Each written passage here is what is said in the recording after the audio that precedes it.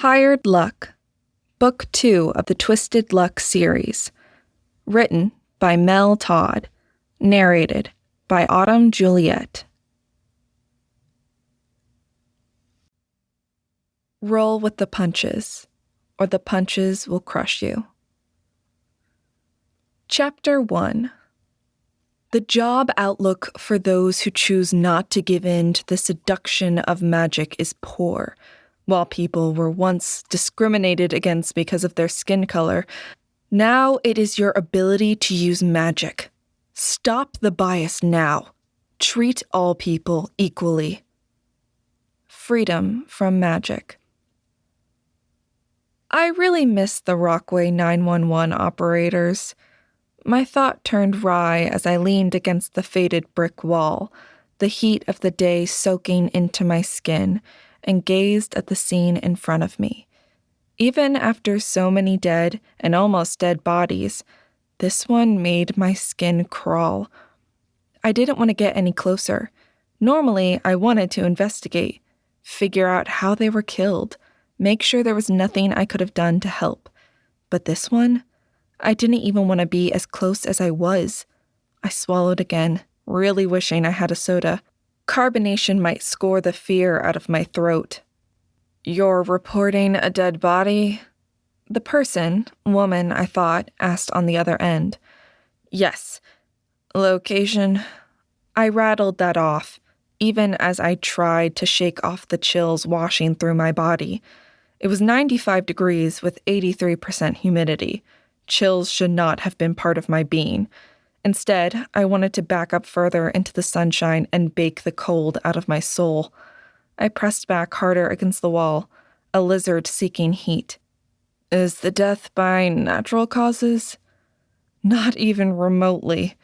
My tone bleak as I said that. Part of me wanted to run away, but I stayed. My mind projecting the image of the young woman nailed to a white pine with strange circles drawn on the ground surrounding her.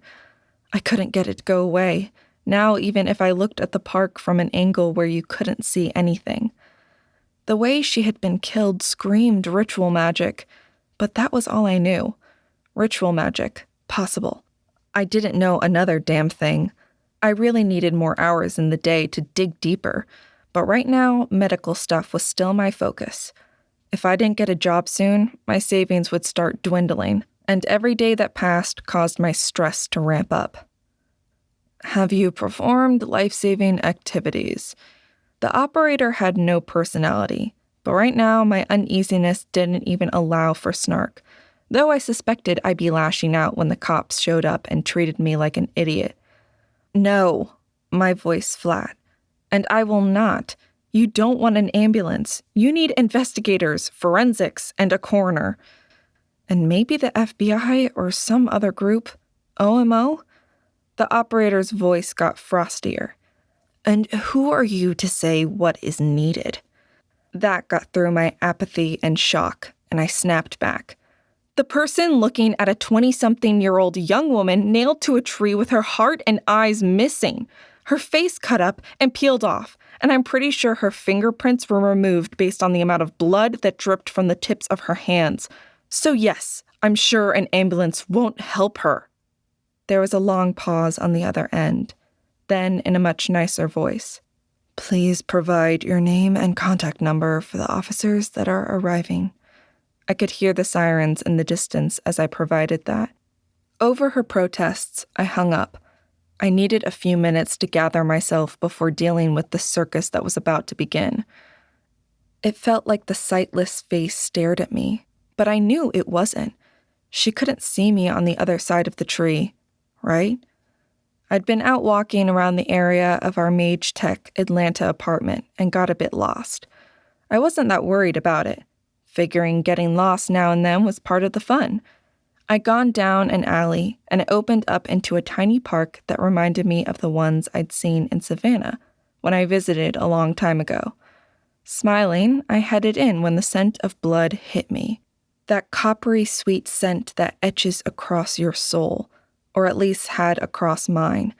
I'd frozen, then turned and saw her on the tree not 20 feet from me. You would never see her until you walked into the park. From the outside, nothing gave away what the trees hid. Nothing to let you know a woman had died there. Her hands were lifted above her head and nailed to the tree, holding her body in place, while her feet were on the ground, knees sagging. The killer had peeled her skin away from her face, leaving torn and bleeding flesh, plus 2 holes where her eyes should have been. Her button-up shirt was open, revealing the hole in her chest. Her hands were a bloody mess, as if they had been peeled also. She looked like something out of a horror movie, but this was all too real. I backed out to the safety of the walls of the building, leaning against them for a long time until I could hold the phone without my hand shaking. None of the other deaths I'd seen had this level of darkness or horror to them. And here I thought that part of my life was done. Stupid for me thinking that, I guess. I didn't have time for much more as I heard sirens, the squeal of tires, and slamming of doors behind me. They don't know you. Be calm, no attitude.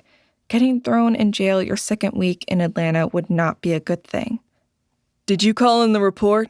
There's a dead body. A youngish cop asked. I saw his partner, older, black, with a definite Danny Glover in Lethal Weapon vibe. He wasn't doing anything to risk his retirement. The idea made my lips twitch. I needed the humor, but I kept my hands at my side and nodded. Yes, in there, against the tree. The young man looked around, jumping at the rustle of the leaves in the trees. I don't know if my being so calm helped or hurt. Stay right there. He snapped out the order, moving sideways into the small park, his gun aimed low. I knew the second he saw her. He started to retch and sprinted back towards me, hitting the opposite wall and losing everything he'd eaten. Unfortunately, I now knew he had a sandwich for lunch. What little appetite I had fled completely. After he managed to stand up, his partner, who must have gone back to the car while the younger cop avoided contaminating the evidence, handed him a bottle of water. After rinsing his mouth, he looked at me, eyes hard. Why don't I see your stomach contents anywhere? His voice accusatory. I wanted to sigh. If I'd killed her, I would not have called it in, nor would I have left the body any place so obvious, or at least so public. I've seen worse, I said, my voice non-committal. Going into my weird life, not to mention I wasn't sure if this was body number 14 or 18, it depended on if you counted the dead people I'd seen while working, would not make them feel any better. I hadn't seen worse, not really, but death didn't make me throw up. So I left it at that.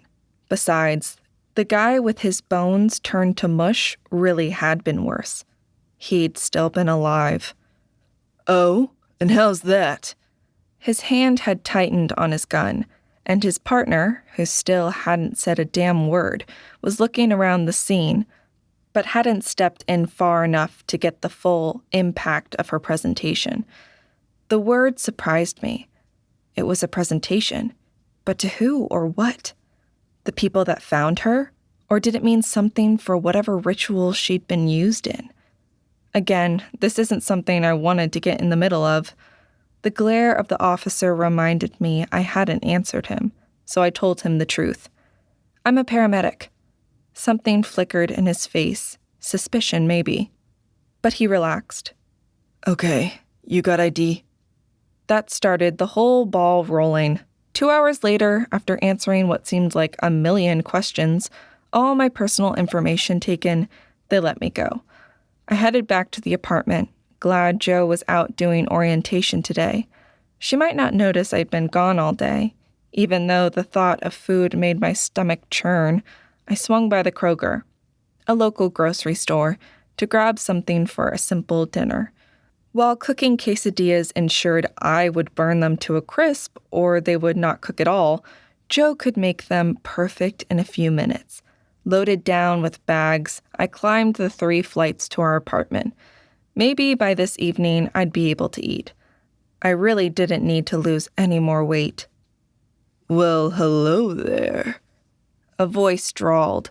I'd been focusing on trying to get the door open without letting any of the bags slip, so his words startled me. By some miracle, when the door popped open, I stumbled in, not backwards. Straightening up, I turned to see a man, probably about 5'10", as he looked taller than Joe, leaning against the doorframe of the apartment opposite us. Hi. Both hands were full. I had to pee, and I wanted to get some caffeine. The questioning had worn me out, but I still wasn't used to wasting money on drinks when I could make my own, better, iced coffee at home. So, you must be my new neighbors. I heard there were 2 sexy women who had moved in our little building. Nice to see my options are looking up. I felt like a deer caught in the headlights. Whatever I was into, he wasn't it. Thanks, I think. Look, I have to get these put away. I'll see you around. I felt rude as all get out, but my bladder was threatening to rupture right there. I shut the door on his surprised look. I dumped the grocery bags on the table and all but sprinted to the bathroom. 10 minutes later, feeling mostly human, and with all the groceries put away, without spilling or breaking anything, I looked around the apartment. It still felt odd, and like I was visiting, but the 2-bath, 2-bedroom apartment was nice. Marisol and Henry had helped us move. There were 2 desks in the living room and a TV against one wall with a futon couch. Joe's idea. She enjoyed cuddling, and I loved being held by her. Besides, it made falling asleep on the couch easier. Each bedroom was small, but with decent closets, and the bathroom had a tub and a separate shower, which had been major selling points for both of us. Long baths were a major luxury, and one I hadn't been able to indulge in for years. But I still felt like I needed to keep it neat. Henry, knowing my life, had double secured everything we put in. Bookcases, pictures, the desks, and made sure they were anti-static mats under the chairs. All in all, they had Corey-proofed it as much as possible. The desire to go research ritual magic and try to figure out what that poor girl died for dragged me to the computer, but my need to check my current job applications and then apply for more ranked higher on my must-do list. I was trying very hard not to let my lack of a job get to me. It was July 24th. Joe started school August 5th, and I really didn't want to destroy what savings I had before I got started. Granted, it had only been 2 weeks. After graduating with honors, acing the paramedics exam, and getting my certification to drive ambulances, I didn't know what else to do to make myself employable. I started considering getting a job at the local coffee chain, but that felt too much like accepting defeat. The court date with my parents had been anticlimactic. They hadn't shown, just sent a lawyer. I agreed I would not instigate communication with them until Chris was over 18, but I didn't say I wouldn't communicate. It gave me an opening, and someday I'd hear from him again. With a deep breath and a forced positive attitude, I logged onto my email and started going through it. One of them was from Ruby EMS. I clicked on it, accepting another form rejection letter. I'd seen enough of those lately that it was getting depressing. I was about to click the delete button when the words on the mail registered. We would like you to come in for an interview about the open position we have at Ruby EMS for a paramedic on July 26th at 9 a.m. Please confirm if you will make this interview. Marlin's balls, yes! I leaned back and tried to center myself. Then I slowly responded, indicating my acceptance and that I would enjoy meeting with them on Friday. Hitting send had me up and dancing across the room, then flopping backwards on the couch with a grin. I gave myself a whole 10 minutes of glee. Then I reminded myself an interview was not a job offer. With a groan and pushing down a spurt of worry, I got back up and went through the rest of my emails. There were no other interview requests, but no rejections either. I take that as a win. The next hour, I applied for 3 more jobs, carefully attaching my scores, my internship, and my letters of recommendation to all of them. It had only been a week, but I'd find something. I had to. The blast of chimes from my phone startled me, and at the same time I saw the lock to the door turning. I smiled at Jo as she walked in. She looked pumped but tired, dressed in jeans and a tank top that hugged her curves. Waving at her, my eyes lingering on the bright blue and green of the tattoos that proclaimed her a transformation mage, as I answered the phone. Hello? I didn't recognize the number, but when you were job hunting, you answered every call and checked your voicemail obsessively. Corey Monroe? It was a male voice, officious, with nothing about it to imply anything. I suspected it was a cop. Yes? This is Detective Leon Stone, APD. We would like for you to come down to the station tomorrow and give us an official statement. Are you available at 9:30 in the morning? Tomorrow I could do. Friday would have been problematic. Yes, I can come in then. Address? A minute later, I hung up to see Jo looking at me with a funny expression on her face.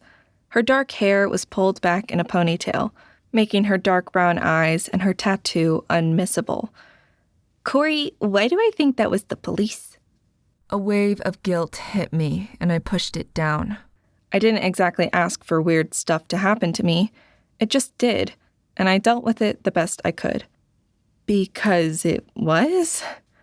I responded, unsure. Her expression had me worried. Yes! A huge grin split her face. I knew you'd find trouble in a place like Atlanta. She settled onto the futon, looking at me expectantly. You tell me your story, and I'll tell you about the campus. I laughed.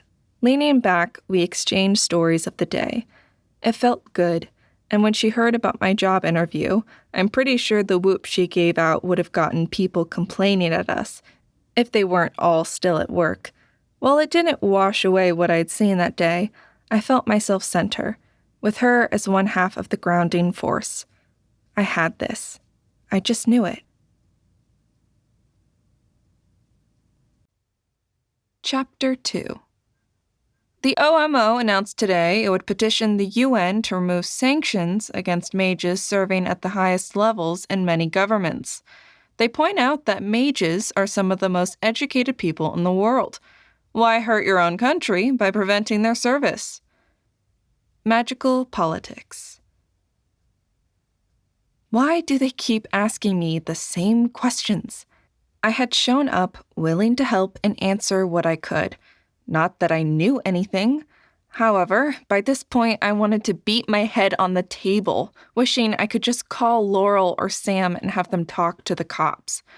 Detective Stone, an older man with dark coffee-colored skin but a slim nose which implied multiple genotypes, met me as soon as I gave them my name. I had a sinking feeling when he just sneered at me, but the girl deserved my best, so I worked to keep my smart mouth to myself. At least that was my intention. After 2 hours, I struggled to keep that idea in my mind.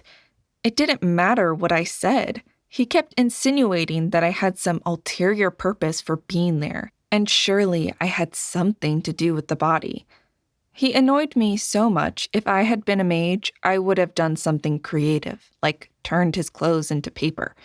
Besides, how stupid did you have to be to commit such a gruesome murder and then just call the police? I thought it would take longer than I'd been alive to grow balls that size, but they had managed to make my desire to be helpful and polite crumple into ashes. And I needed more coffee. What I don't understand is why you were in that park. It is all but abandoned. Why would a pretty girl like you be walking around such a place? His voice carried an innuendo that I'd been there for illicit activities. I tried to be polite, but now I just wanted to stab him. At that last comment, my temper snapped with an audible sound.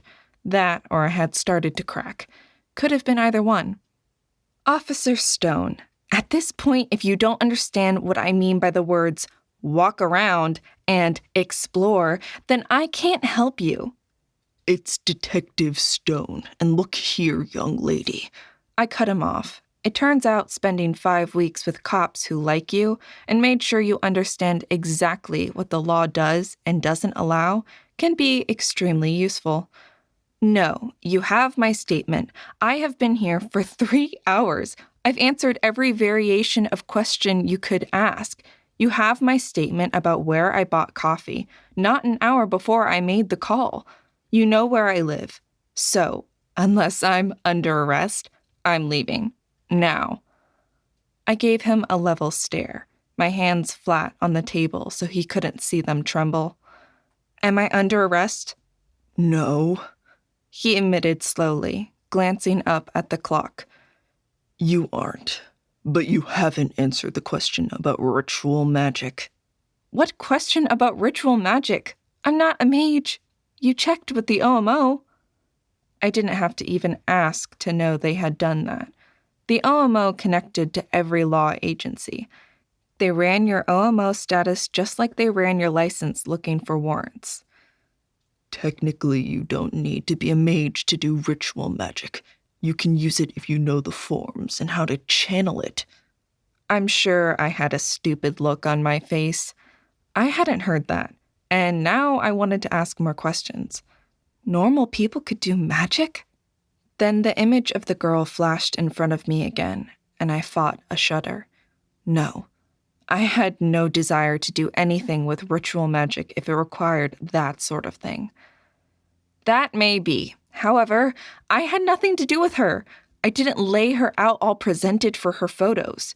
So while you keep wasting time with me, the person behind this is getting farther away. I couldn't get it out of my head. Her shirt, flowing yellow with green flowers on the edge. New jeans that were still bright with blue dye. Long curly hair that looked like she'd taken time to style it. It had to have been styled or the humidity would have frizzed it out. But mostly it was her face. No makeup.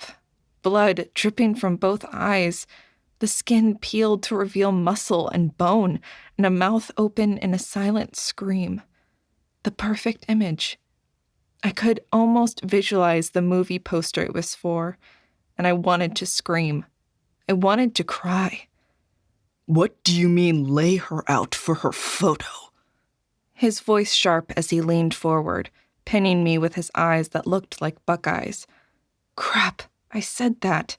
I really didn't mean to, at least not out loud.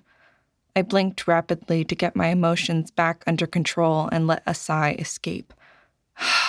Even the cops on the scene would have been able to see how she was laid out, the pine tree's lower branches draping to frame her with no obstructions.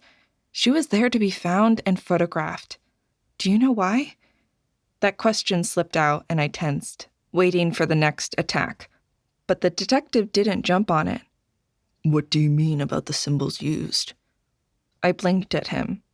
Again, I'm not a mage, so nothing. I wouldn't know the difference between magical symbols, Norse runes, or Tolkien Elvish. He glared at me. This isn't a joke or something out of a book. No, but you sure are acting like the stereotypical cop, too stupid to not know the person in front of you is just the red herring to distract the audience while the real bad guy is getting away. Heck, now that I think of it, I can think of at least 3 episodes on Law & Order Magical Investigation Unit that had this same storyline. He flushed red, which was interesting under his dark skin, and opened his mouth. I spoke first. So, as I believed you said, I'm not under arrest, unless you have something to charge me with. He growled, looking at his watch, then back at me. I sensed another stall, but I was done. Are you charging me? No. The word sounded like I had dragged it out of him. Wonderful, then I'm leaving. I pushed up from the table, turned, and headed towards the door. My hand was wrapped around the handle when he spoke behind me. Don't leave town. We might have more questions. Considering I just moved here, I hadn't planned on it. But if this is the level of professional courtesy I can expect, I might change my mind. I pushed the door open and strode out, amazed that my knees didn't buckle from stress. They made being brave and telling authority to suck it look so easy on TV and in stories. I kept expecting someone to grab me and make me stay, tell me they had evidence linking me to the crime, or something. Right now, I just wanted away from here, and the way it felt like everyone was staring at me. I headed out, not waiting for anyone to show me out. My habit of mapping out places as I entered helped. That and the fact that most police stations seem to have similar layouts. The exit was up ahead, and I heard people mutter as I walked through. My temper and frustration were boiling over, and I couldn't help but smirk as one of the coffee pots cracked with a crack of electricity and smoke started rising from it. That got everyone's attention away from me. This time, I was just glad for the weird stuff, and I headed to the exit. The lobby was full of people. No one paid attention to me, and that was all that mattered. The clear glass doors from the entry area beckoned me, and I felt a spring in my step as escape stood just a short distance away. I pushed the doors to the muggy Atlanta air and stepped out. The wave of thick, wet air mixed with exhaust and sewer smells almost made me miss the icy air conditioning and vague stale smoke smell of the station. Almost. I stood there for a moment, getting my bearings. A man approaching from the opposite direction I needed to go caught my attention. He stalked, not walked or strolled, and he focused so intently on the cement sidewalks I expected it to melt as he came my way. I didn't think he was cute or sexy, but he had a face that promised character. Good or bad character, I didn't know. Something about him made me think he'd be a formidable enemy. He glanced up at me, his eyes focused on my temple, and I waited for a normal dismissal. But this time, he frowned at me. His stare was more confused than intense as he kept moving forward. I'd had enough drama for one day. Shaking my head and trying to rid myself of the frustration that coated me like ash, I headed down the steps and down the street in the other direction. I wanted to walk the area around Ruby and prep for the interview tomorrow. I dismissed him and the other cops from my mind as I walked. The streets were starting to look familiar, and after watching the Atlanta traffic, I was just as glad that I didn't have a car. The drivers were all kamikaze mages, acting like they could survive everything and anything. That's how I spent the rest of the afternoon. The areas I walked through were much creepier than I was used to. In the middle of the day, I didn't feel unsafe, just out of place because of my skin color, my gender, and just the fact that I still didn't feel at home here. However, from a few of the glances from the men loitering on the streets, I thought maybe a self-defense or martial arts class for both Joe and me might not be a bad idea. I had no desire to be a victim, and not acting like one was the best choice. I could punch decently. Stinky had taught both of us.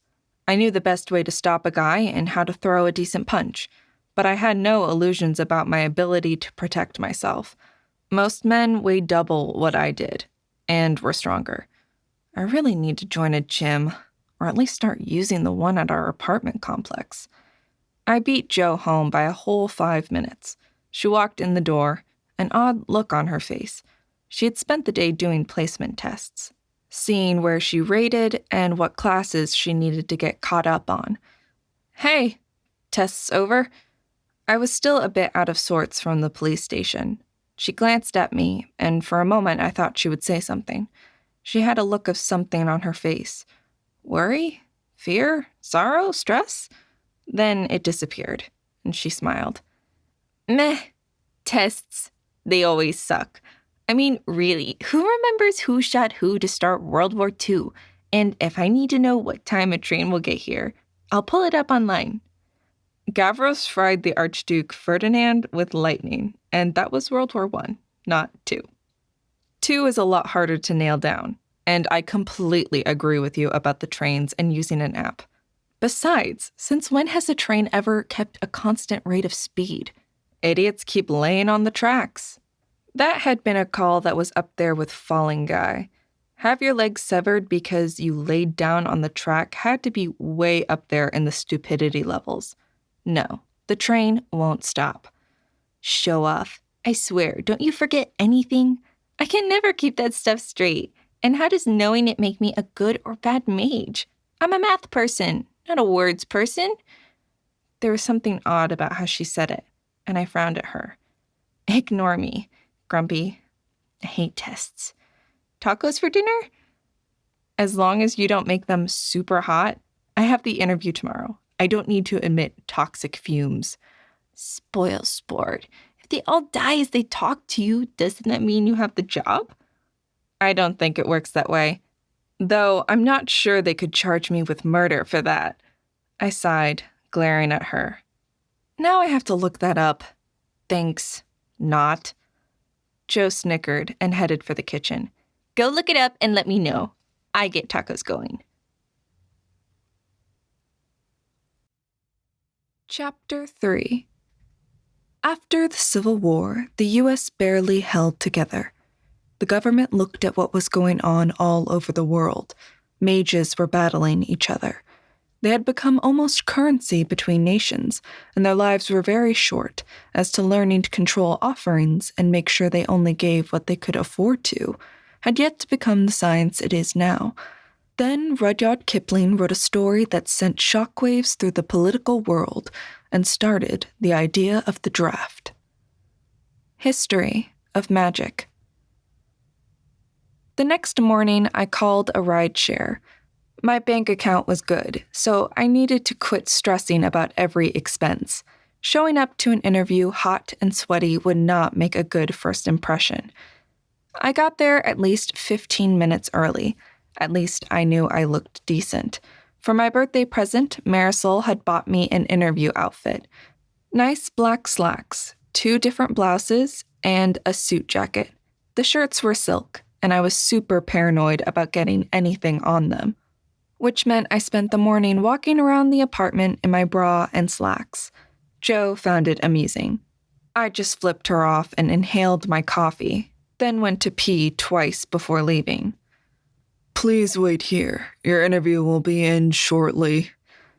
A young man, obviously with better things to do than deal with job applicants, ushered me into a room that had seen better days. I had hoped for a document to read or something. The room was ugly and almost sterile, with scraped-up beige walls and chairs that must have been made in the 70s. My tension, worry, and every other emotion in my mind twisted together until I felt like a cat on a live wire. I had to keep doing breathing exercises. My first interview. I could do this. A brisk knock on the door pulled me out of my swirl, and an older woman walked in. At 9:30 on a Friday morning, she had circles under her eyes.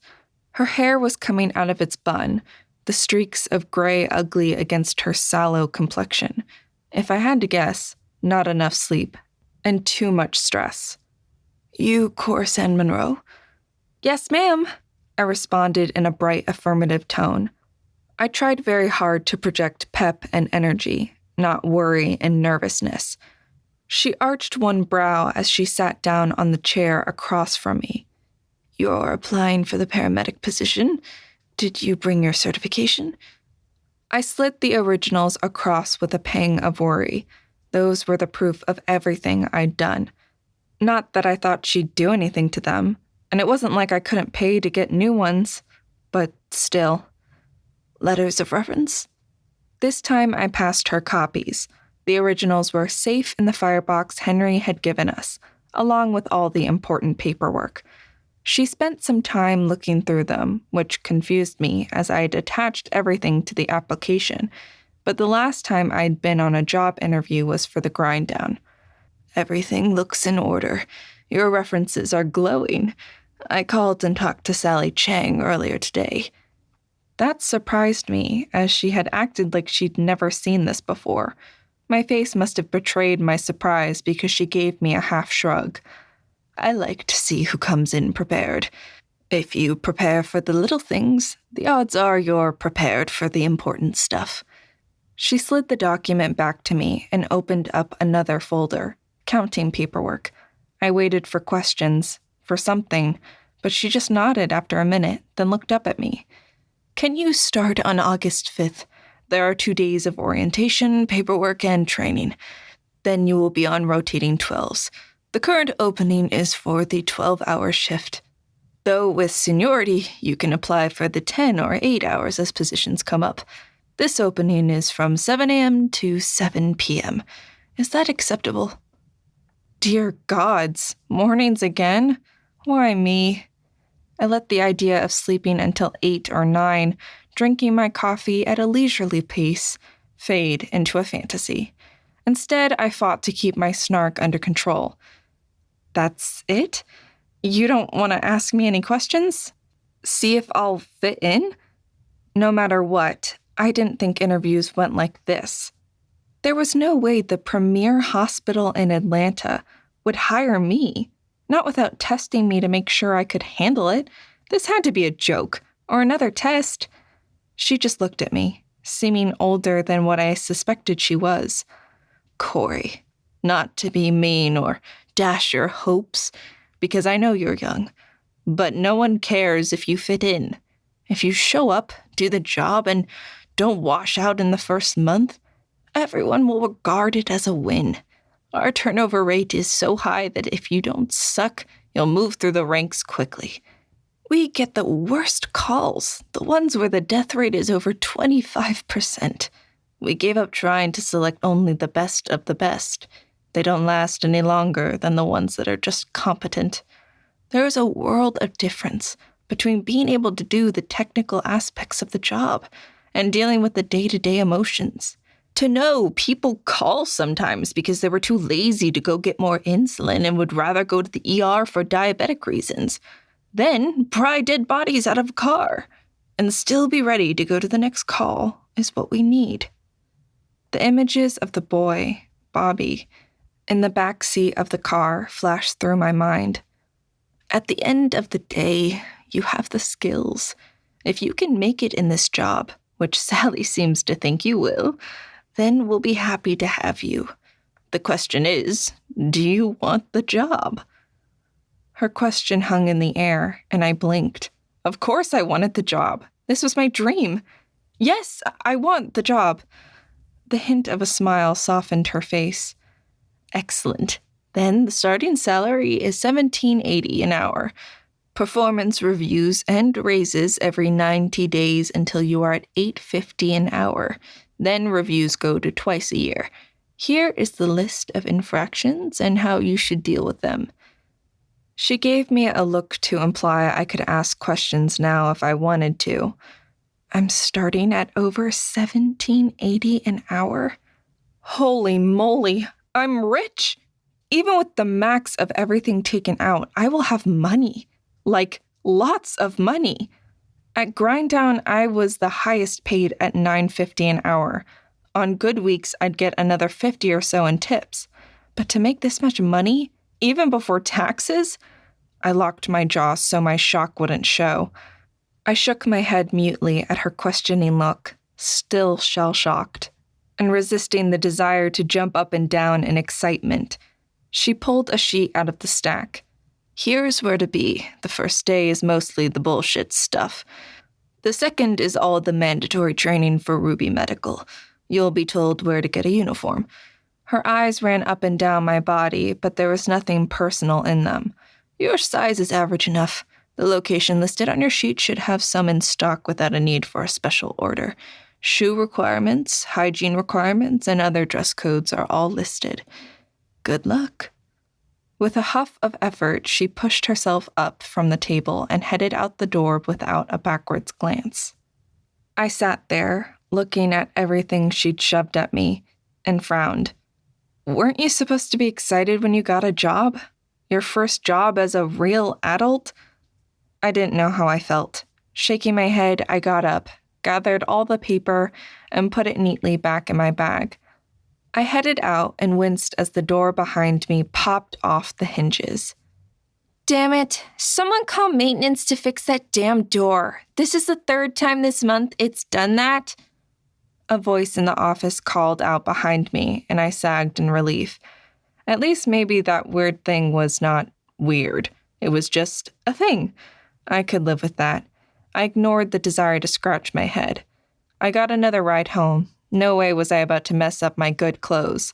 I walked into the empty apartment, changed, and then just sat there, strangely off-kilter. I had my first job. I started in a week. Now what? For the first time in a very long time, I had nothing to do for more than a week. What a weird feeling. Chapter 4. While no one has captured a unicorn, it is widely agreed they do exist, and the only known dragon is not available for study. However, knowing something exists and knowing are two different things, which means most magical creatures remain in our lexicon as something mythical and rare. History of magic. Today, I start my new job, my new life.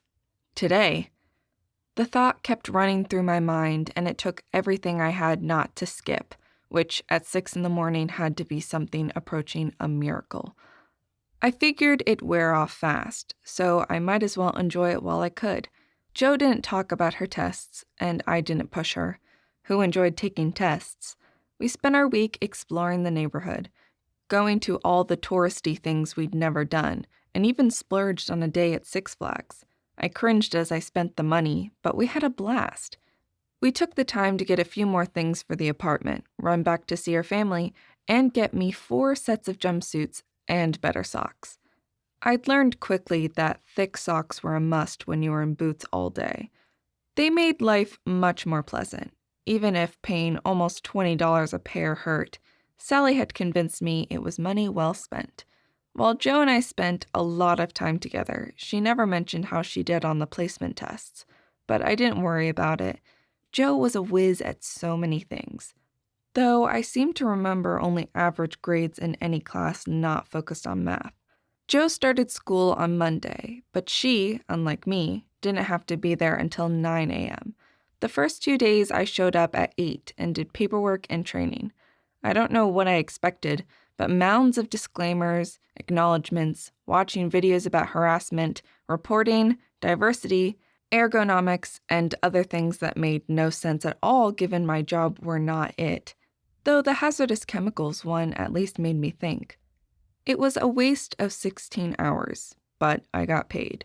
My nerves on the 3rd day were in such a state I couldn't even drink my coffee that morning as I traveled to the station. I'd spent part of the prior week learning the bus routes and getting a MARTA pass. Standing outside, I looked up at Ruby Hospital. They had 3 teams running the 12 shifts, then 2 each on the 10 and 8-hour ones. But that meant most of the time you had 5 teams, a number that seemed huge to me compared to Rockway. But this was Atlanta. I stood looking at the bays with their doors down, and then the door that said staff. I double-checked the badge in my hand, verifying it said my name and had my picture. Then I took a deep breath and walked in. My jumpsuit was in my bag, though my boots were on. I'd been considering letting my hair grow just so I could do ponytails. They seemed easier, and my lack of mage status would be very obvious at that point.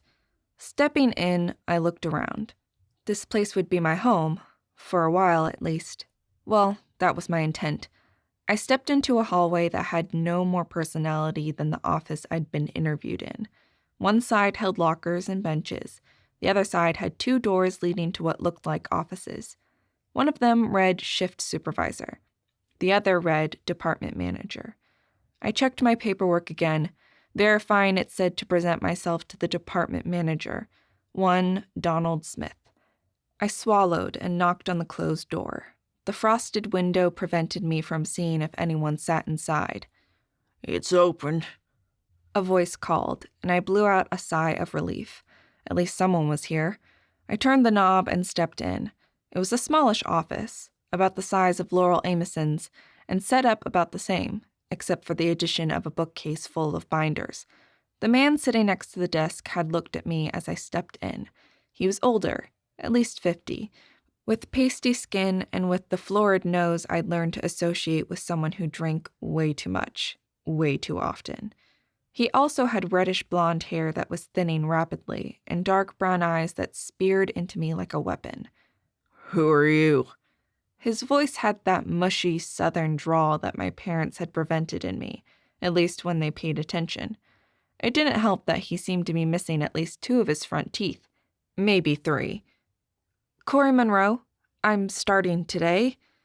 Wouldn't you be expecting a new employee? Please tell me he knew I was coming. My nerves stretched as he just stared at me, not saying anything. I kept myself from shifting uncomfortably, but I could feel my skin starting to burn with nerves.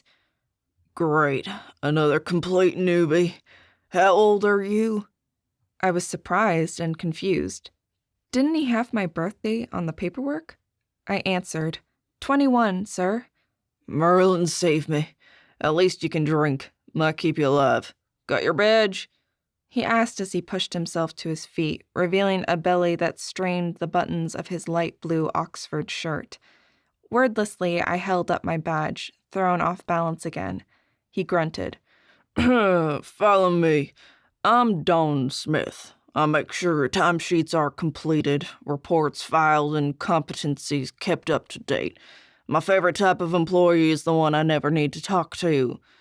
Do what I ask you to do the first time, and I don't give a damn about anything else, as long as you don't kill anyone. Do you got your stuff? This time I raised my bag, swallowing. I felt like I was walking through a minefield. All my experiences with Molly had not prepared me for this. I took a deep breath. I had this. First days at any job were always tricky. Here's your locker. He pointed to one without a name or lock on it. I memorized the number. 13. Did that mean good or bad things? Get a lock. Make sure it isn't more than a 1/4 inch thick so when you quit, cutting it off isn't an issue. I glanced at him, but he just stated it the way you'd state to remember to fill up the ambulance before going off shift. Be here at least 10 minutes early. Listen to your senior partner. If in doubt, do what he tells you and argue with your shift advisor after the fact. You'll get your schedule before you leave today. You may rotate partners depending on multiple things you don't need to worry about. For your first month or so, it's Jorge Roland. He pronounced it the Mexican way, with an H. Jorge, your new partner is here. Don called out as we walked into an open area. At one end was a kitchen with a large table in the middle. More lockers and storage stood against the wall between me and the bays. The main area looked like a large living room, with a table against the back wall. There were 2 doors to what I figured were bathrooms, but I made a note to myself to double-check. To my right were more lockers and a bench in front of them. Most of them had boots or bags laid out, waiting to go. There were 3 people in the room. The one who rose and headed my way was a man with skin the color of an Americano, pale but rich, with shocking white hair, and eyes so pale blue the combination confused me. Great, I get a new newbie. Not even a low mage. What did I do to make you hate me, Smith? The man, Jorge, I figured, didn't whine, but it didn't sound like a joke either. If anything, it sounded the way I felt when I found grounds in my cup of coffee. He had a lyrical tone to his voice, and it might have been pleasant, except for the look on his face as he considered me. Don't look at me. You're short, and this is what HR sent over, and you know how they feel about us. Have fun. Don't break her on the first shift. I need at least a week for them to go through other applicants. Have fun, Monroe. If you break, please don't leave body fluids everywhere. I hate having to get this place cleaned. With that, he turned and walked back to his office, leaving me standing there feeling about 3 inches tall. My scalp burned, and there was a click and a rattle and about 2 cups of ice spit out of the fridge door in the kitchen. Well, hell, what's up with this bastard fridge? A woman, tall, with dark brown hair and a horse mane style, said as she pulled herself up from where she was reading and stalked over to clean it up. Whatever. So, name, Monroe? Jorge asked, looking at me as if I was the worst thing he'd ever seen. Corey Monroe. Hi. I put on my best smile, but I could feel it shake. Whatever. Do your job. Don't get in my way. Don't toss your cookies on patients or in the rig. Don't drink or do drugs in a way that I notice. And don't ask to drive. That isn't happening. He scanned me up and down and shook his head. Get dressed. We're in 5 minutes. He turned and walked away, leaving me standing there. The other two people, one of them was the woman cleaning up ice. The other was a man with lightly tanned skin and tight curly black hair who glanced at me, then away, focusing back on what he was doing. I will not slink. I will not let them see I give a damn what they think. The pep talk helped a bit, and I walked back to my locker. I'd brought a lock. It had been on the list of things I'd probably need. I pulled on my jumpsuit, though I left it mostly unzipped. I wouldn't roast in the current temperature, but it wasn't cool, and I knew how quickly the jumpsuit got hot. No need to get myself worn out before I started. I slipped my phone in a pocket and clipped my badge on. I had brought little else besides a few pieces of jerky and a granola bar, enough that I could get by if we didn't have time to eat. Now that I was here, and my nerves were about to explode, I needed caffeine.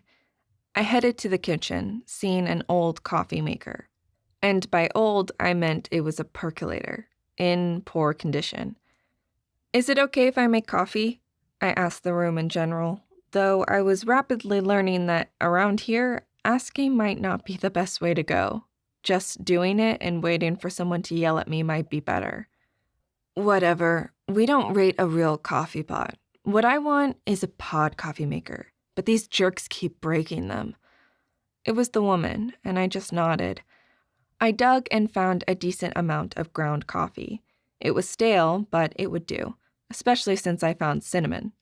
I scrubbed out the percolator as the bottom looked like sludge from the last decade, then started it brewing. It had just started when a bell rang, and I flinched. Shift notification. Don't worry about it. The man said. I needed to be introduced to people, but right then I didn't care. I was watching the coffee, my mug waiting for its life-giving effects. As the aroma of fresh brewed coffee with hints of cinnamon filled the air, I heard another vehicle enter the bay. A minute later, the door banged open behind me. Then there was another loud crash. What, by the planes? A voice yelled. At the same time, another yelled, Shit! I whirled, surprised, and looked as two men with dark hair and exhausted expressions stood staring at the door laying on the floor. Someone go get Smith. I swear this place will fall down around us someday. How hard would it be to get decent maintenance? One man muttered as he stalked in. He froze and tilted his head, sniffing. Is that honest-to-God coffee I smell?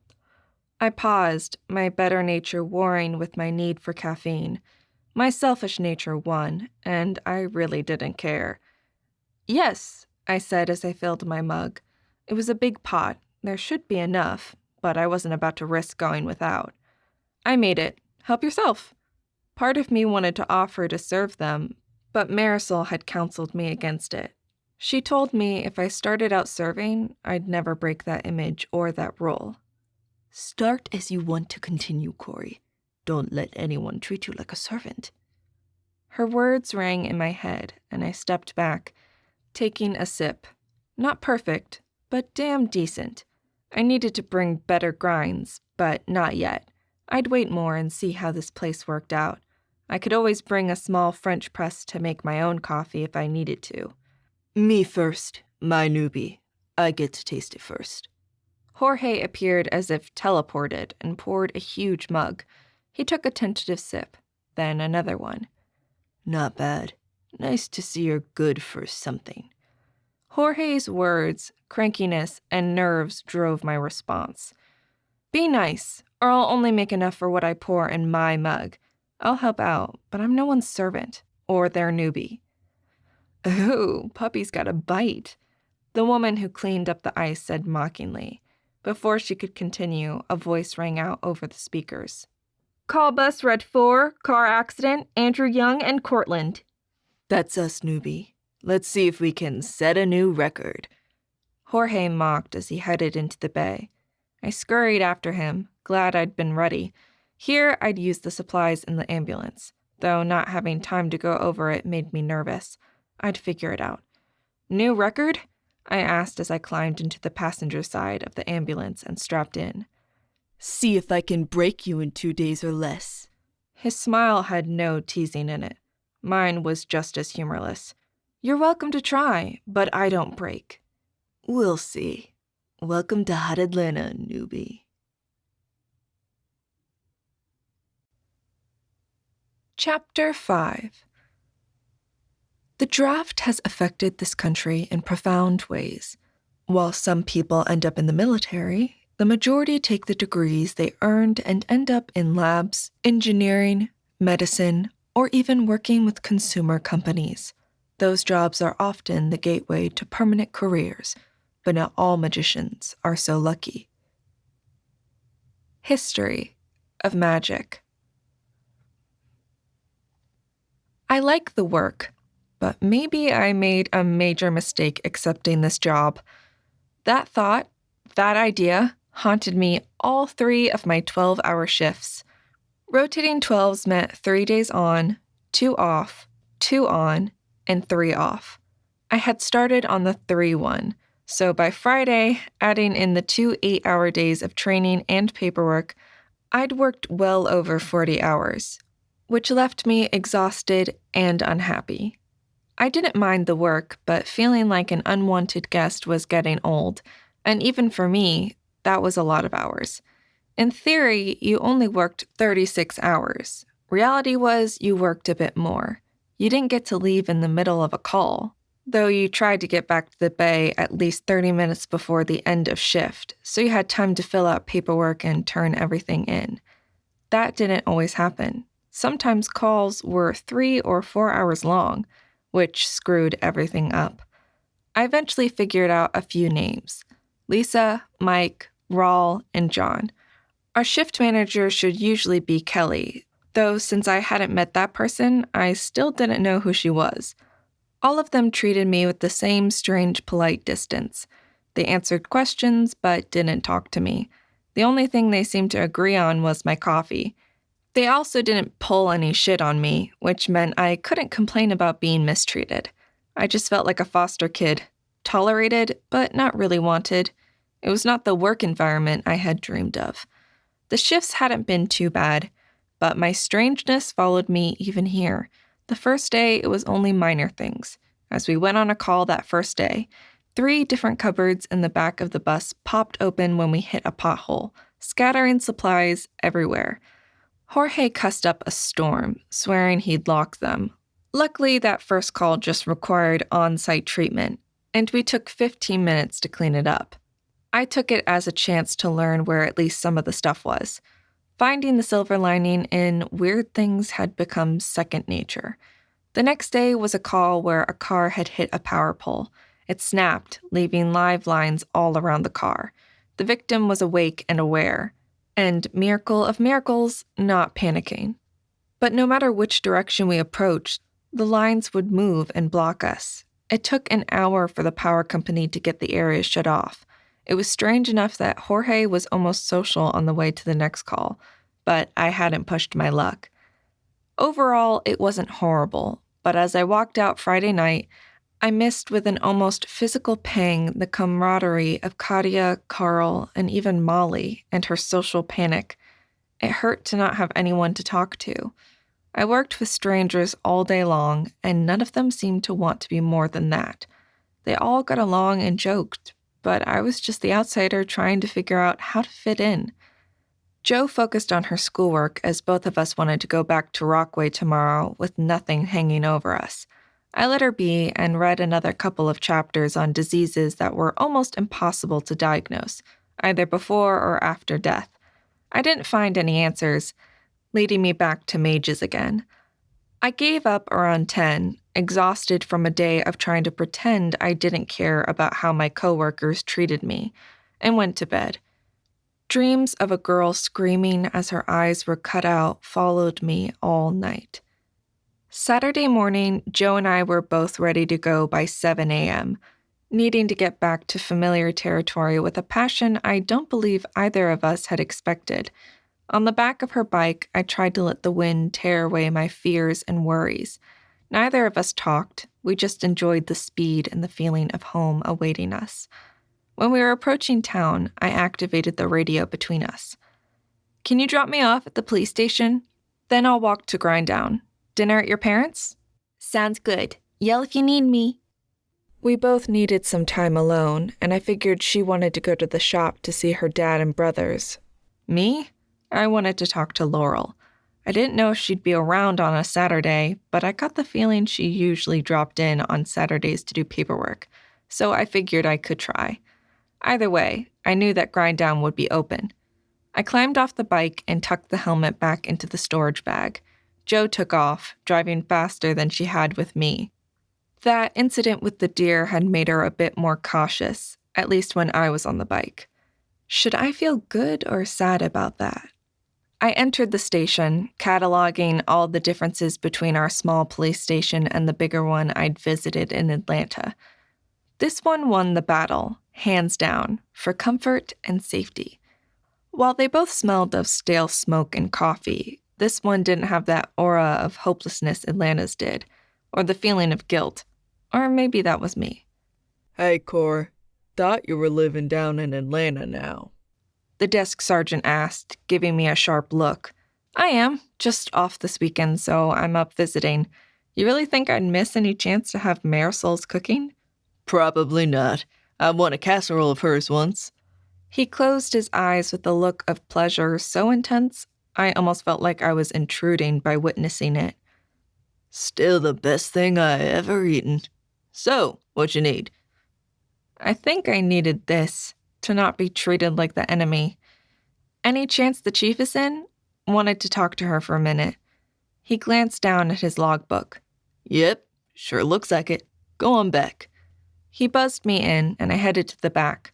I couldn't pinpoint the minute Laurel became someone to talk to, someone to trust. But it had happened, and while it confused me, it was also kind of nice. Her door stood open, as usual.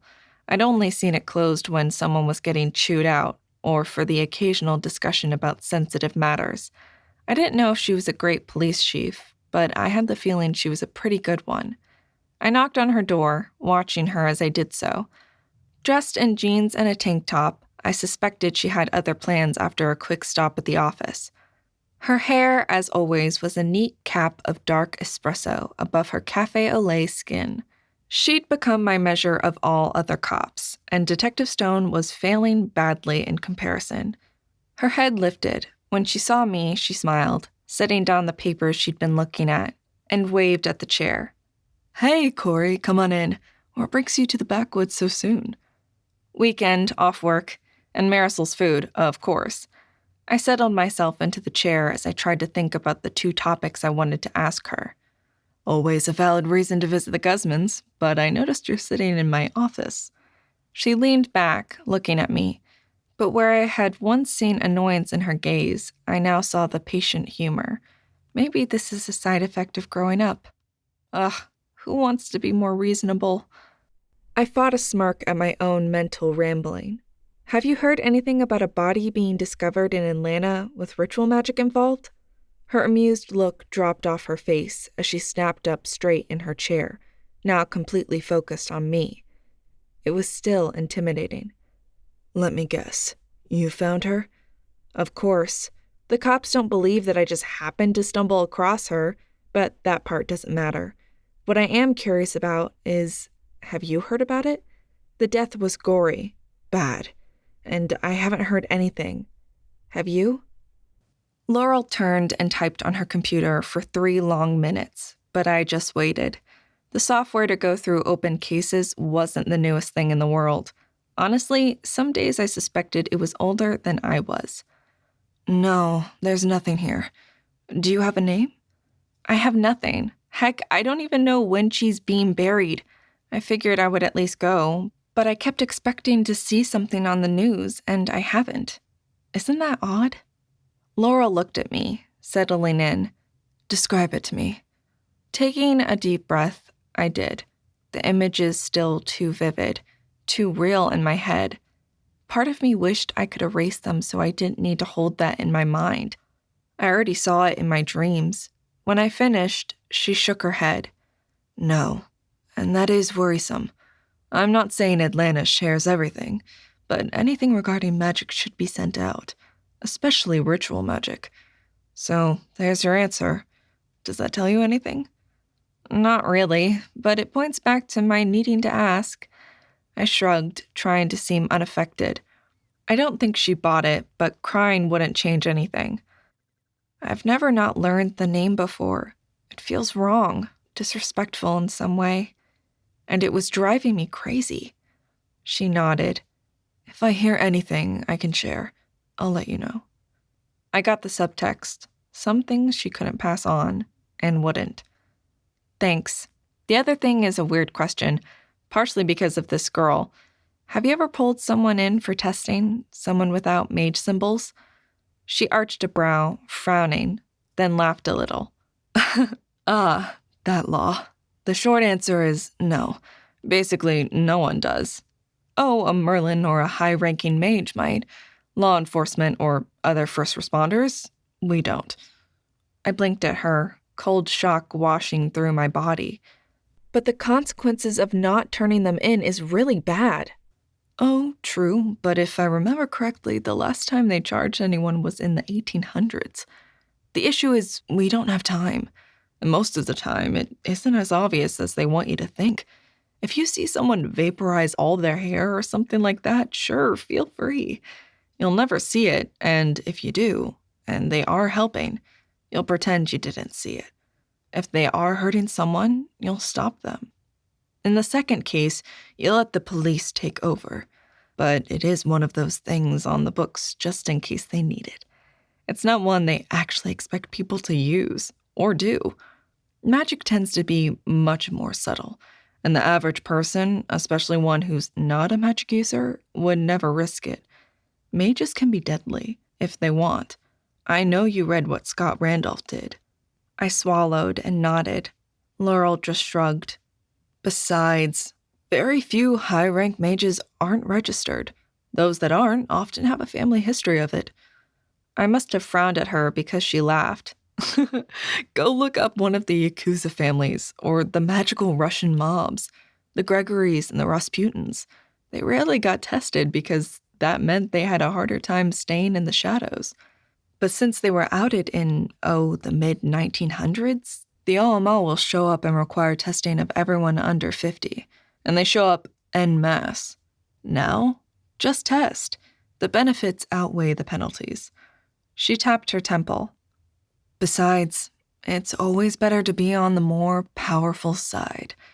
Her tone had a touch of bitterness as she said that, but she just shook her head when I gave her a look. You'll see. We chatted for a few more minutes, then she chased me out so she could finish her paperwork and then meet Martin for lunch. I walked up the street thinking about what she'd said. So someone might have seen this person kill the girl and walk away?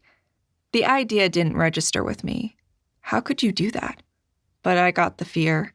I did. I just couldn't think of being more scared than wanting to help. The welcome smells of coffee, pastries, and steamed milk pulled me into the grind down as I pushed open the door. It was busy, as it was still early Saturday morning, not even 10 yet. Katia was at the bar, while Carl was bussing tables without a cast.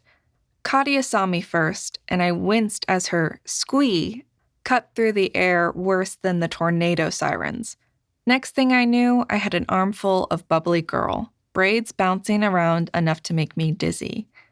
Oh, I've missed you! This place is so boring. Nothing ever happens.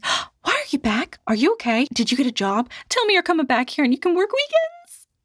Her questions tumbled over each other, a babble brook of words.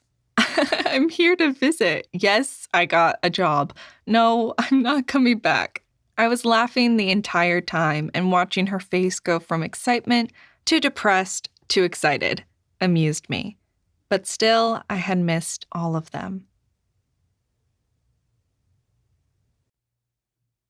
Chapter 6. Order magic is reputed to be one of the most powerful, at least when it comes to its use. By utilizing the spell pattern or transform, those with the ability can focus on the tiny images visible only under some of the most powerful microscopes, thereby becoming invaluable. Those with doctorates in pattern or transform often spend their draft in the R&D section of the government and then benefit from a bidding war afterward. Those not so blessed get the more menial jobs. Freedom from magic. They made me coffee on the house. Molly stuck her head out and said hello, then disappeared. I spent time talking to Katia and a few regulars, but I also texted Sally. When she showed up, I grabbed her a coffee and pulled her into a chair. She was someone I wanted to catch up with and ask some questions. She promised an hour, then she had a date. "I'm so glad you could come. I need to talk to you." She was laughing as I corralled her into the chair. "Not that I mind free drinks," she said, sipping her iced blended coffee drink. "What's up? You didn't kill anyone, did you?" "No!" I gasped, my mind breaking on that and completely kicking me off my flow. "No, I got a job at Ruby in their EMS department." "Oh, that is great! They are a good company. Lots of excitement." I slumped. "Yeah, if I can stick it out." "Oh, please. You handle everything and never blink. The work won't chase you away." "So, what is it?" She leaned in, looking at me sharply. After the bus incident where she'd offered up so much hair, it was almost in a bob that hit her chin. It was relatively close to how I wore mine, and I noted she actually had nails. Not long, but not down to the quick. "They hate me. They just say they don't want to waste time getting invested when I won't make it. Heck, the HR lady said the same thing. I had credentials. I was hired. If I washed out, well then, oh well. They just hire someone else. Why?" I was pretty sure I seemed pretty pathetic. I'm not saying people always loved me. They didn't.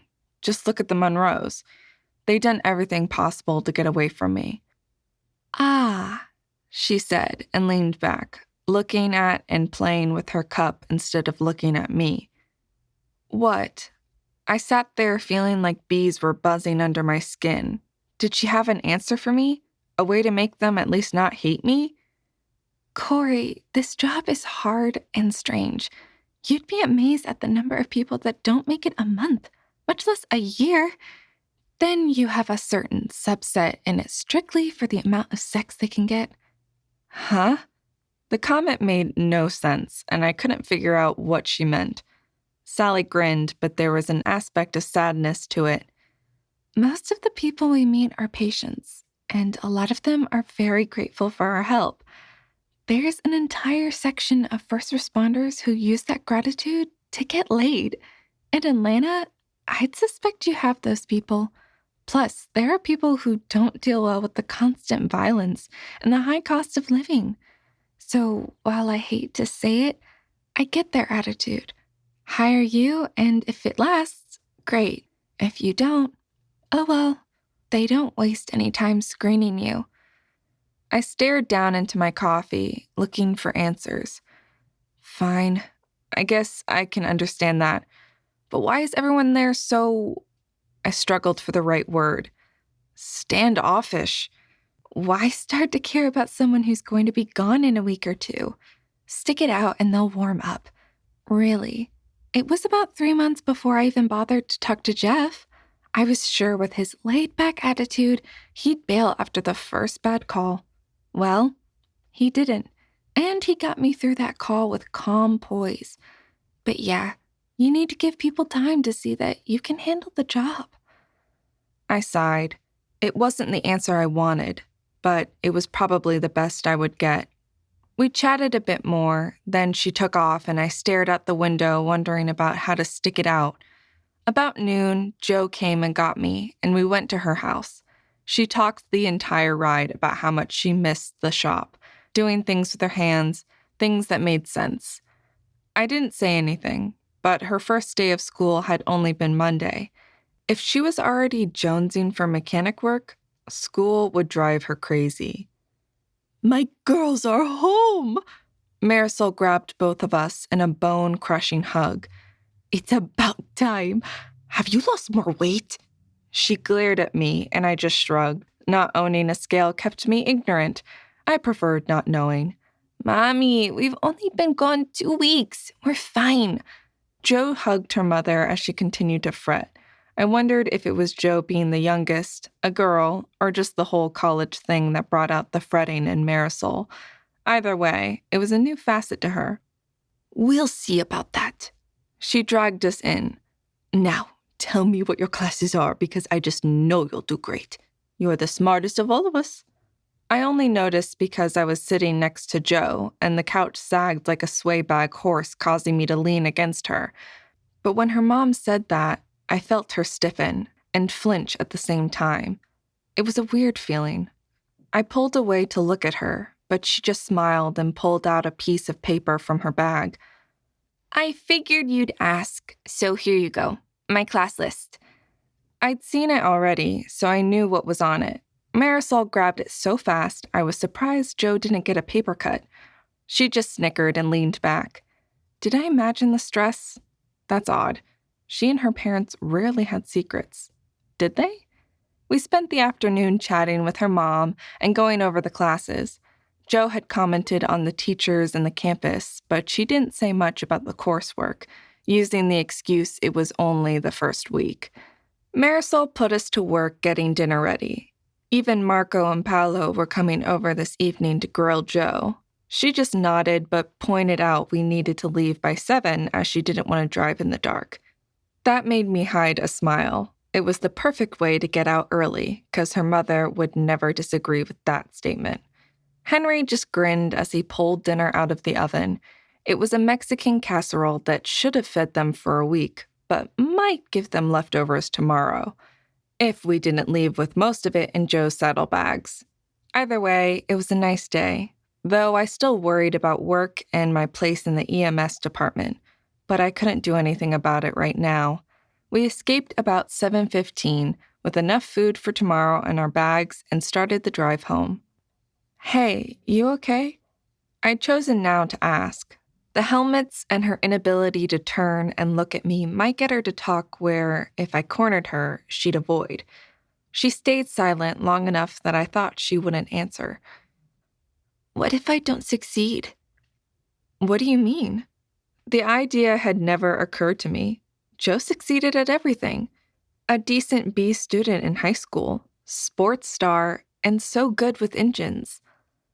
I mean, everyone keeps talking about how good I'll be, and they are on me to choose my major, talking about all the options I have, and well, what if I don't? What if I don't manage to graduate? It was probably a good thing she couldn't see my face. I'm sure the surprise and amusement I felt would have been obvious. Jojo, I've never known you to fail at anything. Besides, they are paying for the degree, remember? I'm very sure the government will do anything reasonable to make sure you pass so they can use your magic fully. You ever think about that? About what? What they do to people who don't succeed, who can't handle college and never learn to use their magic the right way. Do they treat them as Ronin and kill them? I flinched and the bike wobbled. She got it back under control, but my mind was racing down that idea. What do they do? Did they kill people? I wanted to lie and tell her they would never do that, but I couldn't fake that much trust in any government agency. I don't think you need to worry about it, Jo.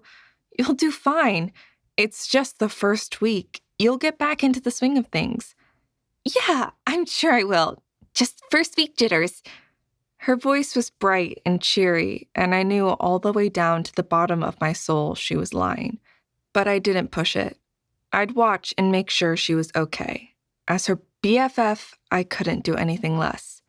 We got home after 9 and we crashed, the drive and the socializing turning us into zombies.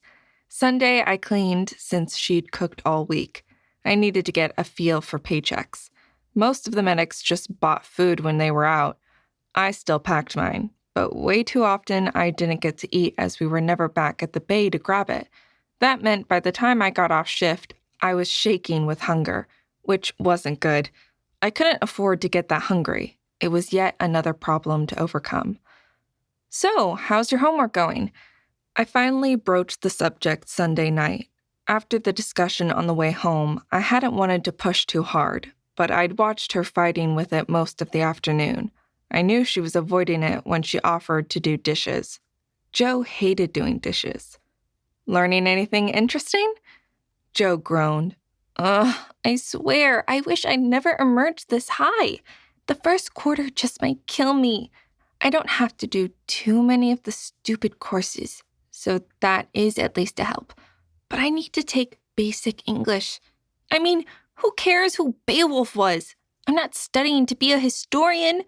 She slumped backwards in her chair, looking like a woman with all the weight of the world on her. This at least felt real. The fear of failure wasn't as strong, but I still felt like there was something I was missing. But what? Oh, it can't be that bad, can it? Nah. Yes. No. I don't know. There's a lot of reading, and you know I've never been a fast reader. Something about her tone felt off, but I just nodded. Joe had been the tomboy, more interested in playing sports than doing anything resembling schoolwork. But the lectures are cool. I have 2 classes on magic, one the history of it. You should read this textbook. What they taught in high school is like telling us an iceberg is mostly underwater, and nothing else. I like the practical application stuff, though really the more I get into it, I'm starting to see why Mom and Dad rarely use it. You have to get super fine control to do anything that isn't going to make you go bald. Her face had brightened, and she sat up. Here, watch. Joe picked up a piece of her notebook paper and hung it upside down. This will cost me about a strand of hair. She frowned, and the paper waved up as if a sudden wind had hit it, then back down. That is me learning the cost of things. Super basic things, but it will take me about 3 months to grow back the hair I blew to do that, when I could have just done this. With a wry smile, she wiggled the paper. Yeah, magic seems like a lot of work. I mean, moving molecules and stuff takes almost nothing, but you need to learn a ton to be able to. She paused, then in the tone of repeating something that was a mantra, visualize, verify, and accutate. Otherwise, you're just making offerings that could have been done easier with a calorie expenditure. A wry look on her face.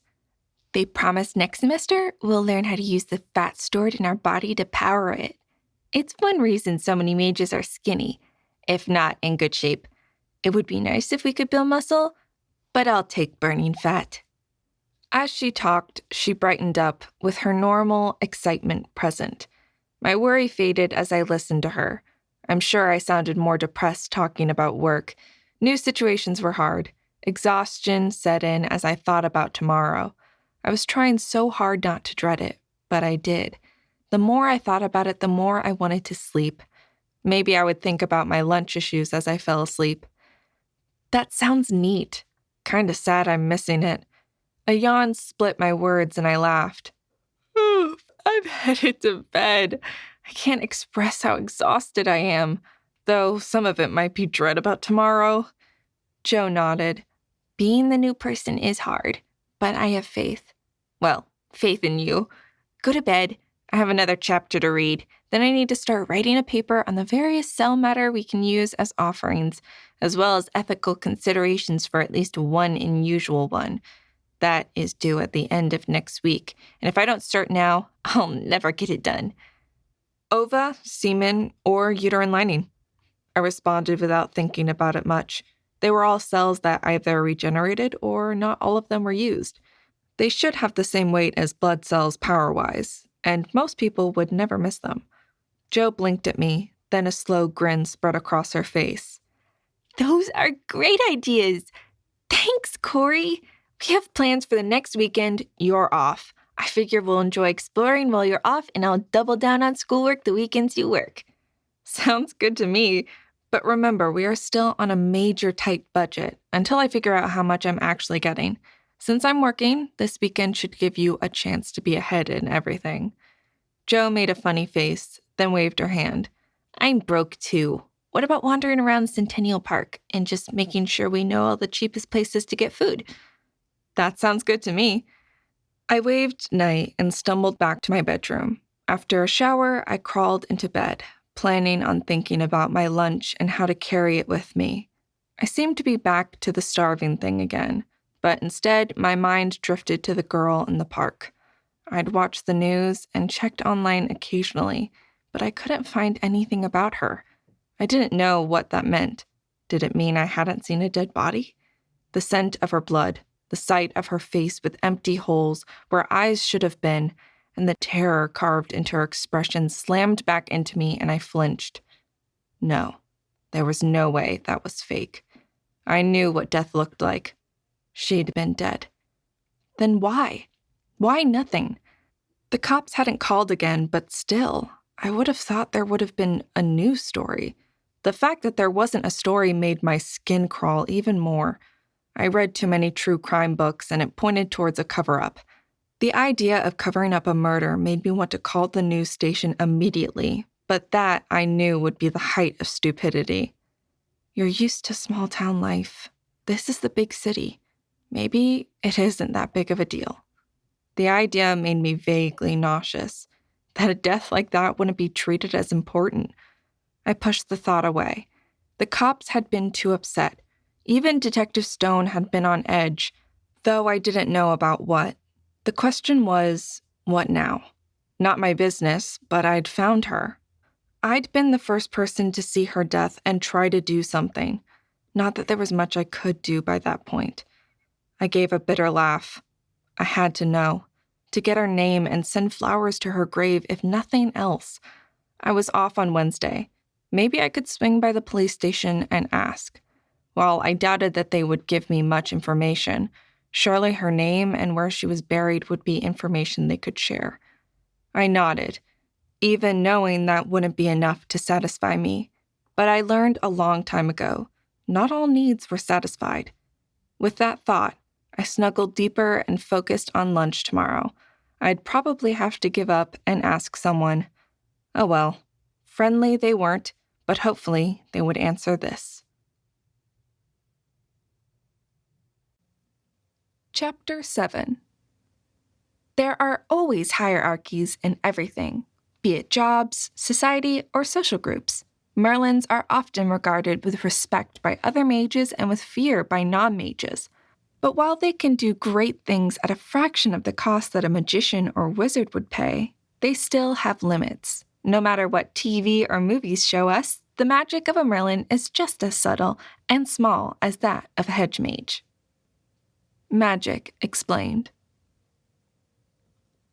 I'll give it a month. If it isn't better in a month, I'll go find another job. At this point, I didn't know if I hated the shift or if I hated the people I worked with. I would never be a morning person. Screw it. I'll treat them like Sam treated everyone he pulled over. Polite, but ready to shoot them if they started trouble. That I could do. Moving slowly that morning, I'd made coffee just as shift started, and we were hit with a call as I filled my cup, which meant I was stuck with Jorge before I could ask Lisa any questions. While Lisa wasn't friendly, she at least half smiled at me occasionally. I figured I could ask her more than the others. Figure after last week you wouldn't show up today, Jorge said as he slid into the other side of the bus. Thought for sure that drunk driver throwing up on you would have made you run for the hills. All you pretty little things can never handle it when it gets truly messy. I guess I'll take it as a compliment that I'm a pretty young thing, I said in a southern drawl, putting a twang on the last word and making it thang. But then I dropped it and gave him a look. You did know I graduated from the internship program and was involved in the mass casualty in Rome, right? His head jerked to look at me as the blush from my earlier words started to fade from his cheeks. Wait, the band bus incident? Yes, I'm from that area, so they called me up. I did my internship working as an EMT too, for the Rockaway Fire Department. I'm not going to say I've dealt with everything, but I've been exposed to a variety of things, and I'm still here. A bit of a challenge came out in that last statement, and I lifted my chin a bit. He said, glancing at me, but he didn't say anything else as we were pulling up to the call. As always, a moment of trepidation hit me as I stepped out of the bus, but those were getting shorter and shorter. I knew I wouldn't always succeed, but my exposure to situations grew every day. So far, nothing topped the guy who fell from the sky and pulverized pretty much every bone in his body.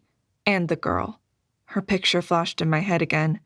Wednesday, I'd go see about her, or at least ask if they had any info. Person stuck in a tree was a new call for me, which meant as I slid out of the cab and looked around, I expected to see lots of tall trees. Maybe someone wedged in one, or at least someone stuck up a telephone pole. Instead, we were surrounded by apartment buildings and strip malls. The area was mostly small apartment complexes, and while there were a few trees, they looked like mostly magnolias. The young, small ones, not the giants. Those could impale a herd of cows if they wanted to. We looked around, and Jorge hit his radio.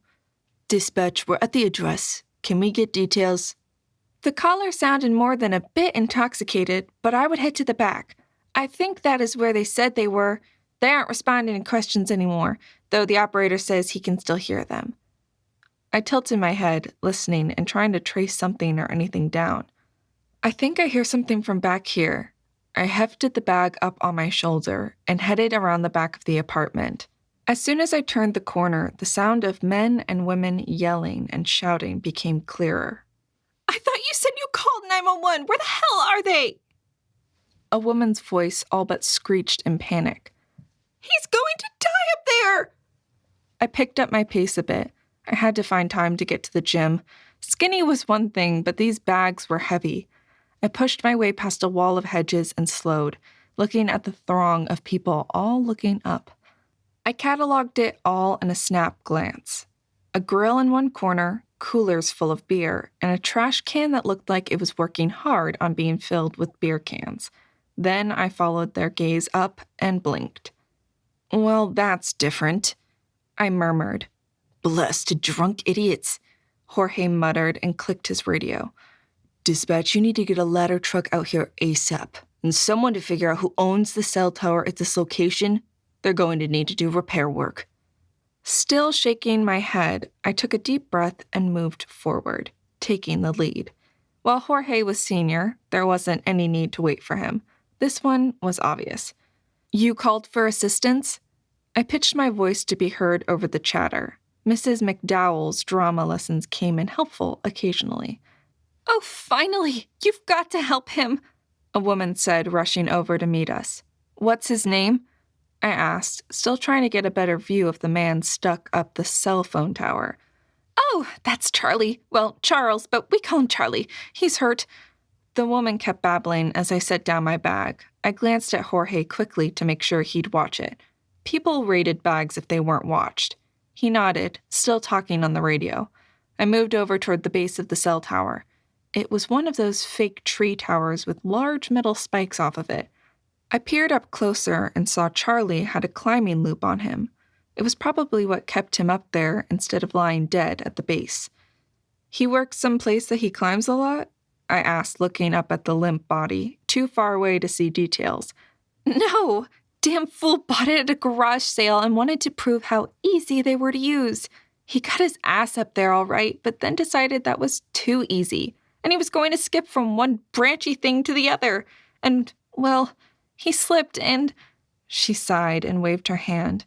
Corey, I'm headed out to wave down the truck, taking the bag with me. They should be here in a minute. I nodded at him and moved closer to the pole. Red caught my attention, and I crouched down to inspect the significant amount of blood on the pole near the base. I looked closely, and while it wasn't a huge amount, it was enough that it indicated either bleeding for a long time or a short, serious bleed. How long has he been up there? About 20 minutes, but if you mean hurt and not talking to me? She paused to shut up the pole.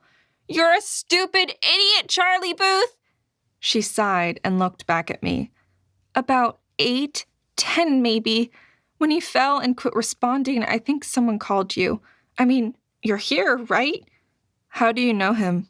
I kept my voice neutral, but nothing I saw made me feel good about his chances if we didn't get up there fast. I married the idiot. Her voice was exasperated, but I could hear the worry in it. He's a good man, but I swear when he and his friends start drinking, it's like watching people doing stupid things on videos, but they do it for real.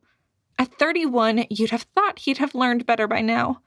She chewed on her lip, her dirty blonde hair escaping the ponytail and falling into her eyes.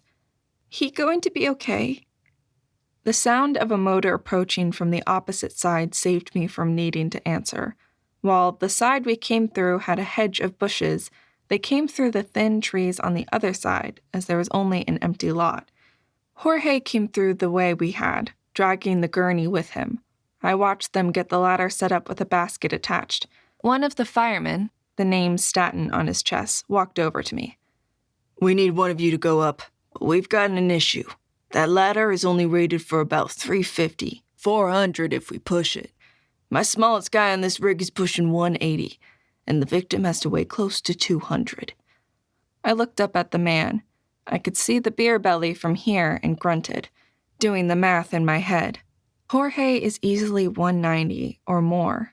There is no way he can go up. I'll go. Even with my suit on, I'm not breaking 130, but I'll need your guys' help. At 200, he's going to be too heavy for me to move by myself. I forced myself not to cringe as I said that. Physical strength was one of the major issues people had with female first responders. I couldn't move him by myself if I went up, Jorge said, making me feel better. But you really don't want me up there. Anything much over 3 feet off the ground and I get vertigo. You'd be rescuing 2 people. Staten nodded. Come on then, Monroe. I looked at him, confused for a second, then remembered that was my name on my chest. Yeah, give me a second. I need to get a portable bag. For all the standoffishness at the station, Jorge worked with me quickly to create a light bag I could take with me, one that would hopefully let me stabilize Charlie until we got him down. Once I had that strapped around me, I headed over to the truck with Staten. Another man, helmet and jacket off, nodded at me. Call me Matt. You ready? I'll climb first and you follow. I'll brace and we have a basket to slip him into that we can then lower down. What is with me and baskets lately? I glanced at the contraption that hooked onto the ladder and nodded. They put me in a harness and showed me how to hook it, so when we got to the top, I could do it myself. If I slipped, I wouldn't get killed. In theory. I didn't mention how often things went wrong. Why tempt fate? Lay on, Macduff, I said, trying to build confidence. Matt laughed and flashed me a smile of bright white teeth. And damned be him that first cries, "Hold, enough!" The correct response made me laugh, and he smiled again. English minor. Don't ask me why. I shook my head and let them help me up onto the truck. They had braced it, and the ladder looked like it was at full extension to reach just beneath where Charlie hung. With one last check that I was following him, Matt started climbing. I let him get a few rungs up before me and then followed. Going up the ladder was a mix of climbing and crawling with the ground getting further and further away. It doesn't bug me on the roller coasters. Why is this so different? That little question kept me occupied and moving on automatic until my hand hit Matt's boot. Up here. I'll move to the side. I've got a hold of one of the arrays and it's relatively sturdy, but he looks in bad shape. You'd better move fast. His voice had lost the good humor. I let myself move my gaze from the ladder that represented safety and my only way down to the person I was there to help. Charlie looked his age. His hair was a bit thinner than it had probably been at 20. He had a belly that needed less beer and more walking, and a face with lines of pain. I reached over to check his pulse. Thready, but beating. Move down a bit. I need to be higher up so I can get a good look. Matt nodded, and in a move that would have seen me dead on the ground, oh so far away from us, moved over me and down, leaving me up at the tip of the ladder with my patient. Okay. Showtime, Monroe. Time to step up. This person is depending on you. I moved up and over and inspected Charlie. The woman on the ground said he'd been trying to skip between the things, antenna arrays maybe, and fell. The climbing loop had saved his life, but also made him fall. He'd fallen in between 2 of them, wedged hard. One leg had a bad break, as I could see the white of bone. He'd been in shorts and tennis shoes. He had a severe laceration on his scalp, and if his shoulder wasn't dislocated, it was damn close from how it bulged outward. Leg first. That's where the blood is coming from. Then address the rest. I shifted, feeling the ladder move as I leaned in a bit more, getting a good look at the leg. I cringed. It looked like when he fell, his leg twisted and caught. The fibula had fractured and stuck out the side of his leg, tearing a lot of muscle and veins. It hadn't been up high enough to get the femoral artery, though, so blood loss, but no bleed out. That we could deal with. It took a bit of twisting and precarious balancing, but I got the inflation brace on his leg. It would take a surgeon to get it aligned properly, but it shouldn't move or tear anymore. The laceration on his head was bleeding, but other than surface damage, I didn't see anything that worried me. Both of his eyes reacted, though he was still out, which for right now was a very good thing. If he woke up and struggled, we'd have an issue. I turned and looked down at the firefighter. I've stabilized the biggest injury, but now we need to get him down. I can't lift him, but I think if we unhook him and pull on his shoulders, we can slide him into the basket. It would be tricky, and I kept having to breathe to keep myself from freaking out at the height, precarious position, and the craziness of what we were about to do. Got it. Give me 1 minute. Matt reached and pulled the basket, hooking it to the cable that ran up the back of it as part of the retraction mechanism. He then locked it in place so it wouldn't move. Let's do this. His smile back was encouraging, and I tried to take some strength from it. With my harness hooked, I braced one leg on the tower and one on the ladder, trying so very hard not to think, just do it. Matt braced in a similar manner, looked at me, and we lifted and got Charlie half into the basket as opposed to laying across the arrays. But the arrays still took most of his weight, with the climbing loops still fastened. Step 1 done. Now, step 2. I reached out and unhooked his climbing loop. Charlie's body shifted and slid down. His whole weight slammed into the ladder. It dropped downward, knocking the basket at an angle. Charlie's unsecured body started to slip out. Chapter 8. Time is one of the branches of chaos that is often misunderstood. Time mages cannot go back in time, nor can they travel like a superhero through time. Instead, they can control how they move through time, and, in small areas, rewind time to see what happened. Now, time mages are rare, but they excel at research and forensics. The cost to rewind time grows exponentially as the length of time increases. Magic explained. Oh, by Merlin, no! The world stopped. I felt a chunk of my hair vaporize as Charlie hung suspended in mid-air. I reached to pull him back into the basket. How could I move when all around me everything froze? Even the leaves had quit moving. With a surge of effort, I heaved, trying to pull him back to the basket. It felt like I pulled him through thick, sludgy oatmeal, but he moved and I got him back in. Then time snapped back into motion. I almost felt sick as Matt spun to look at me. Thank Merlin, you're fast. Let's get him secured. Together, we worked to get Charlie strapped in and began the process of getting him back down to the ground. The world moved around me, but I was operating on automatic. I stopped time. The thought bounced and rattled around, breaking everything I thought I knew. A hedgie couldn't do that. Oh, you could be strong in time, but a hedgie might be able to slow how fast a cup fell, not stop everything around them.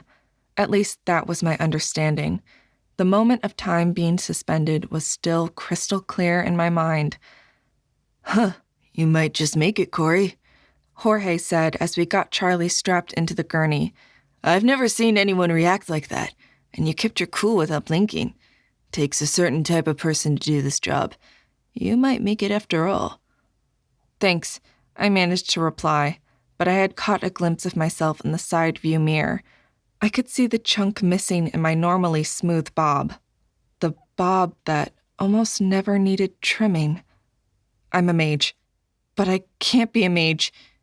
Even as Jorge talked through the rest of the shift, telling people about my quick save, I couldn't get myself to believe or understand what had happened. I knew I needed to get tested. This was so wrong. But if I tested out high, how could I test out high? But a low rank couldn't have done that. The conflict between what I knew and what had happened kept me quiet and confused all day. I couldn't wait to get home to talk to Jo, see what she thought. Tomorrow I had to work, but I was off Monday. I could go and get tested then. Then I would know for sure. The idea of testing out high and starting over again made me want to cry. I didn't want to give up everything. I'd just finally gotten it. I huddled in the back corner of the bus on the way home, doing nothing but staring out the window. How could I be a mage? Especially an archmage. Maybe I had imagined it all. But the chunk of missing hair couldn't be denied. I kept touching it, feeling it. But is that what happened? The harder I tried to remember, the more doubts I had. Maybe I really reacted that fast, and the rush of adrenaline made it seem like time stopped. Something could have caught the chunk of hair, and I didn't notice it getting cut off. Or, heck, when was the last time I had paid any attention to my hair? Maybe it had been like that for a while.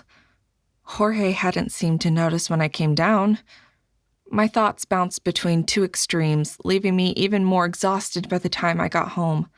The 3 flights of stairs to our apartment seemed like a mile.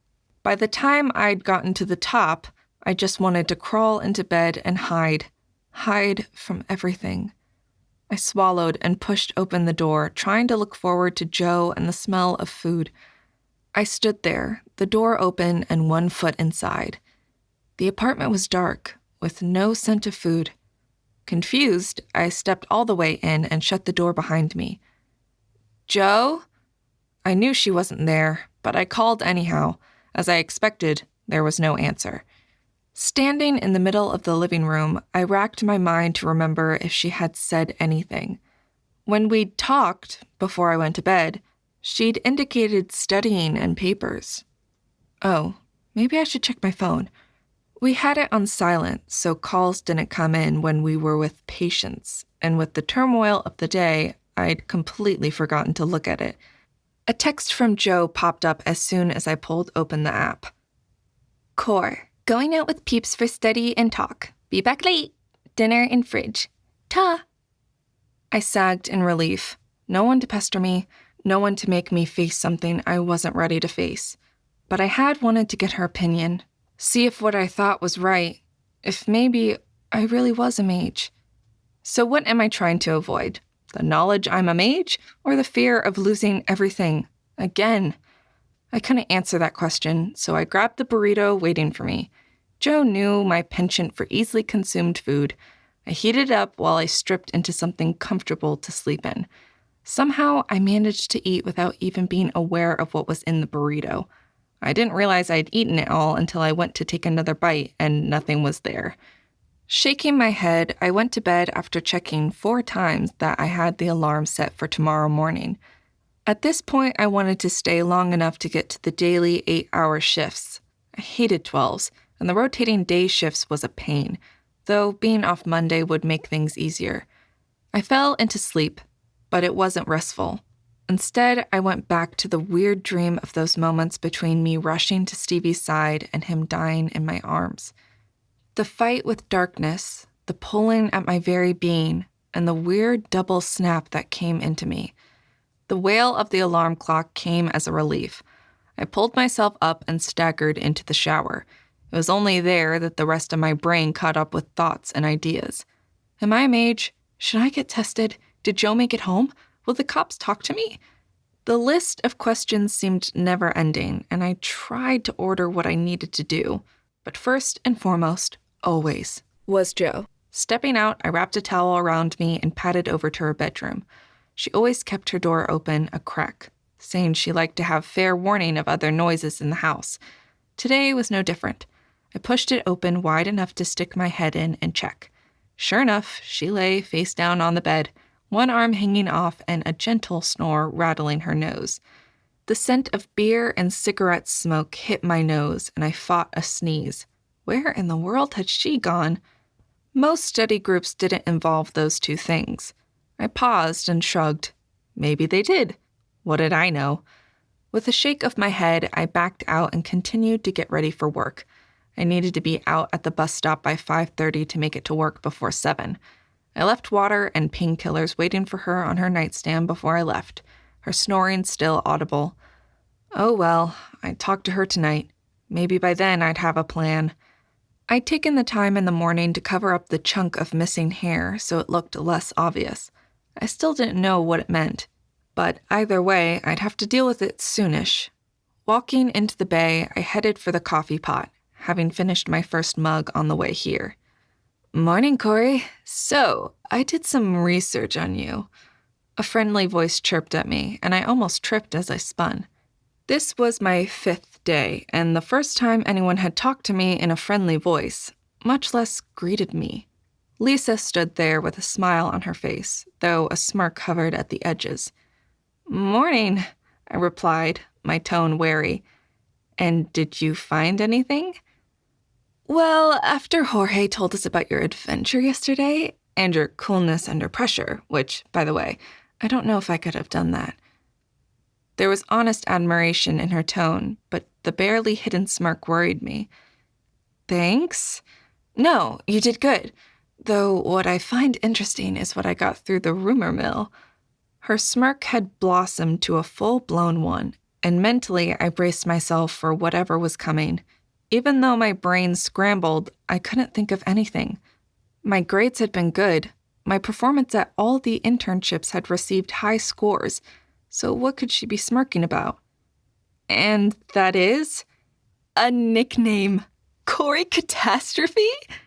Her wide grin and peppy tone had everyone paying attention to us at this point.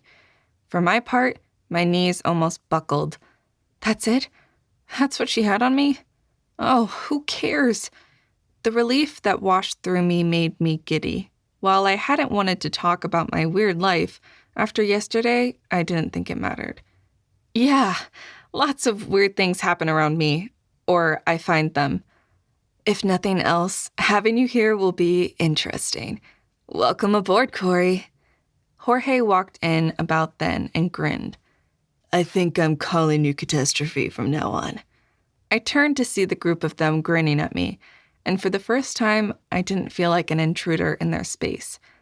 But the joy I would have felt at that not 2 days ago didn't emerge.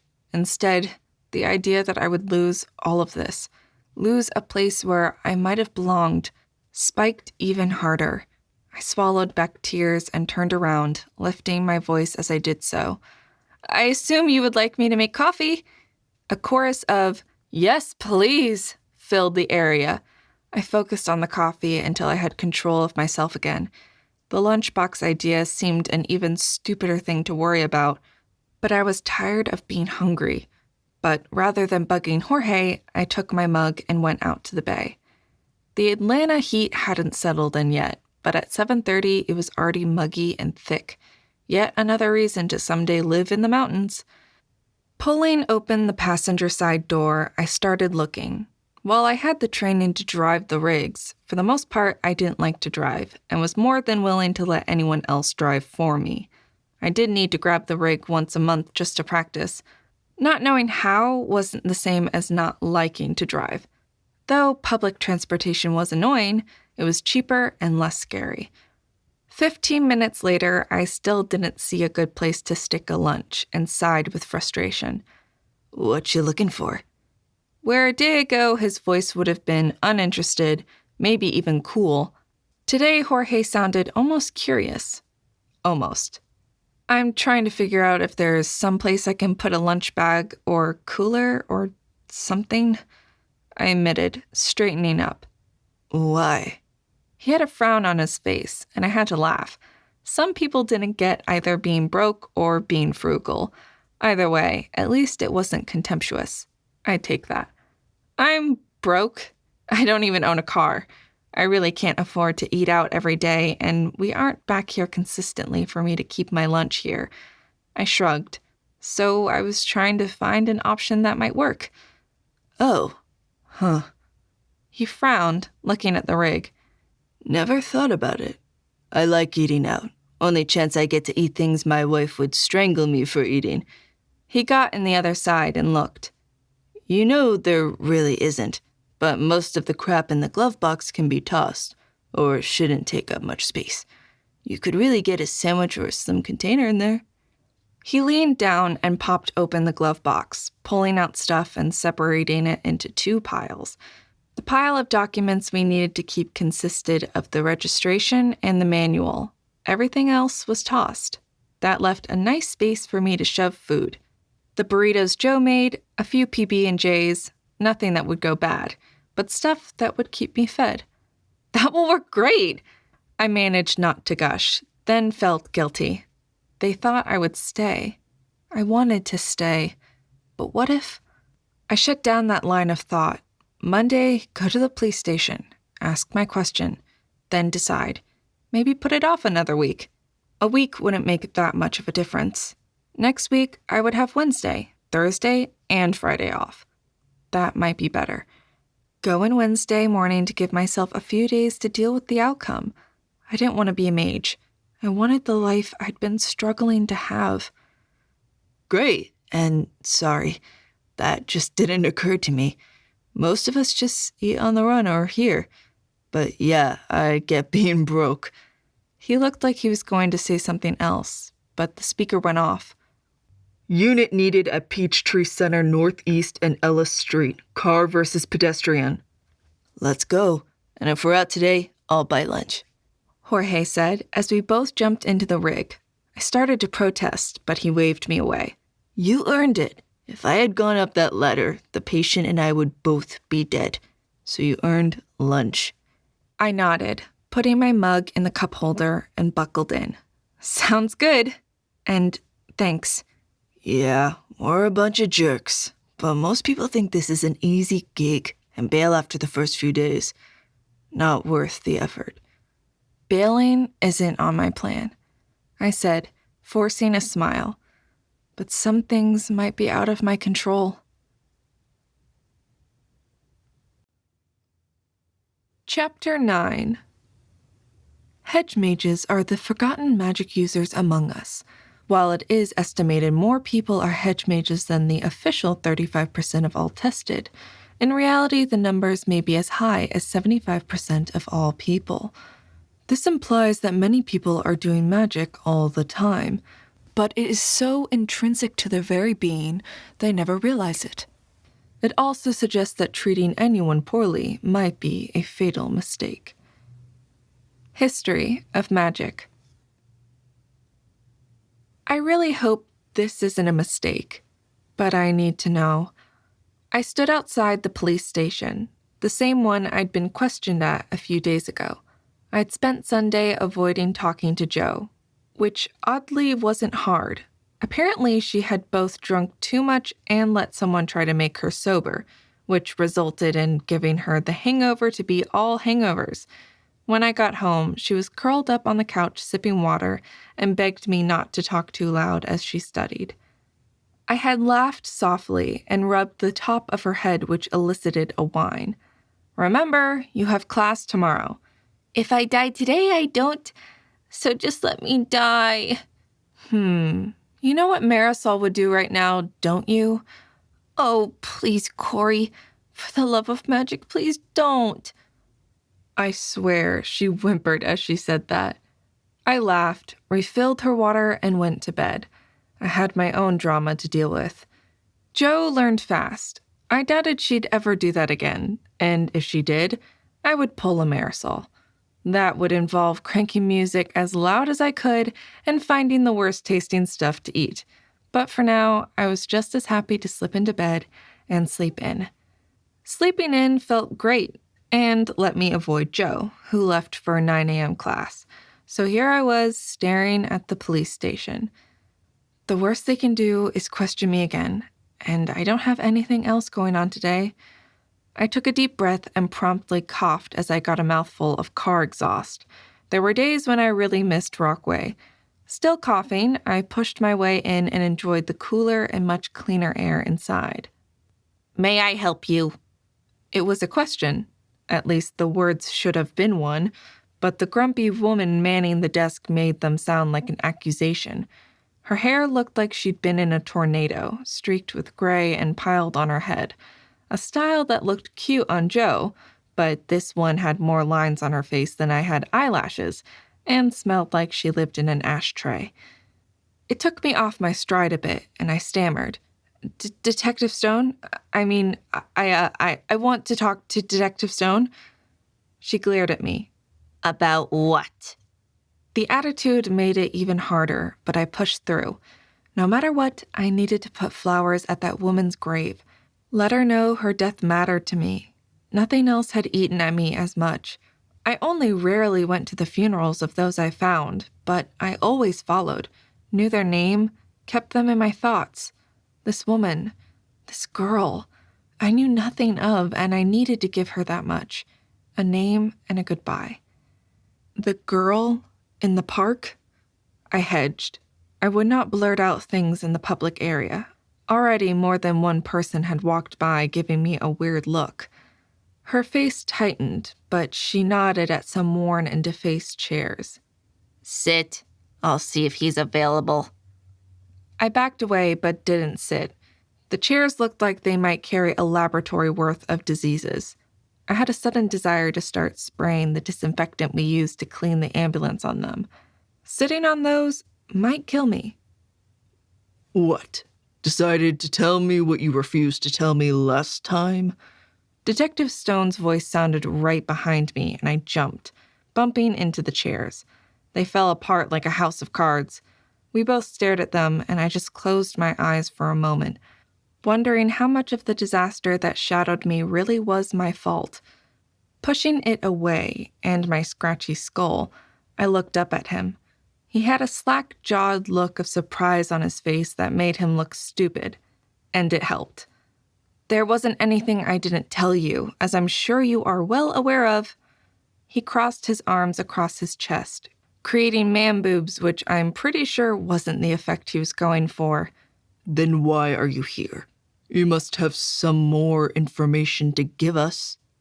I fought not to roll my eyes. What else could I have told you?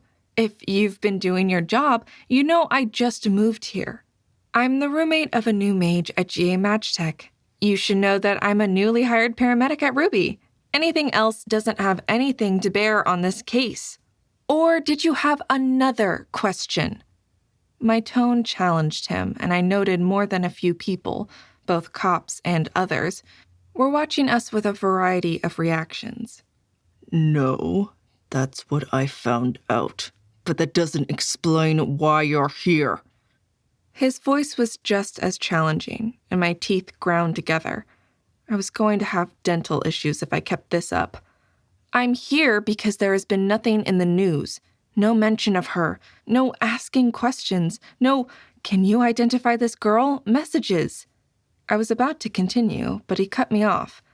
What? Is that your fix? You're looking for attention, a bit of glory? Want to be known as the person who found the victim? Sell your story to the tabloids? What? Has our keeping this under wraps messed up your plans? You were sure you'd be famous for finding her? Are all cops here in Atlanta this blasted stupid? I spat the words out. We were both almost yelling now, but while I was aware of the audience, I didn't really care.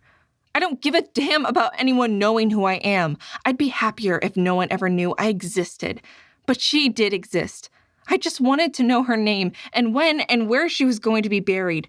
I thought she deserved to have flowers and me knowing her name. Forgive me if I thought that by seeing her in death, I at least owed her the courtesy of laying flowers on her grave. His mouth dropped open to let loose what I was sure was about to be another attack on my stupidity and involvement in her death. Coming here had been a waste of my time. Is there an issue? This voice was Arctic cold, without a trace of Southern accent. Stone went white and turned slowly toward the man who had spoken. He was older, maybe 50, with gray streaking the sides of his head. His suit, while not screaming money, fit well and went with his cold blue eyes and dark brown hair. Captain Jessup, sir. We were having a discussion at the top of your voices in the lobby, where at least 20 people are now listening, and I'm sure someone has recorded it, all about a case that we wanted to keep under the radar until we had a better lead. I... Stone sighed and his shoulders slumped. My behavior was unacceptable, sir. I know better. Yes, it was. And yes, you do. He shifted his attention to me, and I wish he hadn't. He had no mage symbol on his temples, but from the way his eyes pierced me, I would have believed he had the ability to read my thoughts and my soul. I take it you are our only lead in this case. Only lead? Are they serious? I know nothing. How in the world can I be their lead? Worry and annoyance caused my mouth to run off again.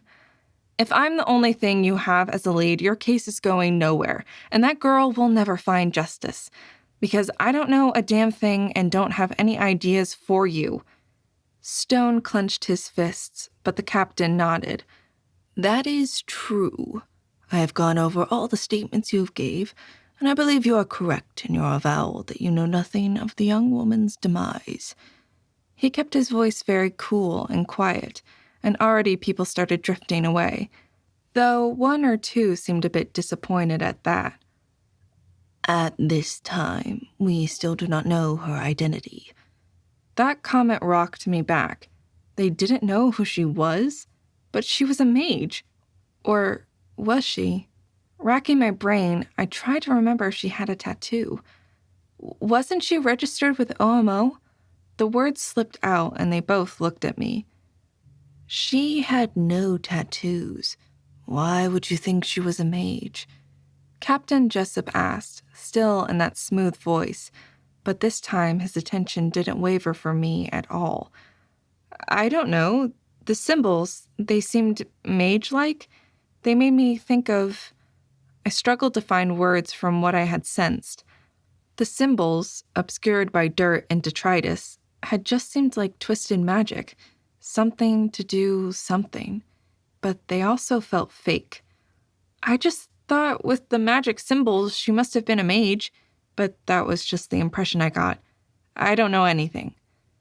Stone, did you run her through OMO? Stone shook his head. No mage tats. Why bother? I looked at both of them. Didn't you get the same training as I did? At their clueless stares, I elaborated. Anyone who is tested gets logged into the OMO system. You're only required to get the tattoos if you're a magician or higher, but to get access to the classes, you need to be tested and registered. Lots of hedgies go to be tested just for the access, even if they never actually use their magic. Stone blinked at me, but Jessup nodded slowly. You know I did get that information, but it was so long ago I completely forgot. I need to institute a new policy to always run via OMO, no matter what. Stone? On it, sir. I'll run that ASAP. Jessup nodded, looking at me as he asked. I assume we have your contact information. Well, I gave it to him, so probably? Then I promise, if we figure out who she is and have a time for her interment, I will make sure you are notified. Is there anything else? I sagged. I hadn't wanted to fight with them. Why couldn't some people just be nice? No, really, that was all I wanted. I just wanted to know her name. It seemed wrong I'd seen her dead and didn't know her name. I shoved my hands in my pockets and avoided his gaze. He allowed a slight tilt of his head. Admirable attitude. With that, he turned and started back behind the secure doors, Stone following him. Damn it, I was trying to keep her here a little longer. He wanted to see her. Stone muttered, but I heard him as I turned away. And you work for him since when? I heard the captain say as I walked away.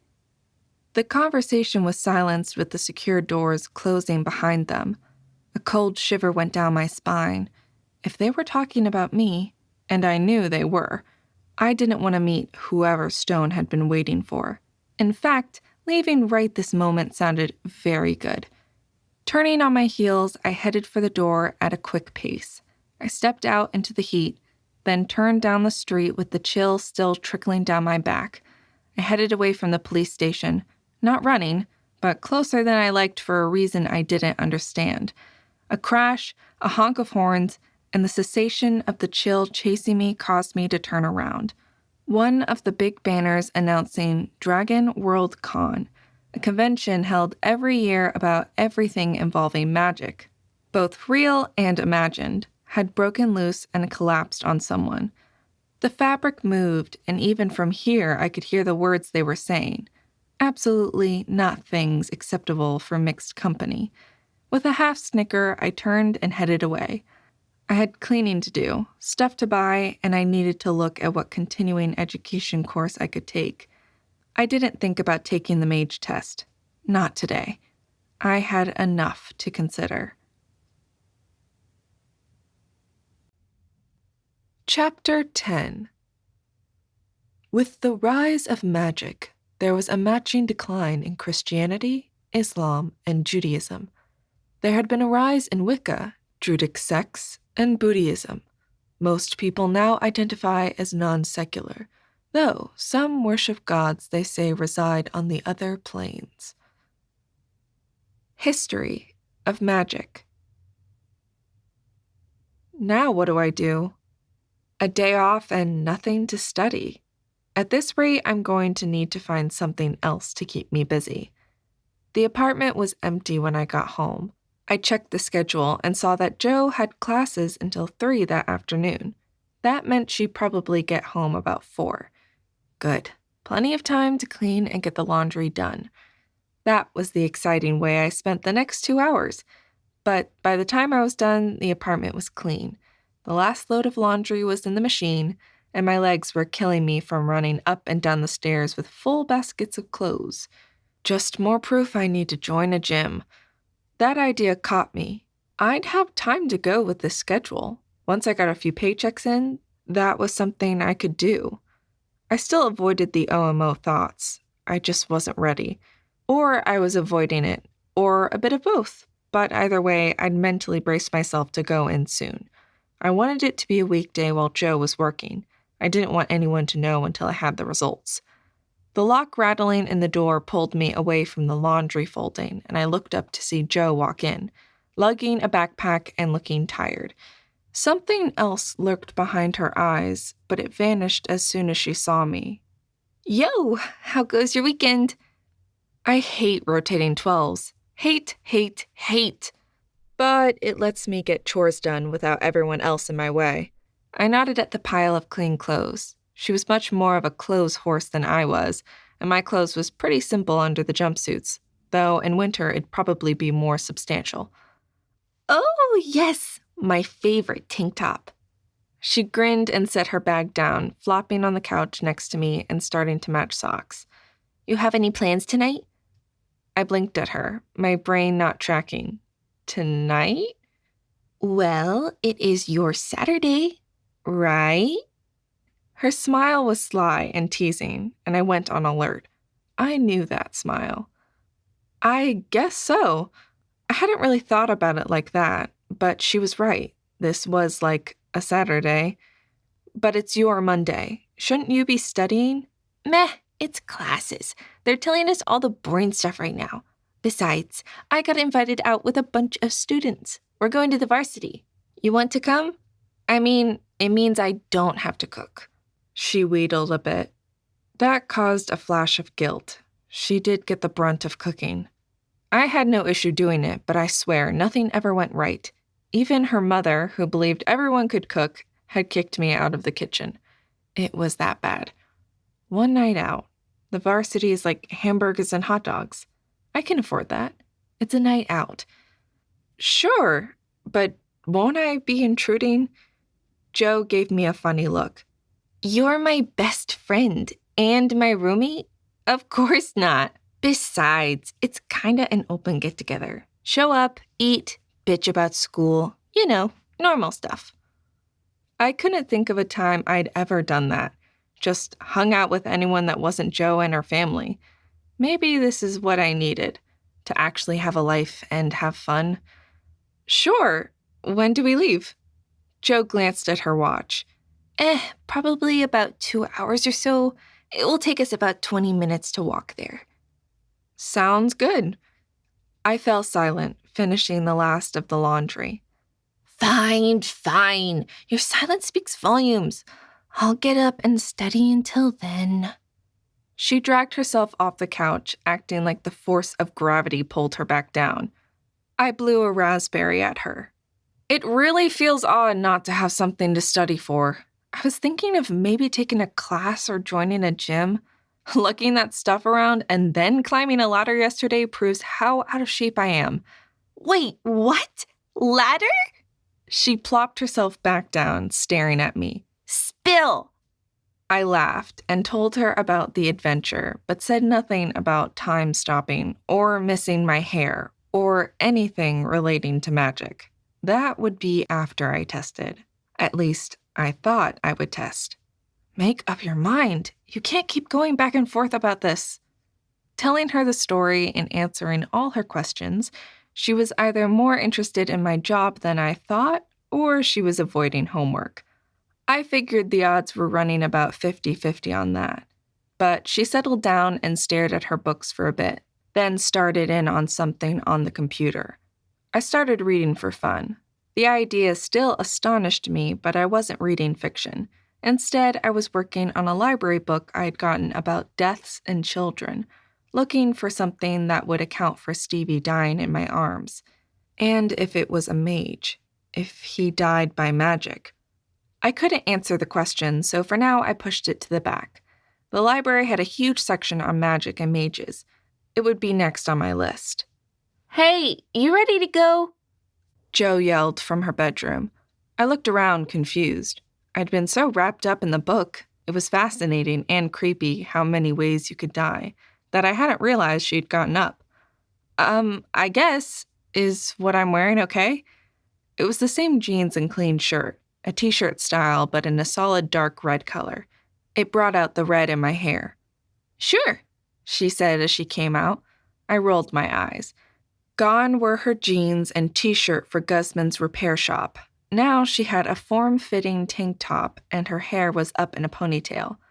Someone there you're trying to impress? I recognized Jo on the prowl. This should prove amusing. Maybe, she said, looking away from me. I smirked at that. When she flirted, it was like something between a prancing horse and a bulldozer. Jo didn't do subtle well. I got up, slipped my shoes back on, and ran a brush through my hair. Jo had said nothing, or hadn't noticed my alteration, so I was not about to bring any attention to it. We headed out, enjoying the air that had cooled a few degrees from the afternoon.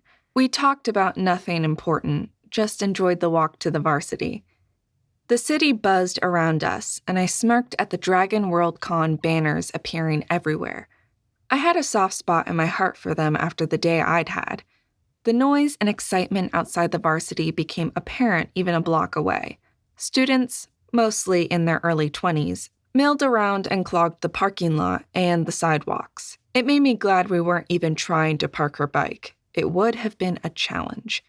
Hey, there they are, Jo said, her voice rising in excitement.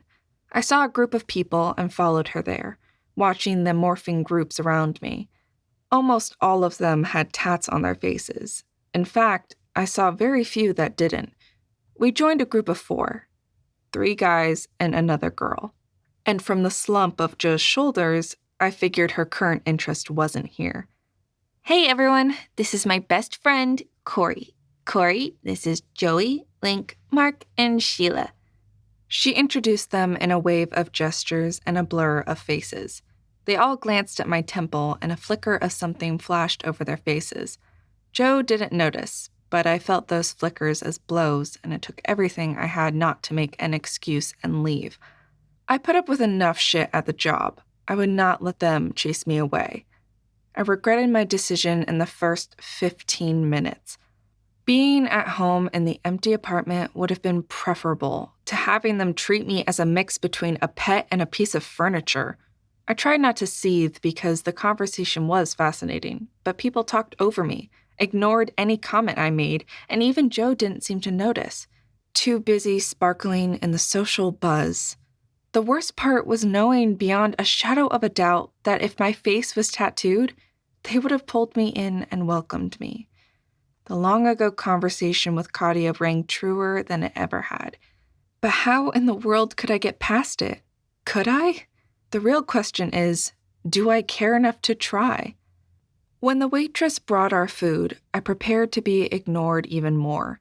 I'd already realized my stomach was churning too much to eat a hamburger. I'd just ordered a large vanilla milkshake, figuring the bland, sweet milk would help settle my stomach. Besides, it was cheap enough that I didn't stress the money much. I was already smarting from just how they talked, but worse was Jo not seeing it. She didn't catch the subtle put-downs and how they talked about people without magic. That hurt more than anything, and I was ready to ask for my food to go. I turned my head to watch the waitress. I wanted that shake more to give me something to do than anything else. She was 2 steps away when her shoe caught on a sticky part on the floor. I saw the tray flip and head towards the table. Not in that magical slow motion, but more just like normal accidents. Joe's friends had stuck me on the edge, mainly to make it easier to ignore me. This arrogance gave me the time I needed. I stepped out and to the side just in time to avoid the platter of food, drinks, and unfortunately my milkshake as they hit the table with a resounding crash that brought the whole restaurant to a standstill. I looked at the table with 5 students all coated in what would have been their dinner. And I believe that is my cue to leave. Have a nice evening, peeps. I dug in my pocket and pulled out a 5, tossed it on the table, and turned and walked out. Corey, wait! I could hear Joe yelling, but I didn't slow down. I just kept walking, torn between annoyed and pissed off, and blessing my karma for once. I couldn't think of a more fitting end for a bunch of jerks. But Jo was in much better shape than me, or at least she could move when she wanted to, and she caught me before I got to the apartment. Corey, what was all that about? Why did you leave? Her confused voice had a hint of anger to it. I turned and stared at her, arms across my chest. She still had a few fries sticking to her hair, and from the sticky, wet brown substance, it looked like she'd been hit with a Coke, mostly. I left because I wasn't wanted. Your friends? I put a sneer to the word. Didn't even bother to notice me, much less take any time at all to talk to me. And worse, and what really hurts, my control slipped because it had hurt.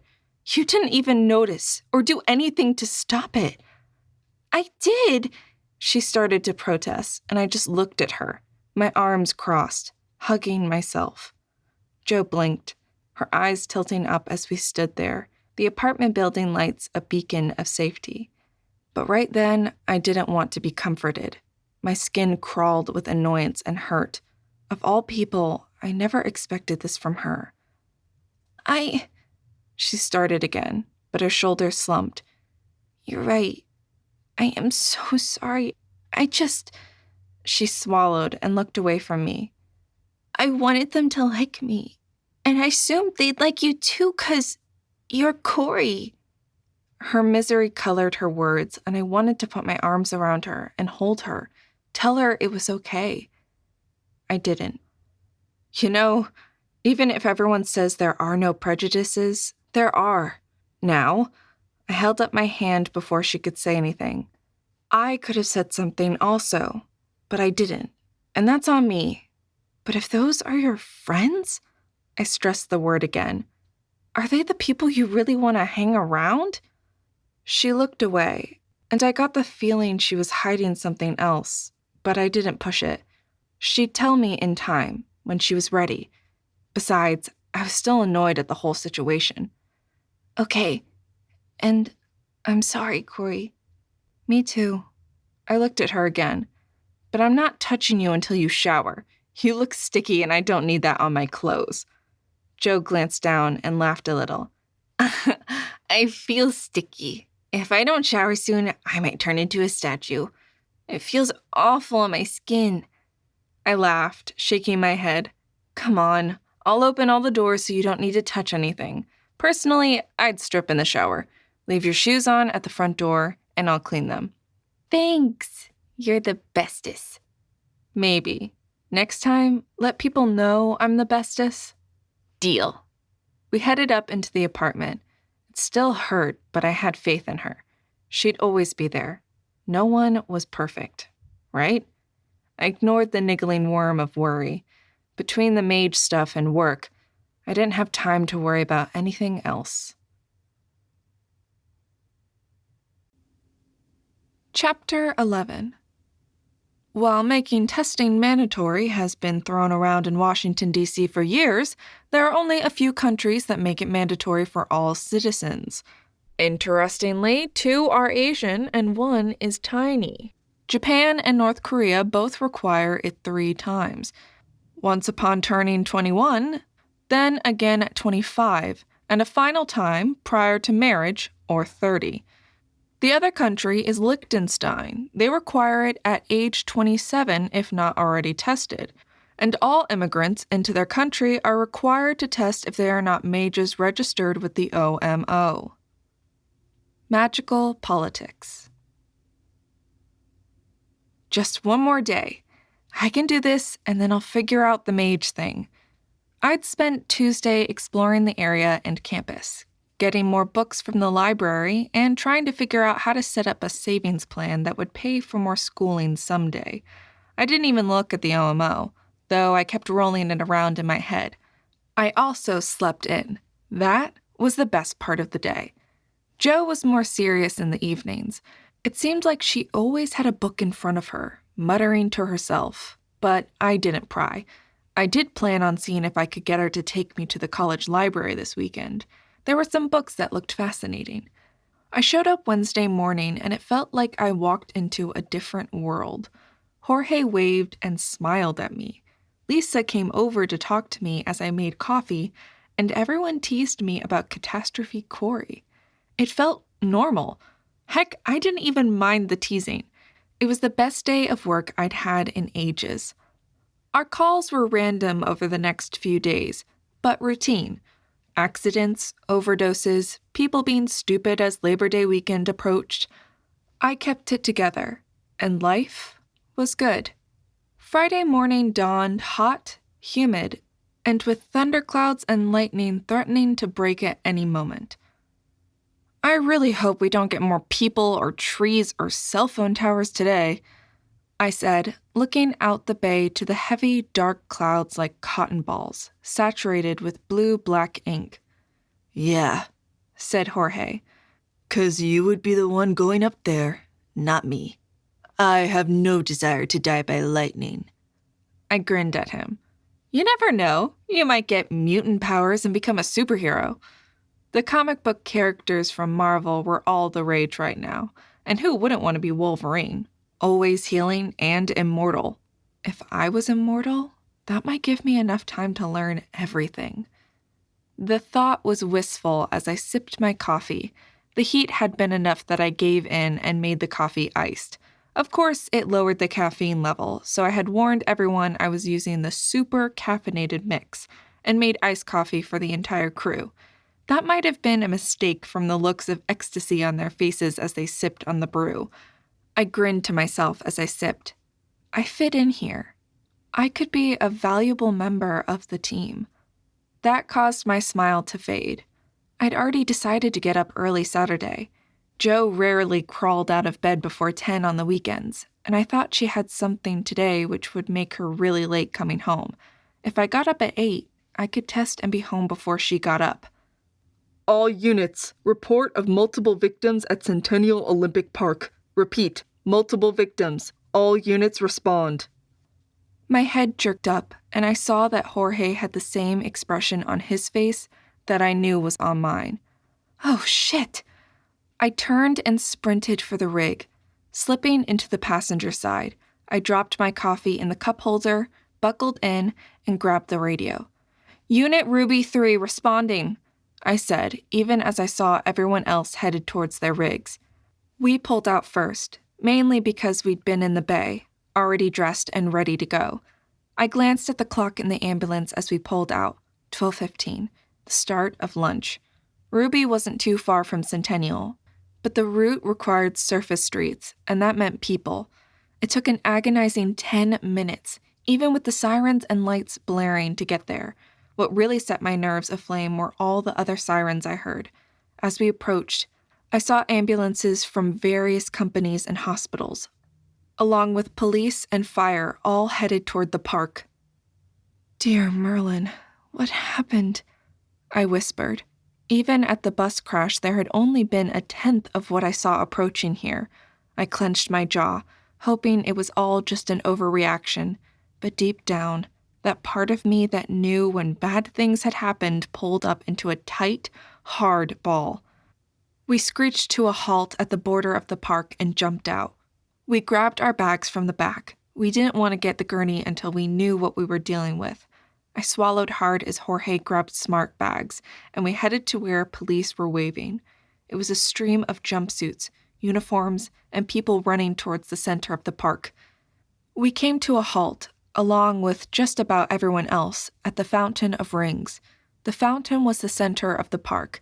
5 Olympic rings were embedded into the ground as part of a huge fountain. In the summer, it was popular, and lots of people used the area, which made what lay in front of me even more confusing. At least 30 people, maybe more, lay crumpled on the surface of the fountain. They all lay unmoving with blood leaking from them into the water. The air felt weird and thin, as if the sky itself was about to rip in two.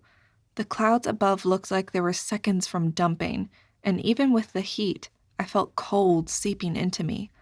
We stood, frozen, as we looked at the enormity of the situation. Where do we start? Which direction? A man with a police uniform jumped up on one of the 2 walls surrounding the fountain with a bullhorn. "Everyone, listen up. We don't know what happened or how. Start triage. Tag if you need to. We have enough ambulances that if you get a red, get them to the hospital and move on. Ruby gets red first, then Piedmont, then we'll move to Emory. VA said they can take some if we need them. After that..." He looked around, his face white. "After that, we'll figure it out. If you see something that might give us clues as to who did this, try to preserve it, but the people are the first priority. Go." His command cut the string that had been holding us, and as one, we moved forward. Jorge and I headed to the first victim directly ahead of us. Young male, Hispanic, maybe early 20s. I dropped to my knees, but I knew even as I touched his throat what the answer would be. His neck had been slit, and the blood ran into the fountain, creating patterns of red in the flowing water. Black, tag and move. I pushed my worries and doubts to the side even as I rose and headed to the next, a few steps away. I saw the symbols carved into her skin, but what registered more was the sluggish pulse under my skin. "Red!" I yelled as Jorge finished tying the tag. He dove over to me as I was ripping open the woman's shirt. I realized most of them were young, though there were a few that looked older. By that, I meant in their 30s or 40s. None of them were obviously older than that. That struck me as weird, in the part of my brain that watched for this. Mostly, I focused on her and not the 2 areas in the sky that felt raw and torn and the odd feeling that there should be 3. There was a lump on the back of her head that worried me, especially as one of her eyes bulged out, implying pressure behind it. But her pupils reacted, and she had a pulse in all her extremities. Under her shirt, I found the real wounds. Her light green tank top had been pulled up and then back down, which also seemed off. It meant she hadn't fought when someone cut her. That same someone carved, or cut, a pattern into her chest. It looked vaguely familiar, but off. A circle with small circles surrounding it. At each small circle, a deep wound went straight into her abdomen, made with something like an ice pick, I thought. None of them were gushing blood, but her belly had already distended. Abdominal wounds, probable perforated spleen, liver, possibly her intestines. That last part depended on the angle of the weapon and if she had been lying down or standing. If her intestines had been perforated, she probably wouldn't make it. If they hadn't, she had a better chance, but either way, it didn't matter. "I'll get the gurney, stabilize her, and call it in," said Jorge. I nodded, already starting to brace her, wanting to make sure she didn't move as we got her onto the gurney. By the time I had her ready to transport, IV installed, and all her vitals recorded, Jorge was back. In a quick move, we lifted her onto the gurney and strapped her down. We headed back to our rig, moving as fast as we could without endangering her. All around me, I saw other people doing the same, and all too many black tags around the wrists of others. "Did you hear anything?" I asked as we jumped in, me staying in the back to watch her as he sped to Ruby. At this point, they had blocked off the streets to give us quick, clear access, so the drive there should be much faster. "Not really. All they said was 1 minute the fountain was fenced off as if it was under repair. The next, there were bodies everywhere and people started screaming." He drove through the street like he was in a race car. Normal handoff procedures would be truncated today. We didn't have time, and even seconds might make the difference between someone being a red or a black tag. Magic. Someone used magic to kill these people. Or at least, they used it to hide their deaths. I knew illusions were possible for an air mage. You could make people see or not see something by bending the air to reflect light, or something like that. Another thing I didn't know enough about. We slammed to a halt in the emergency bay just as another bus pulled out. We jumped out and handed over the woman to the people running out to greet us. In 5 minutes, we transferred her vitals and we were back racing towards the scene. And scene it was. By this time, the place was swarmed with people. We headed out to an area no one had hit yet, or else they were all dead. From a distance, sometimes it was hard to tell. Again, I glanced up at the areas of the sky, but the raw tears didn't seem as bad. No one else looked up at them, so maybe it was just me being weird. "There," Jorge said. A young man, his skin was so dark in the gloomy light that I worried about being able to see his wounds. I dropped next to him, my fingers searching for a pulse. "Got one! He's alive!" I said. My voice was purposefully loud over the noise of sirens, people, radios, and just the sound of the city. It surrounded us like a dense wall, and I pushed it all away to focus. A hand grabbed my arm as I was about to slide the IV for saline, shattering my concentration. Whoever had grabbed me lifted me up and dragged me away from my patient. I twisted to stare at the man who had just grabbed my arm, my body tight and heart racing. You fucking did this. What the hell did you do? And where by Merlin's balls are your tattoos? And why in the world did you cut off your hair? You need that, and you're gonna need to do more to answer for your part in all of this. A man wearing a dark suit and what looked vaguely familiar had my upper left arm raised up above my head, almost pulling it out of the socket as he had to be at least 6'3" of imposing mass. The dark shock of hair and aquiline features in a suit worth more than my monthly salary glared at me. His Merlin tattoo gleamed in the light, made of blues, reds, and greens that seemed to be more than just tattoo ink. "Let me go!" I ripped my arm away. "I don't have time for you!" Jorge had stood and looked at the man with alarm and anger. "You did this, and you're coming with me now," he growled. "I had nothing to do with this. Get out of my way. You're risking my patient." "No, you're coming with me now, and I'll damn well figure out why you aren't marked." He reached for my arm, and I reacted. I knew we were lucky the young man was still alive, and this yahoo was taking up time my patient didn't have. I pulled away, rotated, and put all of my weight into the punch into his jaw. He didn't see it coming, and I hit him hard, with a buzz of static electricity rattling down my arm. Blasted clouds, have everything all electric-y. He fell to the ground in a heap, and I spun back to the boy, getting the IV in this time. His blood pressure was too low due to blood loss. He, like the others I'd seen so far, had things carved into his body, though this pattern was different, but the deep puncture marks were similar. The symbols clicked into my mind as we got him onto the gurney, and blood seeped through the bandages. By Merlin, the person doing this is carving the magic symbols into their bodies. Look! With Jorge looking at me and the idiot on the ground, I traced the symbol, realizing this one was spirit, while the other had been order. The deep marks at the points of the design made a weird sort of sense. What about him? He asked, nodding at the idiot. Leave him. He's just unconscious. Do you know him? Jorge looked worried as we headed back to the ambulance. Never met him before, I said, but at the back of my mind something niggled. The patient moaned and I cast it aside. Later, when I had time to process this, I would. This day would live in my mind, and I couldn't help but feel that it was connected to the girl I found. Chapter 12. While mages are often described as time, or air, or earth, this only indicates their strength in a specific branch. For example, there are usually 6 or 7 spells or areas of magic within each branch, but that doesn't mean that any mage can use all of them expertly. At least one of them is only available to someone strong in that branch.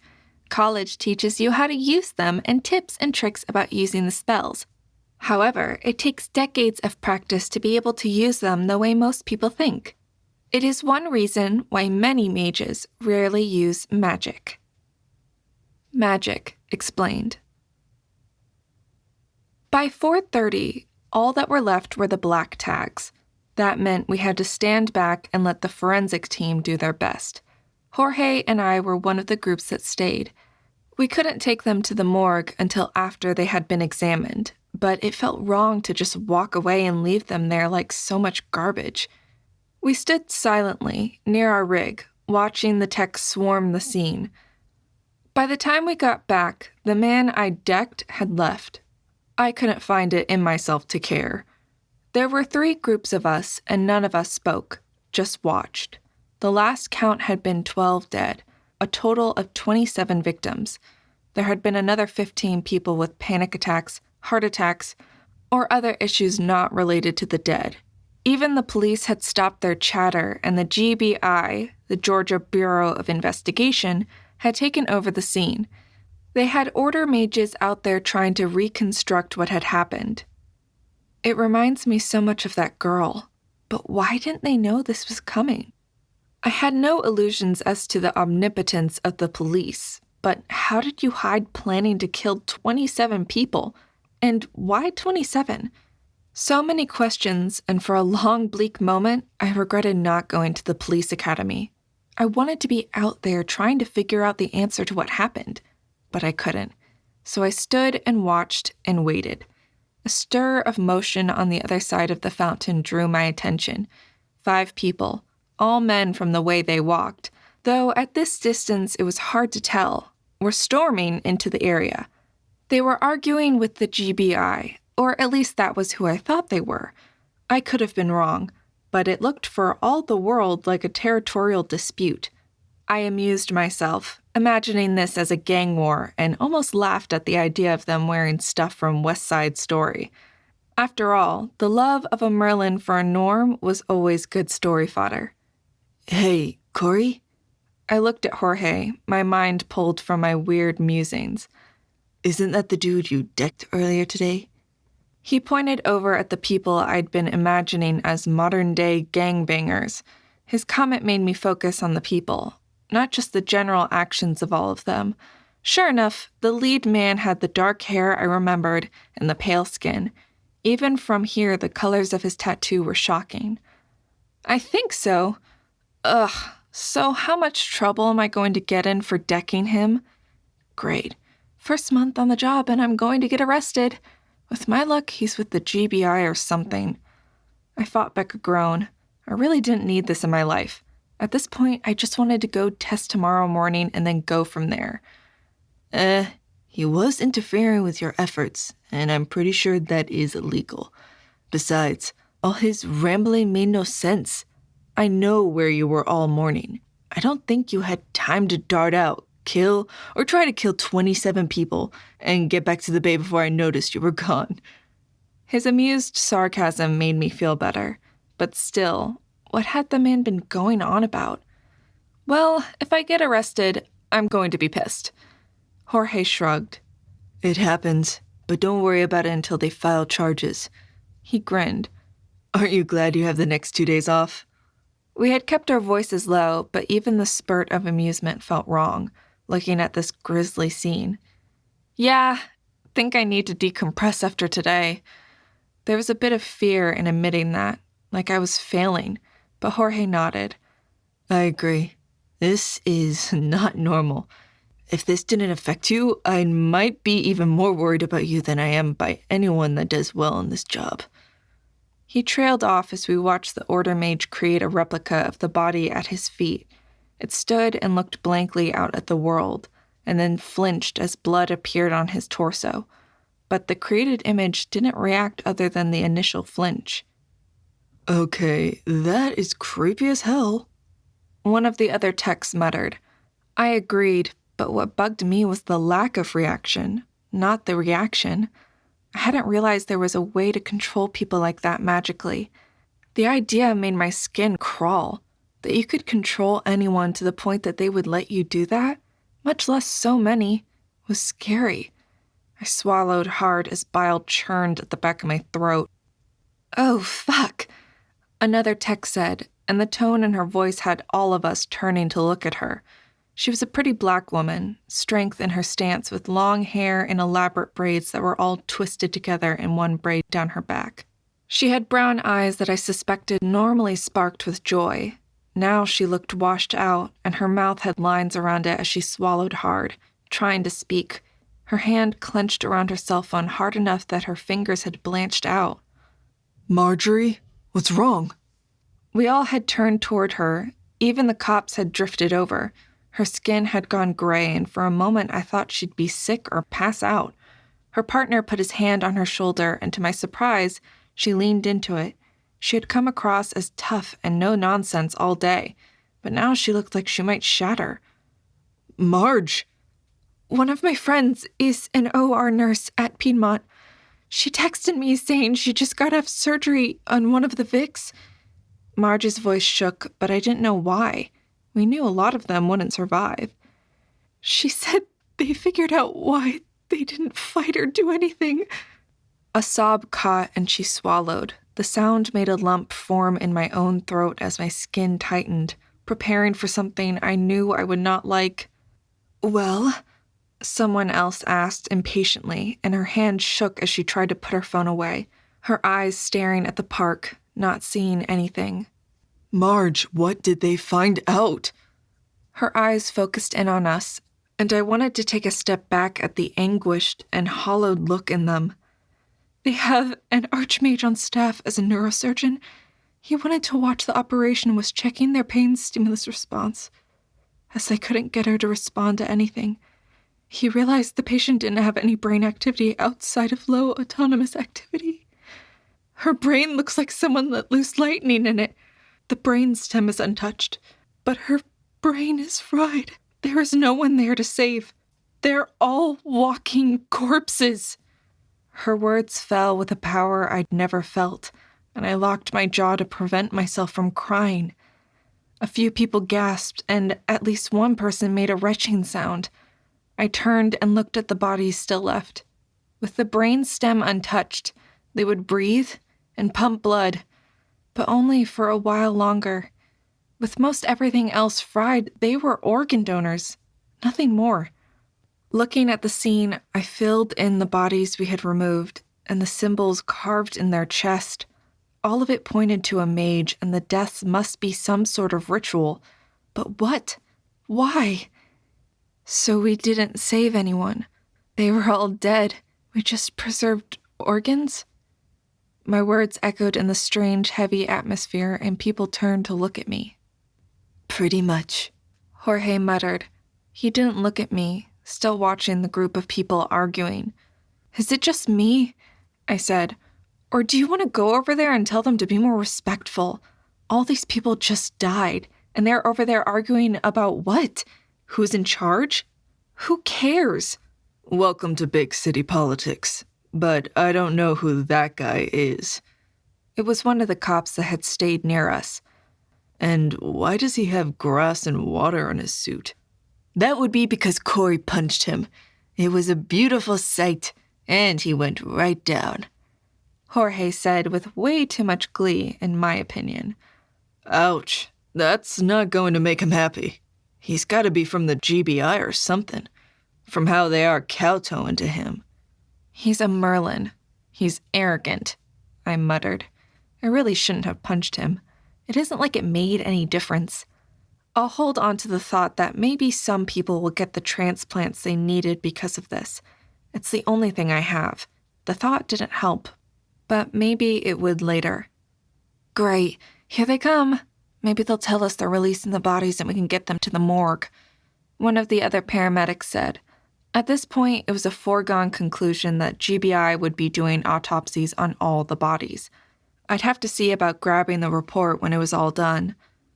I focused on the men storming towards us. That finally got my memory to click.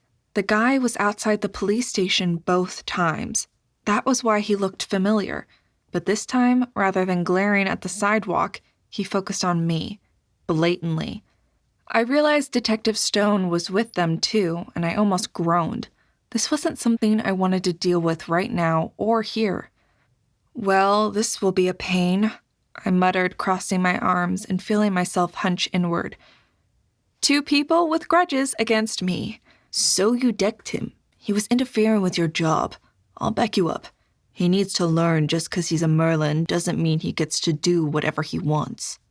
Jorge stood up straighter, glaring at the men coming our way. My skin itched and I wanted to scratch my scalp, but not here. Right now, I just wanted to deal with the idiots, take these poor souls to their final place, and get back to the EMS department. Maybe take a call about a baby on the way or something. I could use a happy reason to end the day. As it was, I knew these victims would join the tree girl as regular visitors to my nightmares, which I didn't need any more additions to. They got closer and my nerves flared, the same feeling of danger as the day outside the police station. I didn't understand that feeling. The sensation the other day had been freaky enough. To feel it again made no sense. I forced a long, slow breath as I watched the approaching men. All of them were at least 30, with Stone having the cheapest suit of all of them. The Merlin suit made him stand out, as did his body language, arrogant and assured. 2 others struck me as junior agents, and though they had mage tats on their temples, they weren't Merlins. It was obvious from how they trailed behind the guy that they reported to him, or at least he had more power than they did. There she is. Stone was speaking as they walked up to us. I felt the others shuffle away from me as Stone pointed at me. That's Corey Monroe. She's the one that found the other girl, but I couldn't find anything linking her to the murder. The what? I heard Jorge mutter. I felt his gaze on me and heard the confusion in his voice. That's because I didn't have anything to do with it, and you know it. I'm just here as part of my job, nothing else. I'm not involved. I pulled my gaze away from Stone, enjoying his annoyance at me not cowering in fear, but I got caught by the other man's look. A red, inflamed spot on his cheekbone where I decked him clashed with his pale skin and dark hair. This time I saw his eyes, a steel gray with no give, no warmth. If you could cast magic like in the old stories, and the way movies made it look, I'm sure beams of energy from his eyes would have punctured me. I fought not to back up or quail. Okay, I decked him, but he deserved it. Hadn't he? The Merlin stared at me and snarled out the words. Corey Monroe, you are under arrest for conspiracy to commit murder, violation of the Plane Stability Act, being an unregistered mage, and assaulting a federal agent. Chapter 13. Ritual magic as a vehicle to power is talked about rarely for good reason. It doesn't work. Or it might work, but those that get it to work have paid a price that most don't regard as worth it. But then the mage getting the power isn't the one to pay the price, and any ethical human would never do that. History, of magic.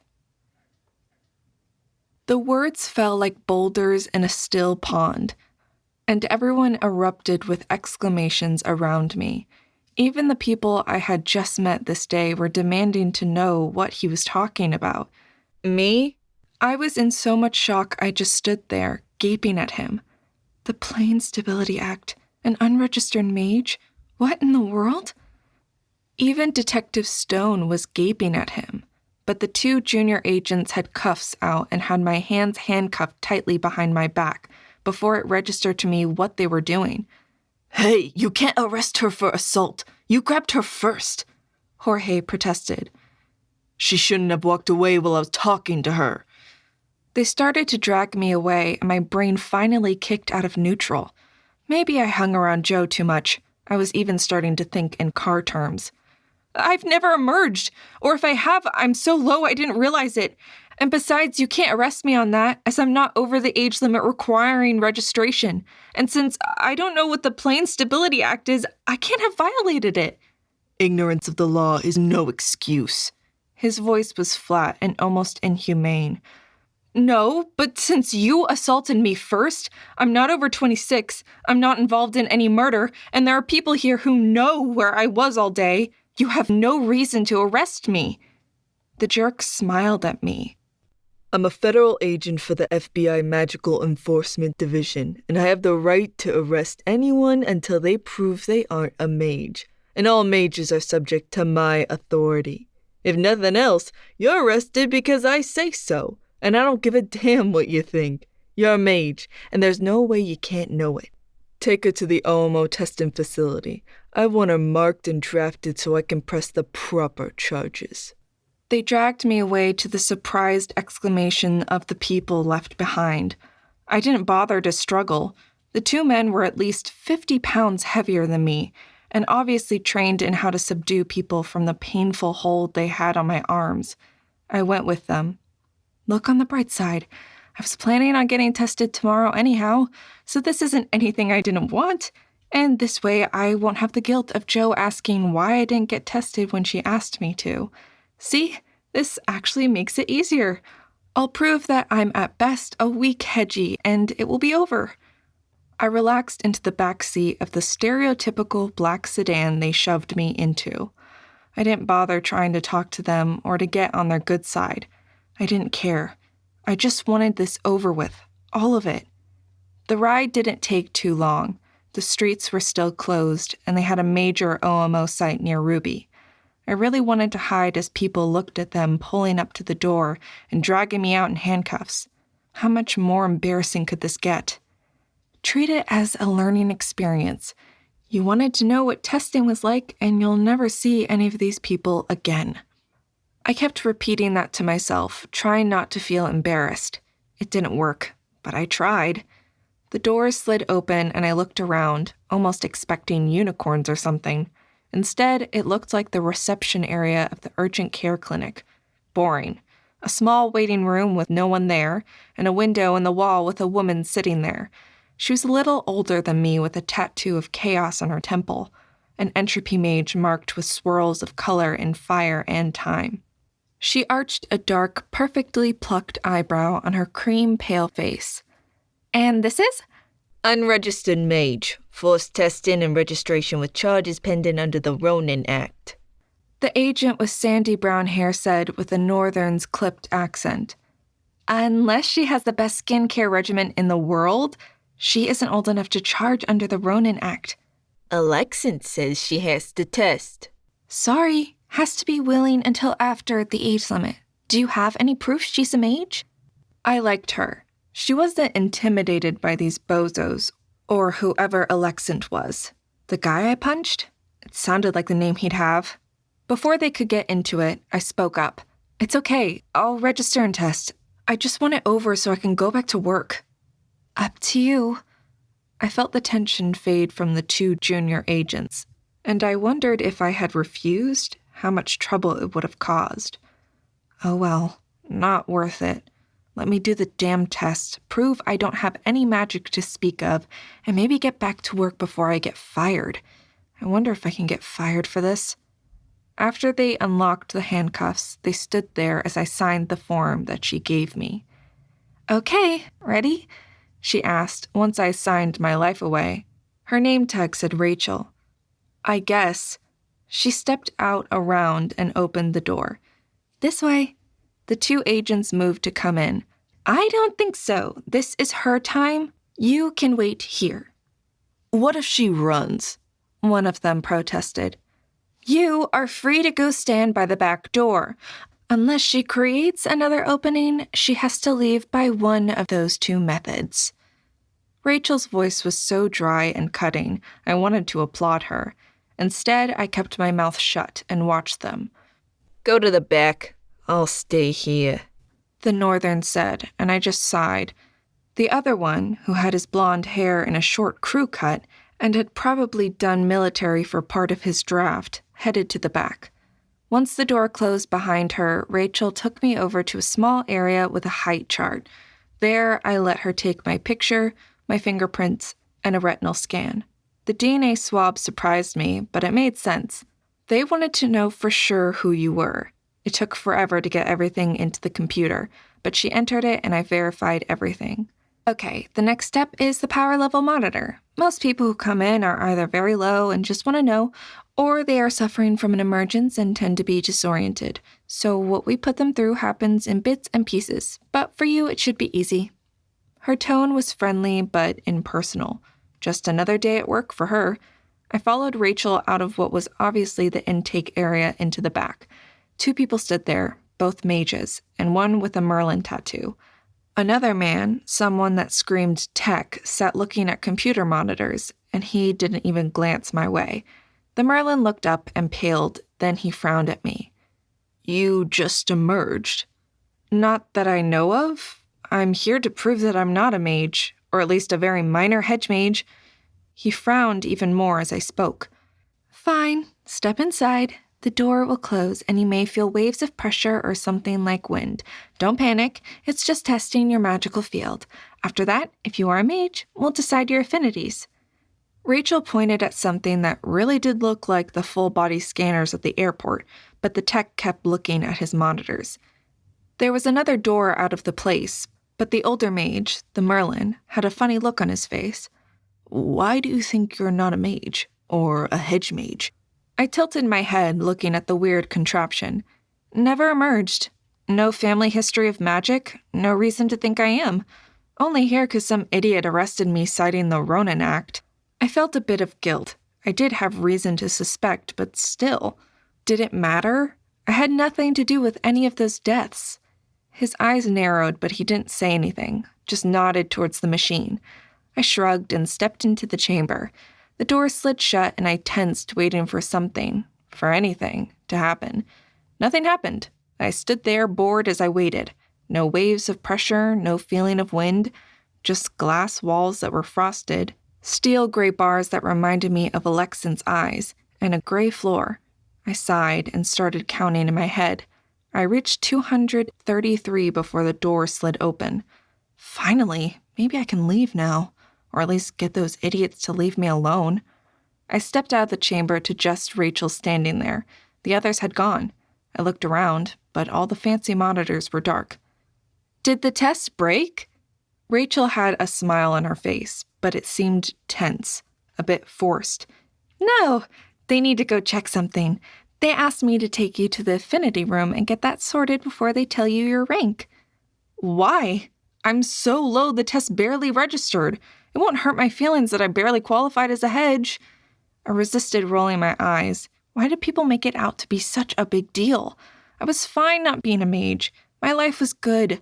I didn't need any complications to it. I just wanted to get back to work and try to have a normal life. Rachel said nothing, just ushered me into the next room and left. It resembled what Joe had said, and there was a woman in there. Her boredom was so absolute she had a magazine in front of her face. All I could see was a puffy haircut and long nails painted a pale pink that matched her skin tone perfectly. The woman spoke from behind the magazine. "There are 12 objects on the table. Which ones do you like the best? Place them in order of priority to your own feelings on the other table." Her voice sounded odd. muffled behind the magazine, but I barely noticed. A blank marble table stood on the opposite side of me, the empty white space aching to be filled. The various objects on the table held my attention, and I didn't understand why. Jo had told me there would be objects, but she made it seem so mundane, so basic, that the idea of a yard sale table sat in my head. The table was a heavy, dark wood, with the objects scattered across in no grouping that made sense to me. I had expected the same ones Jojo mentioned, but none of this looked like what she said. Maybe every office did it slightly differently, depending on who ran it? In front of me was a silver hourglass, the crystals in it drifting through at a rate that just annoyed me, but I couldn't have said why. I started to reach, then stopped, looking at the other 11 objects. They all seemed odd and strange, yet mundane. A Rubik's Cube, all in a jumble of colors, a candle with a flame, a water fountain giving the room a gentle tinkle, and a pile of what looked like raw silk yarn.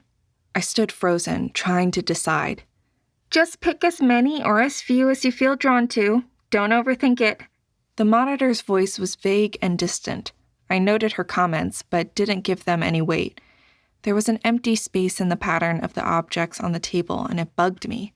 Oh, the hourglass called to me, but the hole ate at me like an itch. I couldn't see a pattern in the objects on the table, but there should have been something over there.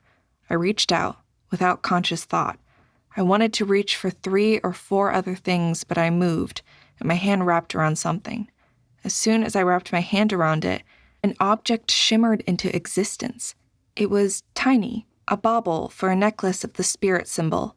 I moved it to the other table, though it hurt to lay it down. Then I turned back, reaching and grabbing various items that called to me without conscious thought. A white disc with the word black, marring its surface. I picked that up and tried to rub the word off with my thumb as I transferred it to the table.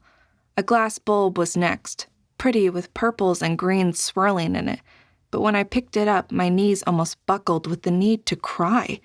This had happened twice before in my life. It was one reason I always steeled myself before handing people back things they had left. I set it down on the other table with a shudder, trying not to cry. That was 3. I should be done now, right? But I couldn't stop. There were things I needed to touch.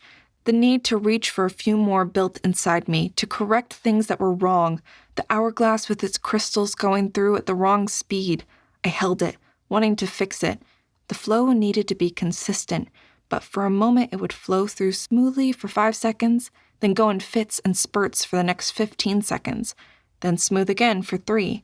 I didn't know if I wanted to break it or pull it apart. Instead, I set it on the table and tipped it over so the sand quit flowing. I passed over the mineral that was mixed with at least 3 substances: the candle, the water, and the shredded ribbon. None of them called to me, but the earth in a vial with a lone avocado seed in a pot next to it hurt. I poured the dirt over it, planting it in the pot, then set it on my table. As I set the last object on the table, the need snapped, and I turned to look at what I'd done.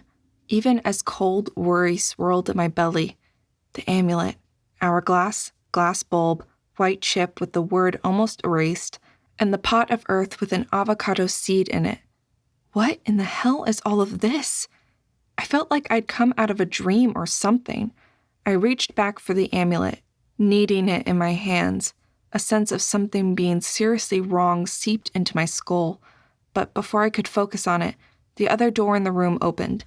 I turned, and only then realized the woman who had been manning the test was gone, as Rachel looked at me. This way, you're all done. I walked towards Rachel with the amulet still in my hand. I forced myself to hand it to her, but she just shook her head. You can keep it. They would like to talk to you. That made no sense as I walked into another room down a short hallway. She pushed open a door. That caught me. Why was there no handle, just a swinging door? It opened to reveal a room with 4 people. Alexant, the woman from the testing room, the Merlin who talked to me originally, and someone I assumed must be the tattoo artist since she was holding a tattoo gun and wore gloves.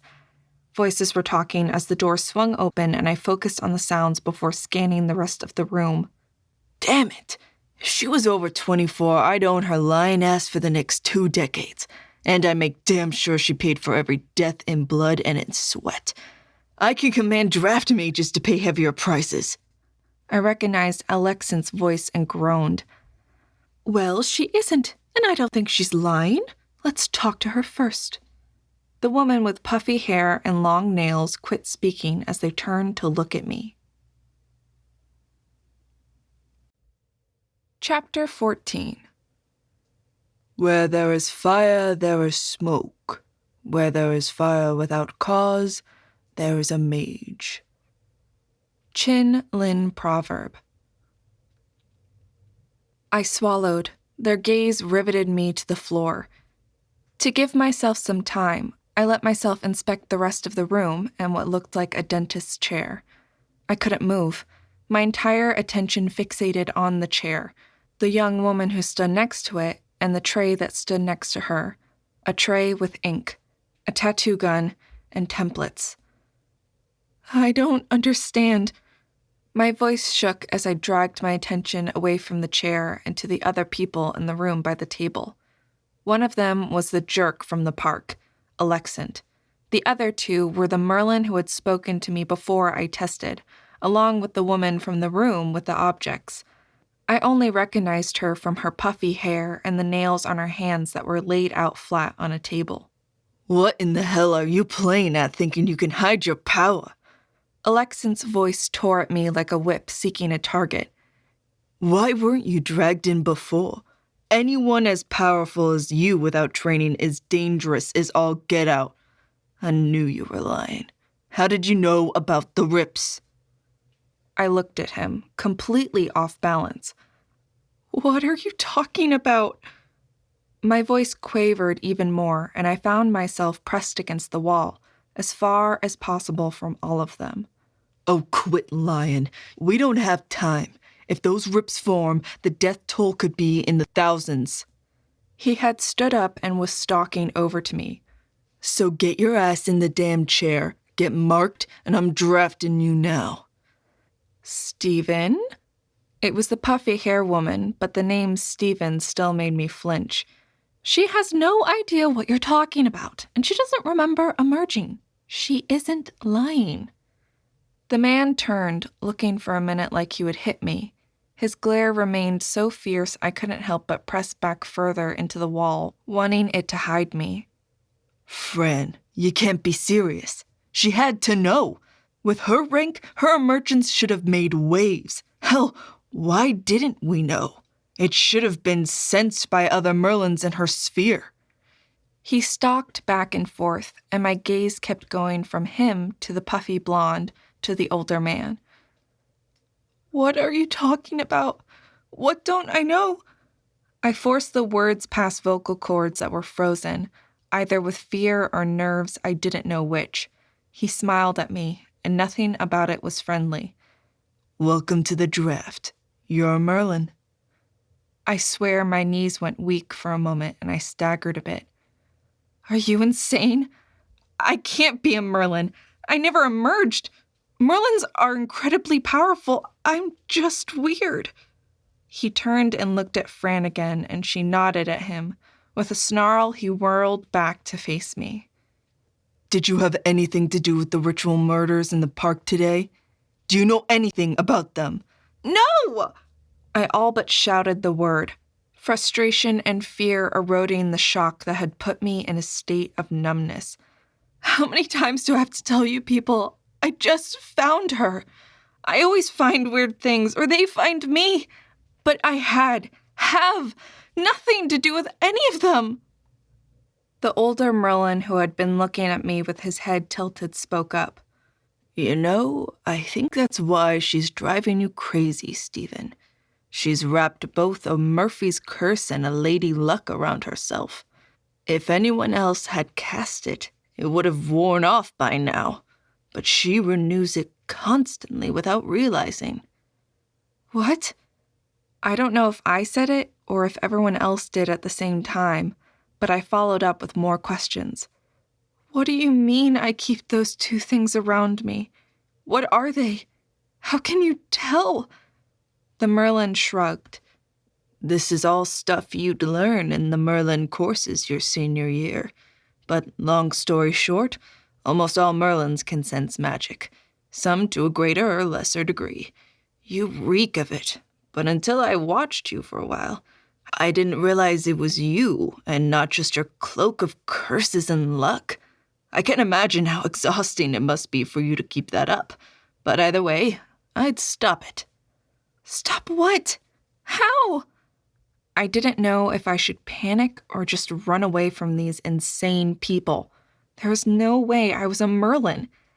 How can I be a Merlin? I never emerged. That isn't possible. Well, you are, and now you're working for me, said Alexant. This makes you the second spirit Merlin in the U.S. since James Wells died. He broke off talking to me. Then, not moving his eyes from me, Alexant tilted his head to one side as if looking at me from a different perspective. Fran, is it possible? Is she the one? Fran frowned and flipped through the pile of papers in front of her. I just knew it was my file, that it was everything they had on me. Corisande Monroe, born April 15th, twin brother died April 12th. She paused and arched a brow. Huh. There was that paper on Merlins that came about a year or two ago. The agent released me from his gaze and looked back at her. Which one? Puberty onset emergence. If she emerged because of the stress of her brother's death, it might mean she's been a Merlin for the last decade and she's the one James felt emerge. Which means she probably doesn't realize it. She smirked at me. After all, everyone knows you don't emerge until after puberty. Merlin's balls, I hate common knowledge. The more common it is, the less likely it is to be accurate.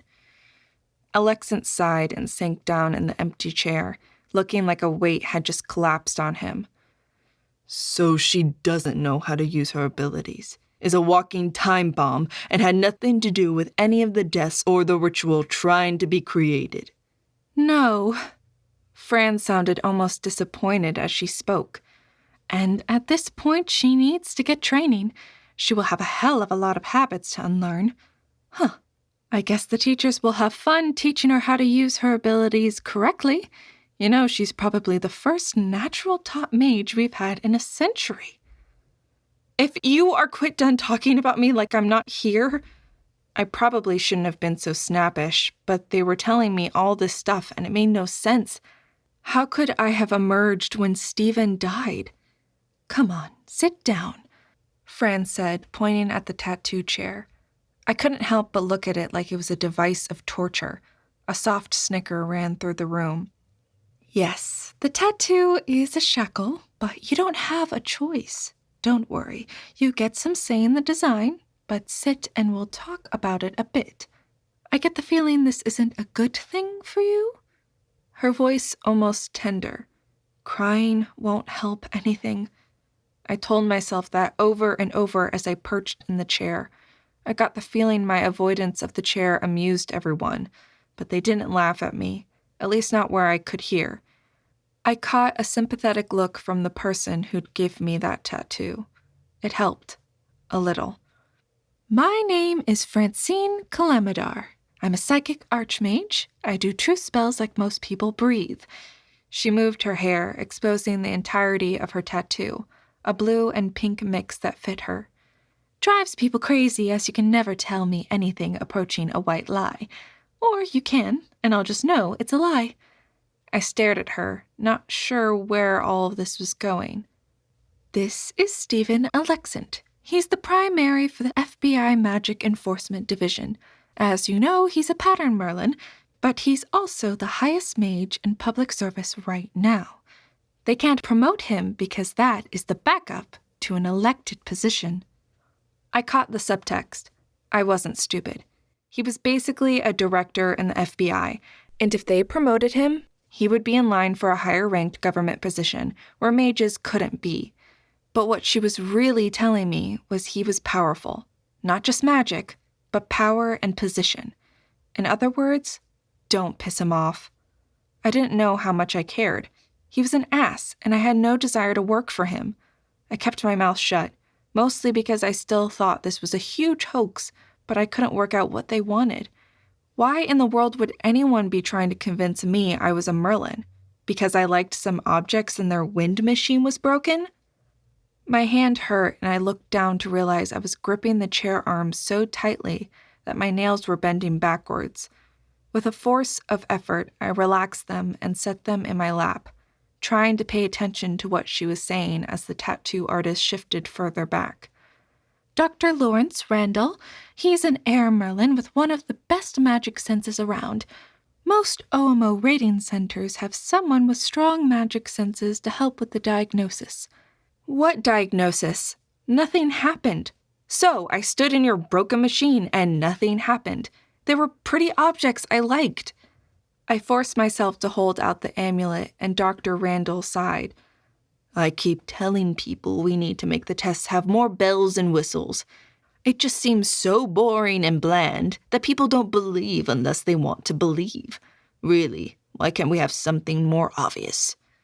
It sounded like an old, well-worn argument, so I watched Fran and Alexant, both wary and curious. At some point, Rachel had slipped back out.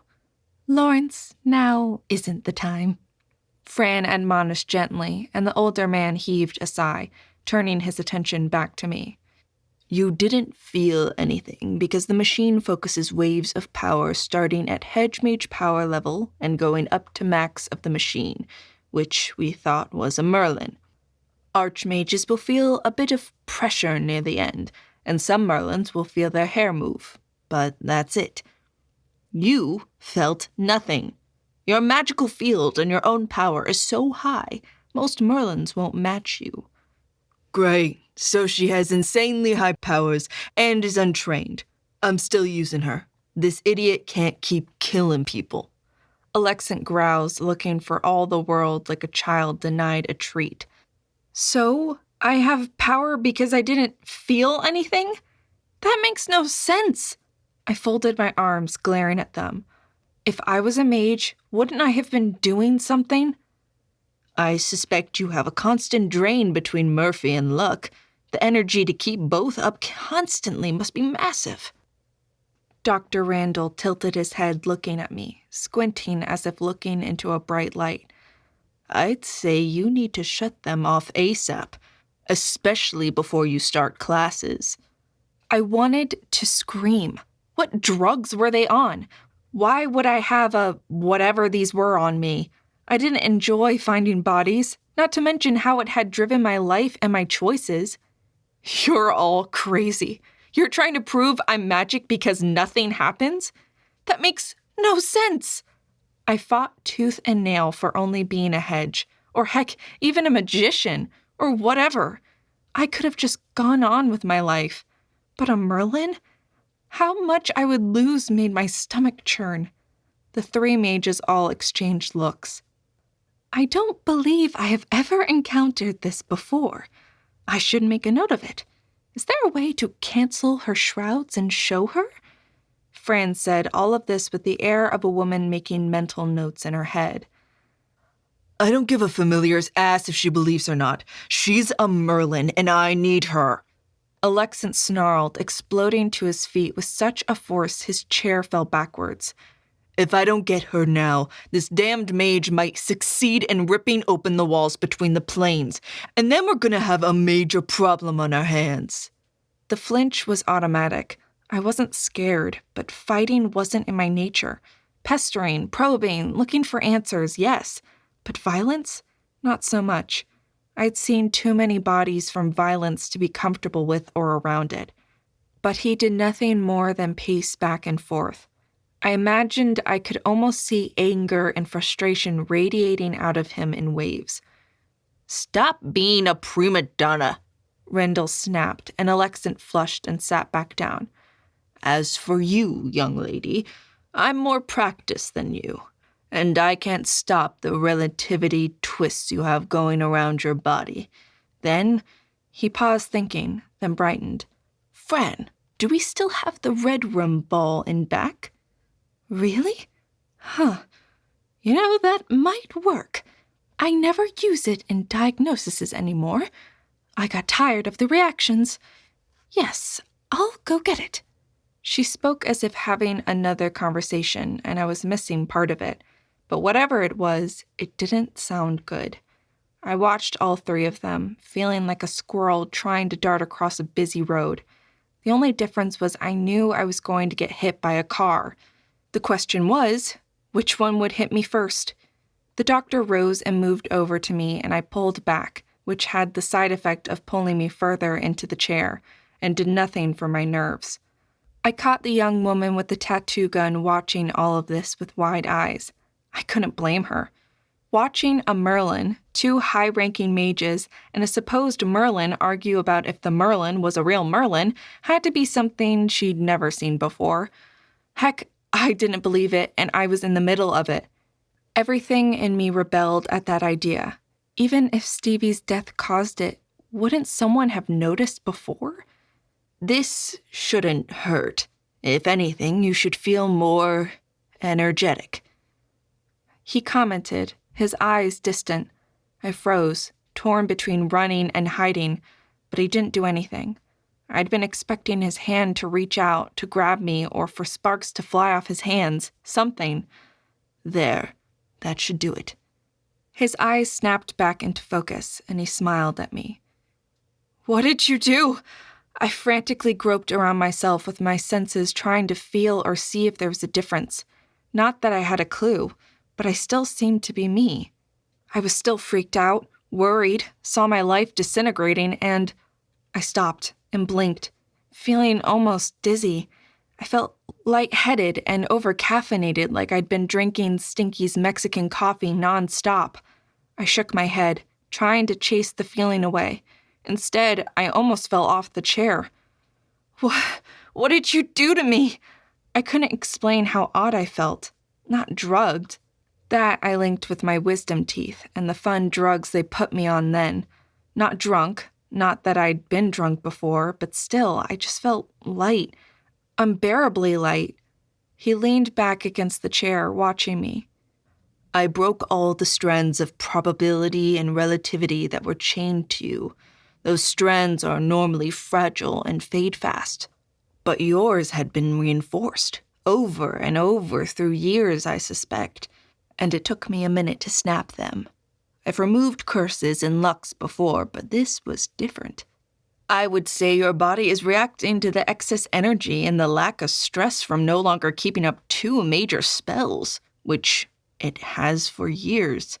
Figure a mix of super high blood pressure and being drunk and overexhausted all at once. I don't know if I believed him, but I felt like I could sprint upstairs, wrestle bears, and even cook. Before I could ask anything else, Fran came back in holding a ball. Well, that wasn't exactly accurate. She held a coffee mug that had what looked like a billiard ball, the 8, sitting in it. Here you go. She shuddered as she handed it to him, stepping back as soon as he took it. I understand why we keep it, but that doesn't mean I like having to be anywhere near it. He held the cup not as gingerly as she did, though he still treated it with respect. One of your many abilities that I am perfectly fine not having. He took a deep breath and turned back to me. Corey, I'd like you to get comfortable, and then I'm going to put this ball in your hand. Once you have a good grip on it, I want you to reach towards it mentally. You'll feel a tug deep in you, asking a question, asking for an offering. But you've plenty to spare now that the cloaks are gone. Besides, this offering is often tiny compared to what is provided. He probably meant his smile to be encouraging, but it gave me the willies. Still, I scooted backwards until I was mostly comfortable, and then held out my hand. With a rewarding smile, he dumped the ball into my hand. I had been right. It was an 8-ball from any pool table I'd ever seen. They all leaned forward, watching me with intent eyes, which made it worse. I closed my eyes for a minute, searching myself. I still felt odd, light, unburdened. I put the amulet in my pocket. The symbol of spirit called me, and since they said I could keep it, I would. but for now, I needed my hands free. This makes no sense, but whatever. Still unsure of what I was doing, I reached, using that weird tingle I sometimes got before something weird happened, and poked at the ball. Images exploded in my mind, and I started screaming. Chapter 15. OMO testing and power levels are still highly secretive. The OMO refuses to admit how their machines work, and the few that have been taken and reverse engineered haven't provided any answers. The way to measure abilities remains as shrouded in mystery as magic itself.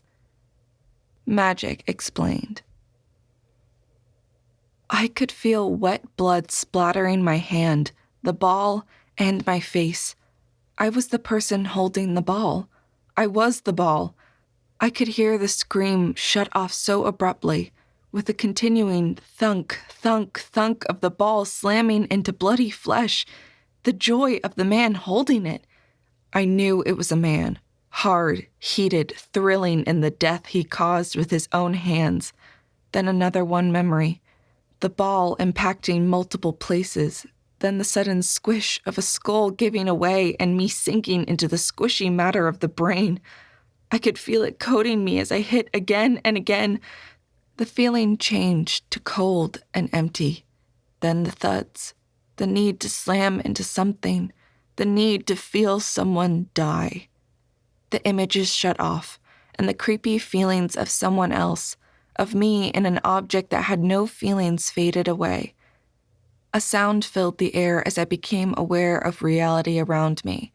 It took me a moment to realize the sound was me screaming.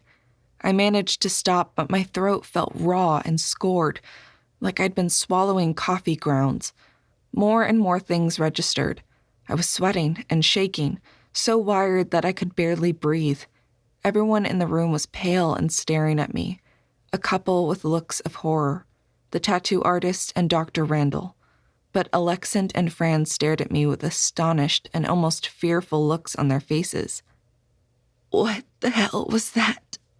What just happened? My voice sounded raw and torn, and it hurt to speak.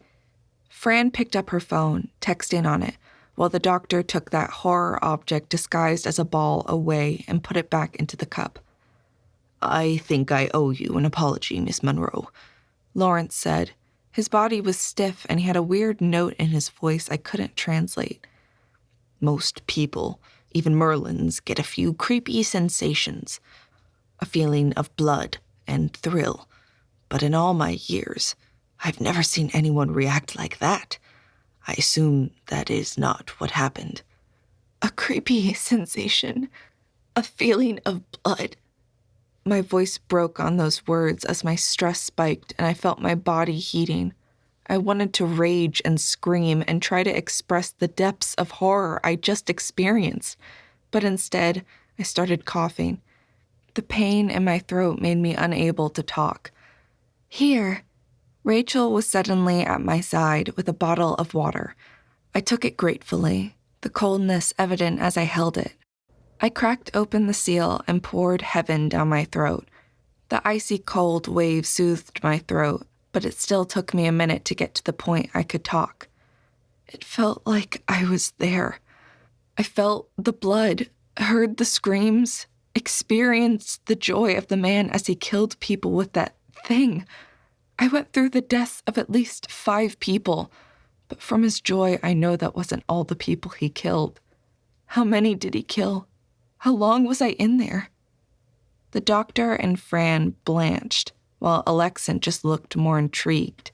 That reaction worried me more than anything else. Lawrence cleared his throat.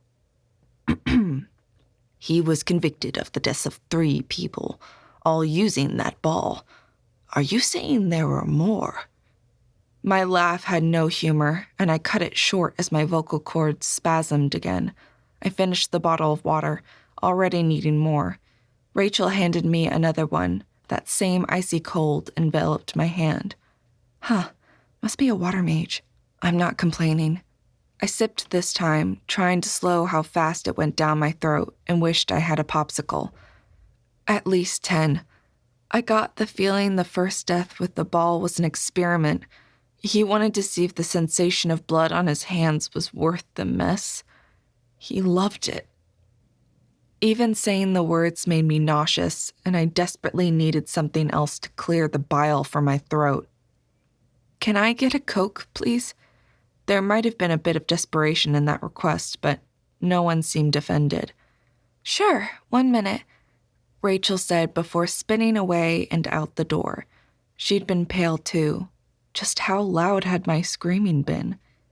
"Well, since he was killed in prison, I'm not sure it is worth reopening the case, but I'll make a note of what you said. I suspect you don't want to touch the ball again." My whole body flinched in an atavistic reaction. "You will need to kill me first." My tone was flat, uncompromising. There was nothing they could do to make me willingly go back into that nightmare.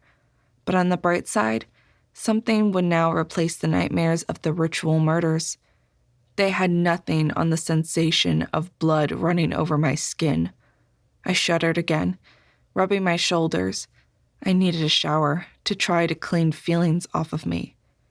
"You know, you'll probably experience worse as a Merlin," Alexant said, almost leering at me, but there wasn't really anything sexual about it. "If so, you'll probably have a dead Merlin, because if I go through that too often, I'll suicide." It was a statement. Already I could feel the evilness of that coating my soul, and I wanted to cry. But how much of that was from what I had experienced, and how much was from being unable to deny what I was? A mage. A Merlin. Lawrence looked at me, his head tilted. "You know, I bet if she hadn't kept up those 2 cloaks for so long, she would have been strong and psychic instead of pale." His comment was abstract, his eyes unfocused. "If that was pale, I'd hate to see what she could do as a strong." Fran kept her voice soft, but I still heard it, and I looked at her. She was wan and looked at me with an expression she didn't have before. She must have noticed my gaze because she looked directly at me. "You're powerful. Even for a Merlin, you are so strong. What you'll be able to do with training is, frankly, scary." I blinked. She feared me. That idea, that concept made me sick again. I never wanted people to fear me. I just wanted a family. I looked around for Rachel now, even more desperate for carbonation to cleanse my throat. The burn now seemed attractive. She came back in the door, 3 bottles in her hand, regular and the 2 types of diet. "Here, I didn't know which one you wanted." "Regular, please. I need the calories." She nodded and handed it to me, and I could see it getting cold as she did. I twisted and poured, the sweet burn chasing away the bile and other things that had settled into my soul. "So why didn't someone get rid of this curse thing, with all the stuff that happened around me?" Alexant blinked at me, a furrow crossing his face. Then it cleared. Yes. I read your history. Really, I can't believe no Merlin ever saw you. I know we're rare, but we aren't that rare." "Shay saw me all the time, but he just muttered weird things." He paused and looked at me, a frown I suspected I would see a lot on his face. "Shay who?" "Sato O'Shaughnessy. He always glared at me and muttered about probability lines, but never said I was magic. Even Sloane's steward said nothing." "Oh, figures. The one Merlin in regular contact with you, and it has to be Shay." He snorted what could only be extreme disgust as he paced back and forth in the room. "Huh? What in the world does that mean? You know Shay?" "Oh, most Merlins tend to be aware of each other. At least in the same country. But yeah, Shay has the worst magic sense of anyone I've ever met. Personally, I suspect it's because his earth magic is so strong. Everything he sees is tainted by the earth's field. But no, he might have sensed magic around you, but unless someone really looked, I doubt they would have realized you were creating your own cloak. Most Murphys only last long enough to be annoying. Yours was damn near permanent. I'm surprised it wasn't getting worse, but I suspect those spells once you figure out the mechanics, will be things you can use like whips with very little offering required. He said in an offhanded manner, as if my world hadn't just been going through whiplash reorientations. Well, I saw him pretty much almost daily for a while, then Sloane a few times. Neither of them said anything. Alexant threw his head back and groaned. Ugh, those two? They both have almost non-existent magic sense. No wonder they never sparked to you. Anything they sensed, they would have thought someone just really hated you and put the cloaks on. I'm not sure if you being in this entire situation is because of the Murphy or the Lady Luck. What are you going to do about her power? You know she's an emotional time bomb right now, and with her magic not being drained constantly, she'll be very powerful. I bet she's subconsciously learned to power everything down to a molecule. Unlike most of us, we tend to round to the nearest hundreds or thousands. Fran watched me as they talked, but I had no clue what that meant. I suspected I would learn all of this one way or the other. I don't care. I need her. I don't care that she's untrained. I'll put in a waiver. She's working with me until we catch this maniac. With her skills, she'll be a natural for this. A natural? You realize she's going to over-offer, probably make more mistakes, and possibly corrupt evidence? You should wait until she gets trained, and then ask her. Fran protested, but I could tell her heart wasn't really in it. And how many people will be dead? If this idiot really is trying to rip open the plains, we might all be dead. No one is really sure what's going on the other side.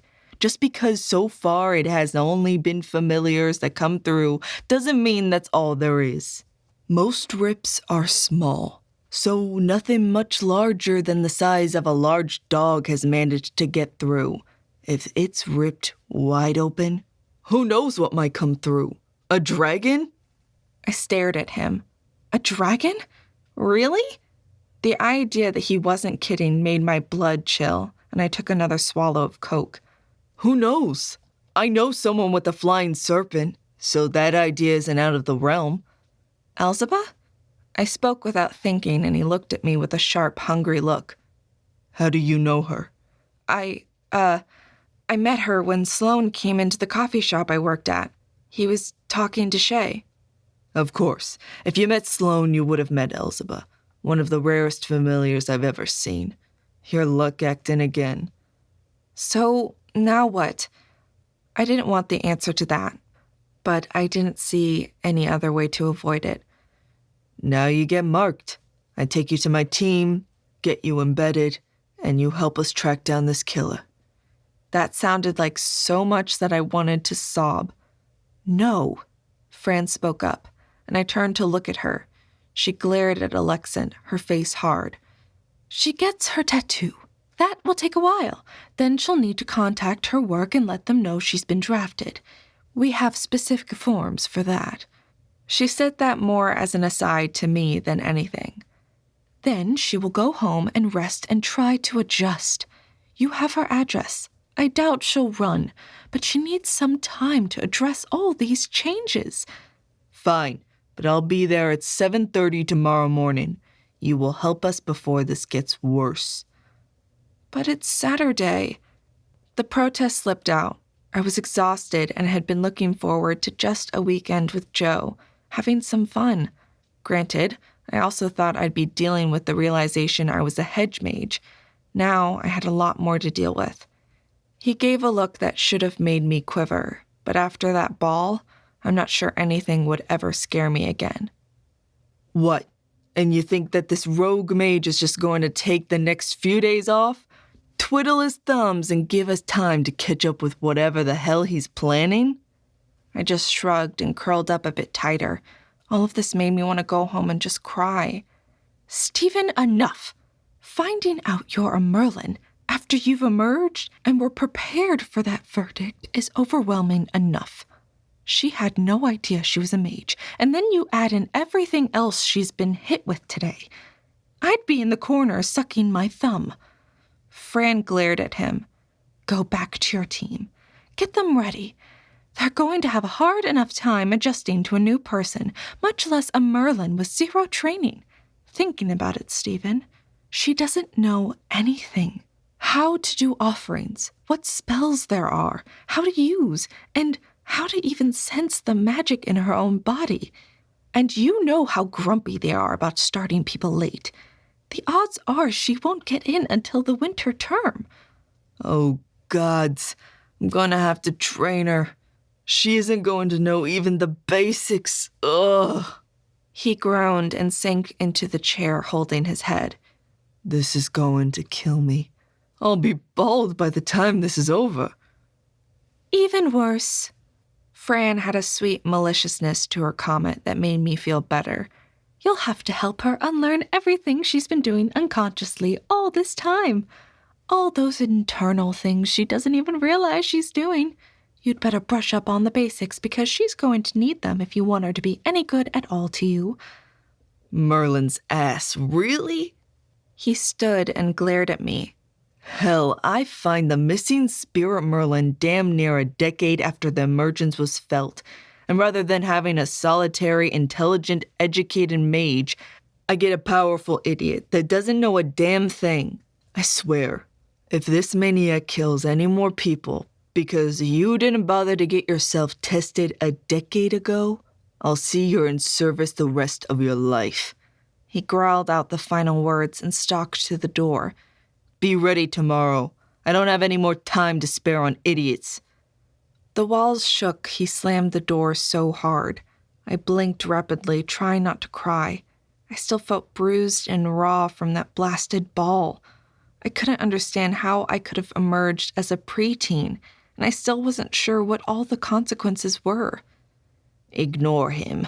He takes his job a little too seriously sometimes. Lawrence said, We need to get you tattooed, and then finish with the paperwork.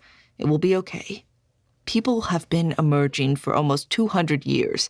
In the first 6 or 7 decades, everyone was self-taught. I'm sure you'll do fine. He didn't sound sure. He sounded wary and worried, and that didn't help my sense of stability at all. I have to.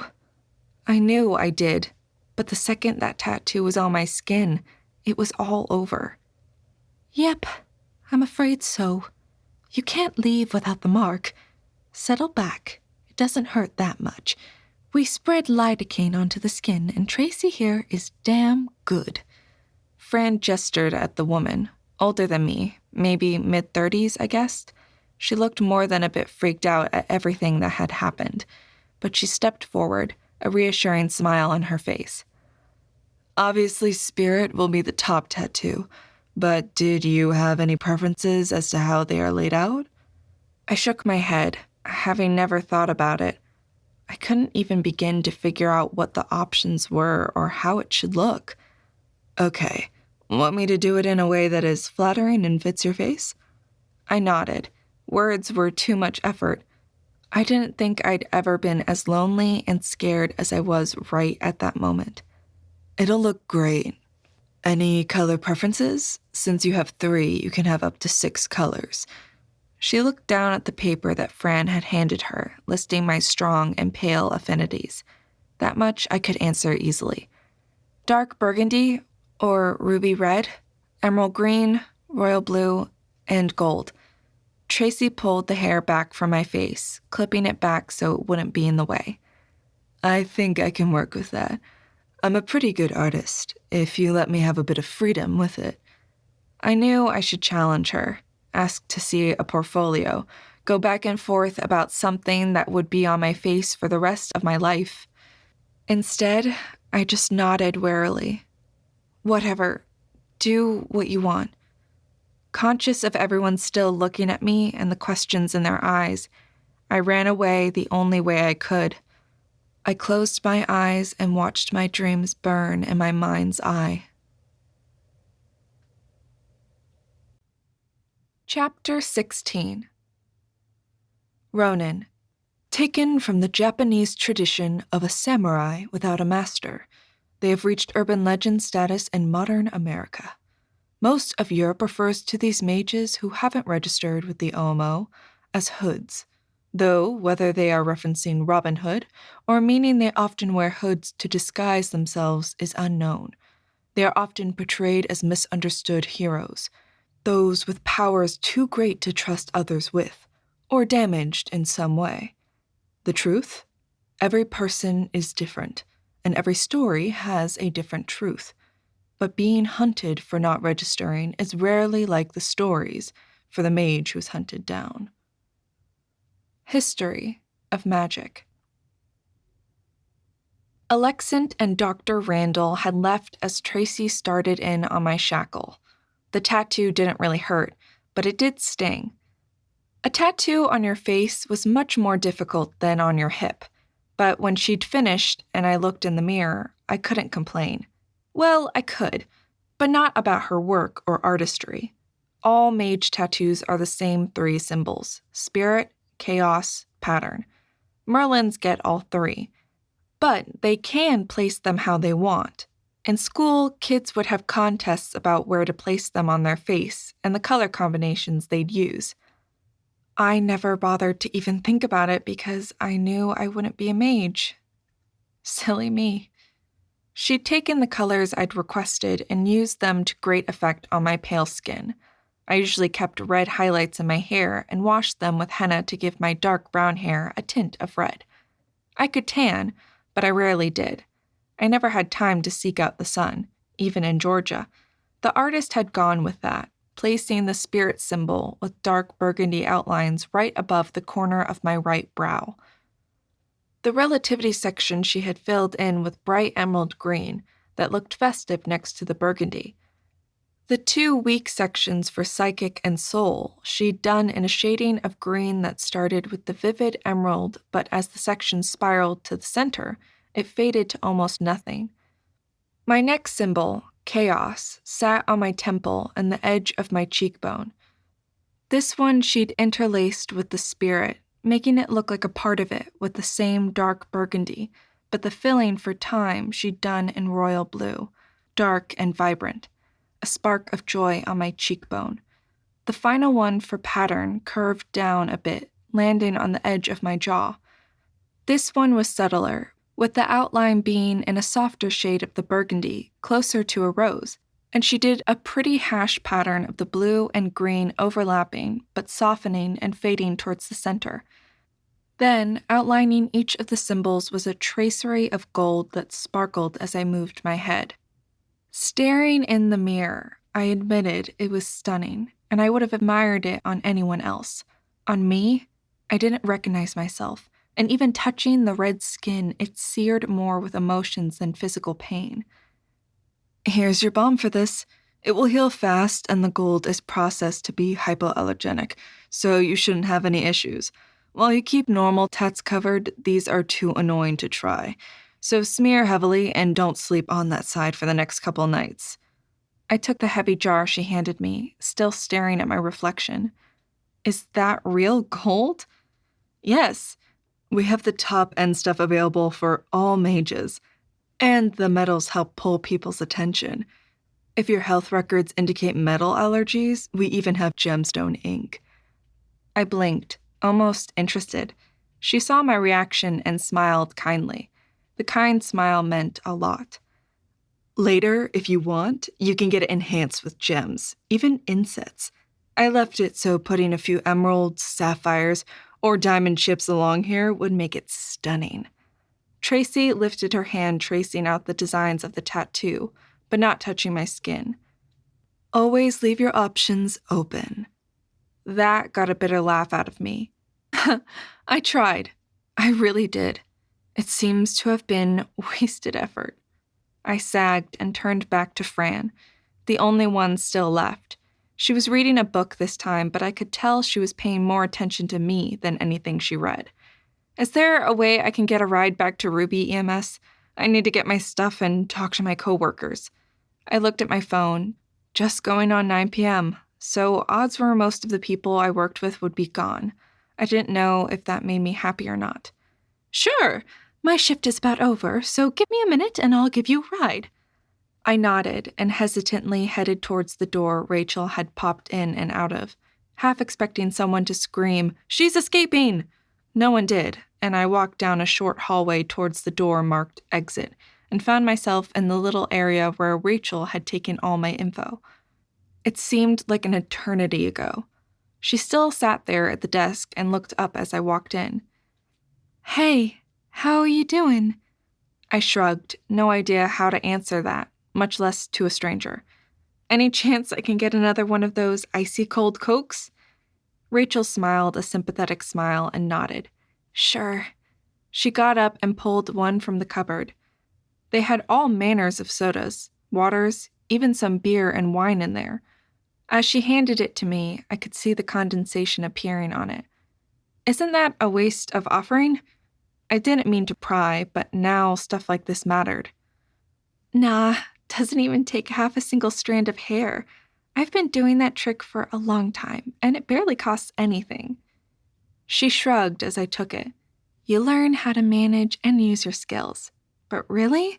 She paused and glanced at my hair. "Let your hair grow. You'll need it as you learn."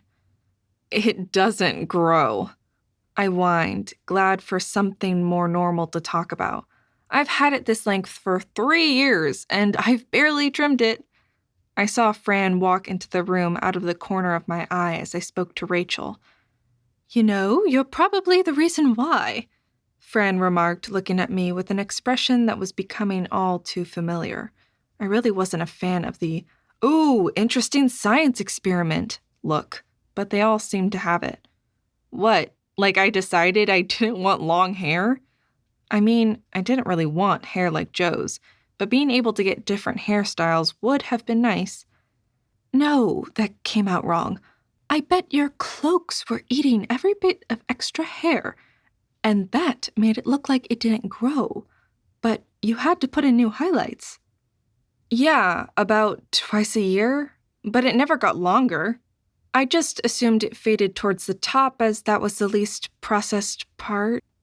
Now that I said it out loud, it sounded stupid, and was one more proof of how I'd been lying to myself the whole time. "I'd expect it to grow really fast over the next few weeks, now that you have all that spare energy back, though I am curious as to what your normal offerings were." "Who knows?" She shook her head, acting like she was biting her tongue. I didn't say anything and just walked out of the building with her. The hot, humid city air smelled of smog and was so thick it hurt to breathe. I'd never been so glad to feel it hit my face before, but the stinging on my face reminded me I was shackled now. I tried to move my hair to cover it, but it was mostly too short, and the heavy balm glued any stray hair to it, making it bug me. I looked around and then felt like an idiot. "Fran, thanks for the offer, but where I need to go is only 2 blocks away. I'd rather walk." "You sure? You have a car there?" "I don't drive. I'll take the bus." She got a funny look on her face. "Why don't you let me give you a ride to both places? I don't mind." I looked at her funny.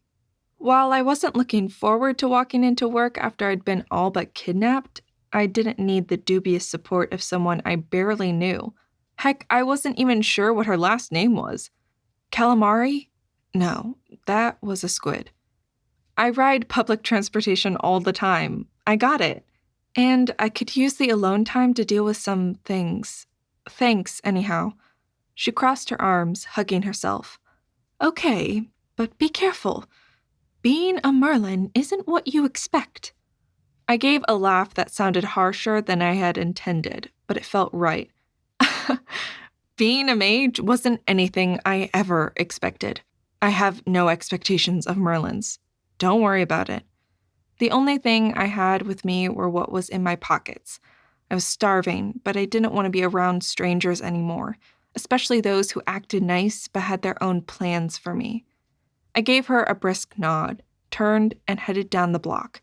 As I turned the corner, I caught her staring after me, still with that worried look on her face. Whatever. Like, after all that, I'm supposed to believe she cares about me besides as an example of what else they need to be aware of? Righteous annoyance fueled the start of my 2-block walk. It had almost faded by the time I reached my destination. The humidity was worse than usual this evening, and in my jumpsuit I felt sweat running down my back. I was more than ready for fall to get here. Maybe I could move to Alaska, where at least it was not this hot. The random thoughts distracted me as I pushed open the door to the main area and walked in. I stumbled to a halt as everyone turned and looked at me. Jorge, Lisa, Raul, they were all still there, everyone looking exhausted and worried. They saw me. Corey, you're back. We were about to call the police for illegal kidnapping, Jorge said as he jumped up and strode to me. He got about 5 feet from me when I saw. As if in slow motion, his eyes glanced to my temple and he froze like someone had just melted his boots to the floor. Corey, are those tattoos a joke? His voice thin with emotions I wasn't sure of. In response, my hand drifted up to my face. They didn't hurt, but they radiated heat, and I couldn't help but be very aware of them. No, it turns out I'm a Merlin. This time I didn't bother to disguise my bitterness. Apparently, I'm an anomaly. They hadn't called me that, but I could read the subtext of what they'd said. I'd probably end up being the subject of several theses. Others had joined him, half of the normal people there. Then the next crew that I'd only met in passing. They all stared at my tattoo with odd expressions. What type of anomaly? Lisa asked, her voice distant, and I felt part of my life crumbling around me. All that work to get them to like and respect me, and some ink would ruin it all. You know how you don't emerge until after puberty? I stood in the entryway, their presence forming a barrier between me and my locker. One I wasn't willing to brave, but I needed my keys and my belongings. They all nodded, still looking at me. Their bodies screamed wariness and worry. I still didn't know what they were worried about. Well, per them, a bit of bile might have coated that word, emerged right before my 12th birthday. The shock was clear on their faces, but Jorge had an unmoved one. So, just like I thought, you're quitting. His voice was a slap of accusation across my face. I wanted to scream that it wasn't my choice, that I wanted to work in my chosen profession, that I wanted my life back. Instead, I bit the inside of my mouth to stop from letting any of this leak out, and replied, my voice calm. I don't know. The lead investigator says he requires my help as I'm the only spirit Merlin on the East Coast.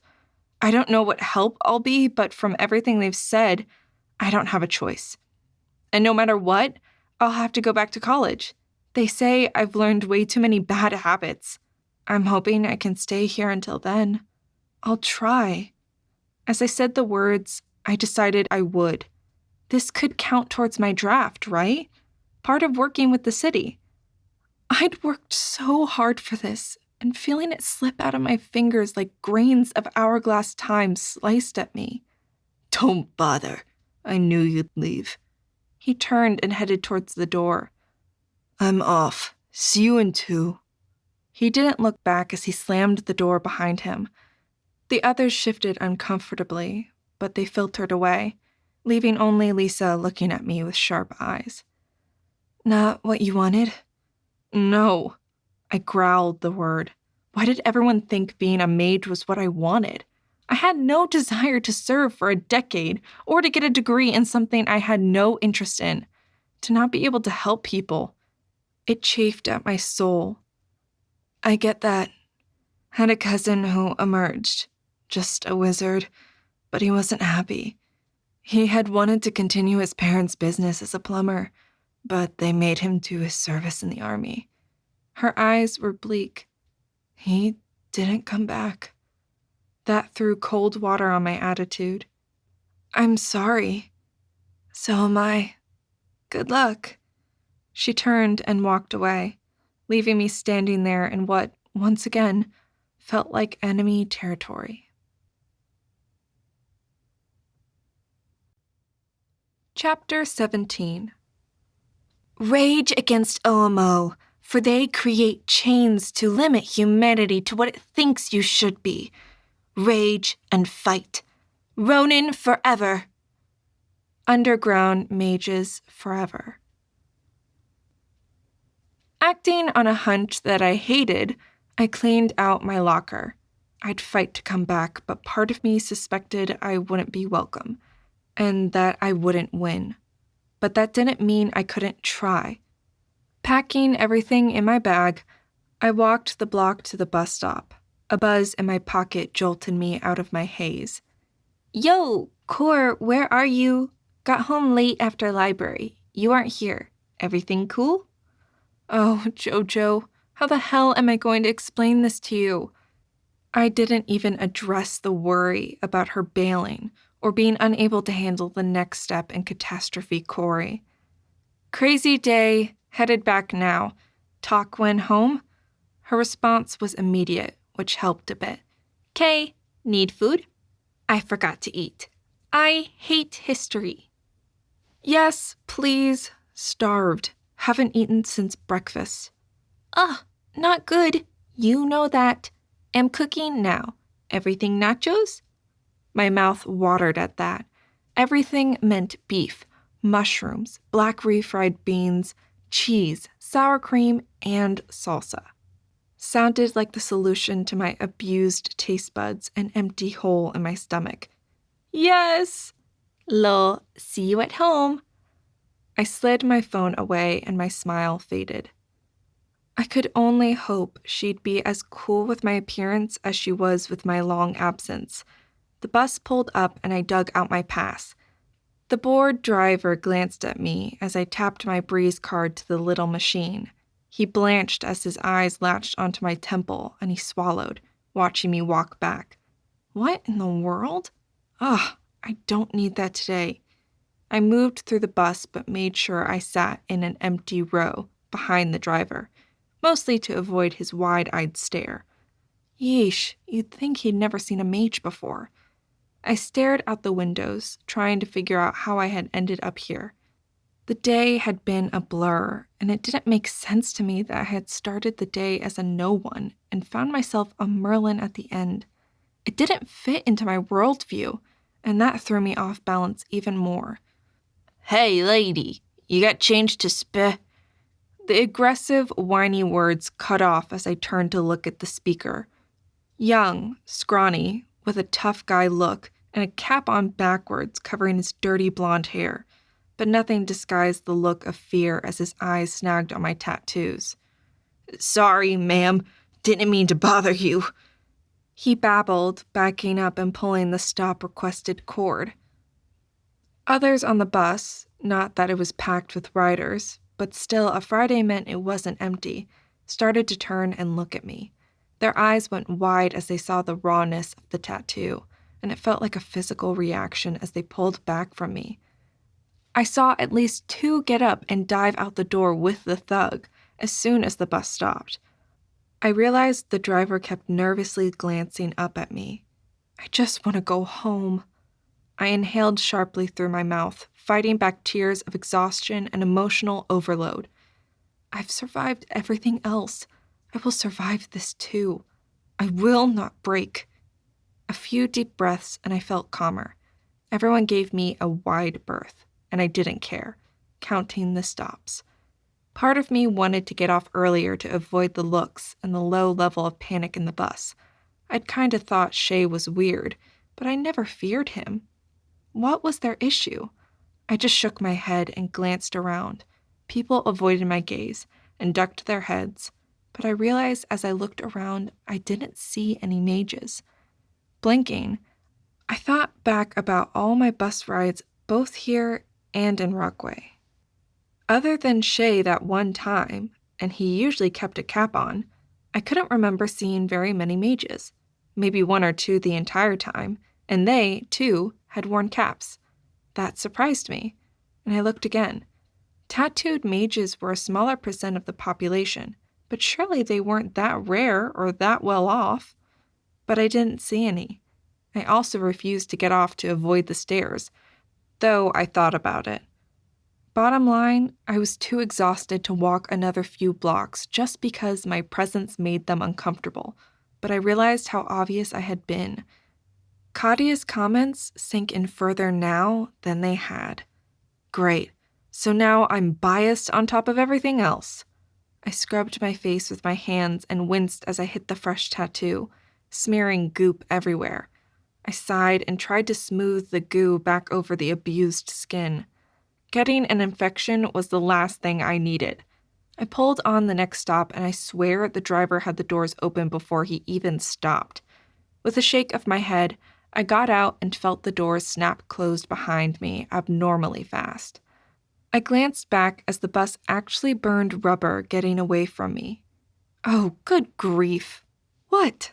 Like I'll melt them in their seats? People are idiots. I headed up the way to the apartment, glad for the darkness that had finally fallen. It made it easier to avoid people.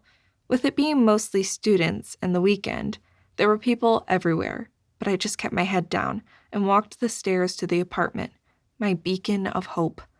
I paused outside the door, worried and stressed. I don't know how long I would have stood there if I hadn't heard another door unlock and start to open. Nathan was the last person I wanted to deal with tonight. With speed born of avoidance, I unlocked the door and stepped in, shutting it firmly behind me. Finally! Joe all but shouted, springing from the couch, textbook in hand. I was waiting for you. I got the nachos ready to go, and I thought we could rent that new movie. It's supposed to be great. Also, I wanted to ask about She stopped, looking at me. I knew she couldn't see the tattoos. I stood with my right side to the door, not looking at her. Cor? What's wrong? Did something happen? She set down her book and moved towards me. Corey, what happened? All humor and excitement had faded from her voice. Now worry replaced it as she moved closer. Corey, look at me! She's your best friend. She's never going to leave you. Get over this stupid fear. With that sharp reminder to myself, I dropped my bag, ignoring the thunk as it hit the floor, and turned to face her. Joe sucked in a sharp breath and moved towards me. Her hand reached up and ghosted over the tattoos, not touching me, but I could feel the heat from her skin. Corey. Her voice held so many questions that I didn't know the answer to. I guess I should have gotten tested when you suggested. I managed before Joe pulled me into a hug and I lost it. All the confusion, the horrible bodies, the way people treated me like a criminal, then like an interesting specimen, feeling like my dreams die, then the horrid, horrid ball. It all came out and I bawled there in her arms on our entry floor. I don't know how long I cried. At some point, we moved to the couch, and she got up to get me water and a Kleenex. She gave me time to weep and held me or let me go as I needed. No talking, just being there while I let it all get out of my system. But finally, my tears dried up, and I felt more than a bit stupid. I texted Mommy. She'll be here soon. What? I couldn't stop the protestation that burst out. No!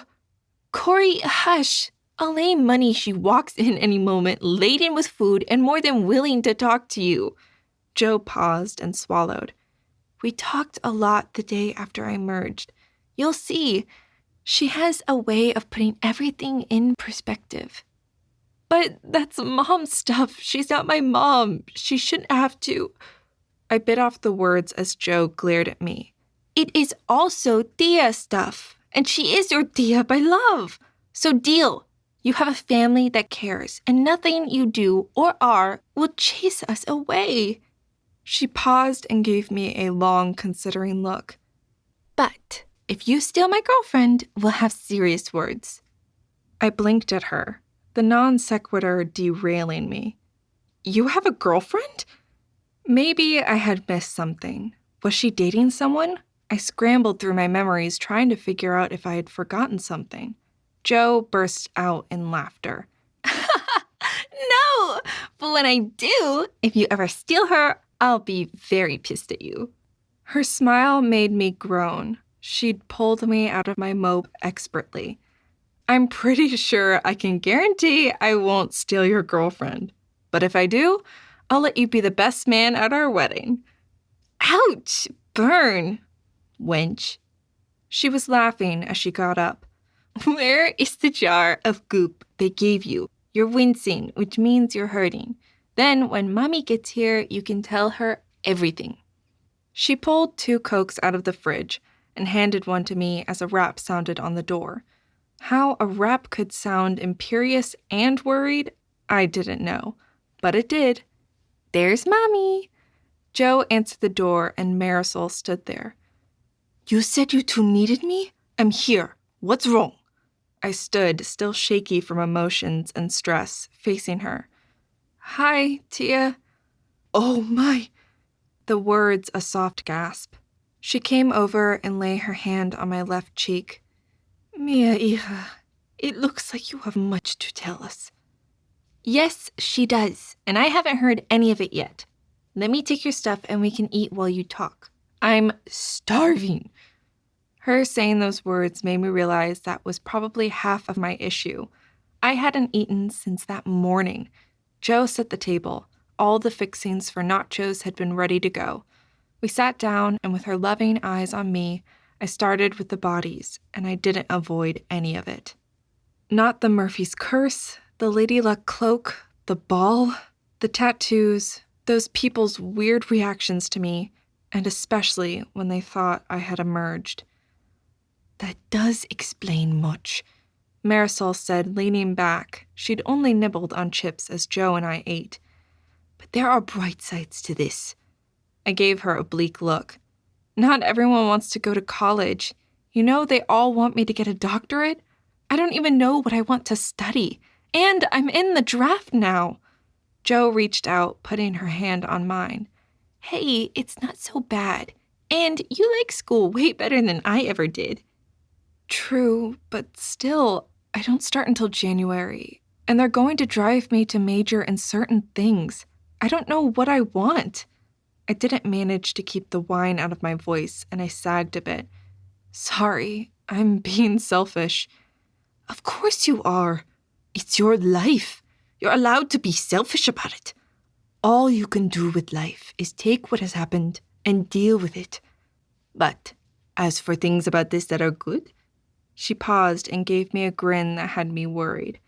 Now you can properly learn to cook since disasters won't keep happening. And maybe you can get a car. A lot of your valid fear was apparently due to these cloaks. Now you can step out and do more stuff. Oh, I said, stunned.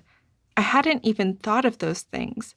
I ran through a few other little things that had not occurred to me. Maybe now I could find out why Stevie had died. I could become anything. And, she said mildly, interrupting my thoughts, I get to get you an emergency gift. Joe and she exchanged smiles, and once again I thought running might have been the better option. Fine, then I want this. I pulled out the amulet with the spirit symbol on it. Can you get me a real necklace? One that won't tarnish and wear out? Something I'd be proud of. Joe took it from me, looking at me, then it. I could see emotions and thoughts running across her face, but they were so fast I couldn't figure them out. Deal, but might take me a while, okay? I froze, horrified. Joe, I never got you anything. She leaned over and kissed the middle of my forehead. I know, you were so wrapped up in everything that you didn't even think about it. Being my friend is all that matters, Corey. Shame flushed through me, and I vowed to find her the best gift ever, no matter what it took. Chapter 8. The spells that mages can do are well-defined and well-researched. Those few who dare to reach beyond are either specialty researchers for the OMO or shortly very dead. Magic explained. That night, I slept deeper than I could ever remember sleeping. No dreams haunted me. When my alarm went off at 6, I lay there disoriented and tried to remember why I was getting up. Then everything flooded back into me and I jerked upright, feeling my pulse hammering. But nothing fell. Nothing broke. The power didn't go out. Nothing. Huh. Okay, maybe I can get used to this. I sat there waiting, but nothing happened. A strange, light feeling filled my mind, and I headed to the bathroom. Not excited about today, but maybe all of this wouldn't be as bad as I thought. I made sure to stay quiet as Marisol was asleep on the futon. She said she'd head back to Rockaway tonight, after she made sure I was okay. She wanted to leave me some ideas about careers, and go get me an emergence present. I still didn't know how I felt about it, but her excitement made it so I couldn't refuse the offer. I pulled out my best jeans, new ones I'd bought that first weekend down here, and a light tank top and a loose shirt. While I had a dress, this really was the nicest clothes I had, and of course my tennis shoes. Other than sandals and work boots, they were my only other shoes. I made my coffee and headed out, phone in my pocket, filled coffee mug in my hand. I reached the parking lot and looked around. The air was still cool, but already I could sense the humidity waiting to mug me. I sipped my coffee, rolling the taste around in my mouth. I was playing with adding spices to the grounds, but I still thought the flavor was better when roasted with them. Oh well, something to consider. A black sedan came into the parking lot at 7:30 on the dot, with tinted windows and nothing to give any personality. I just sat and watched. I wasn't happy about any of this, but even I could see there might be some long-term benefits. Short-term, I was annoyed, and at this point I didn't see how my life could get any more complicated. It only took 3 minutes before the driver's side door flew open, and Alexant half stood out of the door. Well, aren't you going to get into the car? Oh, hi, sorry. Didn't know it was you. Not like I have any way to know what car is yours, I said as I slowly rose and stretched a bit, then moved his way. And you didn't come over to look? He demanded, glaring at me. I don't know what they teach people where you come from, but around here we don't approach strange cars, especially ones with tinted windows. I'd finally meandered over to the passenger side, and he pulled off his sunglasses and stared at me. Go change. His voice was flat, and I blinked and glanced down at what I was wearing, then back up to him in his suit. Into what? A suit. Professional wear. You're acting on behalf of the FBI, on behalf of my division, and I expect you to look respectable. That caused me to bristle. I looked decent. Maybe not like an agent or anything, but I didn't look like riffraff. I forced a nonchalant shrug. Something told me if I let him start running roughshod over me now, I'd set a very bad precedent, and he'd already arrested me once. I'm afraid this is what you get. You will go and put on your most suitable clothing. He almost roared. And that would be defined as? A suit, or the very least black slacks and a blouse. I gave him a long look. I dumped all my slacks the weekend we moved, along with most of my badly worn clothes. The only blouse I owned was the one Joe had transformed, and Atlanta would freeze in July before I wore that for him. Okay. I turned and started walking away from him towards the bus stop. I counted in my head. I made it to 8. Where in the hell are you going? He slammed the door to his car as he stormed after me. Well, if you want me wearing something as tacky as that. I ran a dismissive look up and down his very expensive and very nice suit. I need to go shopping. Ugh! He ground out, actually clenching his hair. I stared at him, cataloging everything. He had dashing dark looks that would have set most women I'd known into raptures of delight. His features were even, and his body seemed to meet the standards most women talked about.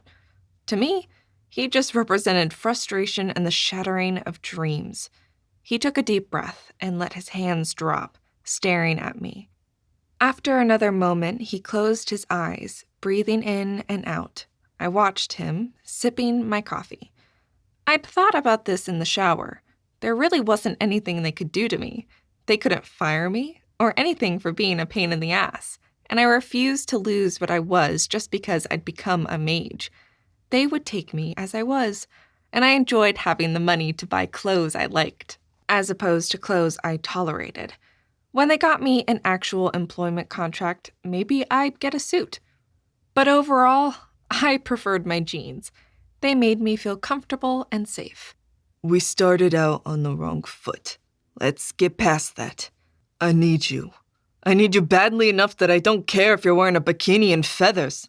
You're the only spirit Merlin in the area. And even better, you know the South.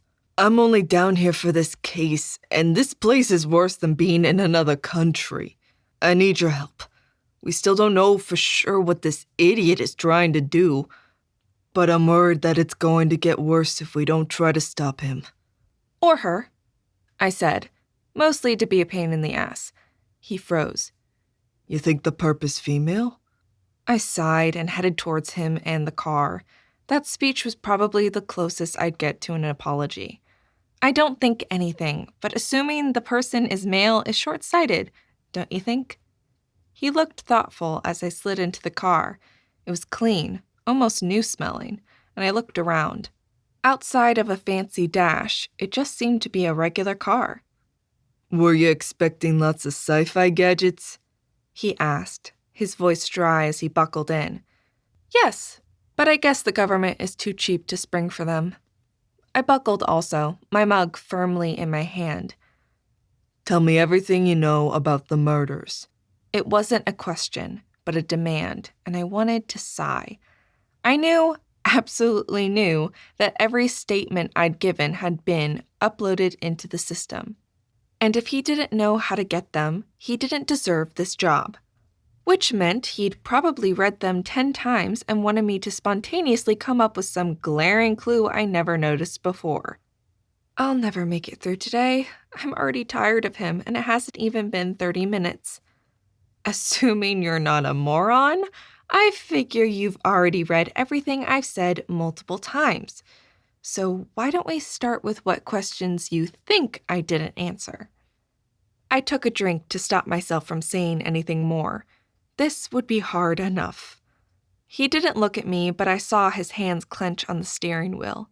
I knew I was playing with fire, but I got a perverse sense of enjoyment out of antagonizing him. The best part was everything I said was true. Fine. What drew you there? First or second scene, I countered. He needed to be very, very specific. And if you say second, I'll quit talking. The glare almost heated up my coffee. I looked out the window.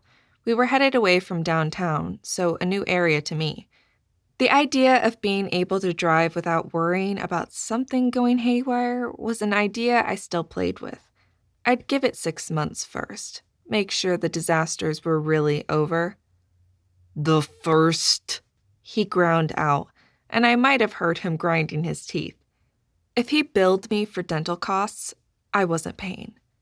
As I said in my reports, nothing. I was learning the area. We'd just moved here, and I was trying to get a feel for the local area.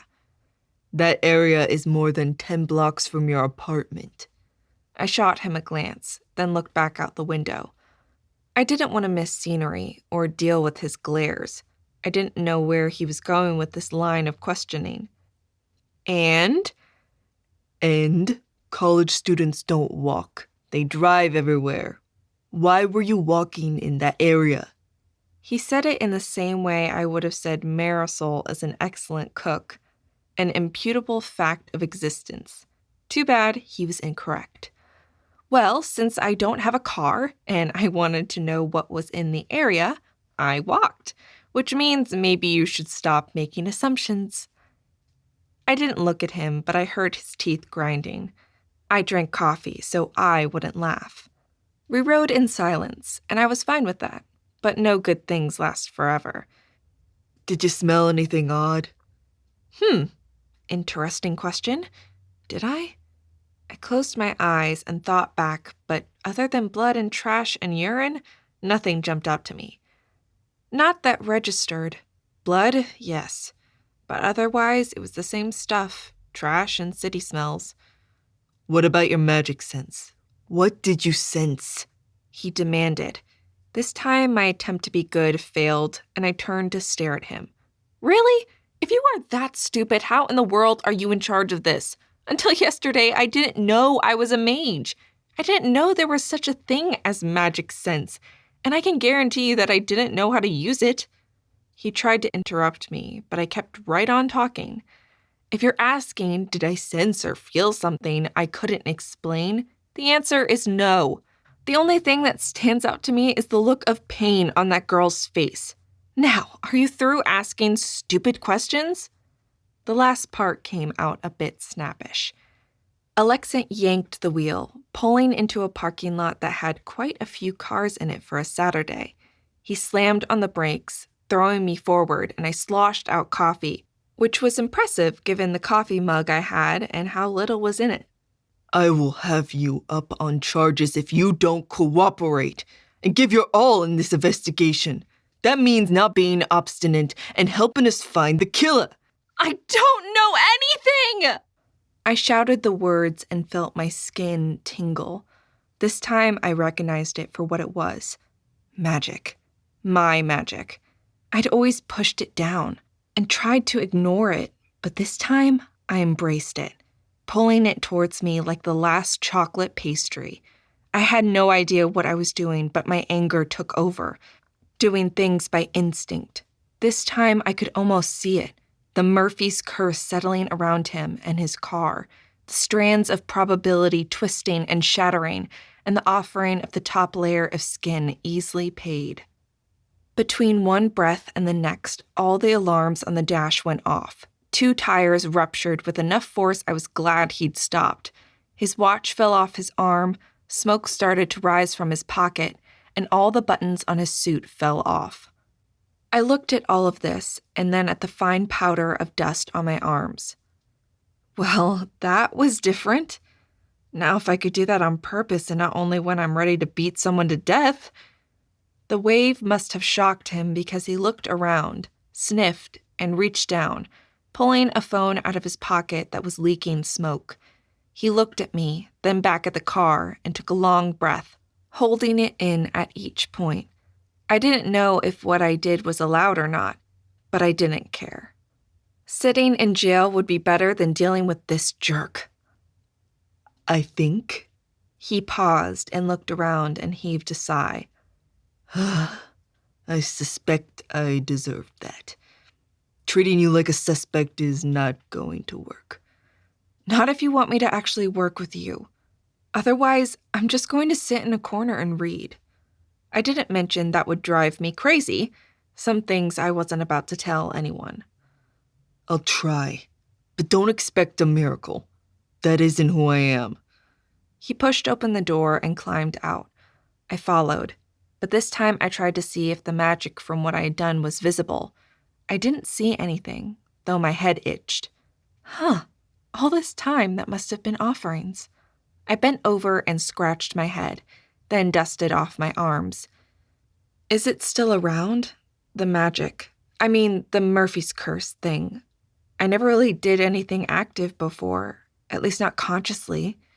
He glanced at the car and shook his head. No, but I'm not driving it again until a mechanic has gone over it with a fine-tooth comb. He turned and started walking.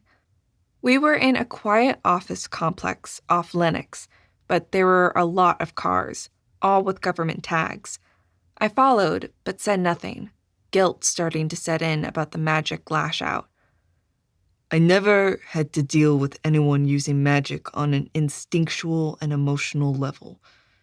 Most mages are in college, learning the basics before they ever have a chance to more than play with it. You'll need to try to break that habit. It will either get you killed or arrested because you did hurt something. I do find it interesting that I didn't get hurt. I stumbled to a halt and must have made a sound because he turned and looked at me. Are you okay? Your face is pale and you look like you might throw up. Throwing up sounded like a very good idea. Did I mean, my magic? I swallowed, coffee churning in my stomach. Did I cause the deaths of the people I stumbled across? Chapter 19. To a large extent, magic is like the stories told and is intent-centered.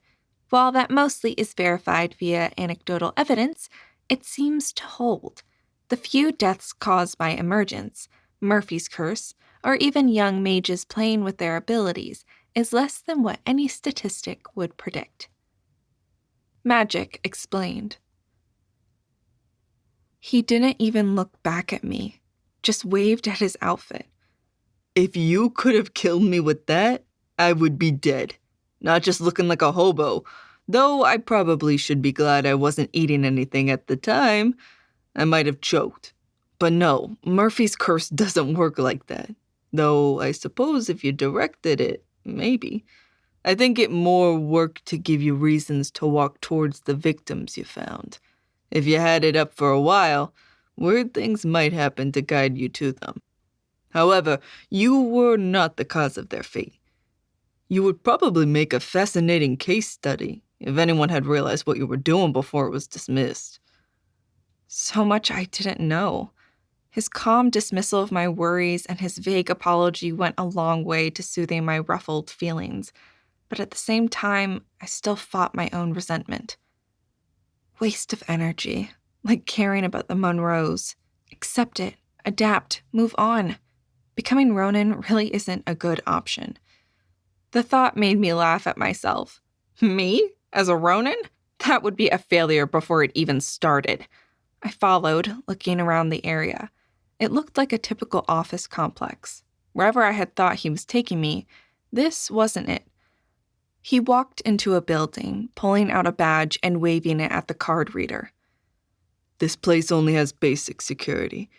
I'll get you a badge on Monday, but for now I want to explain why I need you so badly and what we know. He talked as he walked, assuming I followed, and I did. Still disappointed. It looked like an average office building. I'd been in enough buildings the few weeks of working on the ambulance, both here and in Rockaway, to recognize the blandness. What I had seen convinced me I never wanted to work in one. Yet here I was. My spirit shrank down even more. How did I get myself into these messes? He went through one more sealed door and stepped into a large area that had a long white counter and drawers against the left wall from the door, with a bunch of fancy machines on it.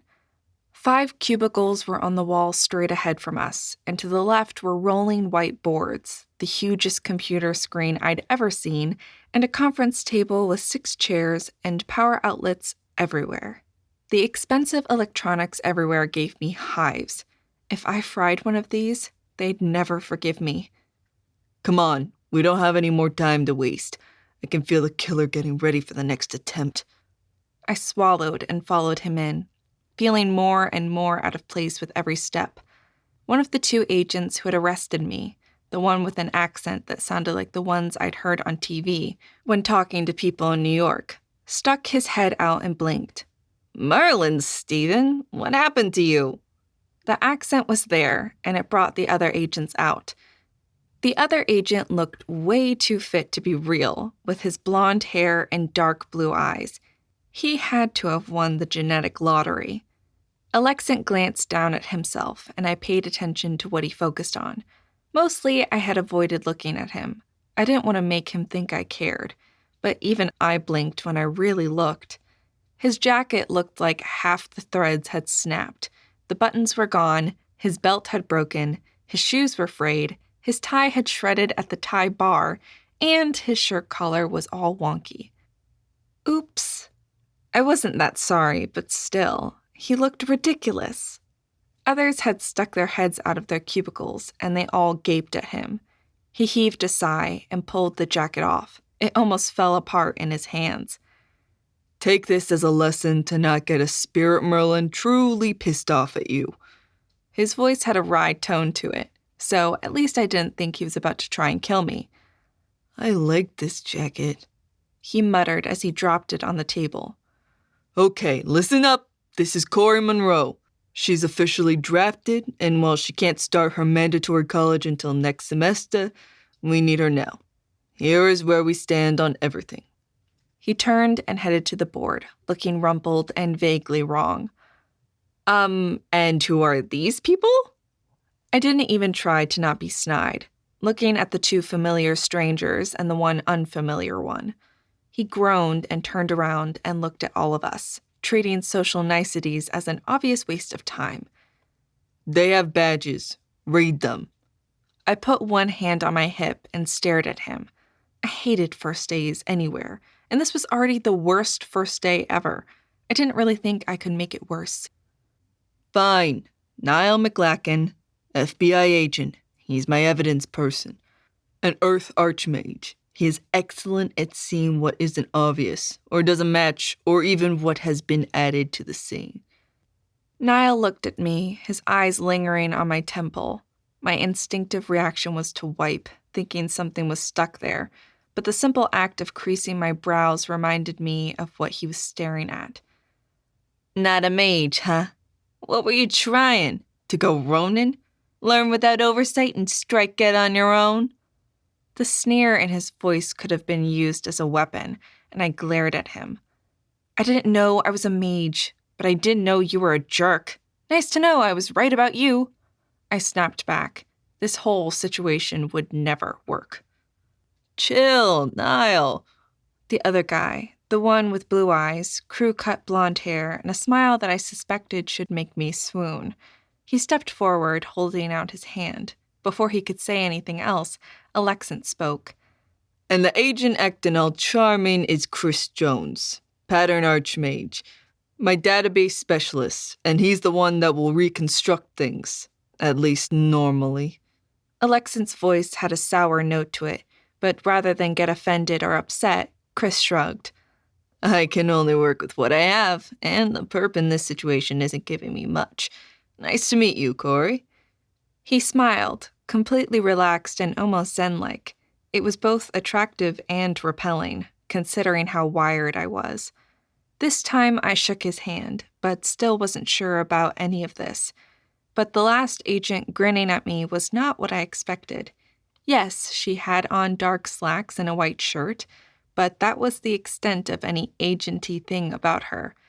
Her slacks looked like yoga slacks, and they hugged her tight. The white shirt was open and revealed a blood-red camisole and tattoos along the top of her breasts, or at least the hint of tattoos. Her long black hair was twisted on top, held by a pencil, while the piercings in her eyebrow, lip, and ears were all titanium and reflected back the rainbow at me. But her grin and wild makeup, cat eyes, emerald eyeshadow, and lips painted bruise purple ensured she was the only one I even found anything in common with. At barely 5 feet tall, all the men towered over her. Asian features didn't tell me anything. While Atlanta had a large Korean population, I didn't think she was Korean. But who knew? And this is Agent Kaj Siab-seong, a non-organic wizard and my forensic specialist, currently becoming an expert in ritual magic. Also someone who needs to pay attention to the dress code. The woman all but bounced up and down on the balls of her feet. Ignore him. I'm Siab. Well, really Kosh Siab, but everyone calls me Siab. It means peace, but trust me, I'm not peaceful. And before you ask, no, I'm not Chinese. I'm Hmong. And don't ever tell my mom anything. That woman makes tiger moms look like sloths. So, I need to ask you questions about all the scenes and try to add them into the database I'm creating. We don't really understand ritual magic yet, and I'm thinking the information we are gathering here will be enough for my PhD. But you never can tell when something more interesting might come along. Or maybe I'll try too. That might make Mom slow down for a minute. So, how are you? Are you a full agent or what? Marlin's balls, Siab. How much caffeine did you have today? Alexant's voice was a growl, but I noted other than his snide comment about her clothes, he didn't say much. That meant I could wear whatever I wanted. Score! I'd take what victories I could get. Oh, yes, more caffeine. What a good idea. She sprung away from us, heading to a pod coffee maker on the counter. I almost protested the horror of having such a thing, but managed to bite off the protest.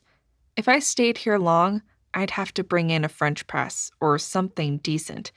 Pod coffee was colored water as far as I was concerned. Steven, she hasn't gone home. As far as we can tell, she's been here since yesterday morning, Niall said, his voice expressing annoyance, and maybe if I listened carefully, a touch of concern. I followed her with my eyes and scanned her again. But if that is what she looked like after a day of working, I was always going to be the frump in the group. Oh well, at least I don't have to worry about being the only caffeine addict here. She'll probably love me for my coffee alone. Making the best of a bad situation, I turned to Alexant. There was no way I would ever call him by his first name. Even thinking it hurt, so I avoided it. Agent Alexant, you want to tell them the rest? And maybe convince New York boy here that I'm not a Ronin about to go on a rampage? Or at least convince him I'm not a draft dodger? He sat down at the conference table and glared at all of us. We have a killer to catch. You want to deal with all these non-essentials? We don't have time.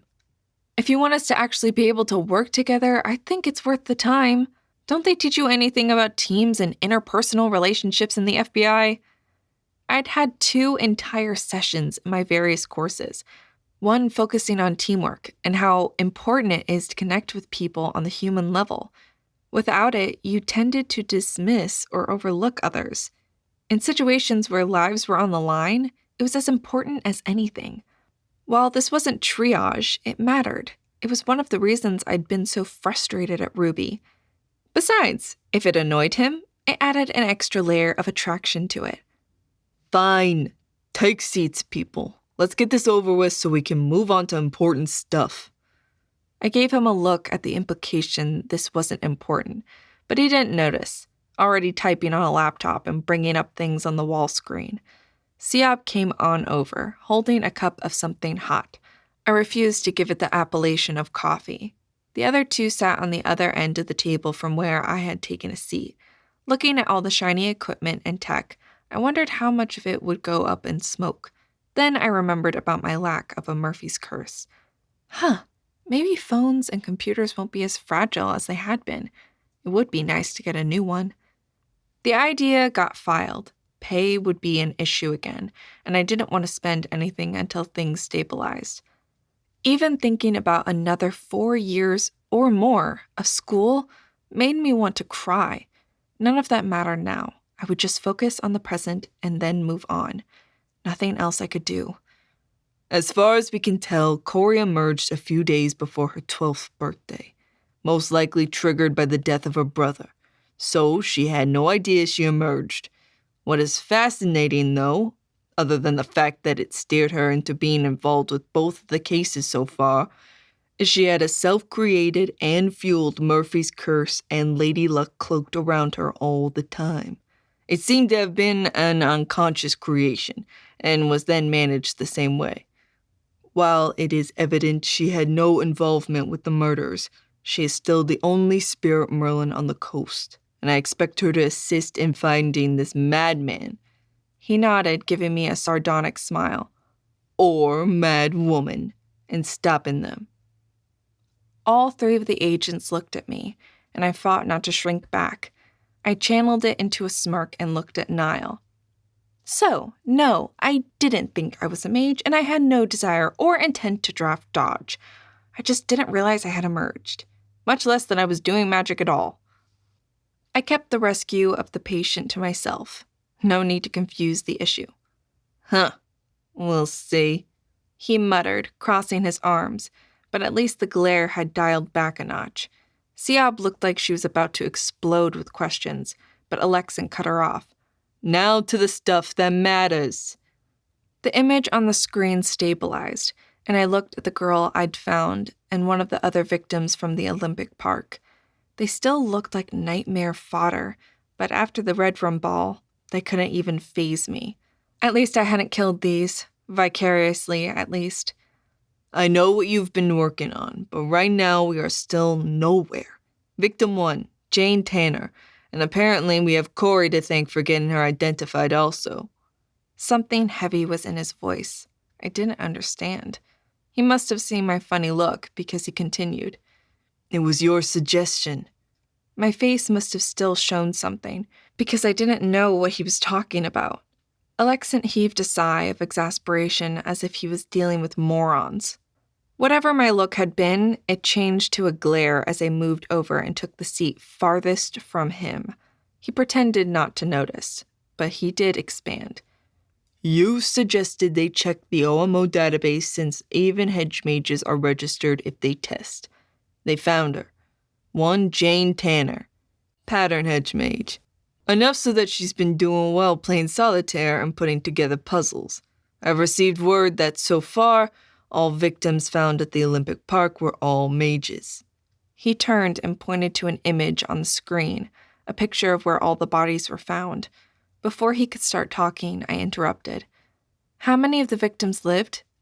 This froze the room, and he looked back at me. 8 are still alive, but it has been verified all of them are in vegetative state. Next of kin are being contacted, and they will most likely be harvested.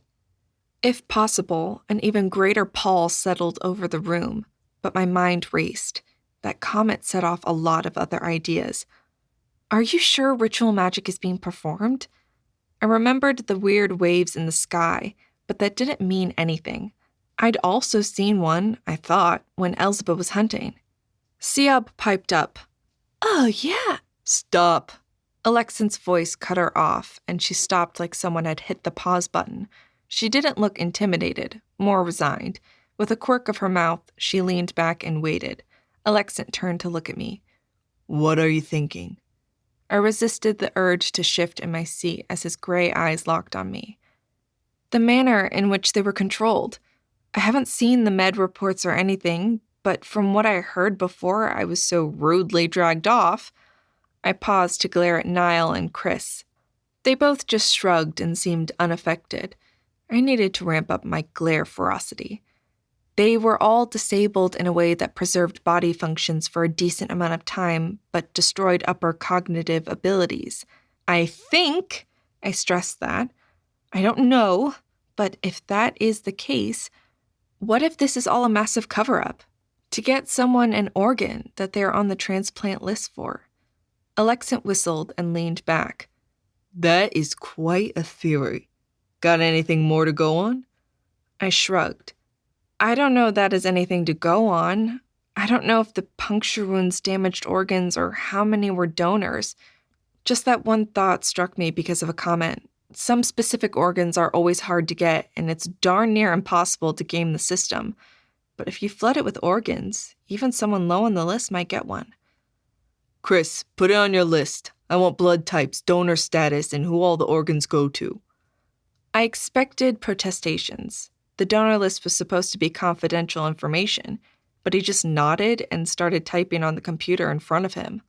All of them seemed to have, or have brought, a laptop with them and were clicking as we talked. Once more, I felt like a complete outsider, and I fiddled with my coffee mug. At this rate, I'd need more just to give myself something to do. Then if we're ready to pay attention... Alexant pointed to the screen. It was a high shot, maybe from a chopper or from a nearby building, showing all the black-covered bodies or outlines of the ones we had taken. The 5 Olympic rings were obvious, but I couldn't not see the bodies. It kept distracting me. I had no idea what he thought we would see. At this time, there isn't an obvious layout. Ritual magic, contrary to folklore, seems to be more based on what the person doing the ritual regards as important. Numbers, patterns, all of it can vary from person to person. But for the most part, you have to get university training to get the basics. No, you don't. The words slipped out of my mouth, and they all looked at me. At this rate, I'm going to get burned to a crisp by all the people staring at me. Yes, you do, Alexant said slowly. To get access to training in ritual magic, much less how to use it, you must be enrolled in a university program and be in your senior year or graduate program. Okay, maybe, but all the books are in the university library. While you aren't allowed to buy most of them online, they ask for your mage registration ID if you try. You can easily read them at the library, or you can just check them out. There were some things that were considered restricted information, like with porn, you had to be 18.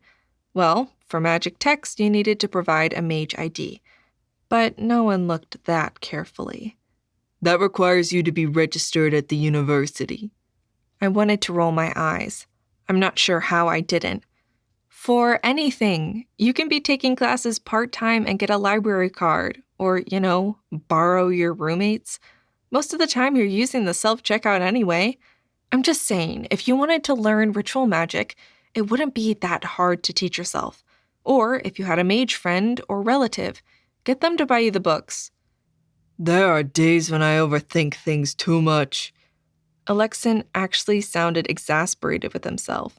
I didn't know if that was good or bad. I was so sure it had to be a trained mage that it never occurred to me that they could have taught themselves. That makes our job a hell of a lot harder. Because I was curious, I asked my question about the marks. Did you verify the symbols being carved into their chests? Yes, they were the 3 main mage symbols, but done roughly, with no detail to them. All of the 27 people had the symbols. He replied as he started bringing up the images of the victims. It hurt to see them there. One image of them alive and happy, the other right next to it, their dead, or as good as dead, face. What about Jane? What did she have on her? I rolled the girl's name around in my mind. So simple and short, just like her life. Chaos. We still don't know why, as we didn't find any other symbols anywhere else. Niall answered, still snarky. Unless you destroyed them when you found the body. I don't touch crime scenes, and I never went closer than 5 feet. Either they weren't there, or you missed them. I snapped back, annoyed already. I took another mouthful of coffee to try to keep myself from doing something truly stupid, like braining him with it. Enough. Niall, give it a break. Even the psychic mage said she had no idea she emerged, much less at 12. Corey, I believe you. We are all just a bit on edge, and the pressure we are getting is high to solve this. What about the other murders? I don't know why I asked that, but once again, everyone looked at me. What other murders?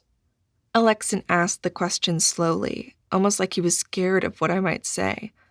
I shrank back a bit, but pushed on. Laurel had told me I had a good instinct for this work. Since I was now in it, why ignore what I felt or thought? Look, numbers in ritual magic mean patterns. You can't go from 1 to 27. It doesn't make sense. There should be a 3 or a 9 or something. That jump makes no sense. If 1 wasn't powerful enough, why would you instantly jump to 27? It seemed reasonable to me, but they just looked at me, and I wondered how much of an idiot I just proved myself to be. She's right. It's what's been bugging me. There has to be more. Chris said slowly.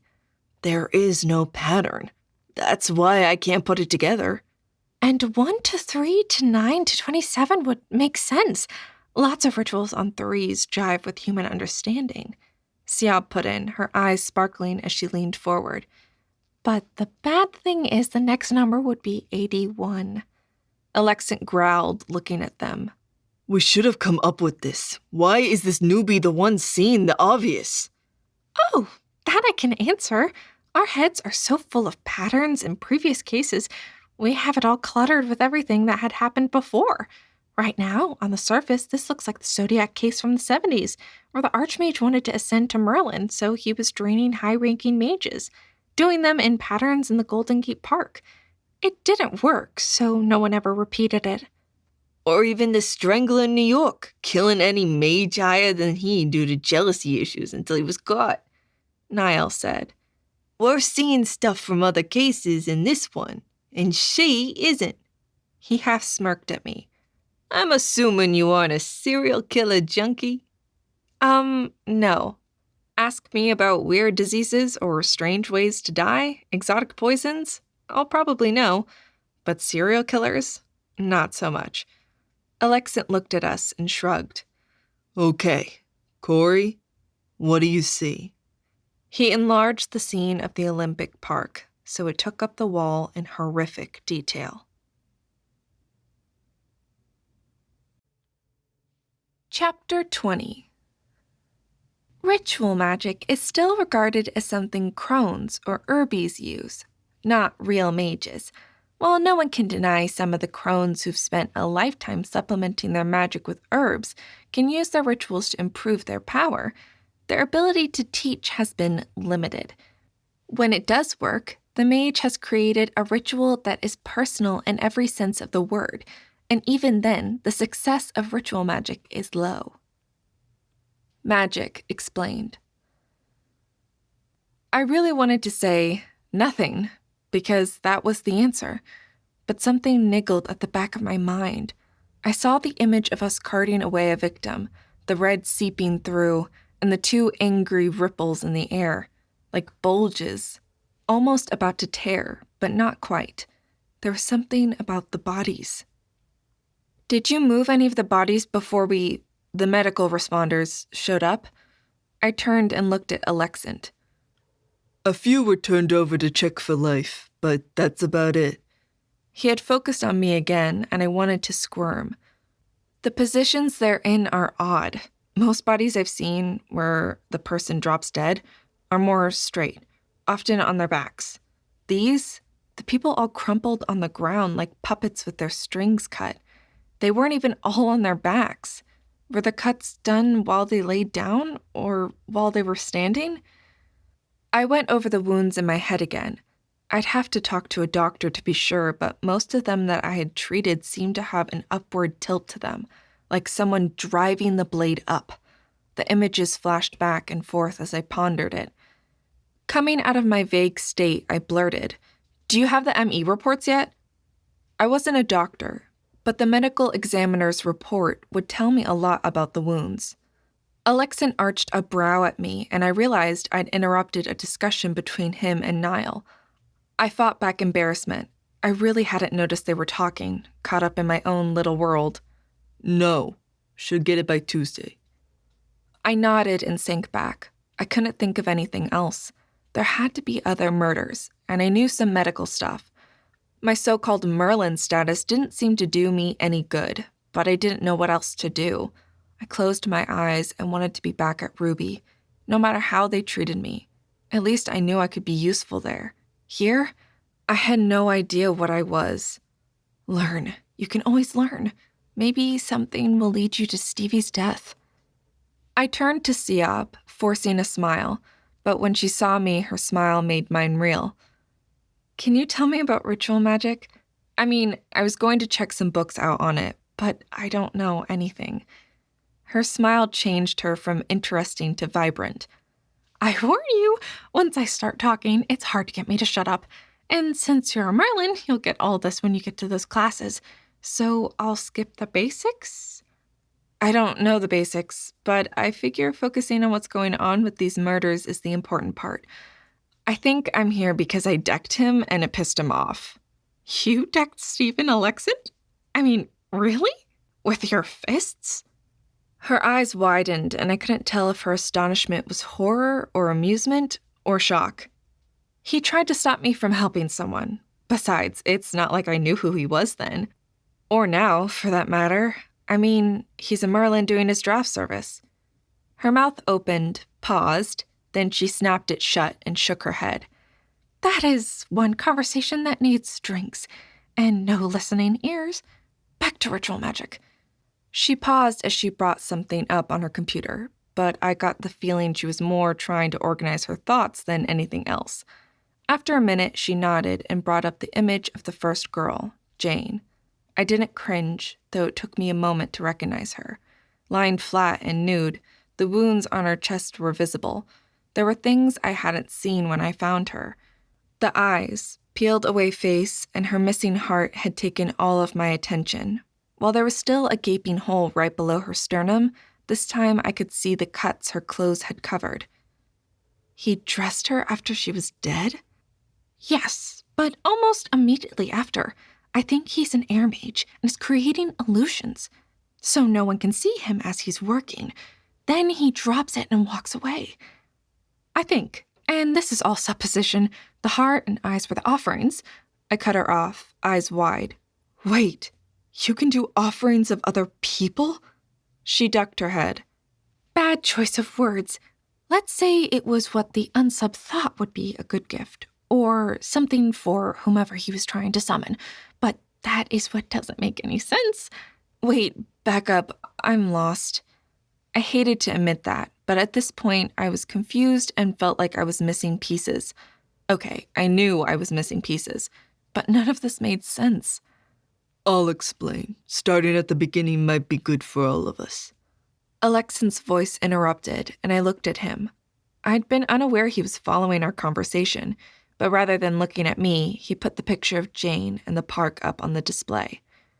You found the body on July 24th, but they suspect she was killed at least 24 hours earlier. Forensics examined the scene and found no markings outside the ones drawn on the tree. After taking the body to the morgue and doing an examination, the following was discovered. He clicked and the picture zoomed in to focus on the cuts on her stomach. The drawing of the chaos symbol was done while she was alive and breathing. The blood tells us that. But there was no indication of struggle or pulling away. She's currently being checked for the same brain damages as found in the Olympic Park victims.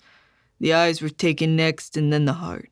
There's no information as to what the heart or the eyes could be used for, but there was no trace of them found at the scene. At that time, the police considered it a simple murder, and the prevalent theory was that the symbols and posing of the body were to cover up some sort of mugging gone wrong or domestic dispute. I gave him a look at that, but he ignored it. Detective Stone had not made it seem like that. He made it seem as if something had gone on with her death. I got Fran out to the park after the Olympic deaths, and she verified some magic was done there, but the traces were too subtle for her to track. With the running water and the number of people over the area, most traces were obliterated. Can't you just not leave traces? Or not use magic? I felt stupid for asking, but as the ball had showed, it was easy enough to kill something with brute force and malice. The entire point is magic. They are doing a ritual. Siab piped in, and I wanted to scream. None of this made any sense. Why in the world was I here? Which means what? What is ritual magic? I mean, I've seen a movie or two, but they always show it as a way to channel and amplify, or maybe summon something. I don't know what is or isn't real. God, you watched the Ritual Witch series, didn't you? Niall sounded totally dismissive. That was just young adult drivel. It wasn't worth the time to watch it. I was a young adult when it came out. The young woman was caught between a Merlin and a non-magical, unsure if she would emerge, and she had to decide whom to love. It was amusing, and the special effects were incredible. It came out as a protest, almost a plea to understand, and I growled at myself silently. Why in the world am I justifying a movie and book series I loved a few years ago? Not like it didn't make billions, so I wasn't the only one that watched it. Alexin huffed in annoyance, but responded. Yes, you can use ritual to amplify some spells, but it takes time to set up and the effectiveness is debatable. Some herbies use them to intensify the remedies they use, and I know of one Merlin who uses it for his planar research. But most people find it too much effort, as what works for one person won't work for another. While summoning something from the other planes is possible, the only successful ones I've heard of have summoned familiars, and without fail, the appearing creature never went to the summoner, meaning that hasn't been popular for a few decades. Movies notwithstanding, there are no documented successes of summoning demons or angels from the other planes. Are there demons or angels? I asked. Everyone just shrugged, which didn't make me feel any better. So, if familiars won't choose you, why or what are they summoning? That's what we need to figure out and stop them before they succeed. It looks like they are playing, and since ritual magic is so much about intent, what they could do worries me. Alexin threw a pen down and stared at the wall with the images providing their own sort of demand. I sat back and looked at them, and it finally clicked. Alexin had grabbed me because he didn't have a clue. No idea who or why, and he felt there was something about me being a spirit Merlin that might give him the edge they needed. I still thought there were at least 2 murders we didn't know about. None of this made sense, but that didn't mean anything. I'd studied how to heal people, not why people hurt others. Just because I'd been pretty good with the Rockaway police didn't mean I had even the slightest clue what I was doing. Why do you think I can help? What is it about me being a spirit Merlin that has you excited? The blunt question felt like I'd just announced we only had decaf coffee left. All the agents turned to look at Alexin, the same question obvious on their faces. He groaned. Ugh, why can't I just get people that do their job and don't ask questions or throw fits with their magic? He gave the cuff of his shredded shirt a morose look. Because you'd rather get the job done right than deal with yes agents? Siab said, leaning forward to watch him, her tiny frame dwarfed by the table and office chair. From the side view, the many braids she had caught my attention, and I wondered if I could do that. If my hair started to grow, that was. Yes, agents. I should be so lucky. He rubbed at his face, then turned to me. I itched for a notebook or something. Since I didn't have one, I leaned back and paid very close attention. For reasons we don't understand, spirit mages have an affinity to planar rips. We believe it is these rips that allowed magic to seep into our world. I'm sure you know the history, so I'm not going over that. But Merlin seemed to be able to control or even heal these rips, if they can get to them in time. I rather wish you were strong in soul, because that class has the best chance to deal with them. But pale is better than nothing. If I can get you near a rip, and you believe you have magic, there's a chance you might sense where the rip leads, and maybe heal it. Hopefully, before anything bad comes out. I choked on a laugh. You want me to heal something I've never heard of? With magic I've never used? And figure out how to do it with no training and no idea what it might cost? He leveled dead gray eyes on me. Yes, or all of Atlanta may pay the price. Chapter 21. Remember, a well-educated mage is a long-lived mage. Get your degree and survive to see your grandchildren. OMO slogan. Nothing else was accomplished the rest of the afternoon, and I escaped by 3. There wasn't much I could do, and I didn't know anything to help, and not just ask annoying questions. Refusing Siab's offer to drive me home, I walked to the bus stop, lost in thought. I couldn't deny I was a mage, though I now understood why Shay wore hats all the time. The looks on the bus weren't as bad this time, but I sensed more hoodies in my future. Settling in, I stewed all the way home. This was a waste of my time and energy. Sure, if they had something happen, I'd help, but until college started, and I still needed to apply and everything, I'd work at Ruby. There, at least, I could be useful. If my coworkers would even accept me back. That worry scraped across raw edges, but even if they didn't talk to me, I'd be able to help people, at least for a while. By the time I got to my stop, I almost felt calm. Climbing up the stairs, I opened the door to the apartment and smiled. As the welcoming smell of con carne wrapped around me, I walked in, dropped my bag on the table, and smiled into the kitchen. "You're spoiling us, Tia." Marisol beamed at the moniker, but then she looked at me and her smile took on a sly edge. "Welcome back, Corey. And since you are no longer a walking disaster personified, you can come help." I hesitated. A lifetime of learning that anything I did in the kitchen was a recipe for disaster made me overthink. But it had been a full day since anything had happened. That struck me then. I'd been in that office with all those computers, and nothing had fritzed or gone haywire. Well, outside of my attack on Alexant. I couldn't even lie to myself that it hadn't been an attack. I'd like that. 5 minutes later, hands washed and my stuff put away, I was in there helping. I'd always loved the magical science of cooking, but for the first time that I could remember, nothing went wrong as I helped. We had con carne, refried beans, tortillas, and her secret rice, though we all knew the secret: saffron, cilantro, peppers, and just enough orange juice to make it sing. We had everything mostly done when it dawned on me this was Saturday, not a weekday. Where's Jo? Oh, I sent her on an errand. She should be back soon. Help me set the table. Her voice was too light, too casual, but I had no illusions. I'd be able to pry anything out of her, so I dropped it, content to wait.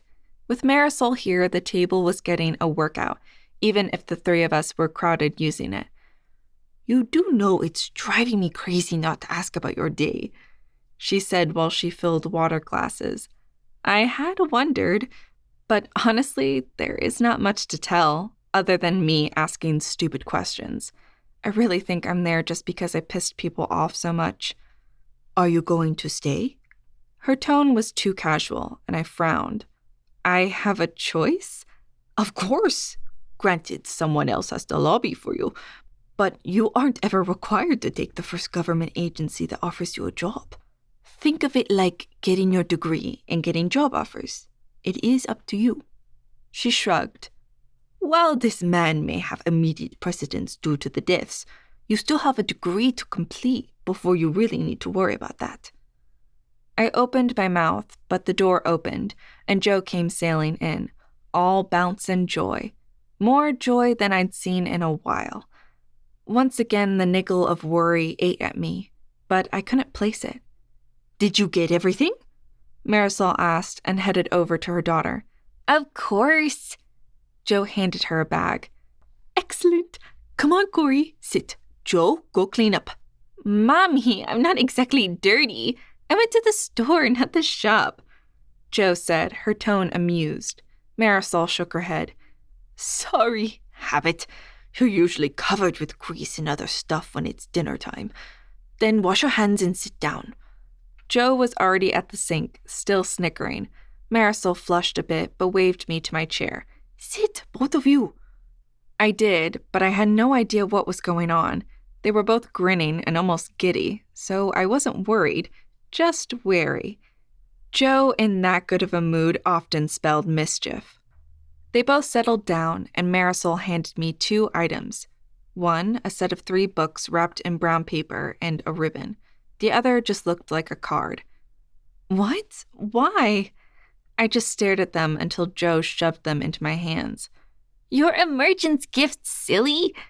But I mean, Corey, I couldn't get you what I wanted as this wasn't something we'd planned for, but we love you, and you deserve an emergence gift as much as anyone does. I wanted to protest, but all I could do was hold them fiercely to myself. Open them! Maybe they aren't quite as cool as a new motorcycle, but I don't think you would have enjoyed that gift, much less getting it up and running. Jo teased, nudging me with her hip as she started dishing food on all our plates. I moved over to the side, paranoid about getting food on the books. My hands shook, and I didn't know if they shook from excitement or nerves.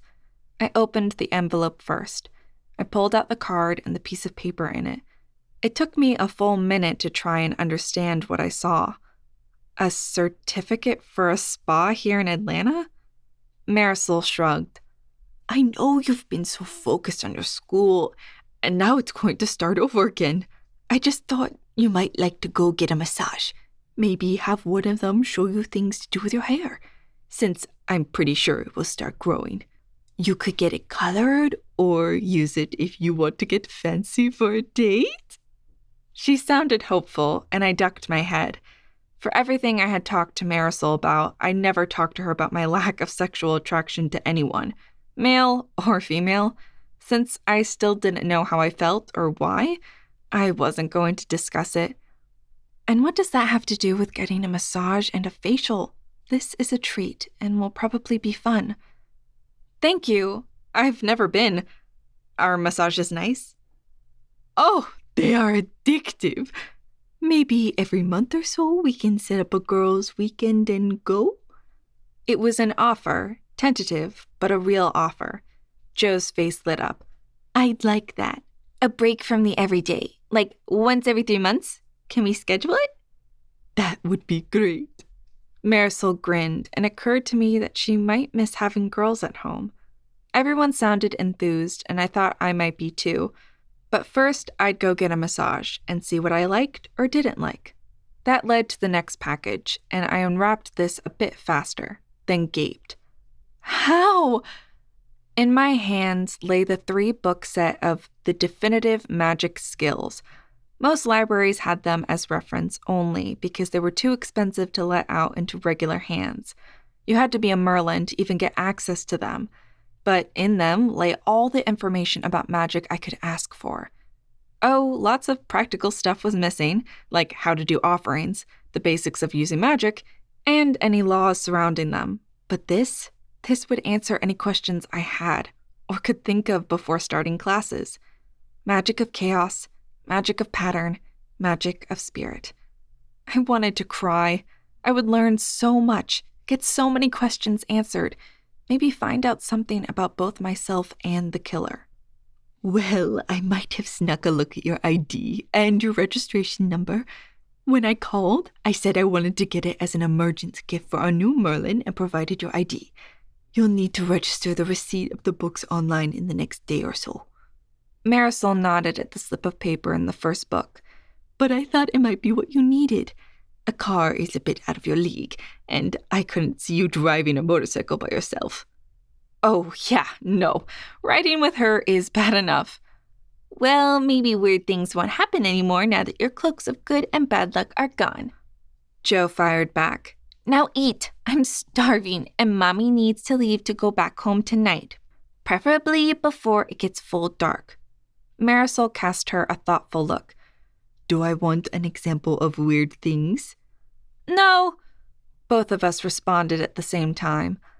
I got up and put my books over by my desk, planning on reading tonight. Very well. So, have either of you decided about your major? Or at least thought about it? This look was mostly aimed at her daughter. Joe groaned, and she focused on her plate. Just let me get through the first year. Everything is basics anyhow. Nothing that I need to focus on. Then I'll go over the options and decide. All of us were eating, but Marisol focused on her daughter, a frown on her face. Did she notice the same thing I did? The odd discomfort you never expected to see on the "live life to the fullest" Joe. Fair enough. What about you, Corey? You think of anything? I started laughing with my mouth full and choked. A few minutes of coughing finally made it so I could talk, even though my eyes watered. I gave her an incredulous look. I'm still struggling with the idea that I'm a mage, much less a Merlin. Heck, that means they're going to want me to get a PhD. I don't even know what I want to study. Though saying it made my mind sit down and start thinking, I shut off that process. I needed to get through the next month, then I'd figure it out. Marisol sighed. The two of you. Fine, I'll give you until next summer, but then I will be nagging both of you to lock down what you need to study, with concrete plans as to your future. Neither of you are teenagers and you need to plan. Yes, Mommy, Joe said dutifully, her joy diminished in a way that hurt to see. Marisol frowned at her, biting her lip, but she dropped it. I've got to head back soon. Henry says he misses me. We spent the rest of the dinner with me looking longingly at the books and enjoying Marisol. Joe perked back up, teasing me about needing to do my share of the cooking. Fine, but that means you need to do your share of the cleaning. Huh. I think I'll stay with cooking. It's easier. When Marisol left, Joe dug out her books and started on homework, while I reverently cracked open Magic of Spirit and started reading the first chapter. Chapter 22. Knowing how to do something is one thing. Knowing if you should do something is what takes time to learn. Merlin, Arthur Conan Doyle. Whoever had written the magic of books knew their stuff and had managed to write it in the world's most boring manner. But I persevered until 10. Then I started getting ready for bed. Jo had given up an hour earlier and was watching a TV show on her laptop with headphones. My text alert went off with a jangle, and I frowned at it. Usually Jo was the only one to text me. I picked up the phone, not sure who it could be. Probably spam.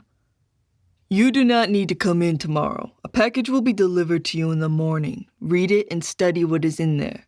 Be here Monday morning by 7. I suspected I knew who it was, but that had nothing to do with not wanting to pull his chain. Who is this? I texted back, waiting. Stephen Alexant. Don't be late. Dress professionally.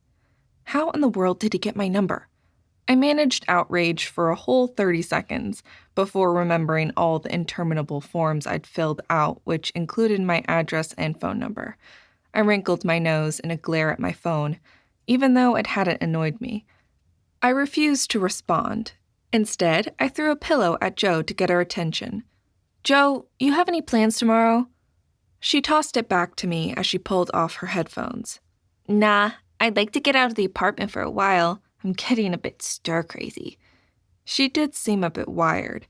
School not going well? Just boring and too much sitting. At least at high school I had sports to distract me, she said, shutting down her computer and not looking at me. So join one of the sports teams. You were incredible in high school. It wasn't a lie. She had been. Soccer, lacrosse, and basketball had been her sports, and she'd usually been one of the most valuable members. That got a smile from her as she stretched, doing that silly pose again. That would be nice, but mages aren't allowed to play. Risk of your magic helping even unconsciously is too great. I guess I could see that. But hey, I know I need to join a gym. Wanna do that with me? As well as find a coat. Or something. The FBI jerk says I need to look more professional, and I really need to exercise more. Oh, that would be great. I might not get fat with the magic stuff, but that doesn't mean I'm staying in shape, and I'm already missing the work at the shop. I didn't realize it was almost a full body workout each day. Good. I'm off tomorrow, and except for reading a book the jerk is sending me, I just need to shop, and we can join a gym. Jo tilted her head at me. What about money? I froze, then sighed. I hadn't thought about that. Dang it, I'd just gotten used to having a regular paycheck. With extreme reluctance, I picked up my phone and texted him. What about a paycheck? Otherwise, I'm going back to work. I have bills to pay. I didn't need to be nice, 'cause he wasn't.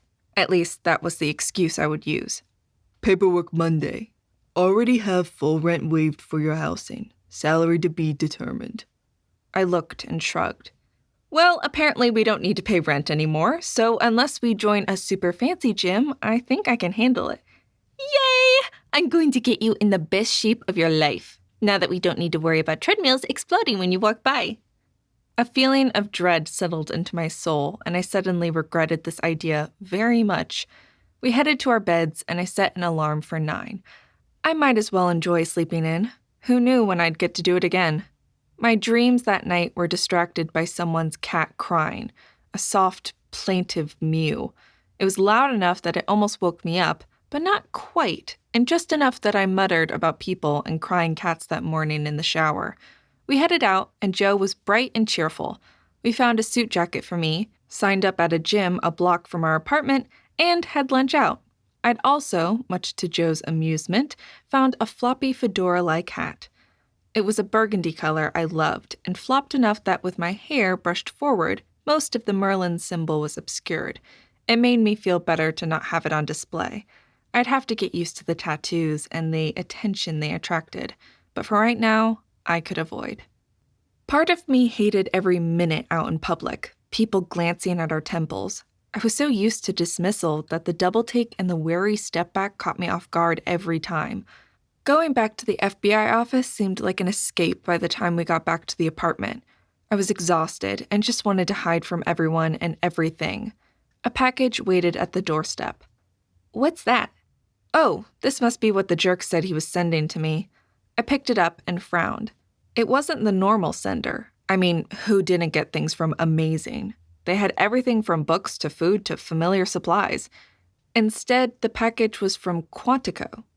The desire to sit it back down and back away slowly washed through me. Instead, I picked it up and started to unlock the door.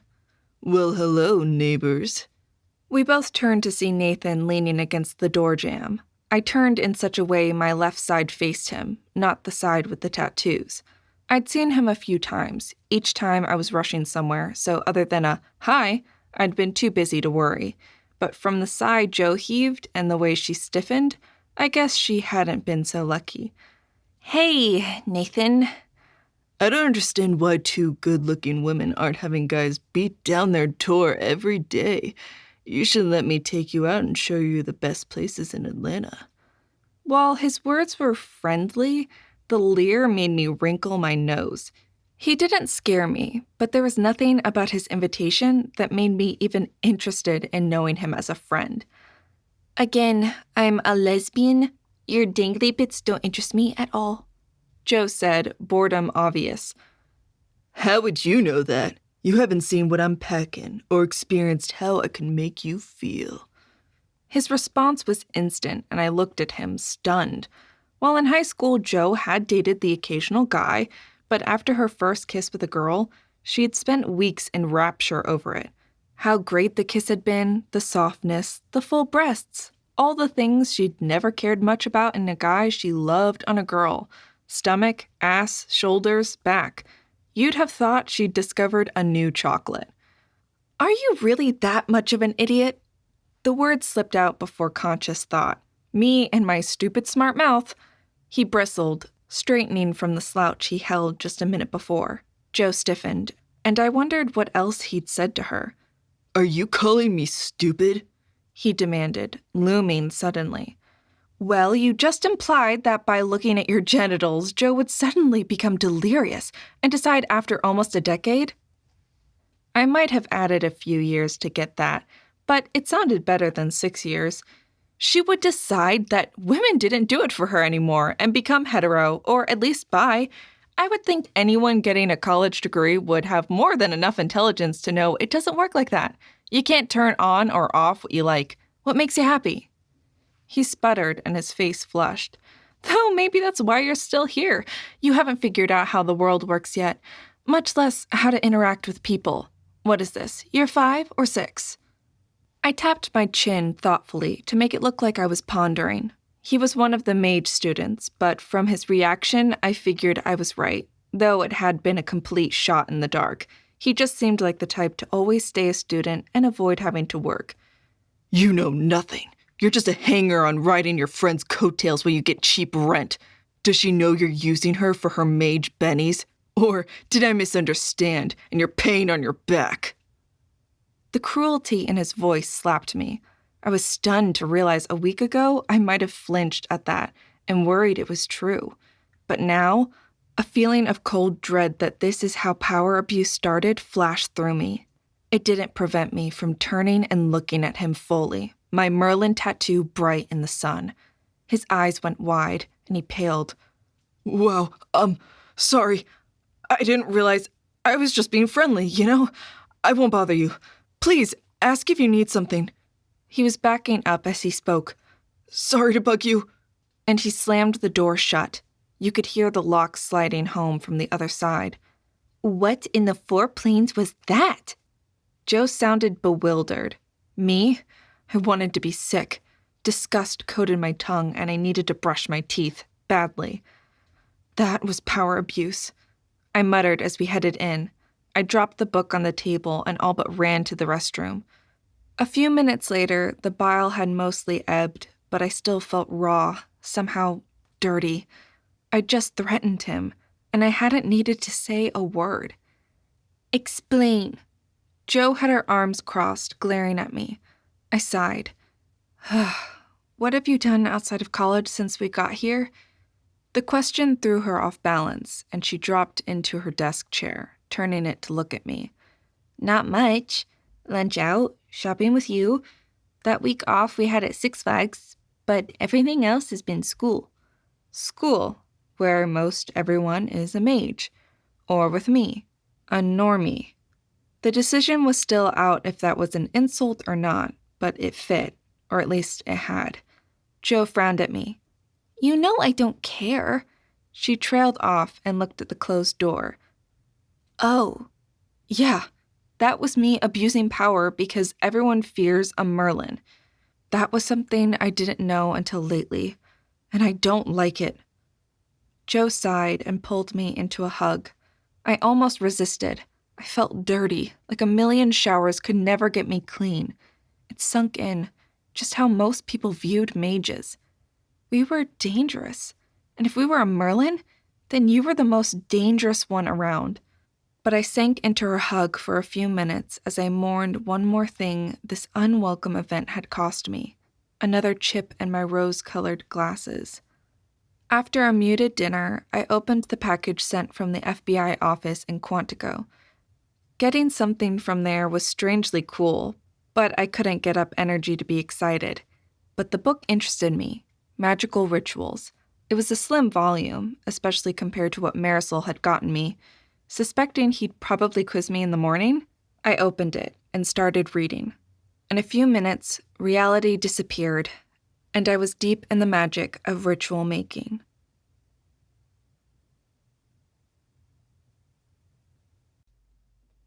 Chapter 23. By controlling knowledge, you control people.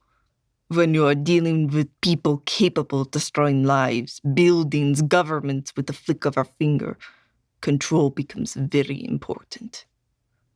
Vladimir Ilyich Ulyanov. Getting up Monday wasn't any different from any other day, but once again, I was on the morning shift. Figured. The bonus to the day was the email from Ruby, EMS, terminating my employee status and saying they would deposit my final check that afternoon.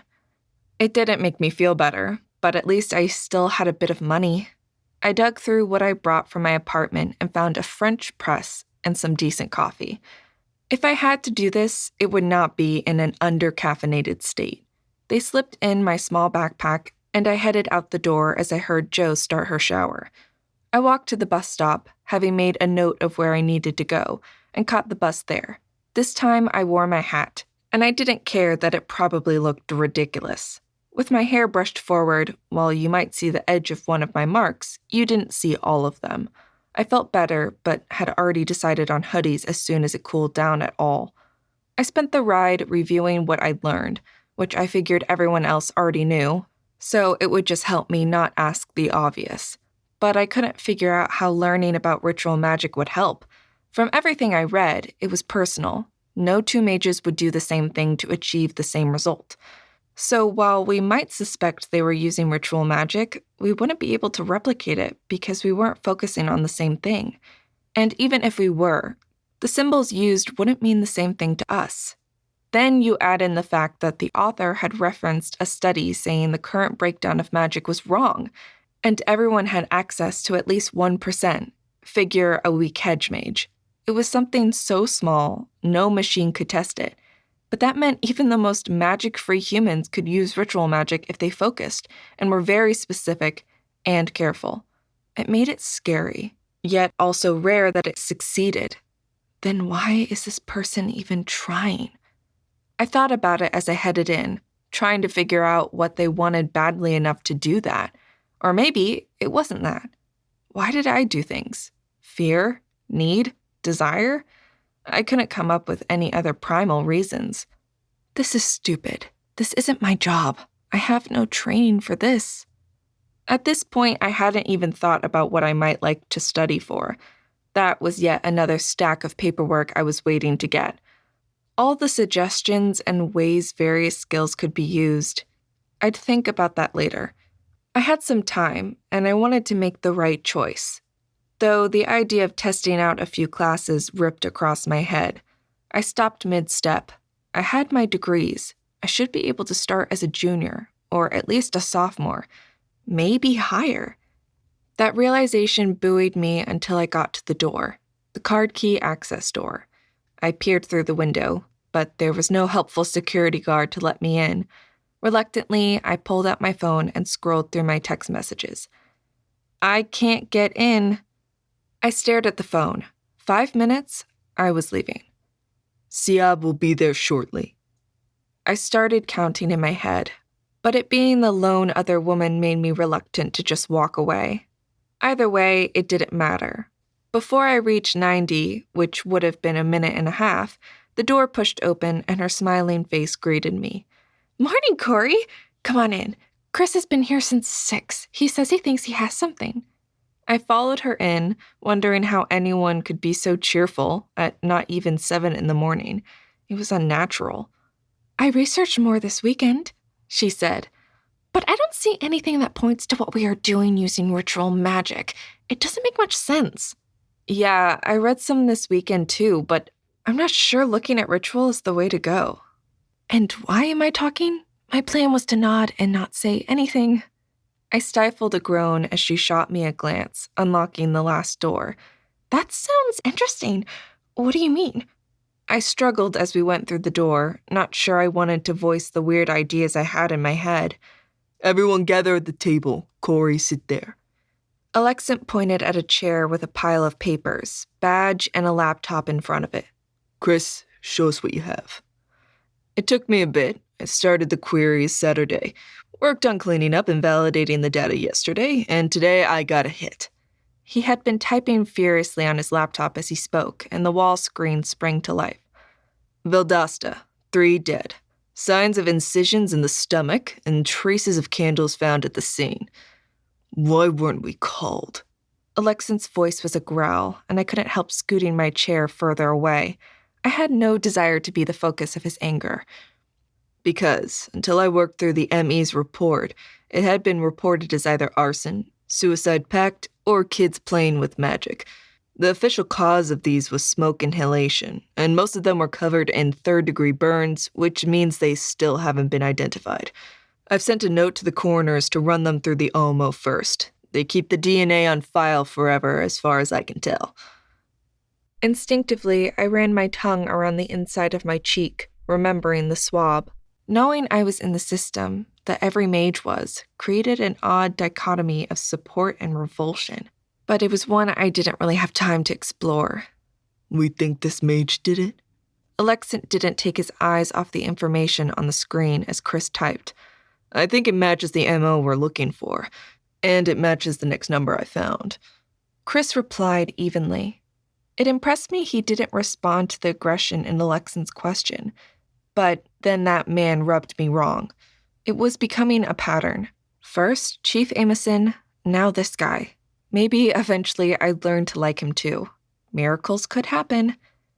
It took me a second to translate MO to modus operandi. All those crime shows were coming in handy. Very well done. Alexant all but growled, glaring at Chris.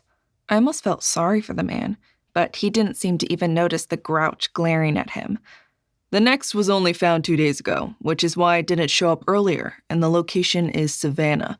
The victims were all found on a boat that had been docked at the end of the marina. It wasn't until scavengers started landing on the boat in large numbers that anyone noticed anything. My mind instantly conjured the image of birds pecking at a body, taking out eyes and soft bellies. I swallowed and took another sip of my coffee. Almost out. I need to make some in a few minutes. Anything to distract me. The only thing I have is that the owner of the boat was a known hedge, and there was 9 bodies found. There are signs of a struggle. One of the windows and a door was left open, so the damage to the bodies by local scavengers is severe. Until the autopsies are finished, we won't know for sure if there are any similar wounds, but best guess it went from 1 victim to 3 to 9 to 27. It follows a logical progression. Alexant nodded, settling back in his chair. Today he looked more sartorial. His jacket neat, his shirt and tie in place, the black matching his hair. When do they expect the results? Right now their preliminary guess is the end of the week. That is not acceptable. Tell them I want it tomorrow. Alexant snapped, sitting up straight in his chair. I just watched, a bit amazed. If this was how most Merlins acted, no wonder everyone thought they were assholes. Yeah, we can tell them that all we want. This is what they are dealing with. He clicked something on his keyboard and a picture popped up. I hadn't thought I was squeamish. I'd seen a lot, after all. I got the impression of crabs, bugs, birds, and what might have been a human body. I slammed my eyes shut and stood. I didn't open my eyes until my back was to the screen and I was headed to the small kitchen area. Where are you going? I didn't care about the demand in his voice, the annoyance, or anything. I kept walking, but I did speak. I am going to make myself some more coffee. We are doing things here. You need to see this. His voice sounded like he was so furious that he was about to start spitting lightning. I still didn't care. The only way I'm going to look at that is if you want me to empty the contents of my stomach all over your nice clean suit. So I'll listen and make myself some more coffee over here. There was a long moment of silence and a noisy swallow. I dug out my French press, put water in the electric kettle, and ignored him. Yes. Yes, proceed. He sounded almost apologetic, and his voice almost had a note of regret. I forgot that you haven't been through training. Your insights yesterday were excellent, but why would that upset you? You've seen dead bodies. The water boiled, and I poured it over the grounds I'd already put in the press.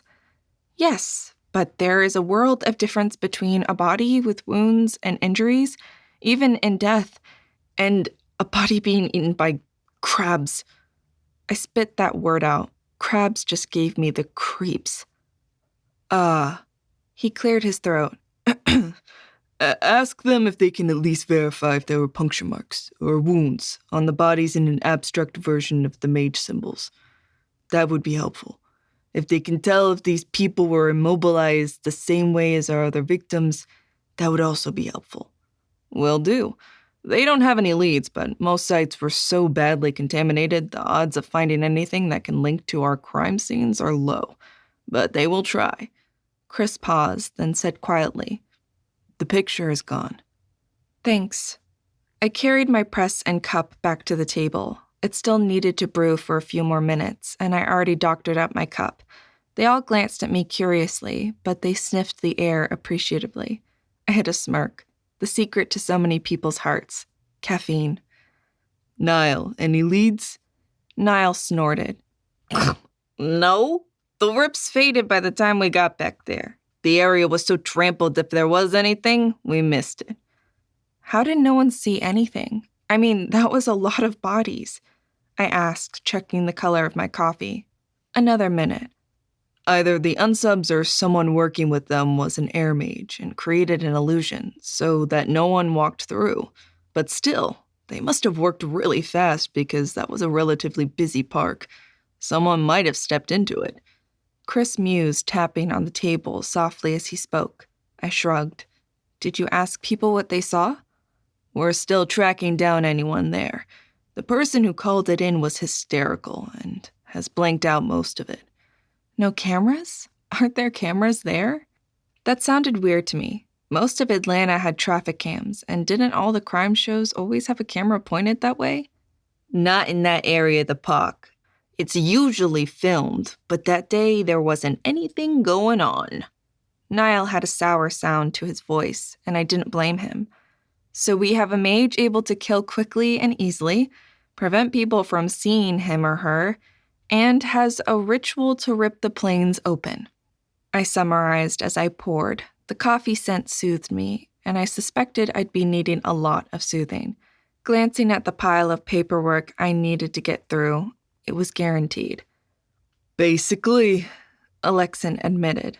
With the next group being 81 people, it would be messy. How are you going to prevent it? I was curious. I had no idea how to even find this person, much less stop them. Yeah, that was what I had figured, Chris said. 81 is the next logical number. Alexis sighed and rubbed his face. For the first time, I paid attention to the circles under his eyes and his drawn face. Maybe I should cut him a little slack. Based on the 2 sets of murders we know were linked, what do we know about the victims? He asked, standing and staring at the wall, even though there wasn't anything there. Chapter 24. The son of Sam and the Zodiac Killer were both believed to have been practicing ritual magic on their kills, though of a type no one could or would identify.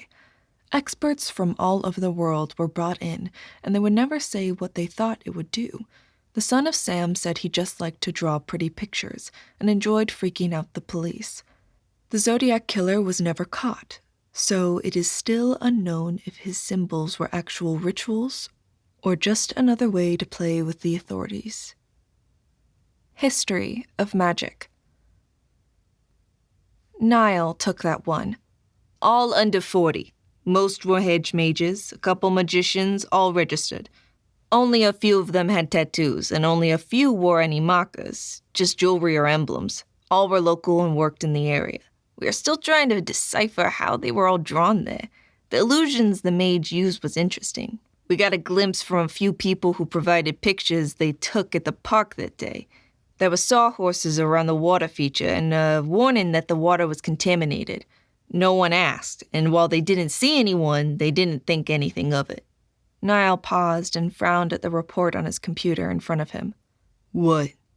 Alexant didn't snap it, but still made it clear he didn't want any delay. I had to learn this trick. They were impressive. What I can't figure out is how the unsub got them all there. Yes, it was lunchtime, but how do you get so many people to show up at one place? I mean, the girl, and even the others, I can figure out how to lure 3 or 9 people somewhere. But 27? That all meet his criteria?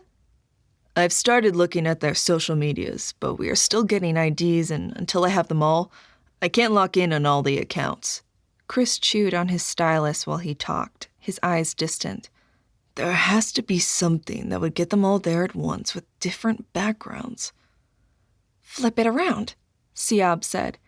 If you want to get a bunch of people in one place, willing to do something, how would you do it?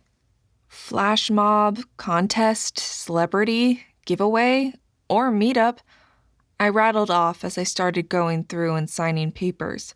The papers stressed not telling anyone about anything over and over, and I put those to the side. I wasn't about to give up my ability to talk to Jo. She was the only person who would keep me sane. The basic W-2s I filled out, though I still wanted to know what the salary was and the job description. So far, I had a big stack of not signed and a small stack of signed. There was silence in the room, and I looked up to find them all looking at me. What? If I wanted to get that many people in one place, I'd do that. Granted, I think you'll find the real answer in their social medias, but I'd bet on something like that. Chris nodded. Probably. Just time. Time we might not have. I can't get the bodies identified any faster, and we have no clues as to the person who did it. Now interested, I looked at him. I thought you were a pattern mage. Can't you reconstruct the pattern? He growled and sighed at the same time. Normally, yes. I'd be able to get rough shapes to outline, get a few clues. But because he did the murders over running water, I run out of available offering before I can get a clear picture. I can get the knife marks, but the movement between victims was over the water, and that requires too much to move back to where it was. I shook my head. I don't understand. Alexant was frowning. I understand, but I never really thought about it before. I wonder what else you could cover up with running water. The boat, while stationary above water, had been too damaged and too long to show anything but smoke. A lot. Look. Chris spoke to me. I'll show you. He grabbed a piece of paper and tore it into pieces and tossed it on the table. This is simple and straightforward, but what I usually do with cases. I make an offering. A wisp of something rose from his head, and I leaned in, staring. What was that? My offering. This is simple, so only a few millimeters of hair are needed. I stared at the crew cut, and then the other 2 men. It registered they all had short hair, or short-ish. Alexant was at his shoulders, while Chris had a crew cut, and Niall had it only past his ears. Only Siab had the long hair you normally associated with mages. Why is all your hair short? Niall grimaced. Fire mage. Last case. He fried our hair to make it harder for us to do magic and stop him. A serial arsonist, but even fire doesn't make things as hard to reconstruct as water, Chris said with a grin. I got the impression he kinda enjoyed explaining to me, and even Alexant looked interested. Now, watch. He waved a hand at the paper, and an image of it falling into pieces reversed until the whole sheet stood there, readable but immaterial. Now, I could take a picture or something. With water, it moves constantly, so every version of it is somewhere else the next second. Same with air, so I struggle to get anything. Solid materials are easier to reconstruct. I settled back, looking at the magic floating in the air. Being a mage sounded much more interesting now.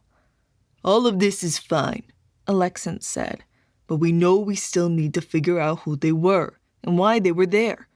But the bigger question is how he's going to get 81 people the same way, and what is the ultimate purpose. That didn't matter so much to me, but something else pinged me. You know, there is no way this can be a hedge or a magician. To do this, they'd have to be a high rank, and maybe have a familiar to cut the cost, right? Siab shook her head, twisting a braid around and around. Maybe yes, maybe no. If you knew exactly what to rupture in their brain, you could probably do it with less than 2 to 3 strands of hair. But what about the illusion? I countered. Now that, I don't know. She trailed off. We need to ask an air mage how hard it would be. I've never explored illusions. No, Corey's right. The illusion would be at least a wizard or an archmage. That would have taken a lot of work to pull off. Could we be looking at 2 mages? Alexant's voice dropped a pall over the room. I still don't have all the bodies identified, but I suddenly have a bad feeling that one of them is going to be a high-rank air mage. Chris said in a somber voice that caused spasms to run up my spine. Why in the world was I involved with this? I wanted to help people, not chase killers. My gorge rose and I got up to put the French press away, my mind spinning. That adds a new twist if it's true. Why would a mage help with that? Blackmail? Threat? Can you lobotomize that carefully? Alexant sounded more intrigued than horrified. That bugged me too. Was becoming immune to human emotion part of this job? I could joke about wounds and horrible things, so how is this different? I puzzled over it as I cleaned, needing to keep my hands active. I settled on the fact that I joked over things that were done, things I couldn't control, and used it to hide my horror. They joked over what might happen. The same thing, just a different side. It made me ashamed, and I resolved to be better. Just because he was an ass didn't mean he was a monster. I walked back over. They were going to give me the ME reports, and I went back to paperwork. Even as I sorted forms and acknowledged health insurance, the idea of how to get that many people to do something, to do another ritual, tugged at me. How would I pull that off? A beep of my phone, barely audible, made me blink, and I pulled it out, already knowing it was Joe. Hey, hope today isn't sucking too much, but wanted to ask. Friend won 4 passes at Dragon World Con. You want to go? I looked at that and shrugged. Sure, if I can. KK. I sat there, then opened the new computer, suddenly curious. It took me 15 minutes to get it running. I had to type in all the passwords from the paper, validate my information, and convince the computer that I had the rights to log in, then connect to the Wi-Fi, and voila, I had internet. The lack of worry about it shorting out was nice, but then it wasn't my computer, and that also relieved a bit of stress. It took another minute to get the Dragon World Con to come up, but once I did, I blinked at how many people would be attending. Up to 85,000, over a 4-day weekend. It looked fun, and there was so much to do. It might be a fun break, assuming I wasn't still stuck in this disaster. I glanced up to see images flickering on the screen, with Niall and Chris discussing something. Alexant was busy over in his cube, and Siab was in hers. I could have moved to the one that had a piece of paper with my name scrawled across it, but it seemed unnecessary. Instead, I played over the weird sequence of events that got me here. Everything started with the first murder. I jotted down what I knew. 4 sets of murders, all in 1-month time period. Out of curiosity, I checked the phases of the moon. I had a friend in high school who swore everything could be done by the phases of the moon, but nothing obvious jumped out to me. This is silly. I have no training. I know nothing. I grumbled and kept digging through papers. The ads and images of all the stuff you could do at Dragon World Con played on my screen as I read and signed. Every so often, the brightly colored images would catch my eye, and I smiled. It really did look like fun. The science and skeptic track already had my attention. After what felt like signing reams of paper, I finally hit the stuff that mattered: pay rates. I started reading the documents, cringing at all the warnings about this being a temporary status equivalent to a student intern, and as such, I was subject to hourly wage laws, legal bullshit, and more legal bullshit. Every paper I turned made me cringe, though the fact that if he made me work over 40 hours a week, I would get double time and triple time on Sundays or holidays was kind of nice. By the time I hit the pay rate, I was expecting minimum wage. My heart stopped when I saw the rate. I went back twice to make sure I read it correctly. I changed my mind. I'll work for you. You're still an ass, but I'll deal. My voice was loud enough to override the other conversations, and they stopped, with Alexant sticking his head out to look at me. He had a confused look on his face until he saw that I was staring at the paperwork file. With a short laugh, he got up and came over. Saw the reimbursement rate, did you? I'm not complaining, really, but you are paying me $36 an hour. Why? While you are working for the FBI under the waiver, you're basically treated like a contractor. So that cost is supposed to cover medical insurance, travel expenses, etc. Just government bureaucracy. Enjoy it. Your actual rate after you graduate will be higher, but there will be a lot more coming out of it. Just make sure you fill out the timesheet. I nodded fervently. That would be the next thing I did. I wanted to ask about these. I tapped all the non-disclosure forms. I need to talk to my roommate Joe about this stuff. If I don't, I'll go crazy because no one else will be able to talk to me. Yes. Josepha Guzman, let me see. He picked them up and rifled through them, then scribbled something on the bottom of the form. Sign it here. This is a waiver for you to discuss stuff with Joe as long as you agree not to get into specific details with her. And she promises not to talk to others about it. She's a transformation archmage in her first semester, right? Yes, though she doesn't know what she wants to do yet. I gave him a narrow-eyed look. How did he know about Joe? Well, this will let you talk to her. Most of us have waivers for partners. You two sleeping together? There was nothing in his tone that indicated he cared, just curious. No, best friends since I was a kid. Just make sure she knows how serious this is. Anything else? I still stared at him. Why was he giving in so easily? He smirked at me. We know a lot about you, Corey, including the Guzmans, your shitty parents, and your brother. Make sure she keeps her mouth shut. I shook my head and handed him the papers. He wandered away, and I wondered when I'd get my first check. I had a desire to go shopping, just to go shopping. The images on my laptop kept cycling through, and I clicked on one. My blood went cold as the ramifications of what I read registered. I think I just figured out how the mage might do the next ritual, I said, my throat dry with fear. Chapter 25. Once you emerge, you become a slave to the government, a slave to what has infected you. Resist. Ignore your emergence. Never use your magic. Set yourself free. Freedom from Magic Group. What are you talking about? Alexant was up and over next to me before the words had faded away. The other two had stopped, and Siab stuck her head out. How do I put it up on that big screen? Alexant showed me, and I flipped it up. That was neat. I think he'll do it at Dragon World Con. My voice shaking. All I got was blank stares from everyone. None of you are local? They all shook their heads. Technically, we all live in Virginia now, but none of us grew up down here, Chris offered. My family all live in Northern California, and I stay as far away as possible, Siab put in, sliding into the chair next to me. Oh, I leaned back and tried to figure out how to explain Dragon World Con. I'd never gone, but Stinky had a few times, and everyone knew about it, even if you weren't a huge geek. The convention took over downtown Atlanta once a year for the entire weekend. I never thought much about it, no time or money. But we were now close enough we could walk, and I could feel myself getting excited about the idea.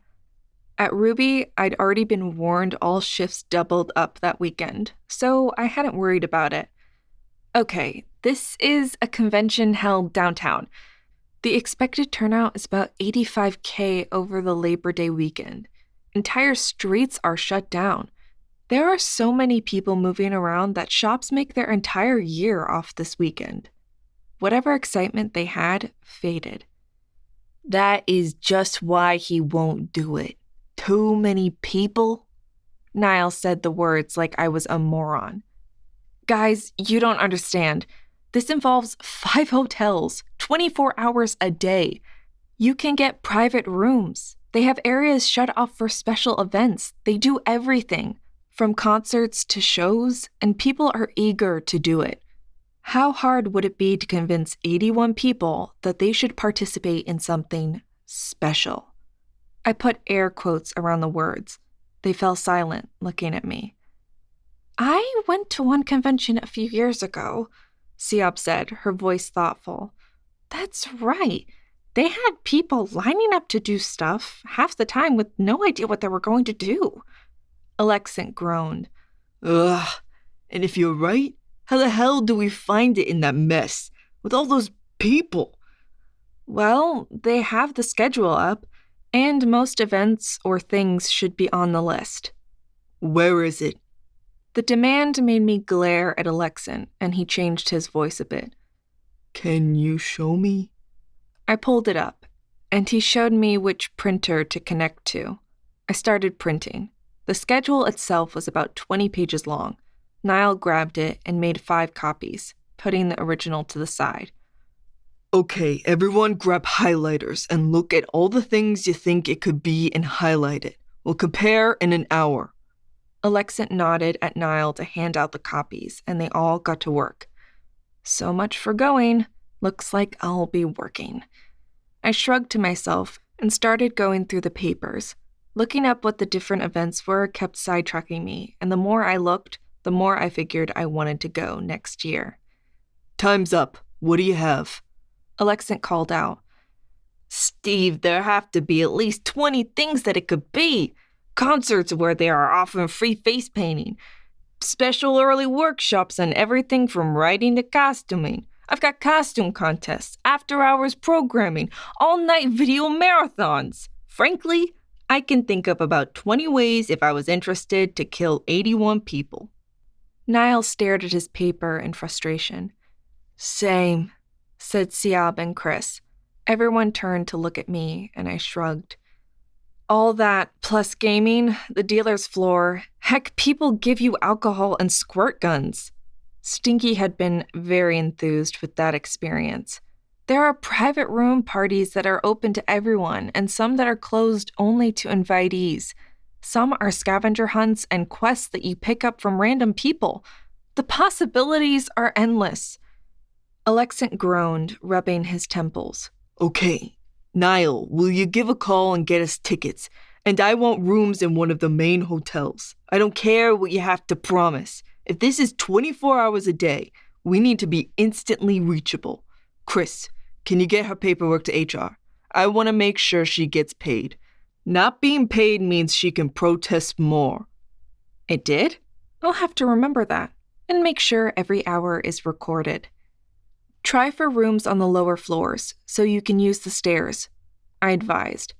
Stinky had talked about having to climb 23 flights of stairs carrying a case of beer to hang out with a friend because the elevators were all packed. Got it. Niall nodded and grabbed the paperwork and headed back to his cube. Chris followed him, his laptop in hand with the convention website up on it.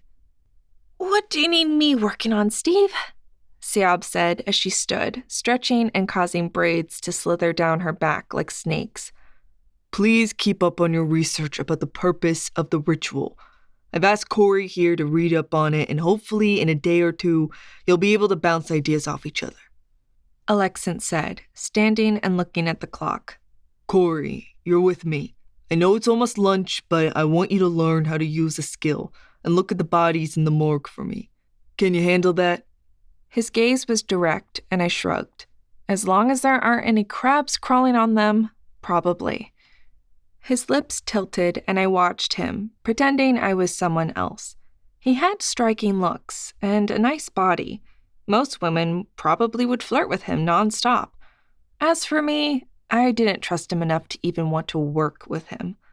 But he had made some headway on that so far.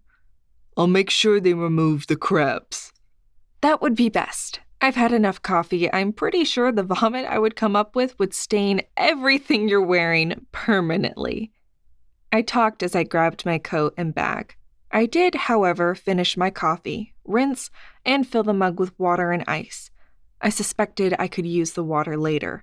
Gore didn't affect me, but long dead bodies were different. They smelled different, looked different, even felt different.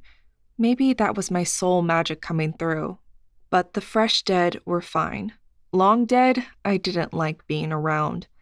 So, Alexant, I said after buckling myself into the car, now that you own me, how exactly do you expect me to help you when I don't know a damn thing, have limited offering amounts, and no idea how magic works? I waved hands bitten to the quick and hair that barely brushed my chin. You're still a spirit, Merlin. And stronger than any we've seen. Spirit is the rarest of the mage classes, at least per the OMO stats. They give you stats? I blurted out the question, staring at him. Then I wanted to beat my head. They were a government agency.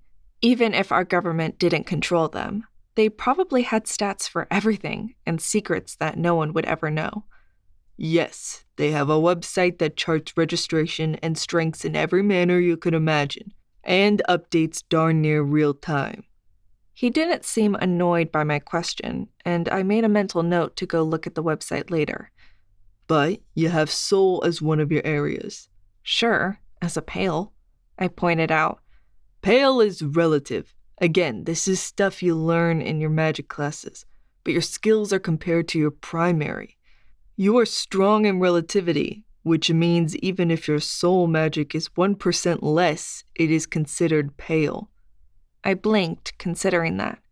I thought pale meant you could barely use that magic. No, that would apply to the one you are not rated in at all. You'll find with a large enough offering, you can use all the branches, but most mages don't bother.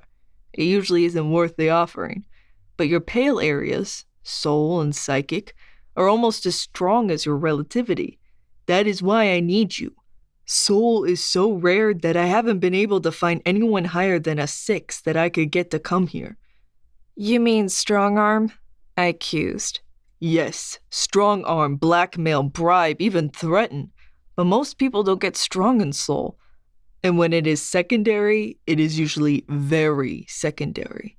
Those that do exist have jobs that won't let them go, or in a few cases, their health and age make them frail enough that I hadn't reached the point I was willing to take that risk with them. The jerk didn't even look ashamed. I didn't know if I was impressed by his willingness to try and stop these murderers, or disgusted by how little he cared about personal freedom and choice. I suspect it depends on if you're the victim whose death he's trying to solve, or the person he is inconveniencing. That thought sobered me, and I settled into the passenger seat more, not looking at him, but adding mapping where we were to the mental map I'd been building. That didn't really answer my question. He heaved a sigh. I suck as a teacher, and I was an arrogant know-it-all student, but I'll try. I want you to see if you can get any impressions from the victim. As I understand it, if you touch them and make an offering, there's a chance of fleeting impressions, a moment of time, an emotion that have impressed on the spirit in the moments before death. It doesn't happen all the time. As I'm sure you saw via the murder ball, both the victims and the killer experienced intense emotions. You need that intensity to get that level of impression onto an object. As these people were about to die, I'm hoping something of what they experienced is lingering. What about ghosts? Can't mages see those? In theory, but contrary to books and the movies, ghosts take a lot of something to create, and we don't know what that something is. There have been verified ghosts of old ladies who died peacefully in their beds remaining for years, and some of children who just never woke up. Then there are people who are brutally murdered who don't leave a trace. We still don't know why. James was researching into it, but if he ever published anything regarding it, I don't know about it. James? I had no idea who he was talking about. James Wells. He was the spirit mage that sensed your emergence. Some Merlins can feel others emerge, and James was huge in the astral walking stuff. Apparently, he was on the astral plane when you emerged, but it knocked him out to the point he could only remember bits and sounds. He got your name and when, but since the majority of emergences are after puberty, well... Alexant shrugged as he pulled into a parking lot. Look, I'll guide you as best as I can. I need you to try, and we'll see what happens. Nothing. A whole lot of nothing is going to happen. Instead of voicing my opinion, I nodded and replied, "Okay." In a voice that hid my doubts. Maybe. We'd been to the morgue once while I worked at Ruby. It was a blocky red brick building that screamed government, but nothing so dark as death. It was almost too cheerful to be where they held dead bodies. It didn't take long to get down to where they stored the bodies. It was full. Having bodies on gurneys as you walked into the morgue made me feel like I was about to star in a zombie movie. It wasn't a pleasant feeling. Callister, I'm here. Need access. Which ones have you cleared? Alexant called out as we exited the hallway. Anything in the long-term storage room next door. Only have about 10 of the bodies done so far. An older black man with a shock of twisty white hair walked out. Dressed in jeans, a t-shirt, and a lab coat, the circles under his dark brown eyes highlighted sharp, intelligent eyes. Why? What exactly are you looking for? He didn't introduce himself, and Alexant didn't bother. Men, they are such a pain, I swear. Got a spirit Merlin. Want to see if she can get anything. Alexant nodded at me, and I huffed. Hi, Corey Monroe. Nice to meet you. I interjected, looking at the man and pointedly ignoring Alexant. His mouth twitched, and he nodded at me. Ta for Callister. Go for it. My spirit mage couldn't pull anything, but she's only a wizard and pale in soul, so it can't hurt to try. If you can avoid touching more than their heads, with gloves on, mind you, you can do the ones in the hall. Don't disturb anything. He nodded once more at us, then turned, heading back into the room with more bodies and equipment. Alexant just reached over and grabbed 2 pairs of gloves, handing one to me. They've all been sanitized, but no reason to be sloppy. Never know what might need to be checked for after the fact. I rolled my eyes and pulled them on. I knew the rules of dealing with bodies. Dead didn't mean safe. Blood could still transmit diseases. He headed into a room next to where Callister had gone. I followed and stepped into a body fridge. Chapter 26. The ability to see what the dead see sounds much more exotic than it is. People don't notice accurate details as much as one might expect. As an experiment, compare the differences in eyewitness statements. Even the dead are focused on other things, and when you see through their eyes, what you get might not be as revealing as you think. Magic explained. Body fridge was the only way to describe it. Rows of bodies on tables, with sheets covering their torsos and tags on their toes. They all looked clean, cold, and too much like wax statues. I stood, seeing all the bodies as proof of our failure, my failure, to save them all. They were already dead. There was nothing I could do. I knew this. I did, but they still felt like reminders of my uselessness once again. You coming? We don't have all day. Alexin snapped. For once, I was glad of his arrogance. It snapped me out of the frozen state I'd been in and let me move over to the one he'd stood next to. Late 20s, male, probably Caucasian, was all I could tell, and even that might have been wrong.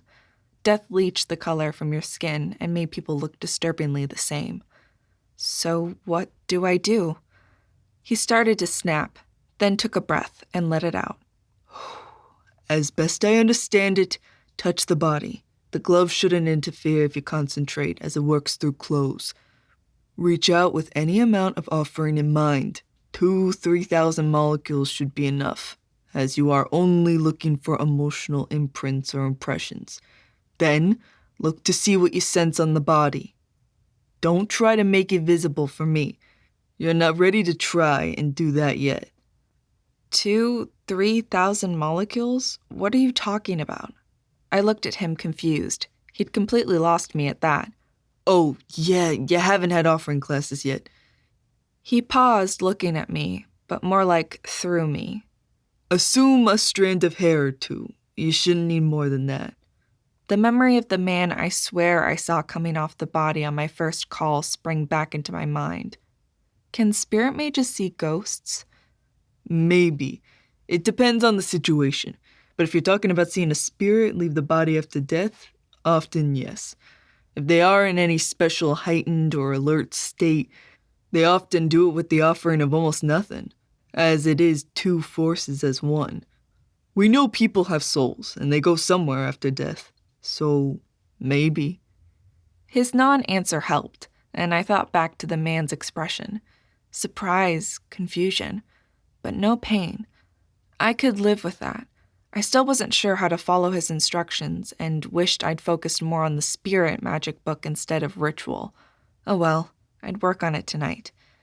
Dismissing him from my thoughts, I slowly reached out, and not knowing what to do, I asked, "What do you remember?"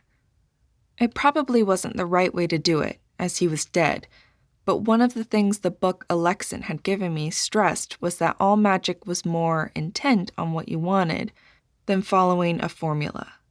The best way to explain it was that you needed to understand that if you mix ammonia and bleach, you'd make chloride gas. With magic, your intent and your offering meant the difference between creating a small cloud of weak, smelly gas or enough to kill everyone in the room. A flash of the park, water, and a touch on my shoulder. Then nothing. I turned, but there was no one behind me. Alexin stood off to the side, watching me, but nowhere near me. Unsure, I reached out again and asked. This time, there was nothing, as if I drained whatever was there. I stepped back and frowned. It was so similar to my impressions of the park, green grass, trees, and the sound of the burbling water. There wasn't anything in that impression that could have been a fleeting memory or an impression of my own. What is it? I don't know. Nothing, probably. Maybe. I didn't want to say anything until I'd been able to make sure I wasn't seeing things because I wanted this to work. I felt nothing. My scalp didn't itch, so I probably hadn't done anything. Let me try someone else. Alexin stepped back to the door, blocking it so anyone coming in would need to dislodge him. Nodding at him, I moved over to the next victim. Female, middle-aged, dark hair. I repeated my motions and asked the same question. This time, there was a glance at a phone, then a touch, turning, then nothing. I pulled back with a jerk, fighting not to shudder. That was weird. Taking deep breaths here brought all sorts of scents that haunted you, and the disinfectant was the least of them. I tried 4 more times, and all I got was vague impressions. The park, walking, fountains, a touch, then nothing. The memory, feeling, impressions just ended. Well, I got something. Did the ME determine that the majority of the victims all had the same brain damage? Yes, experts say they would have been alive, possibly even still standing, and made to walk via muscle memory. But their awareness, everything that gave them a sense of self, was gone. The opinion is it is awfully exact and had to hit 3 different spots to sever just enough to not kill them instantly. They would have died even without the physical damage in the short term. The bleeds it caused in the brain would be lethal. I could get exactly what was done to each brain. Does it matter or help? I don't think so. I got roughly the same thing from all of them. The park, a touch, then nothing. But always that touch they weren't expecting. Why do you say that? I had to think about it. There was a sense of surprise, maybe even being startled. It was always the shoulder of the back of the arm, so they were turning to look, and then it ended. That is the right word. It just cut off, like snipping a ribbon. Alexant heaved a sigh and stood up straight. Well, I'm sure magic theorists and research scientists would find this horribly interesting. But all it does is tell me why they were lured there and then killed unaware. Merlin blasted. That means we have to get in on the next murder to even have a chance. He yanked open the door and strode down the hall. Callister, we're gone. Let me know if you find anything. You and everyone else. The reply came back from the main room. I hurried after Alexant, catching up at the elevators. Now what? Now we keep researching. You study rituals, and I'll try to figure out what else we know and score recordings of people entering the park. There has to be something. I had nothing to say, or even offer. We headed back, swinging by to pick up pizza from Fellini's on the way. I got back, took my stuff to my new cubicle. And didn't that feel weird? I never thought I'd be in one of these. I sighed and sat down, trying to figure out what I should do besides being the pet spirit mage and the next thing to useless. Got it! Chris's shout out of the ritual magic rabbit hole I'd fallen into. And what did you get? Alexant's dry voice came from another cubicle. I couldn't decide if Alexant having the same amount of space as us meant anything. Somehow, I didn't doubt he had a real office somewhere, but he didn't have one here. I found out why they were all there. I got enough clues from their social media feeds, and 3 different victims had family that were willing to unlock their phones for us. Chris wasn't babbling. He was too reserved for that, but he talked fast and was obviously excited. He had moved over to the table, laptop in hand, and dropped it down as he sat. I cringed, expecting an explosion, but it didn't react at all. Still feels weird to not have things blow up. Wonder how long getting over that will take. Having nothing else to do, I followed them, feeling out of place and useless, which is what I had tried so hard not to be. Sitting at the table, I didn't look at anyone, just the image on the screen. They had all joined up with a local contest, and there was a surprise lunch giveaway where they were guaranteed to be a winner. They were told to come to the fountain and look for the man in the top hat. He would administrate the giveaway. Images of the emails and the prizes came up, stressing only a limited number had been selected, that they had to show up to select their prizes. The list was pretty nice. From gift cards to season tickets to the Fox Theater to restaurant certificates. That might make me show up too, Siop admitted. The email is well formatted. Everything is spelled correctly, and the guaranteed winner phrase makes it seem like something a local radio would do. I frowned, looking at it, but I didn't say anything. Alexant did. 2 things. Can we backtrack who sent the emails and figure out how many were sent? It doesn't make sense to only send 27. Someone might not have shown up or gotten waylaid. It's too complicated. And how did he know they would be near the park at lunch? This is way too complicated to be that narrow. I'm working on that. I can't figure out if he tracked them or if there was something else to get them to come. That is too specific. What if they were late or couldn't get away from work? Nothing has shown up yet. Niall muttered, poking at stuff. I'm still trying to figure out how he knew they were mages. None of them seemed to talk about it on their social groups, and they didn't belong to many hedgemage groups. If he's super tech-savvy, we might have issues. Can we get a geek from the IT crimes group to take a look at it? Aren't you overthinking this? I asked, looking at them. Did working for the FBI make you paranoid and see Moriarty-level complicated schemes everywhere? If so, they really made it much harder than it had to be. What do you mean? Alexant demanded, and they all looked at me again, which was the last thing I wanted. At this rate, I would be looking forward to school, just to get rid of them always giving me looks that were mixes between skepticism and annoyance. He probably sent it to 100 people. He only needed 27 to show up. They'd all be checking their phones, and he just needed to touch them. If this spell worked the way you think, then they would just stand there until he got the illusion up. I shrugged and didn't say anything more. That part was obvious. But how did he target mages? Alexant challenged. He'd have to have access to the database, Siab said, her eyes going wide. Any chance he hacked the OMO? Can you get records from them of any recent break-ins? The OMO doesn't share anything. The words were all but growled from his mouth. But you're the FBI, I said, a bit confused. Couldn't the FBI do anything, or at least get anything they needed? The OMO is an independent, international entity that owes fealty to no one.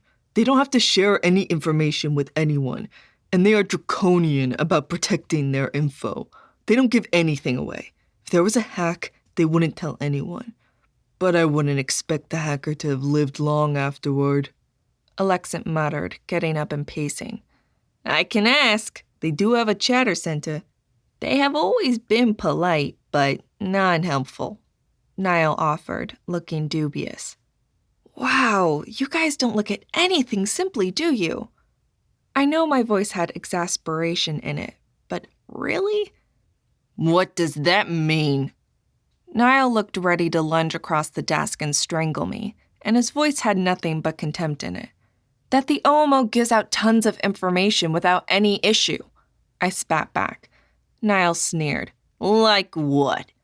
I sighed and walked back, grabbing my computer. Slowly, I copied what Alexant had showed me and threw my screen up on the wall. I pulled out my badge. I'd put all my ID on the back of it, and I pulled up the OMO website for official use. Then I typed in my ID, carefully. It showed me logged in. I then typed in Niall's name. All his information popped up. His driver's license, age, ranking, mage skills, and current draft status.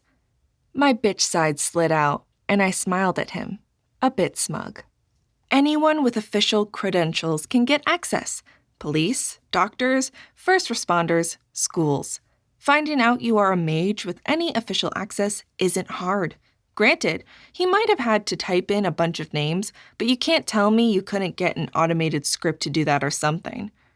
I peered back at the screen and saw options at the top. I clicked it, and one of the links invited you to upload a spreadsheet. Or you could just upload it. Niall sagged back. Siab smirked, and Alexant just looked at me. Chapter 27. Don't regard the draft as something evil, or even a price you must pay. Look at it the same way many people regard the military. Training, a guaranteed job, and if you take the time, you can walk out with a career that will provide for the rest of your life. OMO ad. The only thing we verified over the next 2 days was the identification of all the victims, and that they were all hedges. All my reading on ritual still went back to the fact that it meant what the caster wanted it to mean.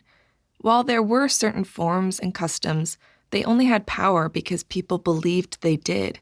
That set off a vague idea in the back of my brain, but I couldn't figure it out. Late Thursday afternoon, Alexant sighed and handed out badges. We contacted the Khan. Here are your badges. Go. Keep your phones on you and make sure that you keep your eyes open. You all have ideas of where the killer might strike. Go and investigate. Call out if you see anything at all. The police know you are there. Grab them if you need them, and keep your federal ID on you. He paused, then his eyes latched on me. Corey, come here. Everyone had drifted away, chattering about the con, so I went over to him. I don't have time to get you a phone, and frankly, for this, keeping your personal is better. Here is everyone's contact information. Get it in your phone and use it. Also, download this secure app. He showed me the one he wanted. I'll set up a chat group with everyone. I expect you to stay in constant contact. Say where you are going and what is going on. Not an issue, but I don't have any idea what I'll be looking for. I wanted to scream, but nothing would change. I'd read the draft waiver that tied me to him until my services were no longer critical to resolving this crime. None of us do. But from your marks, you had good instincts when working with the police, and we don't know how or if they will attack here. No one can come up with a better idea, and since we don't have enough proof to get more help, all we can do is try. I looked at him, and really looked. Mostly I avoided him and never really looked at him. But now I did. His eyes were red and slightly swollen. His circles made him look like he was wearing goth makeup, and even his tie and shirt weren't as pristine as they usually were. He looked like the weight of the world rested on his head. I'll see, but don't count on me to make any differences. I don't know what I'm doing 90% of the time. He gave me a tired smile that made him look more approachable than I'd seen. I'll let you in on a secret. Most of us never know what we are doing. We just keep trying and hoping something will work. That's the key to this job, and most jobs. So don't quit trying. And getting the right people. He nodded. Go enjoy tonight. Tomorrow, just show up at the con and go where you think it feels right. Right now, leave the logical stuff to us. You lean on your instincts. Will do. So much for having fun during the con if I was constantly double-guessing myself and trying to figure out where I should go. Oh well, just going would be neat. Maybe next year we could plan on trying it again if we enjoyed it. I slipped out of the office before anyone could say anything more. I spent the bus ride carefully entering all the data. It was a lot. I got home at almost the same time as Joe. Hey, so I get to go to the con, but I gotta work. I held up my badge. But do you want to go get yours? You can at least enjoy your long weekend before going back to school Tuesday. It was Memorial Day weekend, so Joe had Monday off. By Merlin's, yes! I need away from this crap. My head is going to explode, or I'm going to fail. Her voice had a bitter tinge to it that surprised me. Joe, what's wrong? I touched her shoulder, but she pulled away, shaking her head. Her dark hair looked uneven near the bottom, where there were a few chunks missing. Nothing, just school stress. Only a month in, and I feel like I'm drowning in homework. Yeah, let's go get badges and have a fun weekend. Maybe party a little, drink a little, forget that I have all this school shit on top of me. That sounded more like Joe, but it was still a bit off. Well, you get to do that. Me? I'll be working and looking for a killer. She paused in the midst of dropping her stuff. Do I need to be worried? Yes? No? He or she hasn't gone after any high-ranking mages, but I'd be careful. And make sure you leave if anything feels off. Wander a lot. He's going to want people in a contained area. How serious is this? Her brows knitted together in a frown, watching me. We had bounced around the idea of shutting down the con, but with no proof and only an idea that it was the killer's target, there was no way we could stop it, not to mention the financial impact that would have on everyone involved. There were enough people that we might not even know it happened until hours afterwards. A strong hunch? I mean, there'll be a lot of people there. It would be an excellent hunting ground, but the odds of him picking any one person, if he is there, well, 1 in 85,000? Joe snorted. I'll take my chances. She glanced down at her tank top and shorts. Screw it, I'm ready. You look fine, I said, rolling my eyes. I need to look sexy and drool-worthy, but that is just too much work right now. I dropped off my stuff. My badge hung on a lanyard around my neck, and we started walking. The city wrapped hot and stifling around us, but I enjoyed being outside. Sitting in the office the last few days made me ache to be outside and moving. So, we haven't talked much lately. How are you handling the whole mage thing? She gestured at my head. It sucks. Everyone looks at me funny, and people keep thinking I know how to do things. I don't have the slightest idea, and it still doesn't make sense. If I could, I'd just go back to being an EMT. Oh, I feel that. I'd love to be back in the shop under a truck right now. The unmistakable desire in her voice made me shoot her a narrow-eyed look. What aren't you telling me? We were at a crosswalk near the Hilton, and the people walking by snagged my attention. Thursday afternoon, and already people were in costume. Nothing, really. I'm just overwhelmed. It's harder getting into the school flow after being out for a few years. I miss working and knowing I'm earning a paycheck. This stipend stuff is annoying, and I've never been a fan of writing papers. I laughed a bit, which is why I usually did half the writing for you. Your spelling is atrocious. Yeah, that, she muttered, then straightened up. Enough. There is a con full of cute women. Maybe I'll find someone and we'll hit it off. There's a robot track. She half stumbled, turning back to look at me. A robot track? Yep. They build them and compete to see which robot can destroy all the others. Robot Wars, I think. Oh, now that sounds fascinating. What are we waiting for? There are robots to build and destroy! Her pace picked up and we followed the stream of people to the Sheraton. It didn't take too long to get the badge, and both of us were more interested in watching the people around us than worrying about the line. For me, people glanced at my clothes and didn't seem to care about what marked my temples. I saw people with mage symbols on their clothes, a few Merlins, some wearing symbols only as jewelry, and some from other countries based on the language they spoke. For the first time since they branded me, I felt like me, not something to fear. I think I should get a costume, I blurted out, looking at some of the pretty clothes. I didn't want to wear anything that was barely there, like a few of them, but some outfits looked amazing. Oh, you can find a bunch of the more mainstream stuff when the dealer halls open tomorrow. Or, if you want to learn to make it yourself, find the costume track. It's a blast! A person walking past us said, winking at both of us and continuing on, her tail swelling back and forth as she moved on. There was a long pause, and Jo swallowed hard enough I heard her over the ambient noise. I suddenly need to own a tail. Her eyes glued to the ass of the woman turning the corner ahead of us, tail twitching. I started to giggle. I couldn't help it. Never change, Jo. I hope you find what you're looking for. She turned and shot me a look. I promise you, anyone I fall head over heels for only makes it if she loves you as much as I do. As far as I'm concerned, you are a part of my life. Always. Ooh, we can be a triad, and you can be the sarcastic, sane one.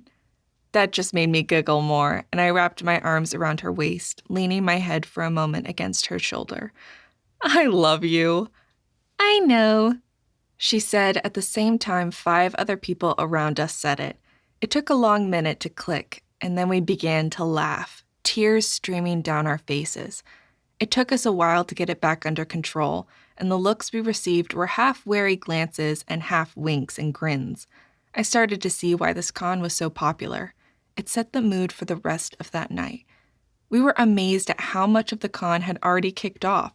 Jo flirted and laughed and was happier than I'd seen her in ages. Nothing made me look twice, thinking it was the killer, though I noted a few pop-up things that might have potential for danger over the weekend.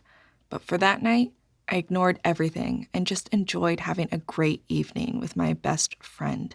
We drank too much, found out more about things I'd never heard of, and that I now wanted to learn about. We were exposed to a world that didn't just weigh your magical ranking or your sexual interests. When we stumbled home at 3 a.m., I didn't think I had ever had a better day. And tomorrow was only Friday. Chapter 28. While the original draft did not require college, after about 2 decades of service, someone in the Department of Defense noted that those with hard science degrees prior to being drafted tended to survive their draft assignment, while those from high school or blue-collar jobs did not. Further research showed that understanding exactly what you were trying to do, rather than waving your hand and saying magic words, reduced the death rate among mages. History of magic. I stood looking at the people collapsed around me. The screaming rebounded off the walls and made it hard to think. My gaze snared on the man lying at my feet, and I snapped into triage mode. I made sure I kept a mini first aid kit with me, and I ripped it out with one hand. The other grabbed my phone as I slammed to my knees next to him. "Call Alexant!" I had to scream over the sounds. But the phone caught my demand, and I dialed. I pulled out the gloves from the kit, snapping them on and assessing the victim. Late 20s, breathing.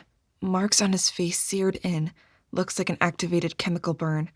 I patted him down, looking for any other injuries, and saw motion on my phone. The video call had activated, and I didn't waste time figuring out how. Instead, I looked at it occasionally as I spoke. Well, screamed. "Alexant victims! Centennial Ballroom 1 and 2! No order to where they fell this time!" Again, I was all but shouting as people panicked around me, but I ignored them. If you were with it enough to run around and scream, you weren't my concern. We'd been in the room for a panel for a sci-fi show I enjoyed.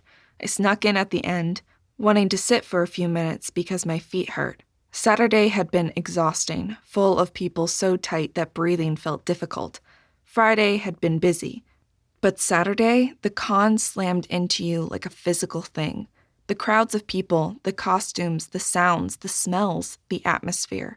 They all combined to strike me as hard as a blow. Yet it was addictive and heady, and part of me never wanted it to end. Even though I longed to explore on my own and only care about my own desires as I drifted from panel to panel, exhibit to dealer room, parade to auctions, I paid attention and looked for something, but nothing had struck me as odd or weird. Or more accurately, everything had struck me as odd and fascinating. But here, something had flashed across my awareness, and people had collapsed like dropped cooked spaghetti. I didn't know what it was, and I didn't have time to track it down. People were dying. "On our way. Did you see anything?" "No! Focusing on the victims. So many, but can't count!" My voice was fading, having to shout, but the noise started to lessen, and I could feel my skin crawling as something changed. "Corey, find the mage. That's more important now. Are there rips? You have to look. See what is around." Someone rushed by me and kicked the phone. It spun away, and I didn't care. This man was in a comatose state, breathing, and the only wound I could see was the blood and ichor seeping from the raw wounds on his face. I didn't know enough to even attempt to use my magic to do anything. Another victim lay a few feet from me, a female with a man holding her hand and freaking out. I crawled over to them, my body almost vibrating with pain as I felt waves of power hitting me, but her choking grabbed my attention first. People always had priority. A bottle of water lay on the floor, and I grabbed it, tentatively pouring a little water on the green substance still on her face. It washed away a bit, and she wiggled, her body shaking. It's gotta be an activated paralytic agent. And what else? Did she have something on her face? Something that might be blocking this? The young man, his hand wrapped around her so tightly I wondered if she'd have broken bones if she lived, nodded. "Heavy sealed base pain. She has bad acne and uses stuff that takes a special face wash to remove it." That might have saved her life. I handed him a pair of gloves and the water. "Get it off of her as quickly as you can, but don't get any on yourself." I checked her pulse, but other than her obvious distress and pain, I couldn't see any other injuries. What else is in that stuff? Can you activate magic like that? What is going on? My skin writhed with phantom sensations, and I turned, looking to see what was driving me crazy. With the bright lights flashing red and yellow, the TV showing cartoons in huge screens up near the stage, and the people still milling around, though more and more were streaming in, I couldn't see anything. I shook my head, swallowing to try and chase away the sensation of sharp spider feet crawling up and down my legs and arms. Part of me even thought I could feel the pinpricks of blood seeping through where they landed. You're imagining things. Focus. People need you. I crawled to the next person who was older, at least Marisol's age, with similar marks on the right side, just as if they were a tattoo. But where a real tattoo rarely got bigger than a $50 coin around the temple, this covered their entire cheek, at least double the normal size. It was no secret they were the 3 mage symbols, though some were strong in multiple branches, and others empty. What confused me at first glance were the different colors, but as I moved from victim to victim, finding all of them mostly comatose and bleeding, it clicked. Red for chaos, blue for spirit, yellow for order. Primary colors? Does that mean anything? A person lying on the floor twitched and caught my attention, and I headed that way. Before I reached them, I was yanked to my feet in one fast movement by a hand on my arm. I spun with the movement, ready to attack. My fist froze before it got very far as I looked into Alexin's furious face. What the hell are you doing? I looked at him, astonished. What does it look like I'm doing? I'm dealing with the victims, trying to figure out what happened and how we can stop it. I've already found one person who might survive. I yanked my arm away. Now let me go. I need to get to them. I turned, intent on getting to the person I saw twitching. Maybe their marks were different. If we could find someone else where it didn't work, or maybe rubbed off. Before I had gotten more than a step away, my arm got jerked back and I spun, almost falling. We don't have time for you to waste. They're either dead or they aren't. Either way, they aren't your problem, and you can't do anything. I stared at him, unable to move as I processed what he said. The screams of people around us, my own fear and worry, created my own personal hell. The idea of standing here and doing nothing wasn't acceptable. The thought of anyone going through what I did the day Stevie died while I stood around would never happen. Yes, I can. I can help these people. I started to say more, but he cut me off. It doesn't matter. What matters is stopping this idiot. These people are dead and don't matter. His voice was harsh and angry over the sounds, and I felt, more than saw, people look at him, their eyes wide.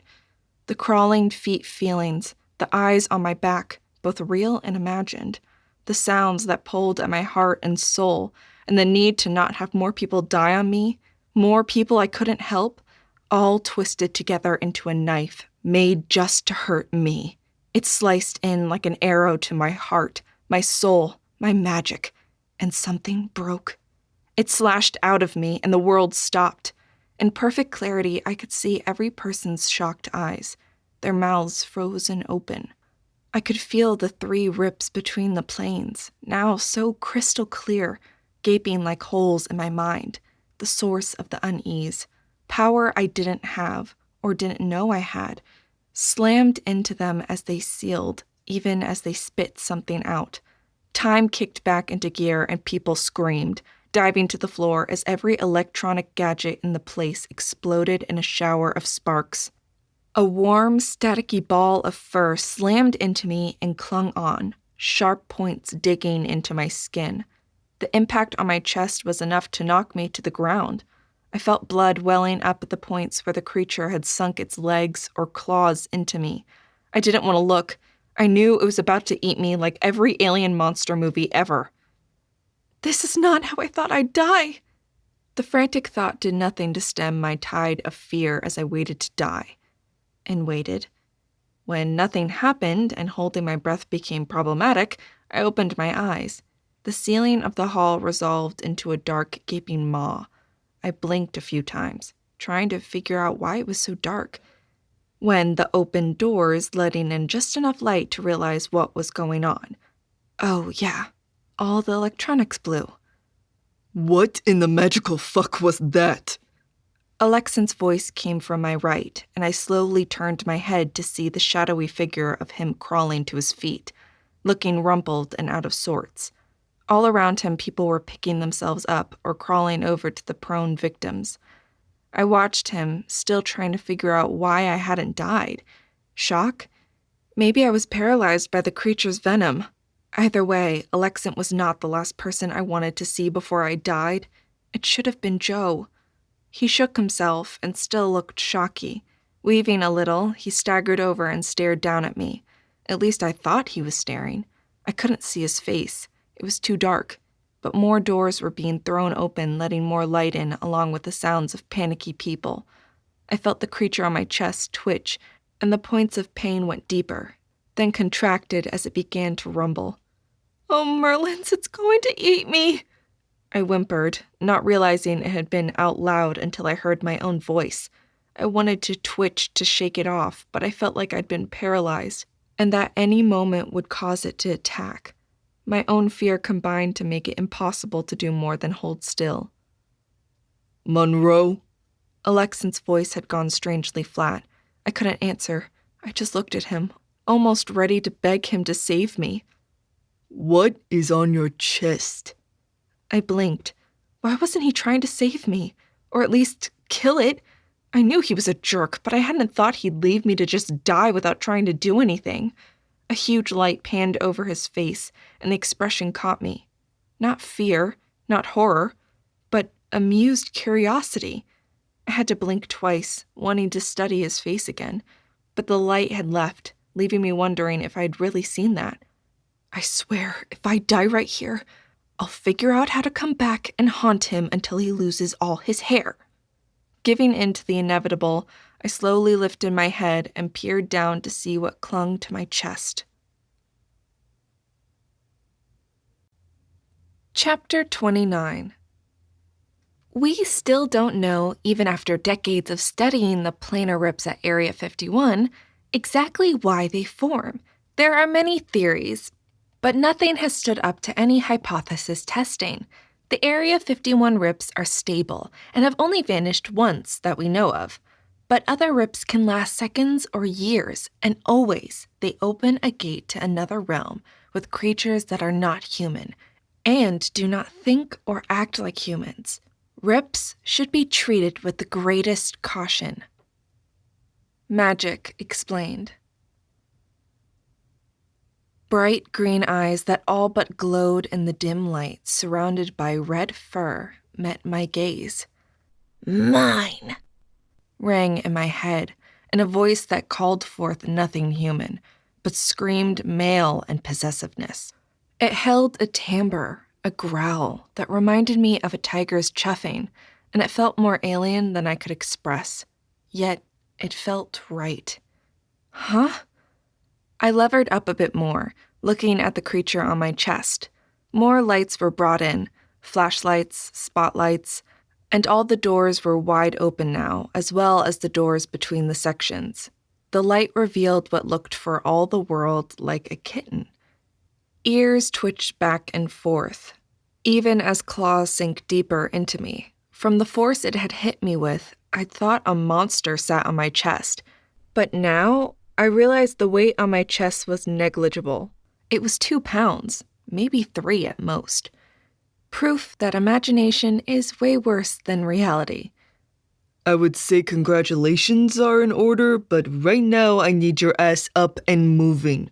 Once we figure this out, I'll follow up with what the hell that was. He fumbled for his phone, pulling out a dead lump of plastic. Merlin's balls. He threw the useless piece of technology to the floor. I saw it as it bounced and suspected it was worse than what Joe had done to mine when she emerged. Emerged? I shied away from that thought. I didn't have time to deal with it, but I sat up slowly, pulling the kitten into my arms. At least I was pretty sure it was a kitten. I didn't have time to look. I pulled it into the crook of my arm, where it purred loudly enough that I had trouble hearing anything else, at least until Alexin started shouting. Niall, Chris, Siab, where in the 4 planes of magic are you? The shout had me cringing back, and the kitten uttered a little growl that was so cute I felt part of my heart melt. Steven, I'm right here. They're coming. What in the world? Niall's voice grew softer as he approached us and looked around. What I think happened can wait until we have time to talk. The perp was here. Spread out and look for him. Her, it, whatever. Alexant's frustration leaked through, and he ran hands through his hair. Niall glared at him, a similar expression on his face. Gladly, but I have no idea what or who I'm looking for. And right now, anyone would be lost in the crowd of people rushing out of here. Not to mention all the people rushing in. Niall waved his hand at the doors, and sure enough, more staff, first responders, and even just curious people or congoers who thought they could help were coming in. It was more chaotic than it had been before anyone collapsed. Merlin's fuzzy dick, he muttered, and I stared at him. That had to be wrong. Who cursed like that? Okay, fine. We'll have to glean what we can from the people. Your phone working? He snapped out. Yes. Niall pulled it from his coat as Chris and Siab came running up. Good. Most of the victims have their names on their badges, so start recording. Siab, you too. Chris, see if you can reconstruct what the hell happened in here. I suspect I know. He turned to give me a meaningful look, and an almost envious look at the creature in my arms. If you can go back far enough to see what made people collapse, do it. Offer as much as you can. He nodded at Chris's rather short hair. The story Bruce had told us back in college flashed through my mind, and I had to fight to prevent a chuckle. No one would understand. Will do, said, and backed away to the wall to do what pattern Archies did to recreate the past. I started to ask a question, but heard a whimper. I spun and moved to another person on the floor, ignoring anything Alexant might have said. On my knees, I put the kitten between my legs and glanced down at it. Stay. I need to work. I don't know what I expected, but the tiny creature wedged into the V of my thighs, curled up once again in a tight ball. Part of me was amazed by that, but the rest of me focused on the victim. This person was older, male, with paint mixed into his beard. I paused to look closer. The gloves were still on my fingers, and I touched the red on his cheek, then brought it up to my nose. What in the world? Alexant! I barked out the word. No doubt he'd be over in a minute. I was right. What did you find? He crouched beside me in a heartbeat, looking and sounding interested, whereas before he wanted to leave these people to die. I lifted my finger. When I was looking at the victims originally, this was a paint that had turned caustic, searing into them, and it was oozing blood and ichor.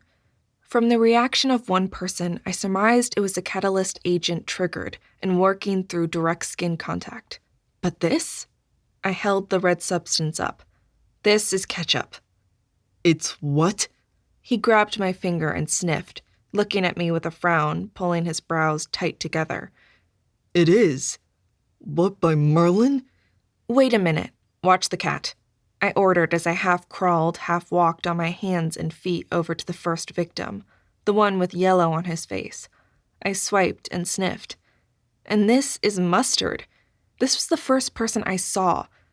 They had either red, yellow, or blue painted on their faces. He turned and lunged over to someone lying on the ground with blue on their face, or at least it looked blue in the lights that streamed in. Touching it carefully, he brought it up to his nose, then snorted out a laugh that had no humor in it. This one is honey. Well, leave it on. The honey at least is good for the wound. I looked around, and to my astonishment and relief, people were moving, even the person at my feet. While not everyone was up, those in my immediate vicinity were. I swear, they all had some type of caustic chemical when I looked at them. I felt like I had to protest that I hadn't made such a stupid mistake. No one could have mixed up ketchup or mustard with the red and yellow substance that had been on their faces. I believe you. I suspect the power wave transformed them into something else, something less toxic. He turned, watching a few people sitting up, wiping off the stuff. Interesting. He didn't kill them this time. Does that mean he didn't need to kill them? For a minute, I thought he was going to ask me something. Then he spun and barked out, Siab, Niall, Chris, get over here. "How does that man achieve such volume?" The idle thought made me smirk as I moved over and picked up the ball of fur that hadn't moved. I still wasn't sure about all of this, but for right now, I felt better if it was in my arms. That knowledge made me even more uncomfortable, but I pushed it away. The 3 agents headed over and looked at him. Chris, what did you see? Nothing specific. A wave transformed something in the paint to something else. I can sense the wave happening, but other than it being transform magic, there isn't much else. The person who cast it was at the far side of the room, but with so many people moving around, even that is lost. He, and yes, it is a man, hid in the curtains, preventing me from seeing anything. Chris turned to look at me, but in the shifting lights, I couldn't tell what expression he had. Then Corey pushed something out from her, and everything changed. If you noticed, her hair is a good 2 inches shorter across the bottom. The rip snapped closed and the man bolted out of the back. He rubbed a hand over his hair, and I noted that there was a few spots where I could see his scalp. At this point, there is too much movement for me to reconstruct without giving blood or something. About what I thought. But definitely male? Yes. Fine. Chris, Niall, I want full interviews of every victim you can get to talk to. You know the basics, but ask them about the marks on their faces, why they got them and from whom. See if they are all mages. Ask why they got the marking they did. Collect contact information and then get these wounds treated. The 2 men nodded. On it, boss. What about me? Siab looked at him, and she looked a bit annoyed, dressed in clothes so tight I knew every curve and roll of fat she had. Not that she had many. Her braids created a waterfall effect down her back. I envied the look, wishing my hair could be braided like that. She had a notebook out with a messenger bag across her body. I want you to get out of the con, at least out of this hotel. You've got sample bottles, right? She nodded at him, but I detected a hint of annoyance in her expression. They'd only gone over that she should have a collection kit with her 3 times on Thursday. Okay, get to the other hotels and look for anyone with facial paint. There have to be a few that aren't here. Get samples and find out everything you can about where they got it. See why they weren't here, and if they had been planning to come. Mage rank is important. I want to figure out how they were identified. Her eyes narrowed, but she nodded and spun and headed out of the hall. It was rapidly getting crowded in here with more and more first responders, but all I could do was feel an ache. That should be me helping, getting ready to get people to the hospital. The man we had been standing near was in a sitting position, a friend talking to him. Blood trickled down his cheek, but if they had any good nurses or even a doctor with magic, they should be able to prevent it from scarring. Alexant rotated his body, staring at everything, his eyes scanning. Then he stopped and stared at me. The look made me take a step back, and I found myself curving my body to protect the small creature in my arms. And you, he said, his tone flat but scary at the same time. What about me? I forced myself not to back up. The fact that he intimidated me made me angry. I could feel magic swirling in me, getting ready to lash out. I swallowed and forced it down. Right now, having Murphy's curse go on a rampage could be catastrophic. You are coming with me.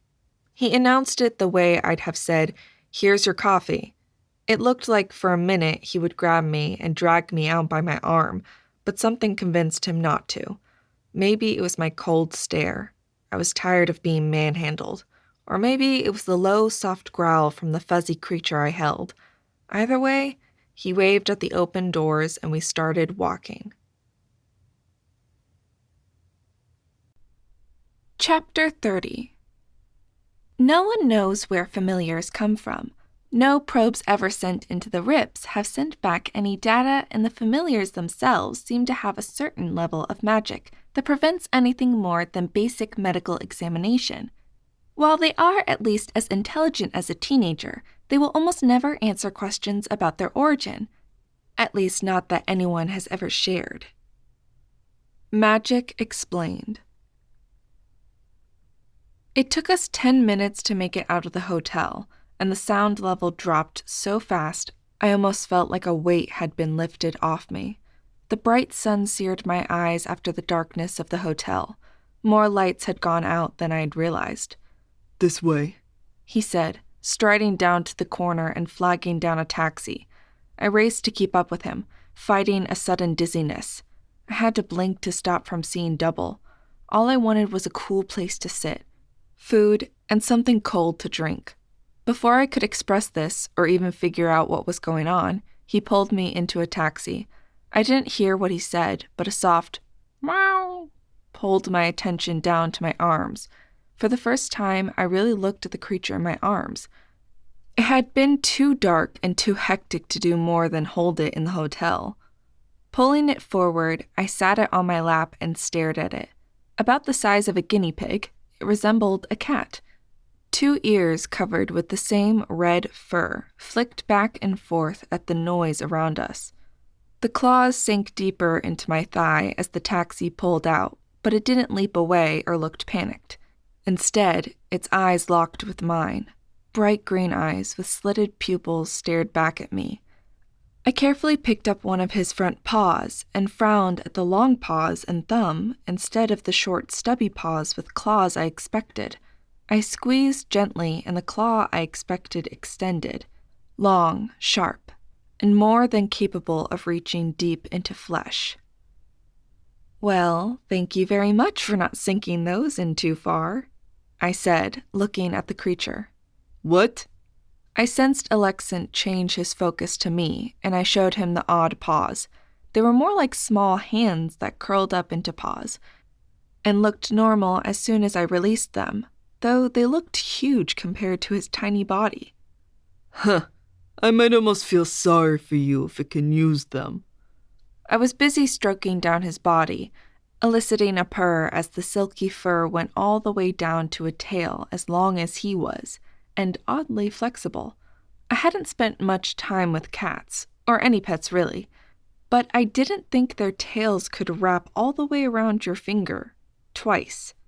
He was also obviously a he.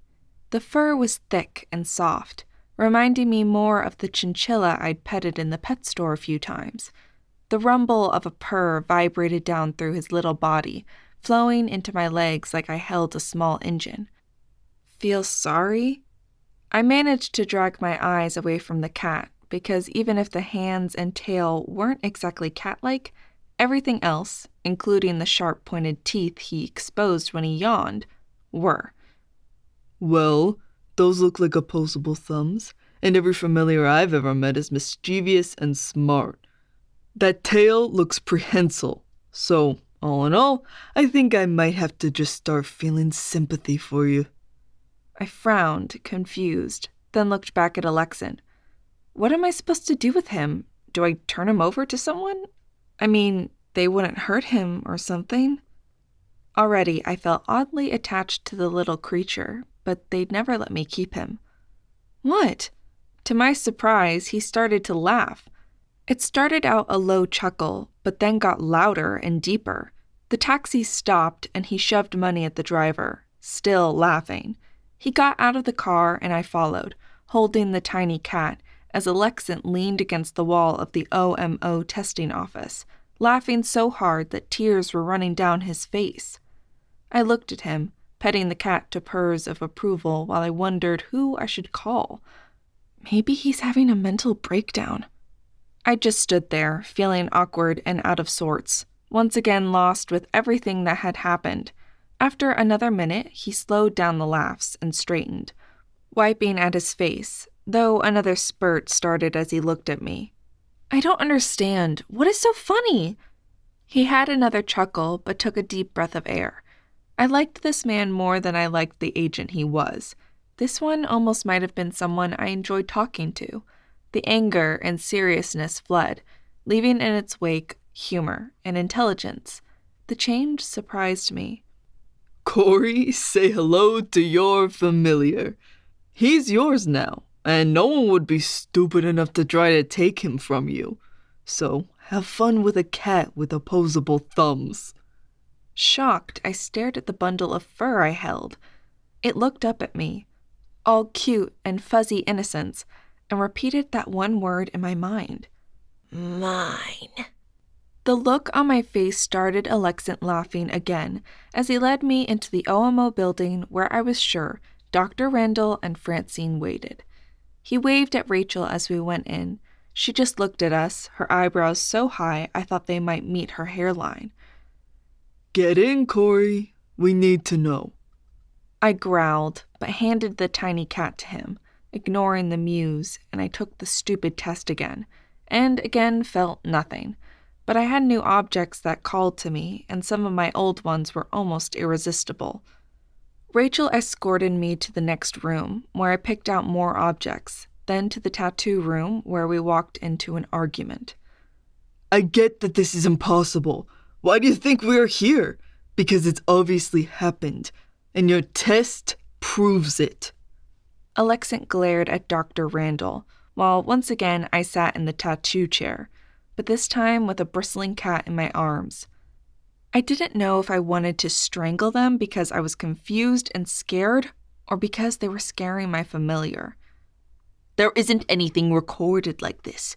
We've never had anyone have 2 emergencies. I wish someone had been around to see her first emergence. It would explain a lot. We don't have enough information on trauma-based emergence to even guess. But at no point has anyone ever emerged twice. The doctor was all but shouting at Alexant. The same guy who'd been at my first test, Dr. Lawrence Randall. Fran was there too, but she kept looking at me with wide eyes that were almost worse than the stares I'd gotten on the bus the first few days. Ever emerged twice, or ever reported to the OMO? I asked in the lull of the shouting. They all turned and looked at me. What? Alexant said, but his face had a slowly dawning realization as I looked at him. I'm already marked. I'm already registered. Why in the world would I come back and get retested? Do you ever retest anyone? Because believe me, I wouldn't be here if he hadn't dragged me back. I gave Alexant a sour look, which he ignored. The 2 testing officials went white. What if? The doctor broke off, his voice cracking. What if you can reemerge over your lifetime? Gain new skills, access new branches? Fran sounded like she was so scared she could barely speak. We can see from her she is strong in things she was pale in before, and now has not 2 strongs as a Merlin, but 4, plus 1 because of her familiar. She has 5 strongs. No one has ever had that before. This could change everything. Her face was pale and hands were shaking. I think you're right. This changes everything. This makes some of the more sensational stories over the years snap into reality. What if you can gain more power? Emerge again and be able to do things that no one would ever associate with you. The doctor talked faster and faster as he became more agitated. This could change everything. I need to call my supervisors. I think we should institute retesting at least once a decade, if not every few years. This changes everything. He was still talking as he yanked open the door and raced out. I don't think there are enough swear words in the English language to cover what I'm feeling right now. Alexant muttered, dropping into the chair Dr. Rendell had vacated. This changes everything. All the files we have could be wrong. Everything could be wrong as to who could do what. Hell, is it restricted only to Merlin rank, or could it be open to anyone? He rubbed his temples. Could hedgies get multiples at their power level? His question made my head jerk up, and I thought about Kadia's experience at the bank. She tripped over nothing, cut herself, and was out of it for a while. What if she hadn't just tripped? What if she'd had a second emergence? Nah, I was imagining things, right? Fran choked out words. I'm starting to think this was something I never wanted to know about, Stephen. But now that it's here, I can't avoid it. Her fists were clenched tight, and for a minute, I was worried she might throw up. Personally, I still thought everyone was overreacting, but the more I thought about it, maybe they were right. You know, if the entertainment industry ever gets a hold of this, the stories will explode. Oh, if that happens, she sighed. Oh, our testing will spike. They will come out with new regs. Oh, I so don't want this to be true. She stared at the objects I'd grabbed this time. 3 were different. They'd moved the ones I'd already been strong in. I didn't know how I felt. Enough. Corey, your tattoo is getting updated. Talk to the artist. I sighed, but figured from the glares they were both giving me, I didn't have an option. It annoyed me because it had just almost healed and quit itching. 30 minutes later, I inspected the work in the mirror. Before, I'd been strong in relativity under spirit and time under chaos, while I was pale in soul, psychic, and earth. Now, the pale psychic had moved to strong, as had earth and soul, and I'd added non-organic, transform, and entropy as pale. I'd chosen purple and green, wanting to pull in more colors, and I didn't know if I liked the effect. It looked like a color wheel had exploded on my face with the burgundy and royal blue, but either way, it caught attention. Not that anyone would know what it meant. I spun, looking at Alexant and Fran, who were deep in conversation. Hey! They paused and looked at me. You get in trouble for altering your tattoos. Am I going to get questioned about this? Or get in trouble? Crap! Fran cussed as she headed out to the main room. I'll get you a new ID and note the changes on the back. Alexant just stared at me. What? I protectively clutched the cat to me. He had fallen asleep and I didn't want anything to happen to him. I've checked and rechecked. You don't have either a curse or luck attached to you. He said the words with the capitals, so I knew he was referring to the spells. But you still attract the strange like a lodestone. What are you? Someone who wants to go home. I'm exhausted. I apparently have a pet that will need supplies, and I bet food. I didn't mention that I didn't know what something that looked like a cat but wasn't a cat would need to eat. I also need a new phone because mine is dead, and the odds are Joe will be freaking out. And frankly, I'm over all of this crap because I have no idea what I'm doing. The last words were a yell, and I realized I was shaking. The cat looked up at me with a plaintive meow. Hungry. Registered in my mind, and I wanted to cry at the knowledge someone was now dependent on me. I barely felt like I could handle being responsible for myself. But now I knew crying wouldn't do anything. I took a deep breath and straightened my back. So, I would like my bag back. A new phone, a ride to the grocery store, and then I'd like to go home. He looked at me for a very long time, and I was about to spit out a fine and storm out of there when he nodded. Yes, I'll see you Tuesday. You have the rest of the weekend off. Come on. 2 hours later, I sat at home, the cat eating tuna fish that the lady at the pet store assured me all cat-like familiars liked. Fran had gotten me the new ID with remarks on the back. As Alexant had dropped me off, he said he'd add the familiar note to my file. It meant I'd get a supplement until my schooling was done to afford to feed him. Their diets were a bit more expensive than normal cats, in that they rarely would eat the normal cat food, preferring actual food. I picked up my new phone. Glad I added all my numbers to my cloud account. It had popped in as soon as I added my email account. And at least 10 text messages had popped in from Joe when I'd powered it on, the last one bordering on hysterical worry. I swear to all the Merlins, Corey, you don't fucking respond. I'm calling Mommy and Pappy and you can deal with them. I laughed a little. I hadn't meant to worry her, but I also hadn't had much control over anything in my life lately. Hey, I'm home. I'm okay. I'll explain when I see you. The response was instant. Thank magic. I'm almost there. I smiled and sat, watching the kitten. If his paws were anything to go by, he would be huge. But for now, he looked like a cute ball of fluff. I didn't know if I was ready to take care of another being. I guess I'd find out. At least the talking in my head would help. It had to make this easier. The doorknob turning had me looking up before Joe all but flew into the room. Corey! She exclaimed as she headed straight in, dropping her bag and keys on the table without taking her eyes off me. Joe pulled me up and scanned me with her eyes, then lingered on my altered tat. I'm fine.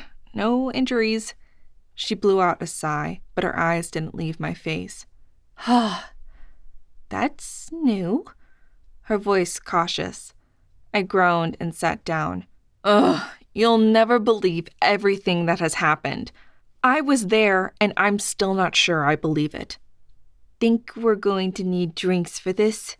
It was a half question and a half statement. Oh yeah, that would be nice. I agreed. She turned and came to a sudden halt. From where she was facing, I could tell she'd just seen the cat. I couldn't see him with Joe there, but I knew what she was looking at. We seem to have acquired a kitten? Her voice slow and hesitant. I let out a shaky breath. Oh, actually, I seem to have acquired a familiar. Just saying the words felt odd and scary. Kids dreamed and told stories about being a magician and having a familiar. I never had. Though I'd found them fascinating. The two I'd met, Dolly and Elsba, had captivated me. But one choosing me? I didn't know anything. That idea set off a spurt of panic. I needed information. What did I know about familiars? Yes, drinks are needed. Her voice sounded as shocked as I felt. She headed for the kitchen, and I started looking for books to order on familiars. Chapter 31. Fight the power. Don't hire mages. Hire normal people. They will work harder for you and do it without invoking unnatural abilities. Freedom from magic. I didn't feel up to public transportation Tuesday, so I splurged on a ride share to work and brought the kitten with me. I had tried to leave him at home, but cries of, No! in my head were too pitiful, so I brought him back. Sunday, Joe had gone back to the con. I'd stayed home, totally exhausted. I played with the kitten, but both of us did little but sleep for the next 2 days. Joe seemed to have fun, but was back in the school grind today. I seemed to have a fog over my brain, but it had started to lift. I hadn't come up with a name for the kitten. It seemed wrong somehow to just name him, but I also wasn't sure how intelligent he was. I really need those books to get here. I hate not having any idea what I should do. One of the things I'd ordered was a cat carrier. He was too small to run around, but carrying him in my arms seemed silly. Luckily, I'd found one that let the cat ride on my chest, in kind of a reverse backpack. It might look silly, but it had the advantages of leaving my hands free. That, too, would arrive Wednesday. For now, I just held him carefully and stressed the entire ride. Siab and Chris were there when I walked in. "Oh, is that your new familiar?" Siab asked as I entered, getting up from her little lab station and coming over. Once again, she made the suit look almost chic, with the sharp cut and the daring see-through top under it. Yeah. I knelt in the middle of the office and let him down. He stretched and began to investigate the office, his long tail a red snake that followed him. What's his name? I haven't thought of one yet. I'm still trying to wrap my mind around the idea of having a pet. I watched him, envying the grace as he moved around the office, and saw Chris's bemused expression. Corey? I turned to look at Siab, who also had a funny expression on her face. Yes?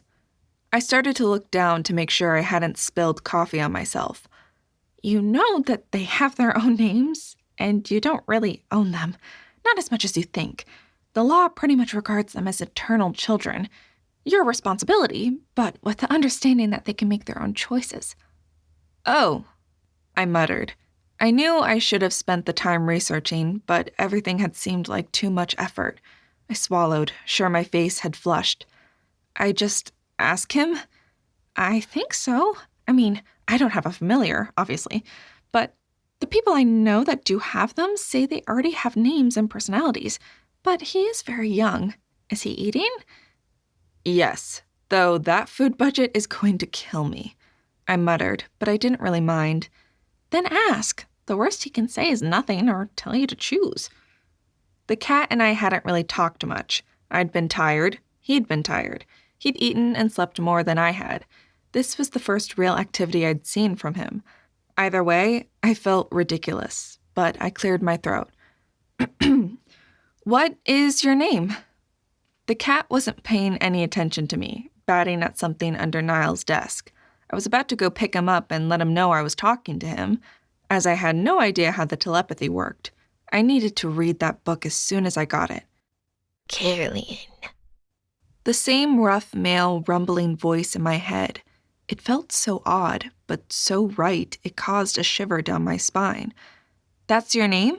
Caroline? I didn't get any response other than a mental purr of affirmation. Interesting name. I don't think it's a word in any language I can think of. Siab noted. But he is adorable.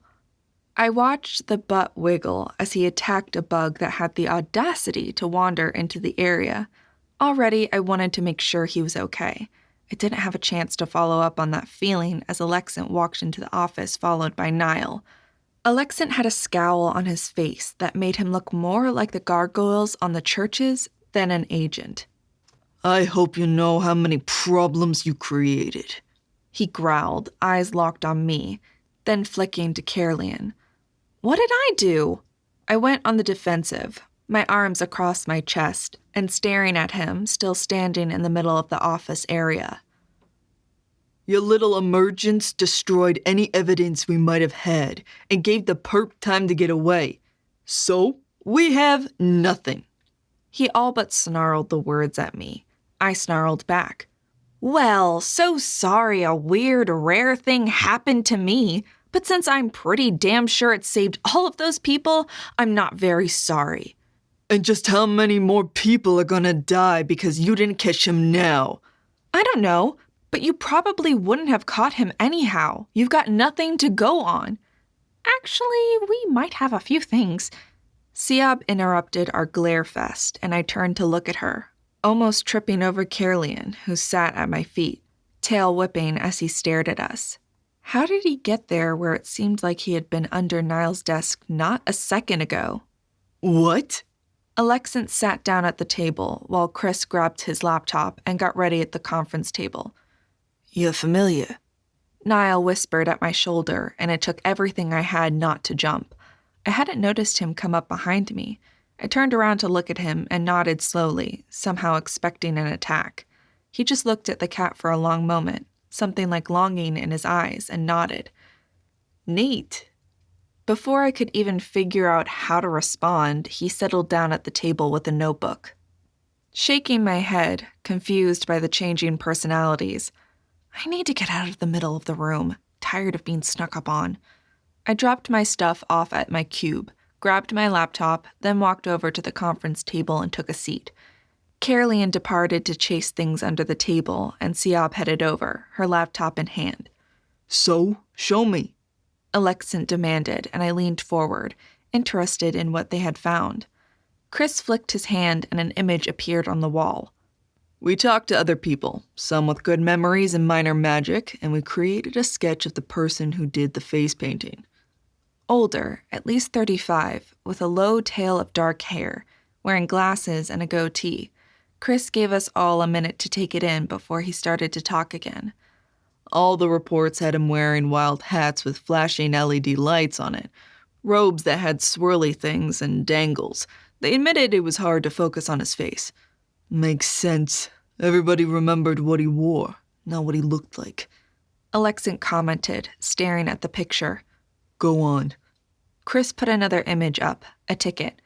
He asked them if they wanted to be in a drawing for free prizes at the panel. Nothing needed, but they had to be wearing the face paint for their ticket to be valid. He handed out the tickets and painted the face. But here is the interesting part. He usually only offered it to one person, then reluctantly did the other person if they asked. It took us a bit to figure it out, but he always offered to the mage, never to the person with them if they weren't mages. He did have a chaos tattoo, but no one could remember the strong or pale values, which might have helped with tracking him down. Chaos is the highest populated mage class. Chris shrugged. What was the substance placed on their faces? Alexant asked, staring at the wall with a thoughtful expression. It amazed me how Alexant could go from being an irritated jerk to a completely focused person. I couldn't let go of my mad that easily. Or maybe he hadn't really been mad. I played with that thought as I listened. At first glance, it just looks like a water-based adhesive with colors added. It wasn't until I got back the findings from the 2 people that died that I think I know what happened, Siab said after checking her notes. I couldn't stop the stab of guilt that followed that statement, but I didn't know what else I could have done. Everyone just looked at Siab as she continued. The tox report showed that damage from hydrochloric acid and fentanyl caused the few deaths, though the amounts were small because of the emergence transformation effect. That makes no sense. No one should be able to cover up hydrochloric acid on your skin. Niall interjected. Siab nodded and took over the screen, putting the image of 2 different chemical structures up on the wall. True, but the powder substance had chloride in it. Here's my theory. We all know that moving molecules is both a high and low-cost endeavor. I think the substance was purposefully mixed so that with minimal effort and exact knowledge of the molecules involved, he could change it from one to the other. Breaking the bonds and rearranging them would take a bit of effort, but only a small offering, depending on his rank. But what good does that do? I mean, the acid would sear the skin. And fentanyl, that would kill you even being absorbed through the skin. I couldn't keep my mouth shut, but fentanyl was a nasty drug and killed fast. If that was what he did, they would have all been dead in seconds. True, if he did it perfectly. I think he only managed to transform some of it, which was why people were dropping but not dropping dead. Basically sheer luck, and points to him probably being a pale for transform or a low-rank mage overall. But what does it get him? Alexant jerked upright in his chair and glared at me. It gets him you. What? I'm pretty sure the other 2 reacted the same way as I did, but either way, I felt a strange clench of emotions in my stomach. Alexant rubbed his brow and had an odd expression on his face. Have any of you come across the 7 grams at death study? Sure, said Siab. I had no idea what he was talking about. For the rest of you, they've done studies and shown at the moment of death the body loses 7 grams of weight. But what they haven't been publicizing is a few people have died during the magician rank test. I blanched at that, though Siab just looked interested. Alexant waved his hand. Oh, nothing sinister. A heart attack, stroke, just odd medical things. But the machine and the Merlin monitoring noted a large spike of power being pushed out, similar to what happens during an emergence. So, they started asking magicians near death if they were willing to be monitored, and they agreed. They have evidence that as you die, you bleed out power. What is really interesting is that the slower you die, the more power collectively is pushed out. I think this is what the guy was doing. He wanted people to push out power. Whether he figured that out after the ritual magic or something else, I don't know. Chris looked thoughtful. Okay, I can see where he might be learning from this. Even if that is a sharp upwards curve to go from 1 to 3 to 9 to 27, then quit caring about numbers at all. So he gets all this power going out. Then what? Alexant just pointed at me, and suddenly it clicked. I thought I might need to throw up. The words tumbled out of my mouth as I fought my nausea. He wants a second or more likely a third emergence. What if that's it? The first few were to accomplish something else, maybe just to be more powerful. Then, after the accident at the park, he realized patterns didn't matter. Power did. I turned and looked at Chris. Do you know if there was a spike in people emerging the day of the park murders? Ugh, I'm already sounding like them. This shouldn't be this easy. But I couldn't help but look for correlations. So much of emergency medicine was, if this, then that. It was almost second nature. Chris shrugged and pulled up something on his computer. The Almo does show rates and stats, but won't tell me a damn thing about second emergence. Alexant grumbled, then shot a glance at me. You mentioned third. You think you can? I shrugged, not sure what to say. I never thought you could emerge more than once. But if everything is about power, maybe you can emerge over and over, getting stronger and more powerful in different branches and classes. I didn't mention my curiosity about Katia. But why you? Why not someone else? Siab challenged me. It wasn't arrogance or disbelief in her tone, more curiosity. Chris spoke up. Something else to consider? I've been following up with the hospitals on all the victims. While they won't break HIPAA, they did mention that all the victims had extreme lethargy the next 2 days, to the point of almost feeling drugged. Oh. The word slipped out of my mouth before I could stop it, and they all snapped their heads towards me. The desire to join Caroline on the floor spiked, but I forced a nonchalant shrug. I haven't done much the last few days, but sleep. I felt completely drained. As to why me? Heck if I know. But it might have something to do with emotions. He made me angry. I jerked my head at Alexant, who didn't look repentant at all. And your power was being siphoned out. Alexant trailed off. I bet that's the key. Simple and fast. Magic siphons out. The walls between the planes rip, and you grab the power. The perp just wants to grab it, but he missed because you grabbed it first. But what? I was more powerful? I asked in disbelief. Maybe. Maybe you needed it more. Anger is a strong emotion and a good motivator. And I bet there was a familiar on the other side that liked her better than her perp, hence Corey being chosen. Siab put in. She had a thoughtful look on her face, but her attention was on Caroline, who had decided the chair in my cubicle was where he was going to groom himself. You think it matters that much? That magic is sentient? I asked, a shiver running through me. She shrugged. I don't know. Maybe. Or maybe you were closer, younger, prettier, the right combination. No one has ever figured out how or why certain people emerge and others don't. It could be nothing or everything. Right now, it doesn't matter that Corey grabbed the power. What does matter is her emergence left us with very little evidence. He tossed me an annoyed glare, and I resisted sticking my tongue out at him. Either way, we don't know if he'll try again or not, but we have to assume he will. So, what do we know? Large event. Chris provided. Transformation substance. Slow death needed. Siab pointed out. No pattern in the deaths is needed, as seen from the last thing, so milling crowds would be better for him. It would take longer to stabilize people. Niall had that faraway look on his face, staring at the board. Yeah, but why do we think he will stay in Atlanta?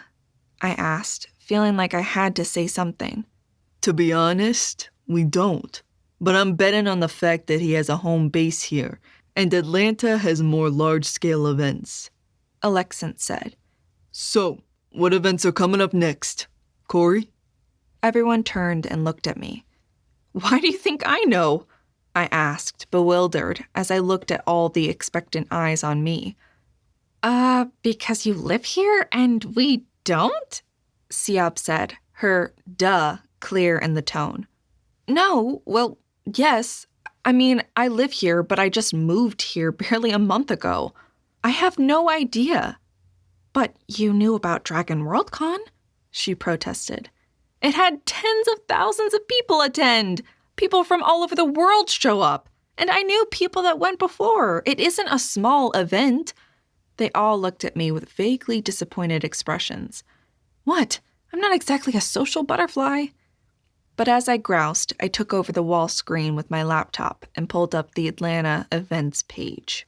Here is what is going on in the next couple of weeks. We all looked at the screen. There were a lot of events, football games, music events, other conventions, parades. The list went on forever. Alexant stared at the wall, then stood pacing back and forth, tension radiating from him. We'll never find him this way. There are too many events, and it is too easy to do magic to turn something innocuous into something deadly.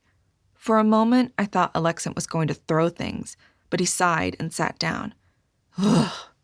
We're back to the basic tenets of murders. Who are the first people you kill? The ones you know. Chris and Niall said in unison. They grabbed their computers and headed back to their cubicles. And that is my cue to get back to looking at the data of the samples I got, said Siab. I'll keep working on the facial recognitions, trying to merge all the sketches and go through the OMO database. Maybe we'll get lucky. She smiled and gave a longing glance towards Caerleon, who by this point had curled into a ball and was soundly sleeping in my cubicle chair. I didn't really have anything to do. I'd done all the training, and I really wanted to be back at a job that I knew how to do. My insecurity must have shown on my face because Alexant smiled. Study. You've got the book I gave you, and you might as well look at your college courses. With your AA degrees, you should be starting as a junior, except for 1 or 2 classes, and your magic courses. If you log on to OMO with your ID, you should see the suggested careers for people with your abilities. Granted, you are strong in so many, you should be able to do almost anything. He stood up and moved back over to his area. He paused and turned back to look at me. Remember that while the government won't force you to take a certain career path, anything not STEM-based and related to your strengths will be denied. And if you choose to continue, all classes will be your responsibility to pay for. He gave me one more hard look, then sat down. I considered the cat sleeping in my chair, sighed, and went to grab the ritual book. I curled up at the table and started to read. Chapter 32. Each mage visualizes or associates the cost of an offering differently. While molecules are what is taught in most universities, it doesn't mean that is how a mage sees it. Often, it is an amount of hair or nail or skin, or maybe the time it will take to regrow. There are stories of mages that counted in calories, or even one who did it by cell. As always, no one knows why they can do this, but test after test shows that they are always exact as to the cost. Magic explained. The next 2 days were the same thing with everyone else researching information, while I had nothing to do but read. I liked reading, and it interested me. But by the time I escaped at 4 on Thursday, I was ready to scream. Even Caerleon seemed bored. My carrier should show up soon, but Siab pointed out I might want a harness and a collar, as from his paws and tail, he would be a big cat. Like, dog big. I still hadn't decided how I felt about that piece of information, but either way, it would be a change. In the few days I'd been here, he'd already gained what seemed like a pound. I needed to get him to the vet, but familiars apparently didn't need shots or to get fixed, which didn't really surprise me. I mean, neutering a sentient creature sounded evil. Holding him in my arms, I climbed the stairs. So far outside of mine, hungry, and his name, he hadn't spoken to me, and I made sure hungry wasn't an issue. The Book of Familiars should be here today, but the online videos I found said he'd learn to use a toilet in the house if I wanted, and I did. The litter box was okay, but it stuck to his paws, and annoyed both of us. I pushed open the door, surprised to see all the lights off. Joe should have been home at least 2 hours ago. I let Caerleon down, and he headed right to his food bowl. Of course. I checked my phone. Nothing. I started to call her when I heard a bottle clinking from her bedroom. I headed back, my steps fast. I was oddly concerned, and I couldn't say why. "Joe?" I knocked on the door. It was ajar and swung open as I did. She sat on the floor, staring at her computer, the pile of books, and a bottle of whiskey, tapping it with her glass. I stood in the doorway, frozen for a moment. Her hair, her glorious black hair, hung limp around her face, and her entire body had curled into itself. Gone was the proud, smart, funny woman I knew. Instead, this was someone I don't think I'd ever seen. "Joe? What's wrong?" I moved in and slid down to sit next to her. She barked a laugh, bitter and hard. I hurt to hear it. She took a gulp of the liquid in the glass, which by its smell was whiskey from the bottle. "I'm a complete and utter failure. I can't do this. This is why I didn't want to emerge at a high rank. I wanted Hedge. I wanted my damn certification, and I just wanted to work with Poppy. Maybe someday take over the garage. Now I'll flunk out. I don't even know what they do if you flunk out as a mage. Do they throw you in prison? Assign you to grunt work? Make you act as a test subject? This will destroy my parents. They'll hate me." On the last words, her voice broke, and she took another desperate gulp of whiskey, as if it would somehow change her feelings. I had no clue what she was talking about, and looked around. Joe had never been the best student and struggled at English, but then so did lots of people. She'd aced math, and we'd never talked about school much. Even the dream of being an engineer was more at the same level you talk about being an astronaut, not something you think will ever occur. "Joe, talk to me. What's going on?" I pulled the glass from her and set it away, out of reach, as I moved to sit in front of her. She had to look at me, or her feet. Caroline came in and plopped down between the two of us, and began grooming as if there was no place else he'd want to be. "I can't do it, Corey. I can't. I've been trying. Really, I've been trying. I can't get everything to stay still. They move no matter what I do. My last paper was an F, and I have a huge test, and I can't figure out what it says." Her voice shook as tears ran down her face. Confused and scared, I reached out to cup her face, wanting to hold her, needing to comfort her. "I don't understand. What moves? Why doesn't it make sense?" I needed to figure out what was going on. This wasn't my Joe, and I'd do anything for her. "The letters, they change. Every time I look, they're different. There's so much to read and understand, and it keeps moving. I like numbers. They don't move, or at least they don't move as much. Maybe I should just quit and save them the trouble of expelling me." I sat there trying to process her drunken rambling. How much had she drunk already? Then my brain snapped into gear. You read lots of weird case studies with some of the medical assistant classes. "Joe, are you dyslexic?" She snorted, scrubbing at her face with her hands. "They said no. Dyslexic kids can't be good at math. Only lazy kids are good at math but can't get their papers right. It got worse after I graduated high school, so I just avoided reading. Didn't need to. All the manuals have pictures and I knew what words went where. Besides, math is always the same. Logical. So, I'm just stupid." My mind stuttered to stop, and I looked at her. "Who told you that?" "All the teachers. I was just being lazy. I didn't like English, but since I like math and was good at it, I couldn't be dyslexic. They told Mommy I was just lazy, and she got mad at me. So I tried. I would listen to all the lectures and then get Stinky or you to check my writing. I used a ruler on my words in class, and I'd only get marked down for spelling. But while I graduated, it was only because of the science stuff." She gave another one of those raw laughs. Chemical diagrams don't move. The numbers and lines rarely change, or if they do, they don't make sense. And I wait for them to move back to what they should say. So, see?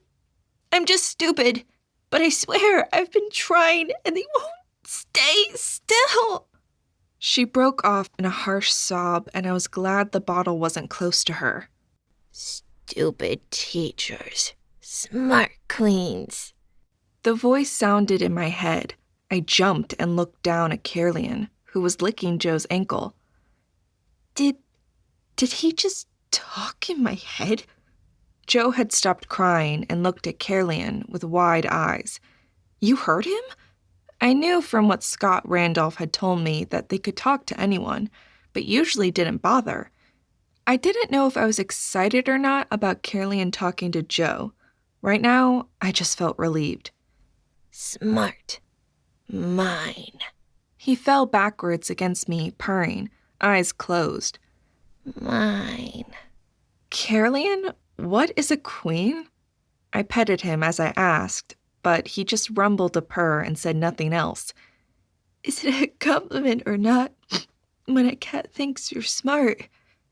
Joe asked, sniffling and wiping her face, her breathing still hard and shaky. Well, he is a familiar, so I'd take it as a compliment. Joe, look at me. My voice hard and demanding. This was so important she had to listen. She sighed and looked at me, bracing herself. You need to listen. You are dyslexic if letters move. There are different types of dyslexia, and they affect people differently. Just because numbers don't move doesn't mean letters don't. She shrugged but kept petting the small body of Caroline.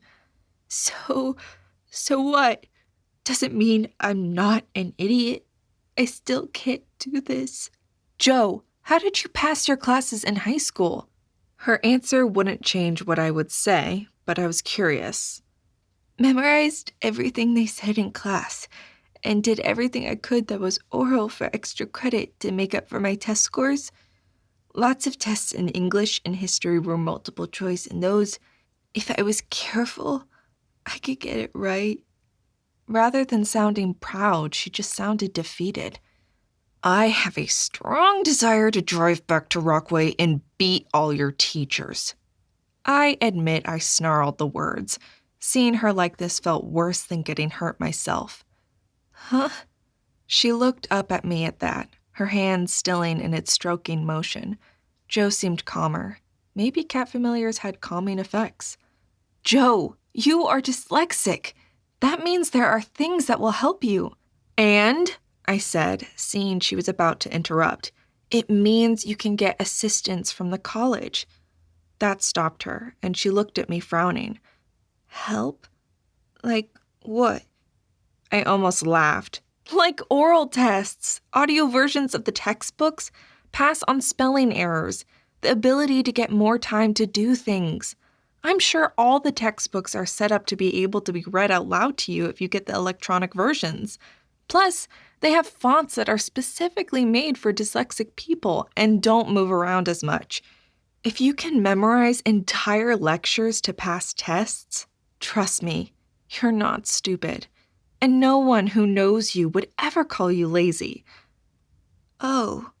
She looked shocked and just stared at me, a look of bewilderment on her face. But they won't believe me. They'll say I'm just trying to get special favors. Her voice sounded small and revealed a weakness I'd never seen before. Maybe that was why she was always so bold. To hide worry about this? I needed to think about that. I'm taking off tomorrow, and we're going down there together. You will get the help you need. Corey, you can't, she protested, but I could see the odd vulnerability spark back up, and I wanted to castigate myself for never noticing. A bunch of things popped into my mind, now that I thought about it. How she'd ask me what looked good on the menu, or saw something as we walked in and asked the waitress about it the few times that we went out to eat. Her asking someone to read instructions to her when her hands were full or filthy. Yes, I can. Watch me. I pulled out my phone and scrolled to my messages.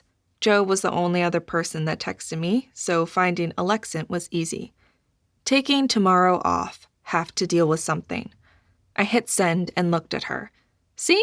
We will get you everything you need. You deserve that doctorate. You're one of the best people I know with machines. Before she could reply, my phone pinged. Don't think so. You'll be here. I frowned, feeling my jaw clench. No, I won't. Be back Monday. Yes, you will. You need to be here. Bite me. I hit send and powered off the phone just as it started to ring. My smile felt good as I looked at Joe. Tomorrow morning, you and I are going to get you help. Joe bit her lip. You sure? They'll really help? Yes, they will. I didn't know it, but I knew I would do everything I could to make sure there was nothing she'd need. Thank you, Corey. I just figured they were right when everyone else was talking about how easy the coursework was, and I was struggling to read the text, much less write the reports.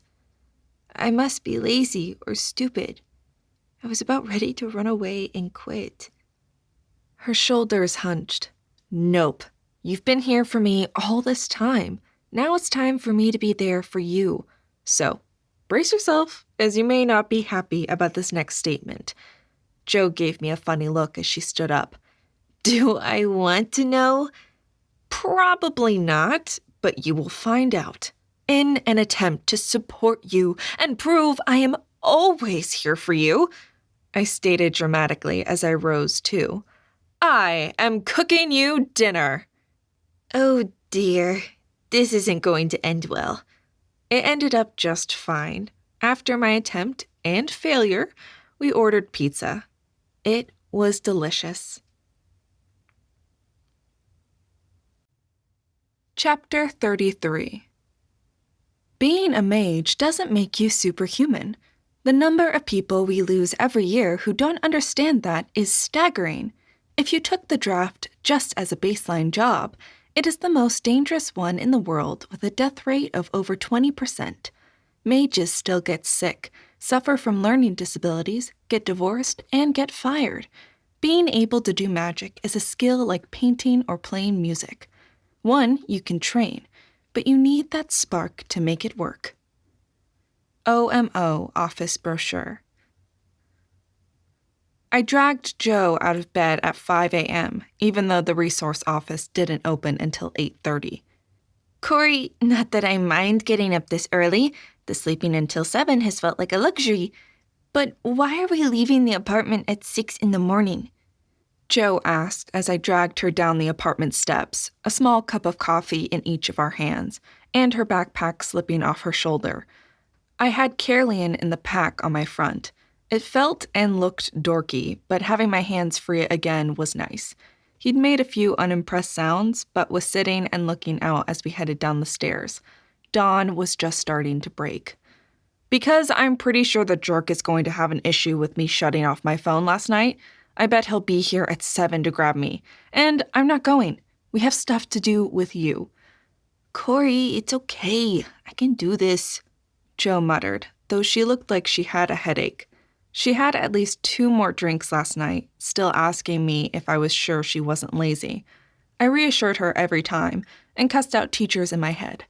Part of it was protectiveness over Joe, but most of it was anger at the damage they had done.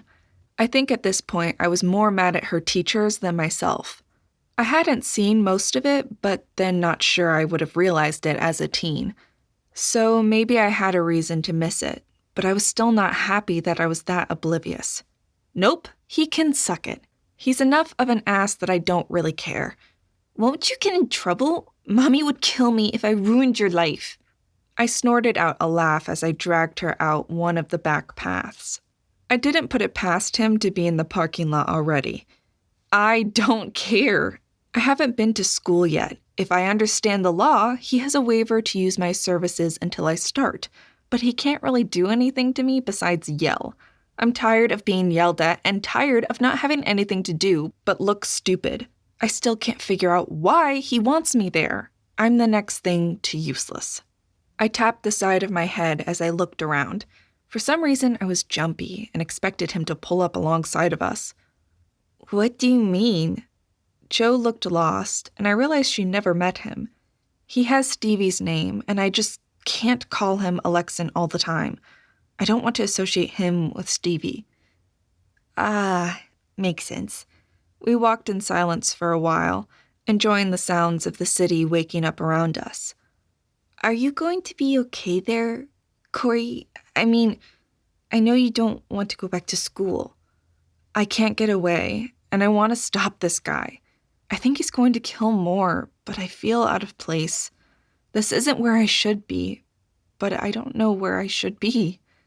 I kicked at a stone on the ground, and Caroline complained that I jostled him. Sorry, Carr, I said as I scritched his ears. He wrinkled up his nose and hissed at me, the meaning clear. No Carr? Huh. Ian? At Ian, he paused, but then shook his head. But I felt a word in my head. Still, Caroline. How could you purr or roll the sounds of letters like that? I didn't know. But I shrugged and scratched. Caroline it is, amused that he was so adamant about his whole name. Do you like having a familiar? Joe asked as we approached the admin building, and I shrugged. That's like asking me if I like having my hair growing.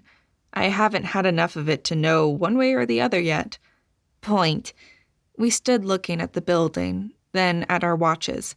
Only 6:30. Coffee shop? I could do with some food. Sure. We turned and headed towards the nearest place, which was already bustling. We ordered and found a table in the corner while people talked and chattered around us. I made sure my hair covered most of my tattoo. Maybe I needed to move to someplace cold, so I could wear hats all the time. What exactly are you going to do? Joe didn't look at me, just fiddled with her drink. The coffee was okay. Not as good as at Grind Down, but okay. About? Her comment pulled me out of the focus on the coffee. Well, both. Your schooling, the resource office, this job that isn't a job. Oof, you want me to make decisions this early? I muttered, staring at her, but I smiled. Caroline was in another chair nibbling on a dog treat. He hadn't seemed to care it was aimed at dogs. You're the one who dragged me out this early, so yes. Joe had the audacity to smirk at me over her coffee, but I could see the odd fear in her eyes. I never realized how much she hid from me, and it hurt, almost as much as realizing how much I hadn't seen. Some friend I was, to not notice my BFF has issues reading. School first. We deal with the administration. I figure this might as well come in handy. I tapped the side of my head. I had the marks mostly hidden at the moment, but for all the misery they had caused me, they might as well do me some good now. You need the testing, the assistance. Asking for help shouldn't be an issue, and anyone who knows you knows you're smart. Joe didn't look convinced, but I ignored her. All the medical assistance stuff about how to support and recognize people with disabilities might actually come in helpful. See, education is never useless. I need to keep reminding myself of that, because the one thing this degree gets me is access to more information. Maybe I can figure out what killed Stevie. Maybe I could even become a doctor. The idea tugged at me, but didn't feel right. I needed to take the time to sit down and go over the degrees, but the problem with being a Merlin was there were so many options, and Caroline just added to them, as with him, I was strong in not 2, but 3 fields. That was unheard of as far as I knew, and it made me uneasy. After that, I'll deal with the FBI. The lead jerk is mostly taking out his anger on me, though I don't know why. I get they may need someone to help with the planar rips, and even untrained, I might be the best person available. But sitting there all day and feeling stupid is a waste of time, though they are paying me, which helps. But still, I'd rather work, and I have 4 months before I can start school. I'd like to be an EMT. It's what I'm trained for. I gave a helpless shrug. I enjoyed being an EMT, so it was an option. Are they going to accept that? Jo asked, arching her brows. I'll have to figure out how to make them. I know the draft can put me anywhere, but I want it to be something that will lead to a long-term job and future. So that means me thinking about it. Right now, I just want this case over with so maybe I can work and deal with college. Something I thought I was done with. My tone was wry as I glanced at the clock on the wall. It's after 8. Let's head that way and get you taken care of. Jo heaved herself up, looking like the weight of the world rested on her. I still feel deep down I'm just being lazy, or not trying hard enough, or something. Yes, 'cause not having letters move around is something you can control? I gave her an arched glance and she flashed a smile. You trying to tell me letters act like men and they don't react to my awesome rag? She waved at her chest and I saw at least 2 men follow her motions with their eyes. Exactly. So, come on. I grabbed Caroline and put him back in the carry thing, feeling more than one person eye me. I did feel ridiculous. The odd looks I got just increased my discomfort. Mine. His voice rumbled through my mind, and I couldn't stop a smile. So, I'm your servant, am I? Jo glanced at me, then the cat, and grinned. Yes. The voice said smugly in my mind, and I laughed. I take it he responded? Jo asked once we were out. Yes, he agrees I'm his servant. He might need an attitude adjustment. His purrs were loud and rumbling as he rested his head on the edge of the bag. Uh-huh. Somehow, I think he's right. Her smirk made me roll my eyes, but I couldn't disagree too much. We continued our walk to the service building. Jo's steps came slower and slower as we approached. Nope, come on, you're doing this. I all but dragged her into the building and to the desk where an older woman sat. Hi, my friend here needs testing and resource assignment, plus considerations for a learning disability. The woman, her hair shot with gray and tied back in a tight bun with glasses perched on her nose, squinted at us, mouth pursed. You do? And what does your friend say? I elbowed Jo, giving her my best, I mean business, look. She sighed and muttered out, I'd like to get tested to see if I qualify. Her voice was audible, but only because at this time of the morning the area was mostly empty. Fine. Take a seat. She waved us to a chair, and I heard her muttering, Young people always thinking because it isn't all video games, they need special assistance. Humph! I could show them what hard classes were like. I almost spun around and let her have it right there. Standing up for myself was hard. Standing up for Jo, I'd do it in a heartbeat. But she seemed to be placing a call, so I let it go. For now. We sat in the uncomfortable chairs, and I let Caroline out to explore. Hey, no pets are allowed in here, the woman snapped out. Caroline froze, an affronted look on his furry face, whiskers and ears laid back. Familiar, I replied, my voice saccharine sweet. She humphed, and Caroline lashed his tail at her, then continued his exploring. We'd been there a half an hour, and Caroline slept in the chair next to me, when a woman came out. Older, probably only late 30s to the wench at the desk's 60s. She walked over, a smile and a tablet computer in her hand. Hi, I'm Beth. So, what's up? Jo swallowed hard, but with my shoulder bump began to speak, extra low, probably because of the wench and the few students passing by. While you could see the edges of my tattoo for my hairstyle, it wasn't on display like Jo's in her ponytail. Most people ignored us, though Caroline did get a few extra glances. He was a gorgeous kitten. His red fur was almost truly red instead of the russet brown of most cats. He almost looked like I painted him. While it was an odd color, it also screamed not normal, cementing him as a familiar. I'm having problems in my classes. I've always had the issue, but after being out of school the last few years, it got worse. Corey here says it's dyslexia, but I was told it couldn't be because numbers don't move on me. Beth shrugged. Everyone is different. Why don't you describe what's going on?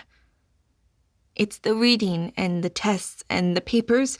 Every time I read a sentence, the letters move and create different words, or words that make no sense. I'm having to read sentences 5 or 6 times to guess at what it says, and when I type, I think I know what I'm typing. I mean, I know where the letters are on the keyboard, but I can't read it to make sure it's right. Her voice shook, but she kept her head up. But you don't have the problem with numbers? She didn't sound disbelieving, which made me feel better. I never wanted to see Joe that down again. Not really. Most of the time, especially with engineering, the numbers stand alone or there are only 1 or 2 of them, and if they move, the math doesn't work, so it's easy to correct them. You can do the math in your head? Sure. A calculator takes too long, and most of the time my hands are covered with grease. Joe shrugged, still looking unsure about everything. I hadn't known that. I mean, I knew she could calculate everything without trying, but advanced math in her head? I always needed to write it out. I felt absurdly proud of her, which was ridiculous as I had nothing to do with that ability. Interesting. Well, I have everything set up if you want to come take the assessment. She turned to me with a smile. This may take a while. Do you want to wait?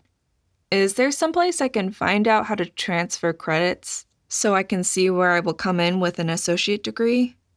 You mean 3 associates? Joe said, giving me the same shoulder bump I'd given her earlier. I saw Beth flick to my temple and frown, but she nodded. Sure, if you want to log into the kiosk over there, you can apply for admission. You need your OMO registration number, then enter all your information. It should tell you what will transfer and what you may need to take in the lower classes. She stood and gestured for Joe to follow her, and the 2 of them headed down the hall. Well, Caroline, let's go see what my options are. He only flicked an ear at me, so I sighed and left him there. Cats, really. Soon enough, I lost myself in the maze of school forms, applications, and transfer information. Chapter 34. Familiars don't follow any rhyme or reason that has been validated. They usually resemble earth creatures, but not always. They are always intelligent, and it seems like they can speak telepathically with whomever they wish. But though people long for them, we don't know why one person gets them and another doesn't. There have been Merlins that had familiars that were executed because of the evil they did with their magic, as well as hedgemages that never did anything except simple spells. History of magic. I was so lost in my search through the Byzantine maze of academia that until Joe called my name and pulled me out of my haze, I had no idea how much time passed. I saved my information and turned to look at her, and she had a huge smile on her face. What? But I couldn't help but smile also. Caroline made his way over, twinning between our legs. They said I have one of the worst cases they've ever seen. Normally, this is addressed in grade school or high school, and there were things I could do to help with it. But they said absolutely I qualify for assistance. She all but glowed. I don't think I'd ever seen anyone so glad they were diagnosed with a learning disability before. This means I don't need to kick some butt, beat up on people until they treat you right. I made punching motions with my hands. She let loose a peal of laughter and pulled me into a one-armed hug. Her hug was tight enough I ignored the need to breathe until she released me. No, they're sending out notes to my professor to allow me oral testing in most everything except the math and science courses. And then I'm allowed to verify with an aide or teacher what the questions on the test say. They're providing me with software that will let me talk into the computer and do all my reports orally, as well as access to all the books via audio. Plus, they're giving me licensed versions of some fonts that are supposed to be better for people with dyslexia. As for spelling and word use, as long as it sounds correct, it won't be counted against me in my classes. See? I knew you could get what you needed. I picked up Caroline and slipped him into the carrier, still a bit surprised he didn't complain or fight, not that I would ignore my good luck, and we began walking out. That just leaves you dealing with the FBI people. I want to work as an EMT. I blurted out, the words surprising me. I still need some money, as I won't ask your parents to support me in addition to you. I'd read up on financial support. While the government paid tuition and housing, it didn't cover the incidentals like books, supplies, or food. That meant I still needed some sort of job. Most kids had their parents sending them a few hundred a month, or work study. Jo had saved her money while she worked full-time for her dad, and her parents were giving her $300 a month for other things. But I didn't have that, and my savings would disappear rapidly. Plus, I was tired of being broke all the time. Jo was about to respond when a woman stepped out of a hallway and we collided with her, sending her to the ground as even I was larger than she was.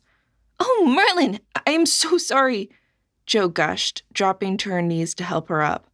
I moved back a bit to get out of the way. The woman was tiny, with long, dark hair that hung in an intricate net of braids down her back and brushed the top of her butt. As she rose, I took in the bright-colored sari-styled top over jeans, but what really grabbed my attention was the Merlin tattoo on her temple. Entropy, non-organic, time. I didn't think I'd ever seen that. "Are you okay? Please tell me you're okay." Jo was still talking, but I watched the beauty of the woman register with her, and she changed subtly. She was standing straighter and doing the little pose she always did when she thought someone was cute. I rolled my eyes. "No worries. I should watch where I'm going more. I know they say don't text and drive. I obviously need to not text and walk." She held up her phone, smiling, and it transformed her into stunning. I could see why anyone would be captivated by her, and her voice, low and melodic, only amplified her beauty. "But you're sure I didn't damage you?"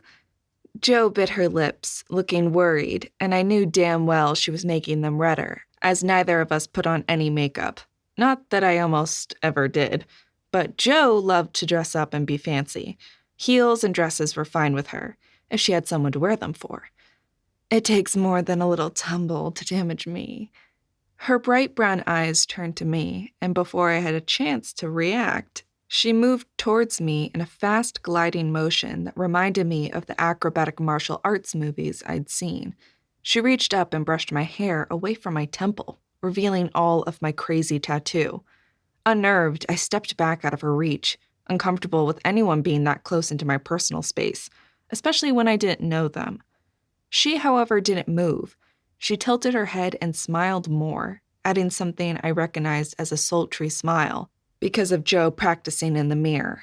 A very practiced sultry smile. "How lucky for me I didn't run into you two young ladies." This time she shared the smile with Jo, who was much more affected than I was by it, at least from the way her eyes lit up, but her eyes went back to me, leaning in a bit. "Everyone in the Merlin circles have been chattering about your double emergence, though the reactions are mixed. I know Steven keeps bragging about finding you, but I don't know if that is a good thing or a bad thing. Are you attending classes here, Corey?" Her familiar use of my name made me even more uncomfortable, as did the knowledge anyone was talking about me. I shifted back another half step, oddly wary of this woman. "Next semester, I think." "Ah, well then I will hope to see you around." Her eyes dropped to my chest, and for a split second I thought she was checking me out, but then she smiled and reached out her hand. "This must be the familiar you acquired in such a dramatic fashion." Before she could touch him, Caroline, who had been watching all of this, with what I associated with fascination, pulled his head down and hid from her. Smart cat. "Ah, is he still shy? Don't worry, I'll get over that." She turned and started away, her ass swaying so hard I thought she might have a limp. With a sudden whirl, she spun back around and smiled. "I forgot to introduce myself. I'm Indira Humbert, one of the 3 Merlins on staff. Remember, you'll need an advisor when you start, Corey. All Merlin students do. I'd be delighted to work with you." Again, she gave a smile that I was sure was meant to get my heart racing and libido up. All it did was make me think about snakes hiding in the grass. "I'll look forward to seeing you again." Joe said, not quite drooling, but I resisted the temptation to elbow her hard. Oh, I do hope so. Both of you. She all but purred as she sashayed away, the phone going into her pocket. We stood there watching her go. Wow, is she something? Why can't I find someone like that? Smart, sexy, and not afraid to show it. I agree with those adjectives, but I'm not sure I'd want you to find someone like her. I didn't know how to explain it, but I thought the entire thing had been staged, and I didn't know why. To meet me? Why? I pushed it away. When it came to my advisor, I'd worry about that later. Much later. Like in January when I'd actually start. Where to? I asked as we got out into the open. The application packets I'd been working were not completed yet. I needed to decide on a major, but that meant more thinking. It was looking like I might come in as a junior, but I still needed to take some lower-level classes, pretty much everything to do with magic. But adding to my stress, every single transferring credit had a pending approval note on it. Joe glanced at her phone. I've got class in an hour and a paper to hand the teacher, but I'd like to hit the campus store first. Beth said I could ask for talking software and a headset, and the font CD. I've got time. Besides, maybe... She trailed off and laughed. What? I knew I was missing something. I really am a horrible person. First lusting after that woman who was clearly trying to get you to bite her hook, and now getting excited about maybe running into Sable. Ah, is Sable the one you had hoped would be at that disaster dinner at the varsity? Joe blushed, a subtle red going up her cheek. Yes, and I'm still feeling horrible about that. Though you know they would probably fawn all over you now. That doesn't make it any better. Worse, even. You need better friends. I have better friends. You. But I don't think Sable would have done that. I haven't been hanging out with them as much. And you were right. They think being a mage is something special. And even denigrate hedgies. I cast her a look. Denigrate? I can listen. I just apparently need to listen to more audiobooks. It's reading this stuff that's hard. She came to a halt. Do you know? That is a huge weight lifted off my shoulders. I almost feel lighter. I kept thinking I just wasn't trying hard enough, and Mommy would get so upset at my grades in English. She loved those courses, though math was always her favorite. Now, maybe I can explain to her why. I think you should. Why don't you head up there this weekend, just you, and spend some time with your parents? I think they would like that. She shot a questioning look at me. But what about you? I think I'll spend time reading up on familiars and seeing about an on-call weekend work as an EMT. I'm not willing to give that up. Not right away. If I do that, maybe I can find a balance with all of this. If it helps, it looks like my entire first semester will be on magic classes and nothing else. But then I'll be in as a junior. Oh, awesome! Maybe if this dyslexia stuff helps, I'll be able to catch up in my classes. You can't be that far behind. You're barely a month in, I pointed out. In reading, I am. It was taking everything I had to keep up. Being able to listen to it, I can crank it up to a fast speed. Plus, I can listen while I walk. Or, she grinned slyly at me, we work out. I groaned, but I knew I needed to. Then, see, everything is good. We walked into the bookstore, and I watched Joe's head pivot as she looked, then locked on someone. I take it she's here? Joe snapped her glance back at me, ducking her head. Watching the flush rise up her cheek amused me. You must really like her. Normally you aren't so avoidy. You tend to go in, ask her out, and let the chips lay. Joe groaned, even as she headed over to customer service. I know. I just can't. Heck, I don't know if she likes girls. But she's smart, funny, has talents, and wow, she's something else. We reached the desk, and Joe turned to get the extra aids she needed, while I backtracked her gaze to find who was the object of her affections. I can see why she caught Joe's eye. Her skin was the same color Joe's would get when we spent our weekends at the lake. Joe turned a pretty dark brown like a medium roast, while I went lobster red, then a pale peach.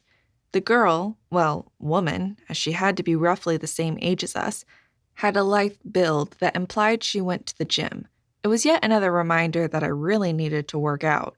Her hair was stunning, though. While most mages had long hair and braids, making it easier to do offerings, hers seemed to be twisted around itself in little corkscrews that she had tossed together to form designs. All in all, I was jealous. From here, I couldn't see much else other than vaguely pretty, and I didn't want to stare. "I can see the attraction," I said, my voice dry when Jo came back to me. She looked at me, a bit panicked, but must have realized I hadn't gone over to the girl. Yes, she's pretty, but she's also wicked smart and funny. I think she said she was an army brat. Dad retired, I think. "Are you going to ask her out?" I was tempted to introduce myself, but figured Jo had been through enough for one day. Maybe after I get caught up. Not until. She cast one last look at the girl, who I noticed had seen her from the flash of a smile I caught. Caroline rumbled a loud purr, then a whine, and wriggled. Oops, I think I need to let him out for a bit. Outside, there were lots of grassy areas.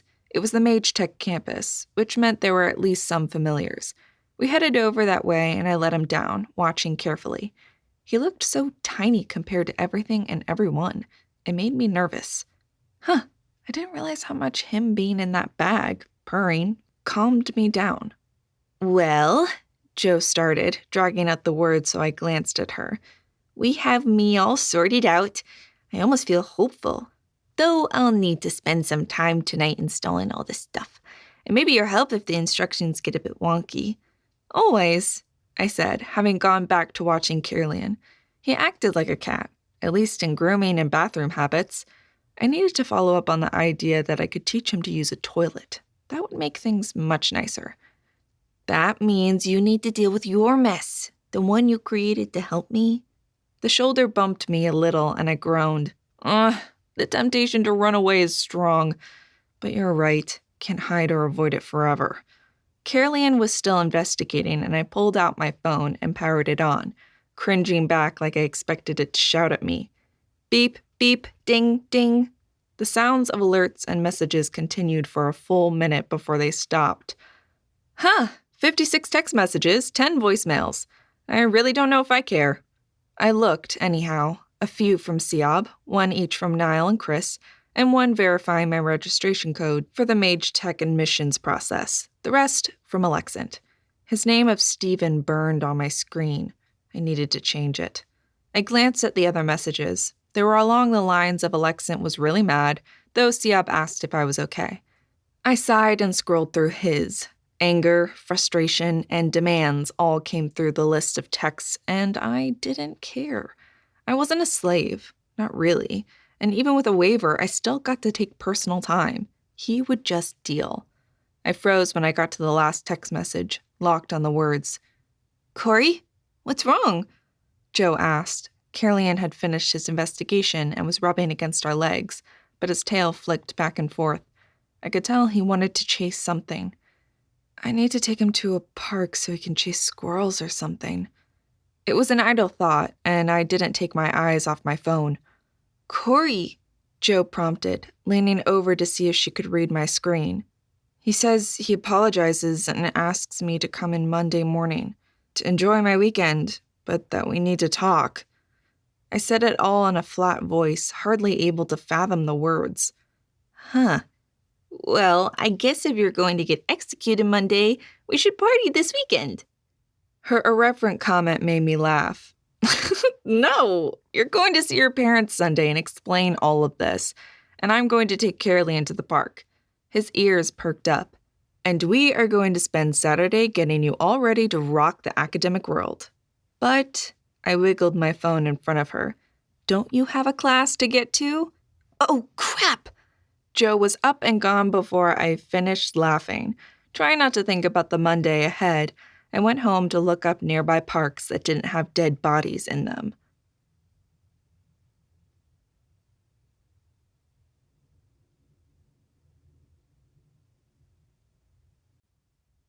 Chapter 35. The Egyptian government has announced they are extending their mandatory service for all magicians. The Middle East already has the severest restrictions on magicians. This extension of a decade for all magicians to 20 years is unexpected. Already, the Middle East is one of the few areas where even hedgemages are required to be marked. They also use branding instead of tattoos, like every other country under the OMO. History of Magic. The weekend went just as planned. Jo and I fought through updating her computer with new fonts, the audio translation for class texts, the headphones, and the computer software. But once we finished, in 1 hour, she had heard 2 chapters and passed the quiz, something she admitted had taken her 3 hours before, and she couldn't pass because she didn't know which word answers were which. She headed to her parents' Sunday, and Caroline and I went to the park.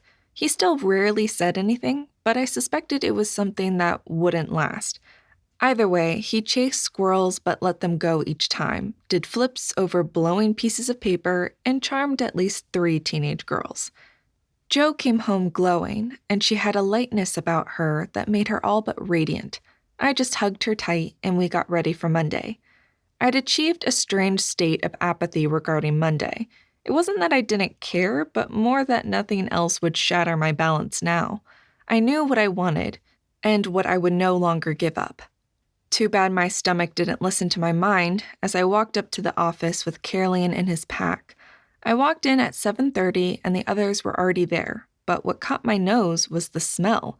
The aroma of fresh coffee and pastries, not donuts, but turnovers, if my nose was correct, enveloped the room, making it more welcoming than any day prior.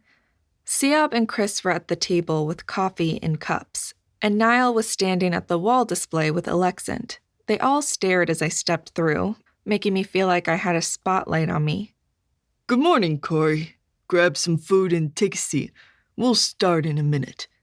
I blinked at Alexant. His tone was polite, almost friendly, more than he'd been since this whole thing started. Thrown off kilter, I let Caroline down, stroking his back as I did so. He gave a soft purr, then headed over to my chair. I'd woken him from his nap after chasing things under my bed all night. He jumped into the chair, curled into a red ball of fur, and fell asleep in a way I envied. Oh, sure, keep me up all night, but you get to sleep all day. I mentally glared at him and got back the feeling of amused agreement. Shaking myself, I walked over to refill my coffee and grabbed a turnover. My nose had been right, apple and peach. With coffee and turnover in hand, I approached the table, feeling unsure. I sat and worked on the turnover.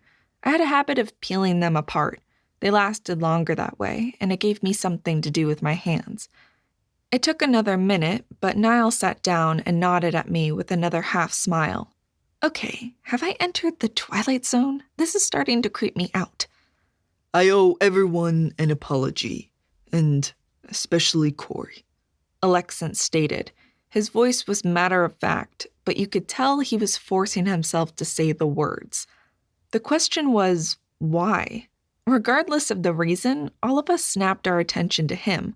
Part of me wanted to watch the others to see if they had expected this, but I couldn't pull my eyes off of him.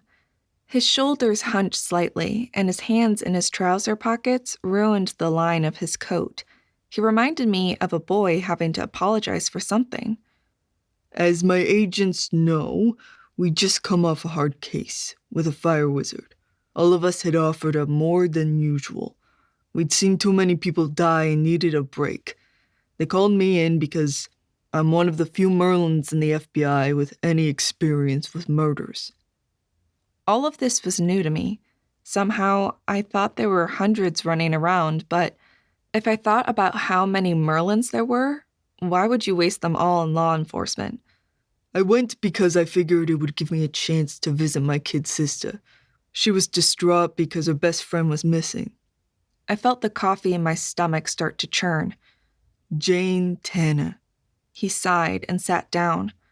I hadn't recognized her from the pictures because of the damage and the fact that I'd only met her a few times.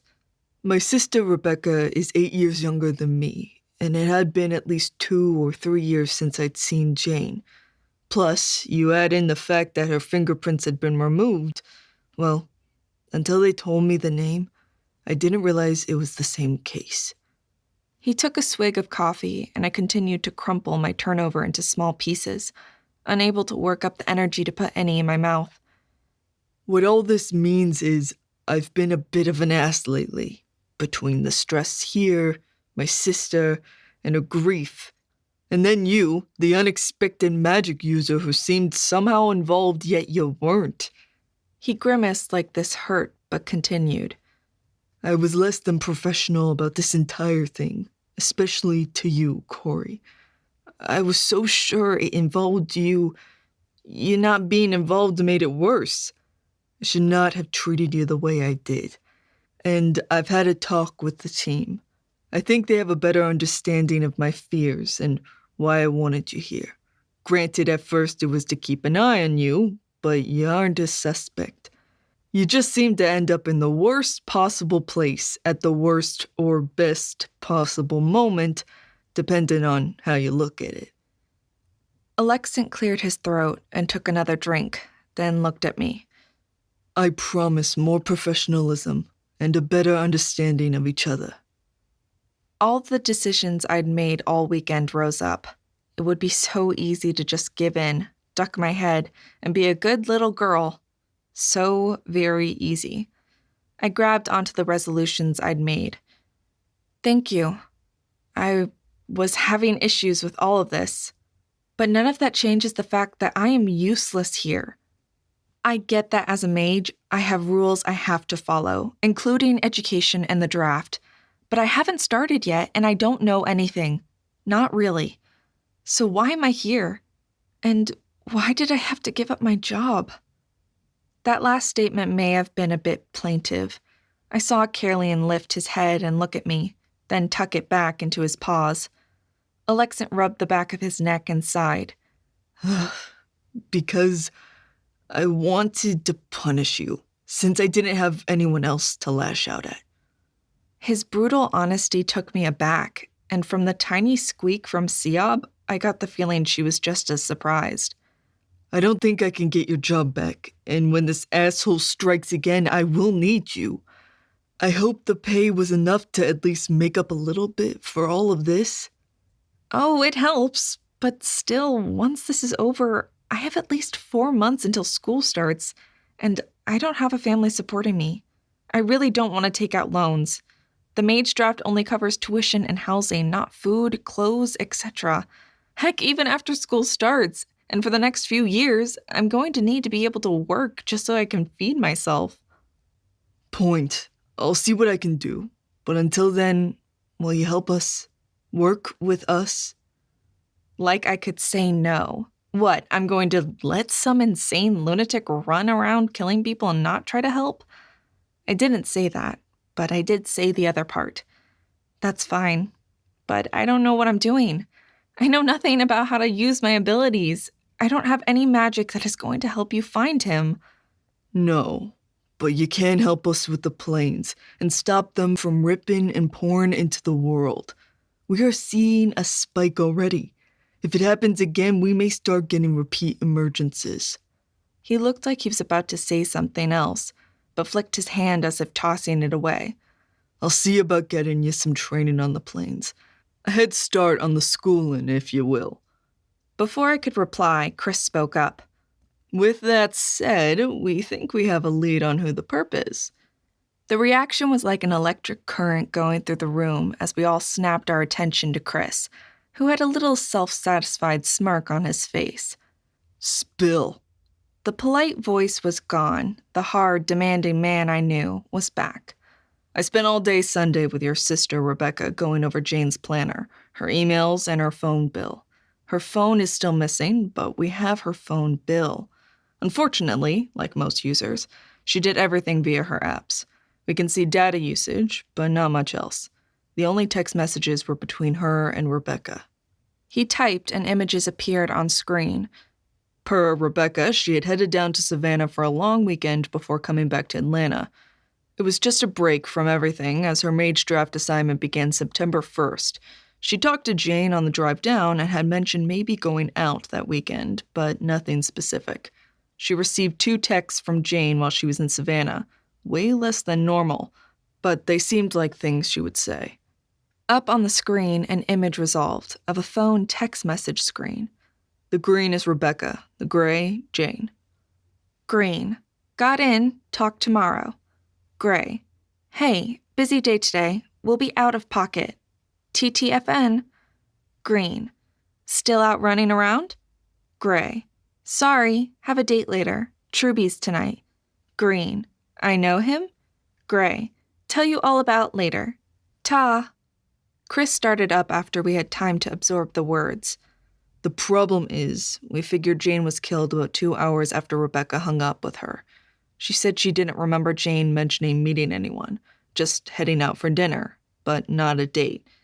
The text messages here were all sent after Jane had been dead for a day or more.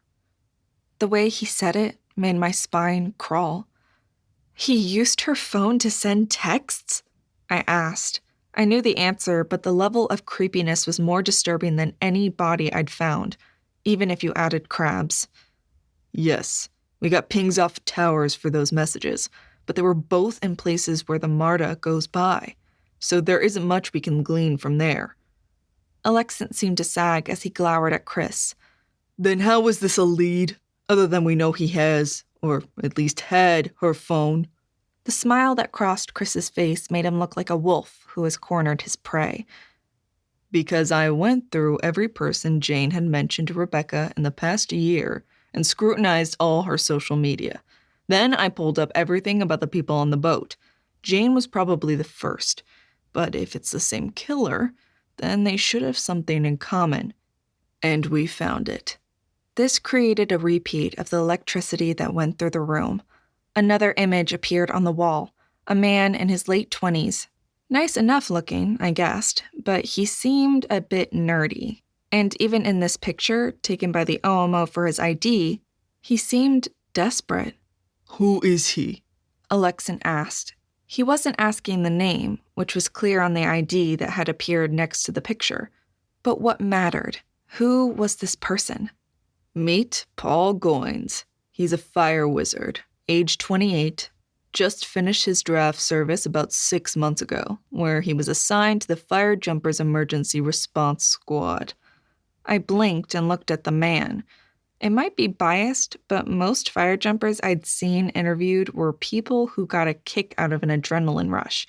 This guy, with his skinny frame, pale complexion, and downturned mouth, didn't look like he'd want to do anything that required physical effort. How was he assigned that? Alexant must have had the same reaction I did. Reading through the notes in the file, sheer need. His review all had the same phrase, does exactly what is required, and I can't find that he made any friends while there. 4 years is a long time to stay at a job where you're ill-suited. Alexant mused, his brow furrowed. Well, the last year they got another mage and moved him over to the R&D people doing volcanology experiments. From what I can intuit, he hated it there as much as he had at the jumper school. But what was interesting was what happened there. Chapter 36. The draft is usually regarded as a good thing, but not all personalities or choices work well. But then that can be said of any profession. In the end, you get out of it what you put into it, both good and bad. OMO interview. Chris drew his words out like an expert storyteller, and even recognizing that, I leaned forward a bit, wanting to hear the rest. They were in Hawaii, studying the erupting volcano Kilauea. Now, Paul is not an earth mage. The best volcanologists are Merlins, with both fire and earth, though they're rare. My mind flashed to Shay. I knew he was earth, but what was his second? It took me a second before I remembered it was time, so the odds were he wouldn't have known Paul, but I still couldn't get away from the idea of pinging Shay about this guy. I pulled out my phone and made a note. then turned my attention back to Chris. He was supposed to warn them when lava started moving so they could get people and equipment moved out in time. From the notes in the file, the volcano had an unexpected mini eruption that caught everyone off guard, and lava trapped 3 team members. They couldn't get to them. From all accounts, it was a slow death as they were cooked alive. A side note mentioned that 3 planar rips appeared, small but real, though no one took much notice of them. The rips collapsed soon after the 3 died. There was a strange burst of energy that emerged right before the rips collapsed that cooled the lava to stone, but not in time. They had a psychic that spent most of her time between screaming and sobbing as she felt them die. His tone had lost the storyteller vibe. Instead, had a grimness to it that made my heart ache. His service debt ended 3 months later. What caught my attention was this note in his file. Another image appeared on the screen of a report with big red letters stamped across the top. Service fulfilled. It felt strange to see the personal details of another person's draft service, but then I knew intimate details of many people at this point, so maybe it was just the way it was. This is what his supervisor noted as he left, Chris said, then read aloud the comment, which helped as the supervisor's handwriting was atrocious.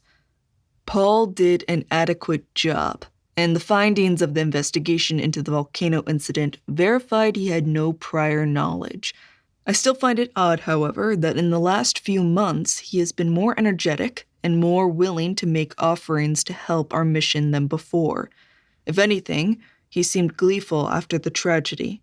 This disturbs me, but I can't find anything else in his actions to indicate anything untoward, besides an idiosyncratic reaction to the deaths of his co-workers. Chris looked up at us, and I knew he made the same conclusions I had.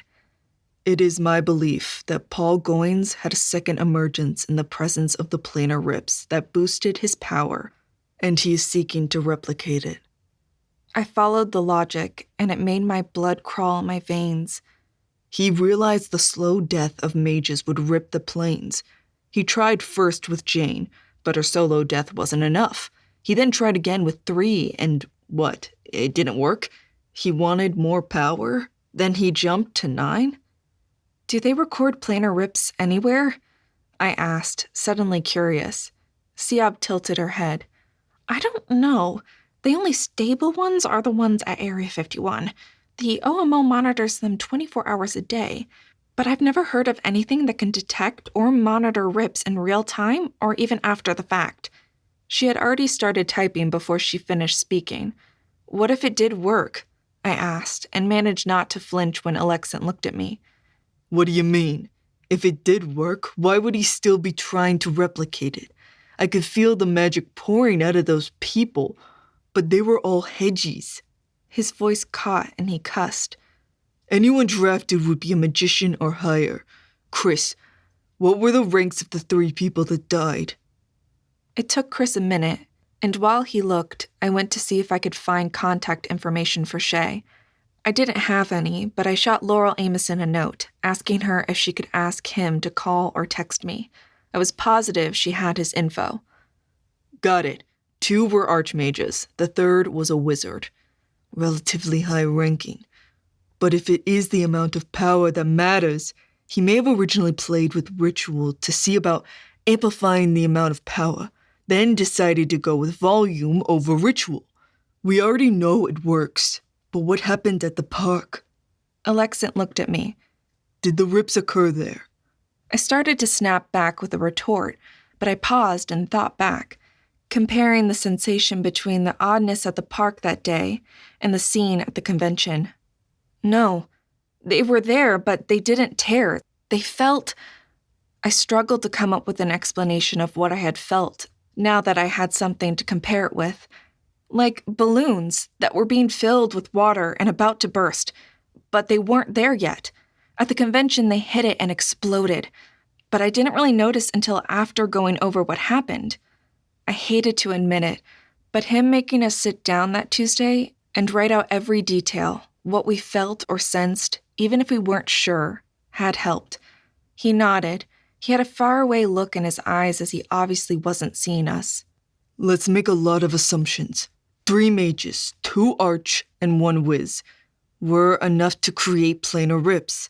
1 hedgie wasn't. Chris, the 9 on the boat, were they related to Paul? How?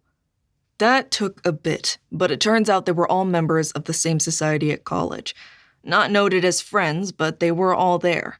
Chris raised his hand before Alexant could say anything. And before you ask, some were, some weren't. 3 hedgies, 4 non-magic, 2 wizards. Huh. Alexant leaned back. We don't know if that worked or not, but the supposition is not. So we went for quantity.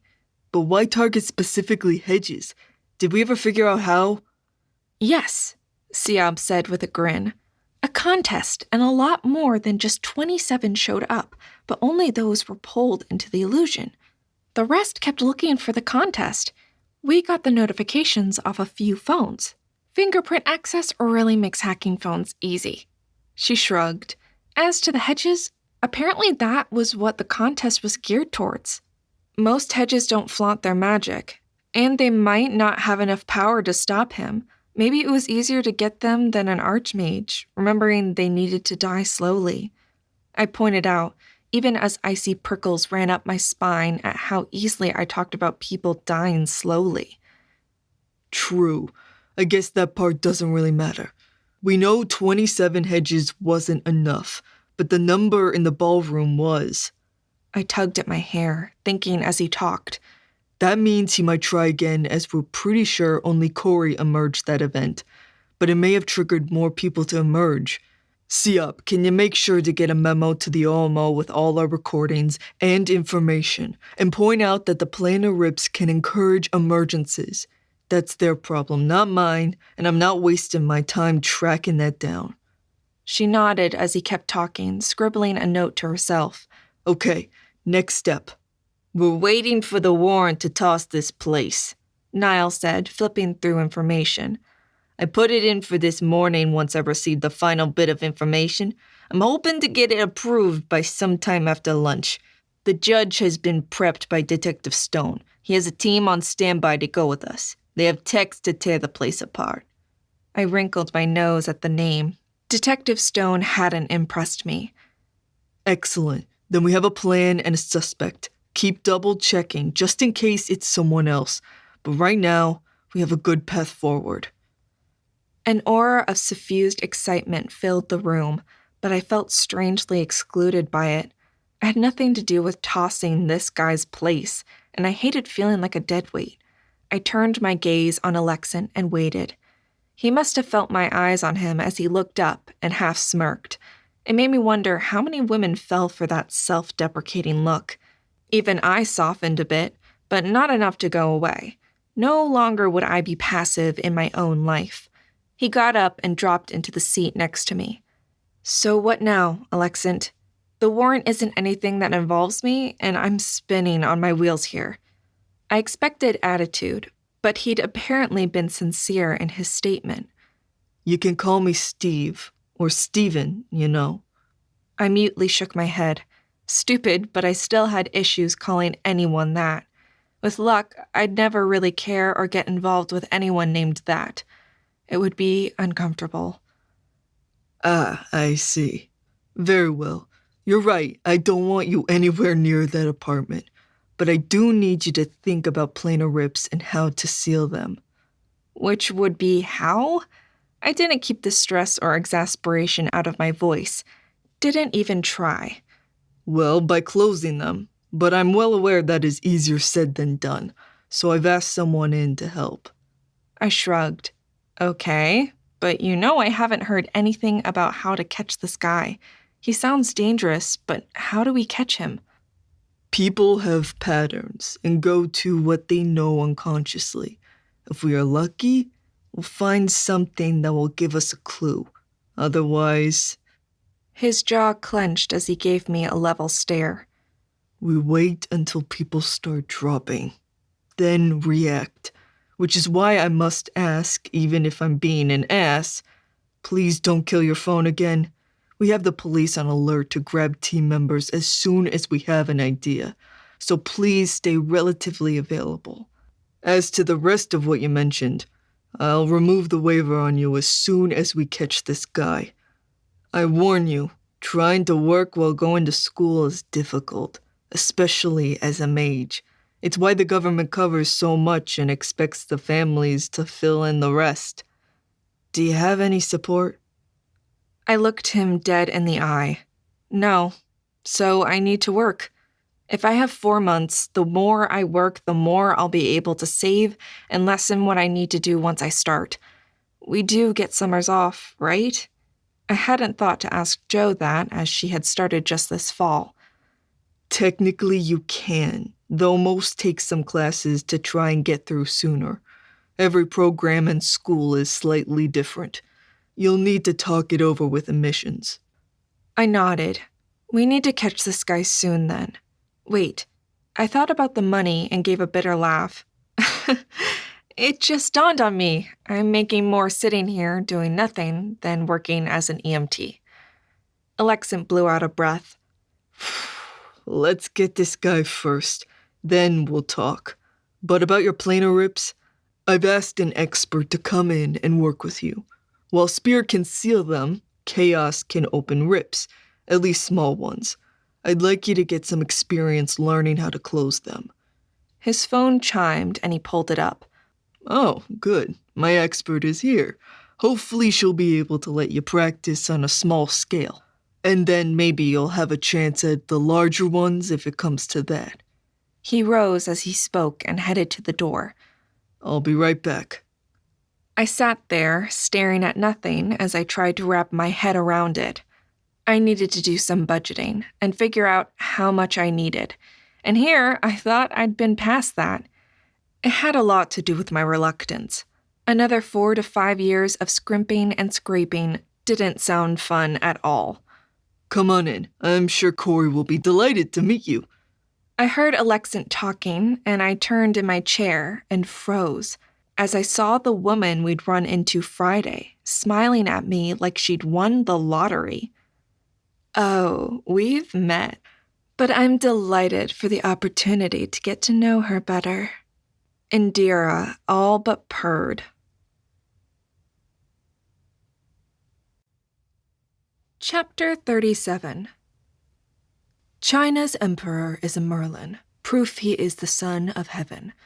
Their society is still feudal in structure, though very technically advanced, and has one of the few known non-Earth equivalent familiars. The Dragon of China is the familiar of the Qin dynasty emperor, and when it comes time for him to die, or he is dying, the familiar selects the successor from the available Merlins in that family. Oddly, it has worked without flaw for the last 500 years. History of Magic.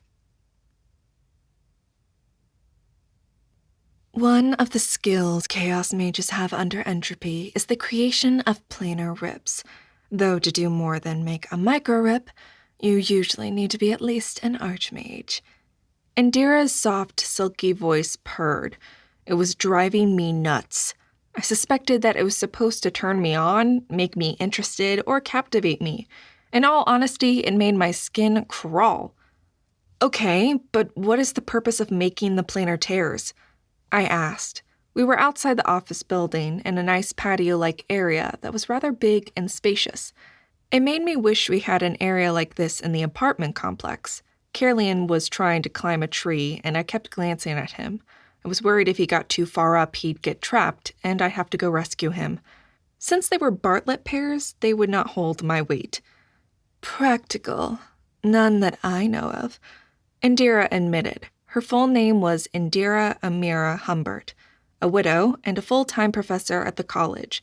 The way she had announced she was a widow unfortunately made me think of black widow spiders, and I was worried she had me on the menu for her next romantic meal. We often do it in the laboratory settings to measure and run experiments. We compare most of those against readings at Area 51 to see if anything can be gleaned. When she wasn't trying the vamp act, she had a lot to say, and I suspect made an interesting lecturer. All of this I'll learn in class? She pursed her lips and shrugged. Maybe. It depends on what you study. But since you have a touch of chaos... Her hands drifted up towards my temple, and I pulled back, more out of instinct than anything else. You may find that you are interested in what you can do with that ability. A meow caught my attention, and I looked up to find Kirlian staring at us, blazing green eyes watching us from the leaves of the tree. Don't get stuck up there. I don't want to have to try and rescue you. I never get stuck. The offended comment rang in my mind, and I blinked, looking up at him, my eyes narrowing. He's smarter than we think. I'm going to have to watch him. You haven't been around familiars much, have you? Indira's comment pulled my attention away. I looked at her, taking in her pose. More artful and less obvious than Joe, but still a pose. No. Have you? I was curious, and maybe she'd relax a little. Anything to quit this weird game I didn't know how to play. My husband. He had a familiar, an avian. She glanced up at Kirlian and smiled. Yours is very young. Truly the kitten, it appears. Don't be worried if it seems young or rather quiet. As he gets older, though he won't age quite as fast as a real animal, I suspect you'll wish he would be quiet more. Huh. Kirlian muttered. I looked up, but he was already moving away, tail twitching as he stalked something I couldn't see. Back to planar rips. Well, we proved that magic came into this world by the rips, and they have a tendency to appear and disappear. The 3 at Area 51 are the only known semi-permanent ones, and one of the few places where rips to all 3 planes are present. The way she said that had me grabbing my phone and texting Chris a question. What were the classes of the mages? I had a niggling theory that scrabbled at the back of my mind. Nothing concrete yet, but it would be interesting.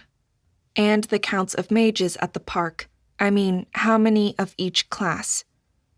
But they monitor those constantly, I said. Can't you just research on those? They are researching them.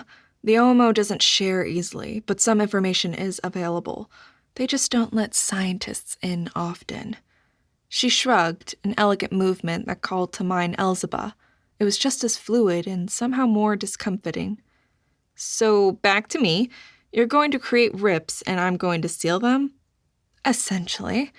The rips I'll create are small and only to 1 plane at a time. She lowered her eyelids, peering up at me through her long, dark lashes. Then you seal them closed with your magic. She purred out the words while making a languid snap of her fingers. The motion had her leaning forward to provide a view of her generous cleavage and hints of a candy-red bra. I didn't have any issue with undergarments. I wore my own and preferred the pretty lacy ones. But other than doing the laundry and pulling out what Joe wore, which were either plain and practical or fancy and barely there, looking at other women's bras held no attraction for me. I mean, I wasn't disgusted, I just didn't care. But this time I did. Her actions were making my skin crawl. Just think. I open, you close. Her purr and innuendo-laden voice made me snap, figuratively and literally. Okay, enough! You are creeping me the hell out. Stop it or I'm gone. I had pulled back and was about to leave as her whole attitude made me just more uncomfortable than being kissed by Danny Lane as a freshman. She sat up, blinking at me. Then, in what seemed like magic, her whole body changed. She straightened, her shoulders firming, becoming stronger, the softness of her face hardening, and her gaze becoming more direct, losing its sensual nature. I stared at the woman sitting in front of me. While still dressed in the same clothes, she came across as a completely different person.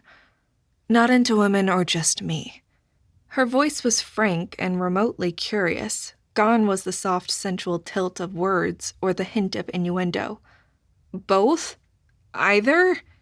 I stammered out, still trying to figure out what I'd seen. Oh well, The information was you were living with a known lesbian, so we figured you were probably lesbian or bi. Indira tilted her head looking at me. But you really are just friends, aren't you? Yes? Why? Now I had no idea what was going on. Who was this woman? I glanced around for Caroline and tried to decide if I should run. I should have spent more time practicing magic and not just reading about it. My hair had been growing like crazy, but I hadn't thought of using any of it. She gave me a wry smile and settled back on the bench. Merlins are a small group. We talk about each other a lot, but you are of particular interest. I was asked if I could seduce you, since they thought you preferred women. Obviously, that didn't work.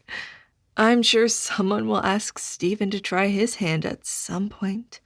Her half-shrug didn't bug me this time. It looked like a shrug, not a sexual movement. Why would someone want you to seduce me? I felt like I was asking stupid questions, but none of this made sense. And why think I was a lesbian? I was oddly insulted on Joe's behalf. She could do much better than me, and the idea of Alexant trying to be sexy with me made me want to gag. I might be able to tolerate him, but like him? I still didn't know. To control you, get you to bend to various groups' interests more easily, but mostly to encourage you to give us access to the mansion. She rolled her shoulders. Oh well, you really aren't my type anyhow. Your roommate prompted the preference speculation. That and no one had reported you drooling over Stephen or Niall. Her smile was quick and full of white teeth. I would love Stephen to go through the paces. I bet he's very good. Her voice seemed more real this time, and even while the idea did nothing for me, I could at least quirk a smile. And which mansion? Something vague stuck in my mind, but I couldn't pull it forward. She shook her head. Never mind. Just be aware you are of great interest to very many people. For now, though, plainer rips. Indira spoke in a clear voice with a hint of a smile, and all the posturing disappeared. I relaxed, and even Caroline decided to show up and learn. I opened my mouth to protest. I needed to know which interest group she represented, but before I could ask her about that, she snapped her fingers, and I felt reality tear. I'd felt it before, I'd just not realized what those sensations meant. But now, seeing a tear in the reality of space and time so close to me, I knew I'd been feeling the fabric of reality shred. The ripple of ice and the jab of pain in my skull. Quick, transient. I never paid that much attention before. Now I knew to pay very close attention. Caroline went almost statue still, sitting next to me, focused on the same tiny tear in reality, his ear twitching back and forth. While I still needed to follow up on the questions her comments had raised, the little tear in reality demanded all my attention. What do you feel? She asked in a normal voice, thank the Merlins. An icy feeling, with a sharp stab that went away. I knew those were the sensations, but it didn't make much sense that I could sense tears. That sounds familiar. Once you identify the feeling, you then link it to the planar rips opening. Have you felt it before? I barely had to think about that. Sure, I always assumed it was a headache, swift stab of pain and then nothing. As long as I can remember. Or since I emerged at 12, that thought was bleak. Then you've been feeling planar rips appear for a long time. As far as anyone has reported, there's not any difference in sensation level between a tiny rip like that. She pointed at the rip in air between us, and a major tear like what's at Area 51, which is good. If the sensations were comparable, anyone alive when those ripped open would have died on the spot. A strange thought fitted across my mind. Maybe most spirit mages had this awareness, which is why we were so rare. I let the thought go, in favor of another one. You've seen those? She nodded, a shudder rippling through her body. Yes, they feel like looking into gaping maws of hell. But, Indira broke off and shook her head. But it doesn't matter. Someday you can travel there yourself and decide what they mean. Now, I want you to try and close that rip in space. I had so many questions I wanted to ask. What happened if it stayed open? What was on the other side? Could I touch it, reach through, and experience the other planes? Instead, I went with what we seemed to be focused on, the here and now. How do I do that? She gave me a wry smile. I was afraid you would ask that. Here is what I've been told. Reach out and feel the rip. Feel the breadth and size of it. Then you'll know what it will involve to seal it. How much your offering will be. I lifted up my hand to touch it.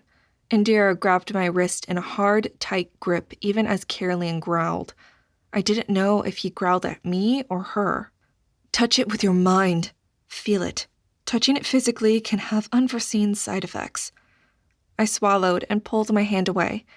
Then I stared at the rip, trying to figure out how to touch something with my mind. I swear, if everything at college is this much mumbo-jumbo, I'm going to go insane. At least the certification training was all concrete and nothing fuzzy-wuzzy. I couldn't feel it. Not really. But the longer I stared at it, the more I could sense a hole. Kind of like when your tooth falls out. No matter what, your tongue gets drawn to the hole. I realized there was the same sort of sensation in my mind, to the right, where the stab of pain had come from, something I wanted to seal up. I started to ask how I would seal it, but I could see how. Well, not really, but more sense it. There was a zipper. At least that was how my mind interpreted it. I found the tab of the zipper and pulled. I expected resistance, but instead there was a question of an offer. It felt like a question or a trade, and I knew without having to think about it, it would cost me 4,321 molecules, which would be about a quarter inch of a single strand of hair. How in the world? My stunned thought held me frozen and confused, but I remembered a question, the same feeling, asking me for the cost with the man up the ladder. Then I'd shoved it away, agreeing without thought, without paying attention to the feeling, to the question I'd just given. Same thing with the murder ball. It had asked, but I'd batted it away, agreeing without paying attention. My skin crawled, trying to figure out how could I have not paid attention. The feeling was so subtle, so shallow, that if I wasn't paying attention to the sensation, I'm not sure I would have even noticed. The cost was so low, I would still just dismiss it. I pulled my attention outward, my mental fingers still on the zipper of the portal, and looked at Indira. Is the agreement of the offering more noticeable the higher the cost? She gave me a half smile. Good job. Most don't think about that until their senior year. Yes and no. If you have yards of hair and it will cost you half of it, a huge offering. It won't be as demanding. If you have hair like yours and it will cost you an inch or so, not as much. When you offer living body parts, you'll learn to agree to the offering and then direct it. There is an entire course in college about nothing more than how to offer and choose the offering. Huh, I muttered and pulled my attention back to that zipper. I sent an assent, and the zipper flowed with my thought, sealing the rip. It was so easy, and I'd expected to have to struggle. I opened my eyes, and the weird rip in the sky was gone. I poked at it mentally, then with my hand. Indira didn't stop me, and when I was sure it was gone, I turned to look at her. Can you make bigger ones? And do you control what plane they open up to? Her elegant eyebrow arched up at me, and she shrugged. Usually, I just let whichever plane is closest to us open, but I keep them very small. Otherwise, there is a chance of something that isn't a familiar coming out. What? Does that happen? Things come out like that? Indira smirked at me, half amused and half pitying. Where do you think unicorns and dragons come from? Chapter 38. While no mage can hold an elected office, they are often the advisors and temporary fill-ins for those offices, working around the law. With many mages staying in public service after their draft terms is met, There is a disproportionate number of mages to non-magic users in the government halls. This is concerning to many, and something OMO is taking seriously. OMO interview. Try as I might, Indira avoided my every attempt to find out more about who wanted hooks into me. Instead, she made me recognize, locate, and tell her the plane of every rip she created. We'd been at it for 2 hours when a noise made me look up, as Alexant headed our way. He gave Indira a warm smile, and the siren appeared just for a second, smiling a sultry smile at him. Then he turned to me. We got the warrant approved, but go home. I'll call if they find anything, but somehow I don't think it'll be that easy. With that, he was gone, and it wasn't that easy. For the rest of the week, nothing changed. They found nothing conclusive, no journal, no social media accounts gloating about his new power, but his apartment had shown signs of being vacated in a hurry. They left me once again twiddling my thumbs. Well, not quite as much. Alexant apparently thought the world of Indira and had me meeting with her Tuesday and Thursday, practicing the portal closing. I was getting better quickly, and even the largest they dared to open, about 6 inches wide, didn't cost more than a single strand of hair. I didn't get why most people were so stingy with their magic. Monday I spent in the office and got caught up on their progress, which wasn't much, though Chris verified one thing for me. The 3 mages had each had a different class. When we looked at the park, only 2 of them had been spirit mages. The rest almost split between chaos and order. From the interviews, it looked like there had been about 20% spirit at the convention. My thoughts were that you needed all 3 to be dying, which is why it worked. It wasn't the number of people. It was the power and balance of the classes. No one disagreed, which didn't mean I was right, but it didn't mean I was wrong either. The next 2 weeks went by with me either practicing or fighting with the school about my transcripts and getting in as a junior.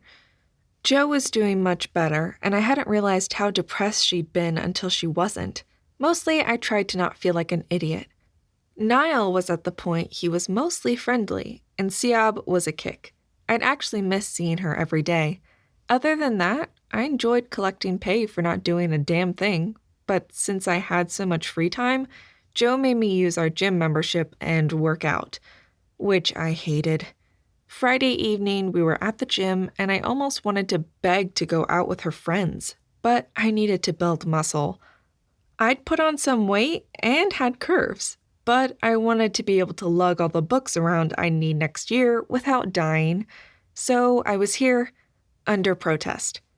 Hey, Jo puffed. You have plans Sunday? She was on the Stairmaster, going up them faster than I could have done with zombies chasing me. I was greatly regretting my desire to get more in shape as I slogged through my time on the elliptical. Evil machine. I tried to remember my schedule through the haze of exhaustion. Yeah, the funeral for Jane.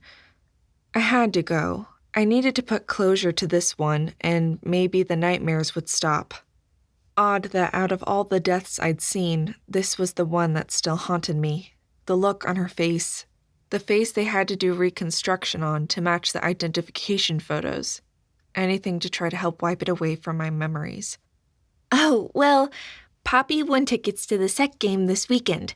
He's got 6. Mommy, Stinky, and Paulo are going. Marco had other plans. I could hear the wicked smile in her face. If he isn't careful, Mommy's going to start wedding plans. He's taking his girlfriend away for a weekend in Helen. Helen, Georgia was a town north of Atlanta that was all in a Bavarian style from the buildings to the stuff they sold. It was a fun getaway, but living there would have driven me crazy. Cute scalloped eaves and everything else was not my personal design taste. I might still be working on exactly what styles I liked, but I knew for sure that wasn't it. I had to laugh. Yes, she will be. Good for him. But nah, you go. I've got the funeral, then I want to work on more school stuff. I'm trying to get out of some classes, and I need to write an argument as to why I should be excluded. You'd think my degrees and certification would be enough of a reason. I was still annoyed at that, but because people so rarely went from one to the other, they were balking. That was something else I'd talk to Alexin about if it didn't quit being a pain. I'd have time Sunday. Why don't you ask Sable? I heard the muffled sound from her and didn't even try to hide my smile as I kept on ellipticaling. Was that even a word? You'd think she'd come? I think you've been talking about her nonstop, that you text her most evenings, and that since she responds at least as fast as you do, she might be interested. Introducing her to your family as a first date might be extreme, but if she's a keeper, you might as well throw her into the deep end. I'll think about it. Ha, I bet she's texting her before we even make it to the locker rooms. I won that mental bet 30 minutes later as I dragged my wet noodle body back to the locker rooms. She said she'd love to, but to be aware she was wearing yellow. And what color will you be wearing? Neither. I don't like orange and refuse to wear yellow. Poppy, however, will be decked out in orange, which means Mommy will be. She rolled her eyes as she grabbed her stuff out of the locker. We headed home to our own showers, and a half hour later I was in bed, sound asleep while she finished listening to some of her texts. Sunday morning, I got dressed in funeral clothes, while Joe tried to decide what to wear to be sexy, comfortable, parent-appropriate, and correctly attired for a football game. Her room looked like a tornado had gone through it. You are a clothes horse. You know that. Of course I am. With this body, I need to display it properly. Make men weep at what they can't have, and make women drool. Her comeback lacked its normal zest as she dug through another set of clothes. You're overstressing.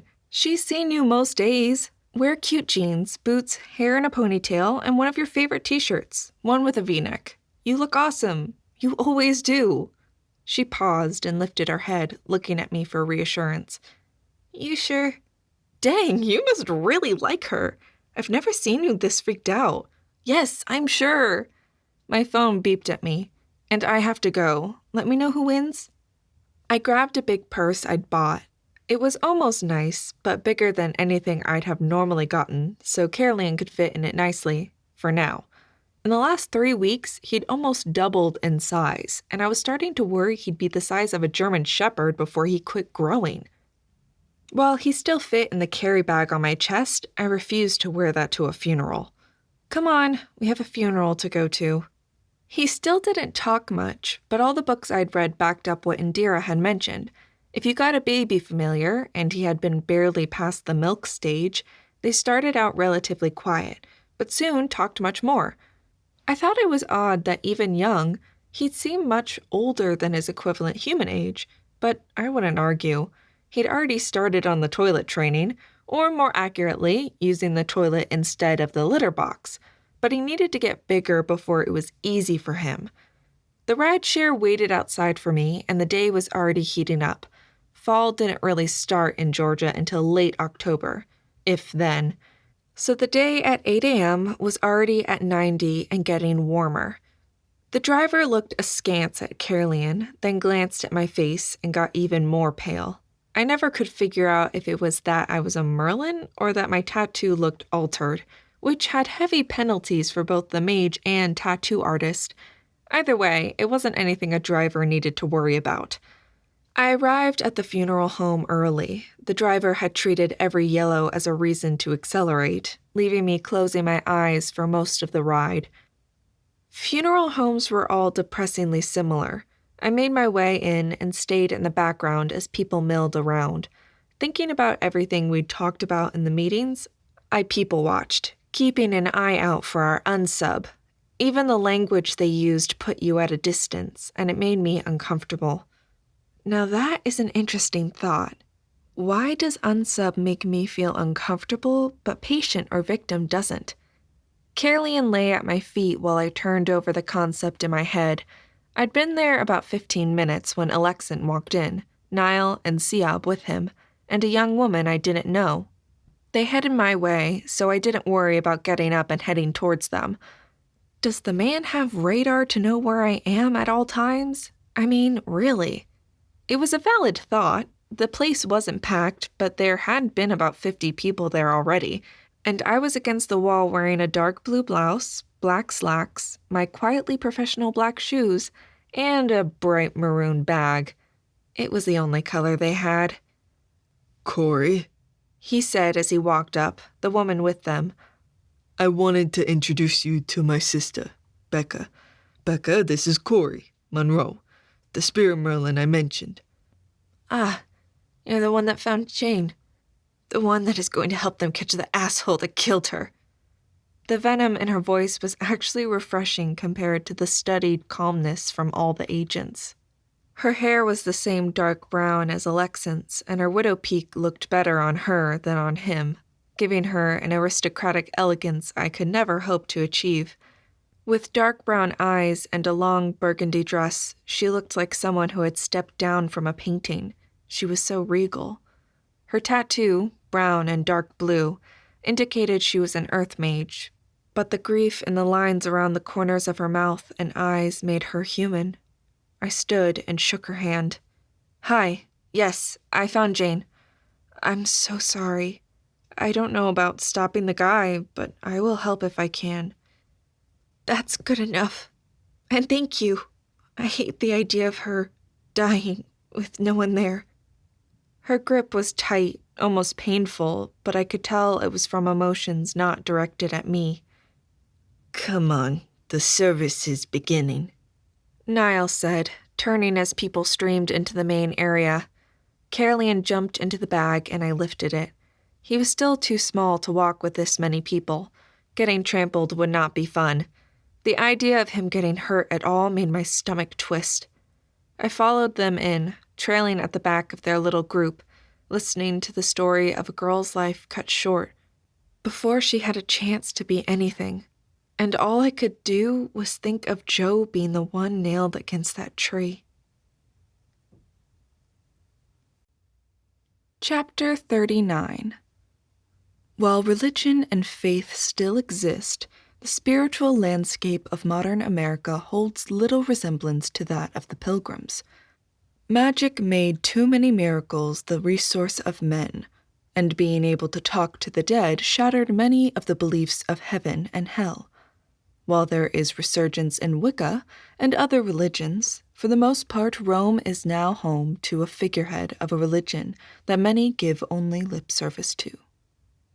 History of Magic. No one spoke on the drive to the burial site. I rode with Alexant and Rebecca.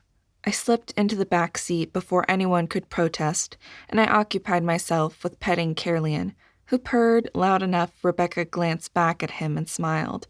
It was the first smile I'd seen on her all day. I got the feeling she was a fierce friend, as fierce as Joe. I hated the fact that my mind immediately went to imagining how Joe would react if someone killed me. My hand tightened on Caroline at that thought. I needed to make sure she never had to face that. The thought of her face as lined with grief as Becca's made me ill. The funeral was somber. From here I could see her family, while during the service itself I couldn't, though I heard a few people muttering about no viewing. They don't know how glad they should be. None of her family should have their last view of her like that. I watched Becca hug Jane's parents as tears wet her cheeks, and I glanced at Alexant. What I saw erased the remainder of my resentment. Pain, grief, sorrow, and a determination that made his profile seem chiseled in stone. Right then, he could have modeled for a bust and driven the artist world crazy with the emotions it would have held. Rebecca walked back and joined us. Chris had another commitment, but from what they had said, no one expected Paul Goines to attend. It was doubtful Jane meant or had meant much to him. She was a means to an end, and his goal must be more power. It was the only thing that made sense. It made me wonder what his family history was. I knew I was running for my parents, while my desired profession, EMT, was in direct correlation to all the people I found hurt or dying. It also helped that being an EMT had nothing to do with their careers, not even close. Avoiding them still drove me even when fighting with the choice of classes for the next few years and trying to decide what degree I wanted. Would it be against your ethics if I asked for a favor from the FBI, Merlin? I asked as we walked back towards the waiting cars. Ooh, hear that, Stevie? You're famous, his sister teased, even though her face still was damp from tears. I flinched at the nickname, but kept a half smile on my face, shifting my bag with Caroline in it from one hand to the other. I don't know what you could want from me, Corey, but ask. He seemed both amused and curious. I'm having issues with mage tech. They're saying my job experience and previous classes don't count for much. I've given them transcripts, and it was a fully accredited college. As they have told me repeatedly, mages don't come in with college credits, or if they do, it's only a few. Not with me, a triple AA. Rebecca looked at me, lifting a brow. It pulled her tattoo up, changing it in a way that caught my attention for a moment. You have a triple AA? I didn't think that was possible. What did you get them in? Her tone seemed interested, so I answered without defensiveness that Alexant seemed to kick off in me. A new program at the community college. You get your degree and or certifications in medical assistant, criminal justice, and emergency medical tech. Then I got my paramedic certifications, so I was working as an EMT when your brother decided to interrupt my life. I managed to only keep the comment wry instead of aggressive. I would take that as a win. They are saying those credits don't qualify? No. Alexant frowned down at me, but this time I knew his attitude was directed at the administration of the college, not me. Everything you have should count. Yes, you should be going in as a junior, though there will be a few lower-level mage courses you need to take. Becca looked at me, a frown creasing her brow. You didn't think you'd emerge? I gave a laugh that was only slightly bitter. I knew I wouldn't emerge, except apparently I already had. A decade ago. What? Becca said, shocked. Her reaction caused real laughter, and people walking by frowned at us. I cut it off quickly. Yeah, so, Alexant, you'll help? Yes, I'll get on the phone this week if I can find time. We know people sometimes emerge when they don't expect to. They should be adept at handling just about anything. And not accept work experience? He got a funny look in his eye. I'll bet I can get you some college credits for this. It might not count towards your bachelor's, but I bet it would towards your master's, depending on what you major in. The hint wasn't subtle, but I just nodded. Thanks. We had just reached the car when all of our phones went off. I grimaced and heard Caroline whine at the cacophony. Pulling out my phone, I noted the time, just after 1, as I answered the call from Chris. We all must have answered at the same time, as the feedback between our phones was crazy. I hung up and moved closer to Siob.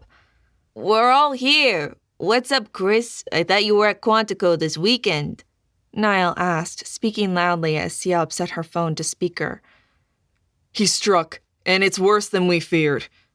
What? Alexant's voice was sharp. How can you know? He hit the sec game. They have over 300 911 calls already. The system is crashing, and our seers are foretelling the rips opening so large other things will get in. Things we can't fight against. His words made my blood run cold. Indira had mentioned things coming into our world via the rips. But what could be worse than a dragon? Not that I'd ever seen one. The rest of what he said registered. The sec football game? Here in Atlanta? I clarified, because even I knew there were multiple games on the weekend. Or at least I thought there were. Maybe it was in some other city. Yes, at the Mercedes-Benz Stadium. The place is becoming a ground zero for terrified people, mages and non-alike. You need to get there and stop him. Alexant broke into a run towards the cars. Everyone with me. We don't have time for multiple vehicles. Niall passenger, get us linked in and start collecting details. I followed, running as fast as I could. holding Caroline and his bag tight in my arms as terror washed through me. I had never felt fear like this before. Joe was there. All the Guzmans were there. I might lose them all. I didn't know how to help. What would I do if I lost Joe? I slid into the car after Becca squeezed into the middle and Siab got in on the other side. I held Caroline and his bag on my lap as I tried not to crush him while I struggled to buckle the seatbelt and keep my panic at bay. Joe, dear Merlin, Joe, please be all right. A purr and Caroline rubbing his face against mine broke my thoughts even as the car slammed into reverse and then into drive. Chris's voice came through the speakers as lights and siren began to strobe out. Here's what we know. End of first quarter. Calls started coming in. The people had collapsed. It ramped up as time went on. Last count was over 200. Chris's voice bobbled up and down as Alexant ramped onto the freeway. Lights and siren blaring. I braced myself with my legs and held Caroline tight. At least the three of us were wedged into the back, tight enough that I only needed to worry about keeping my head from slamming into the window. Any verdict? Do we have verification of any rips forming? Alexant snapped out the questions as he went into the emergency lane to avoid traffic. I closed my eyes.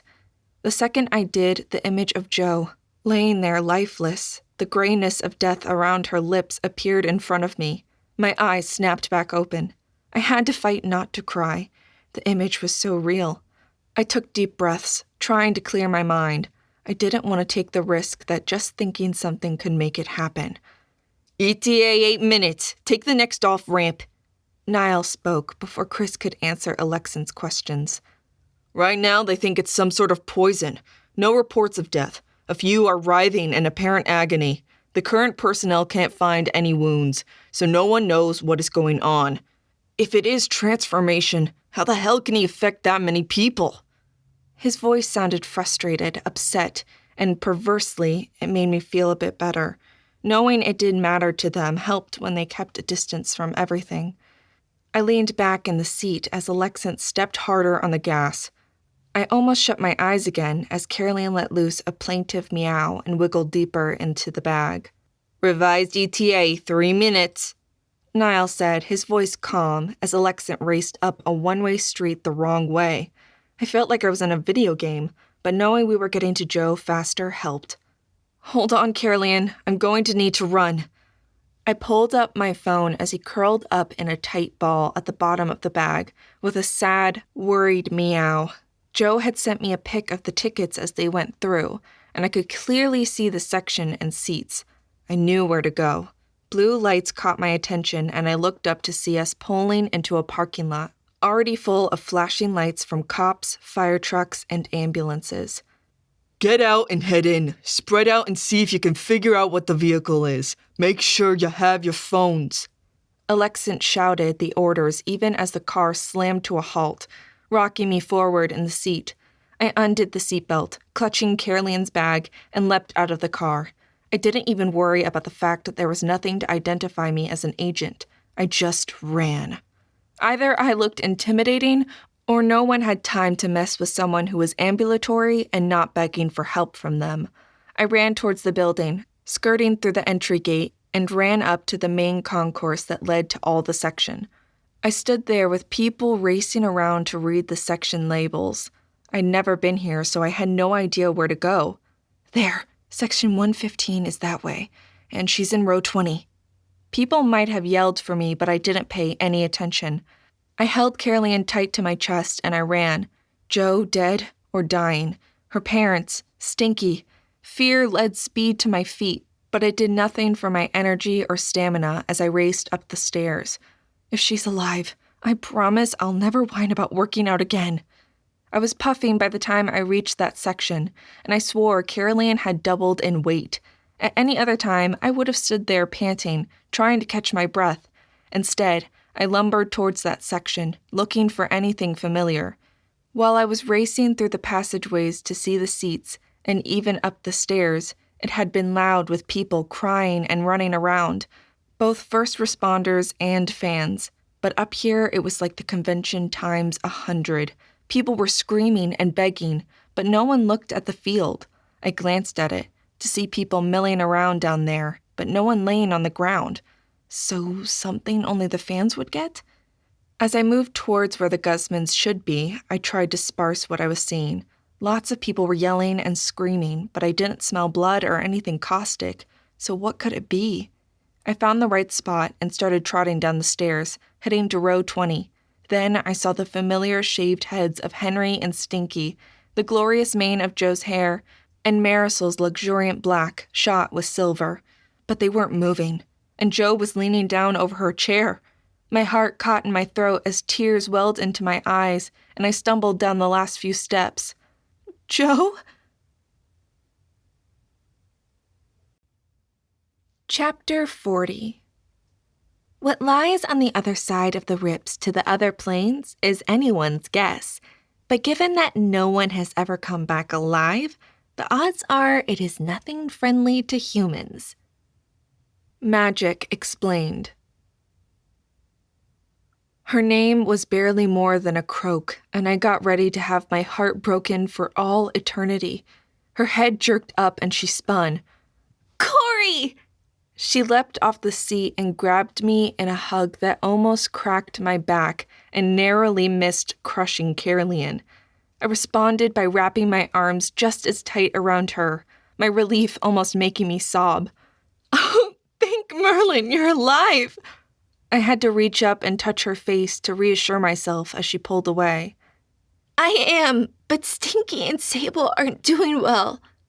Her voice hoarse with something. Screaming? She stepped back, and I saw what she had been hovering over.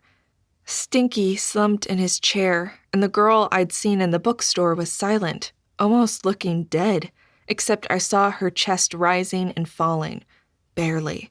Henry and Marisol were trying to rouse Sanchez, while Paulo stood back, his arms clenched across his chest, and shoulders so tight I could see the line of his muscles through his shirt. Move, I said as I pulled gloves out of the side compartment of the bag. Caroline had crawled out and sat on the back of one seat, peering around. I worried, but only a teeny bit. He was a smart cat and knew more than you would think. Henry moved, though Marisol stayed on his other side.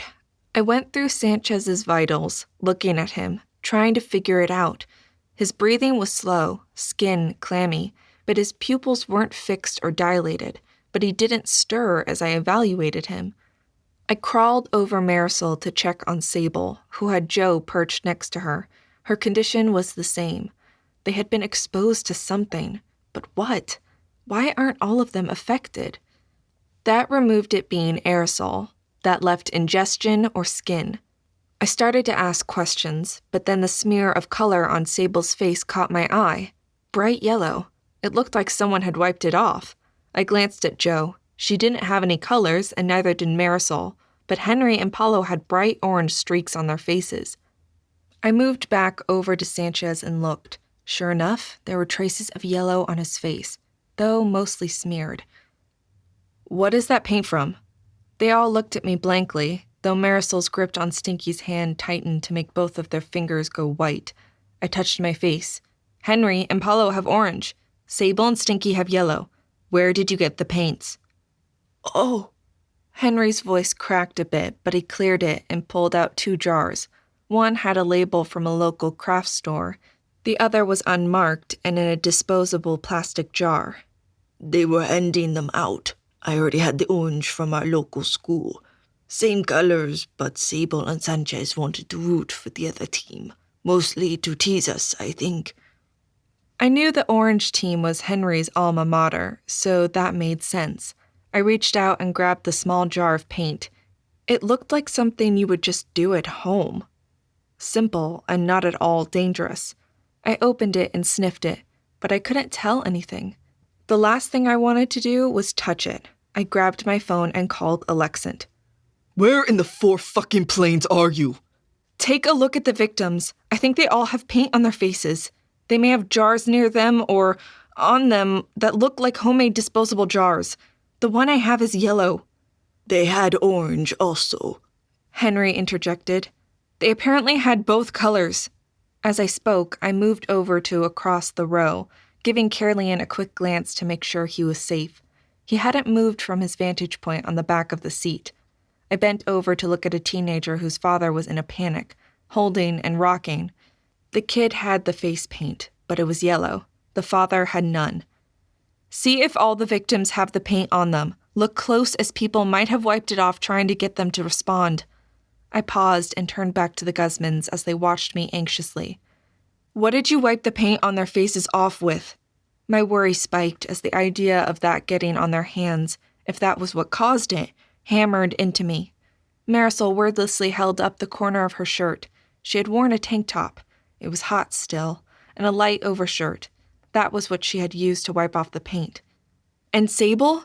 I looked at Joe, knowing she'd been bouncing between the two of them, worried and frantic. I used napkins from the hot dogs we gotten. I didn't touch it. Good. You hear all that, Alexant? I hadn't moved the phone from my ear as I talked, looking around. Yes, we're collecting samples now. His voice was gruff, but he didn't waste any more time trying to get me to obey him. I turned slowly, looking at the hundreds, if not thousands of people laying slumped in chairs, on the stairs, on the landing areas.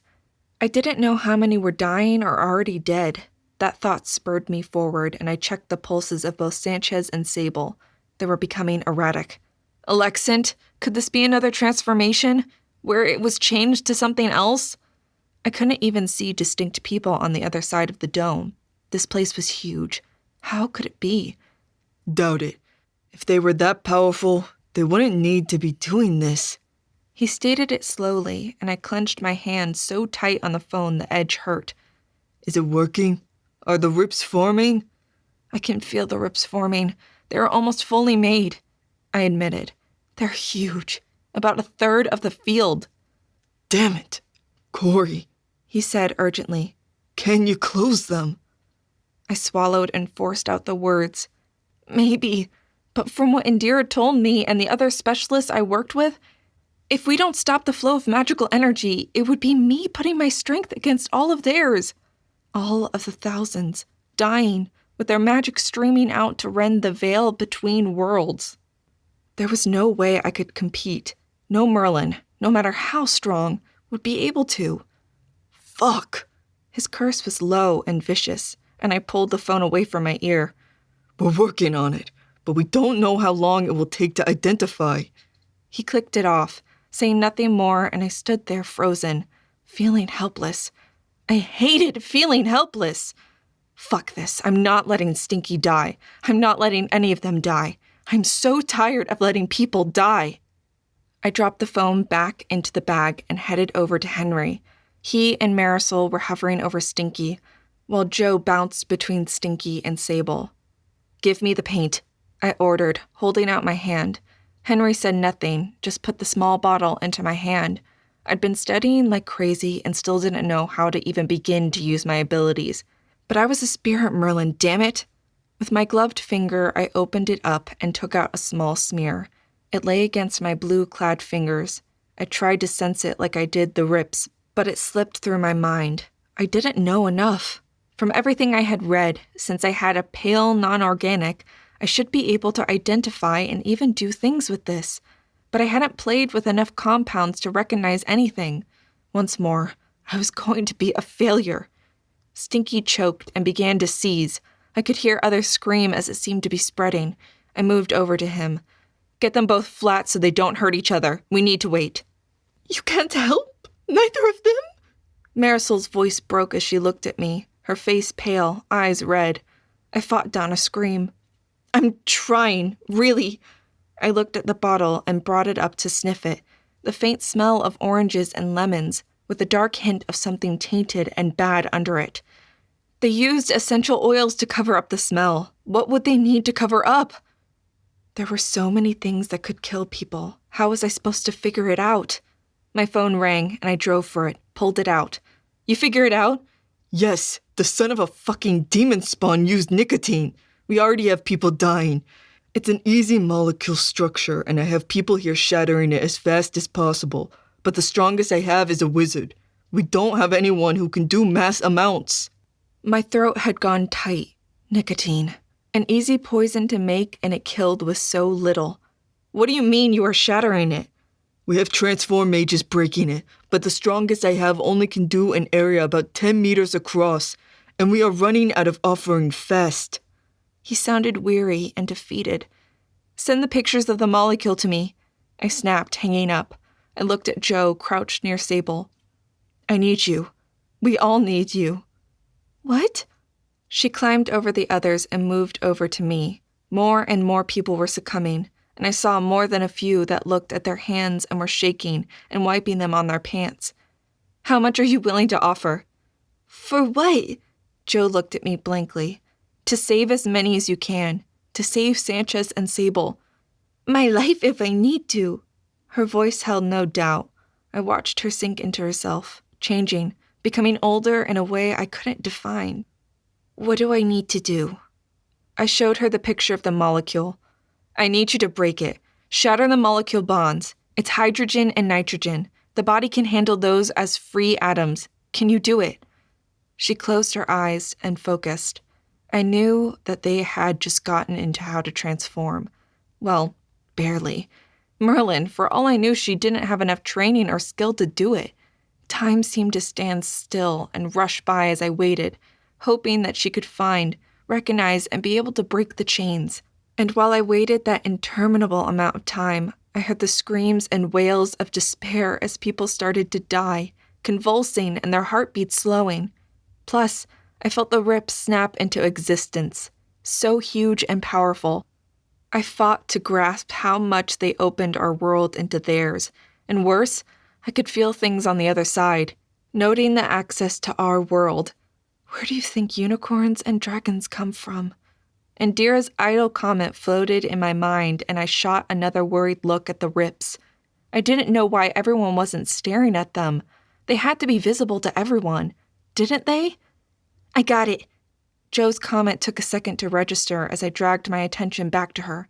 You do? She nodded, her face pale and her mouth flattened into a line. I can do it, but it will take everything. I paused, then looked at her, my stomach curdling. What do you mean, everything? Joe swallowed, but her shoulders stayed squared. The place is drenched in it. It is almost everywhere. It will take more than I have to break them. There isn't any way for me to separate what is in the paints versus what is in the cigarettes and cigars and even vapes in people's pockets. So I have to break them all. And there are lots, more than I have, using every trick I've learned or even heard of. Left unspoken was the knowledge that she didn't know enough and that there wasn't anything she could do to learn what she hadn't had time to learn. Joe, The words died in my throat as she looked at me. Would you not offer yourself to save Stinky? To save me? How can I do less to save them? Her hand wave didn't encompass just Stinky and Sable, but the entire stadium. The urge, the need to protest, to tell her not to do it, that I had no right to ask, died in my throat as I looked at her, and the sounds of the dying filled the air worse than any cheer ever had. Okay. I love you, I blurted, needing to make sure she knew past any shadow of a doubt. I know. I fought not to cry as I watched my best friend get ready to sacrifice herself for her family and strangers. Chapter 41. Heroes exist, but you'll find the ones people idolize rarely think of themselves as heroes. Scott Randolph. I'll aid. Caroleon's strong, clear voice shocked me as it cut through my haze of grief and fear. He leapt up next to us, pressing into Joe's legs. Joe rocked back on her heels, blinking at the cat, as if coming out of a dream. Caroleon head-butted her, and her hand fell to bury into his fur. You'll what? Her voice broke as she looked at him. I realized he was talking to both of us. She could hear him. I had to fight to not fall to my knees and worship the red fur-clad body. I'll help. Reduce the cost. His voice had a firmness to it that sounded so much older than his kitten frame suggested. His long tail wrapped around my leg as he pressed into Joe. will let my magic boost. Make very powerful. Anything, I said. Remember, I have to close the rips also, but first, can we do it? I felt like ethereal claws were running down my back as the rips became more solid, and I knew things were coming to the holes in reality. Maybe even slipping in. Easy. Seek. Find the offering amount. His voice so calm and assured. Jo kept her eyes closed, but her hands stayed buried in his fur, while her other reached out to me. I clutched it bruisingly hard, but neither of us cared. This was too important. Got it, she whispered. The rest of the world disappeared from my awareness. Only Jo and the rips existed. Offer, Caroline murmured. I felt the magic explode out of her, crossing across the stadium, shattering the molecular bonds of that specific structure. It took less than 15 seconds, but it felt like eternity before her offering was accepted and reality became fluid. Reality blinked back into place around me as Jo sagged to the stairs. Her hair, her long, gorgeous hair, had vaporized to stubble on her skull, and she was pale and shaking. But she was alive. I quickly counted all her digits. I could see her nails were gone to the quick, but she had all her fingers. The cost? I asked as I supported her, and she sagged to the ground. Caroline curled up next to her, purring loud enough he sounded like a buzzsaw. Worth it. Stinky? Sable?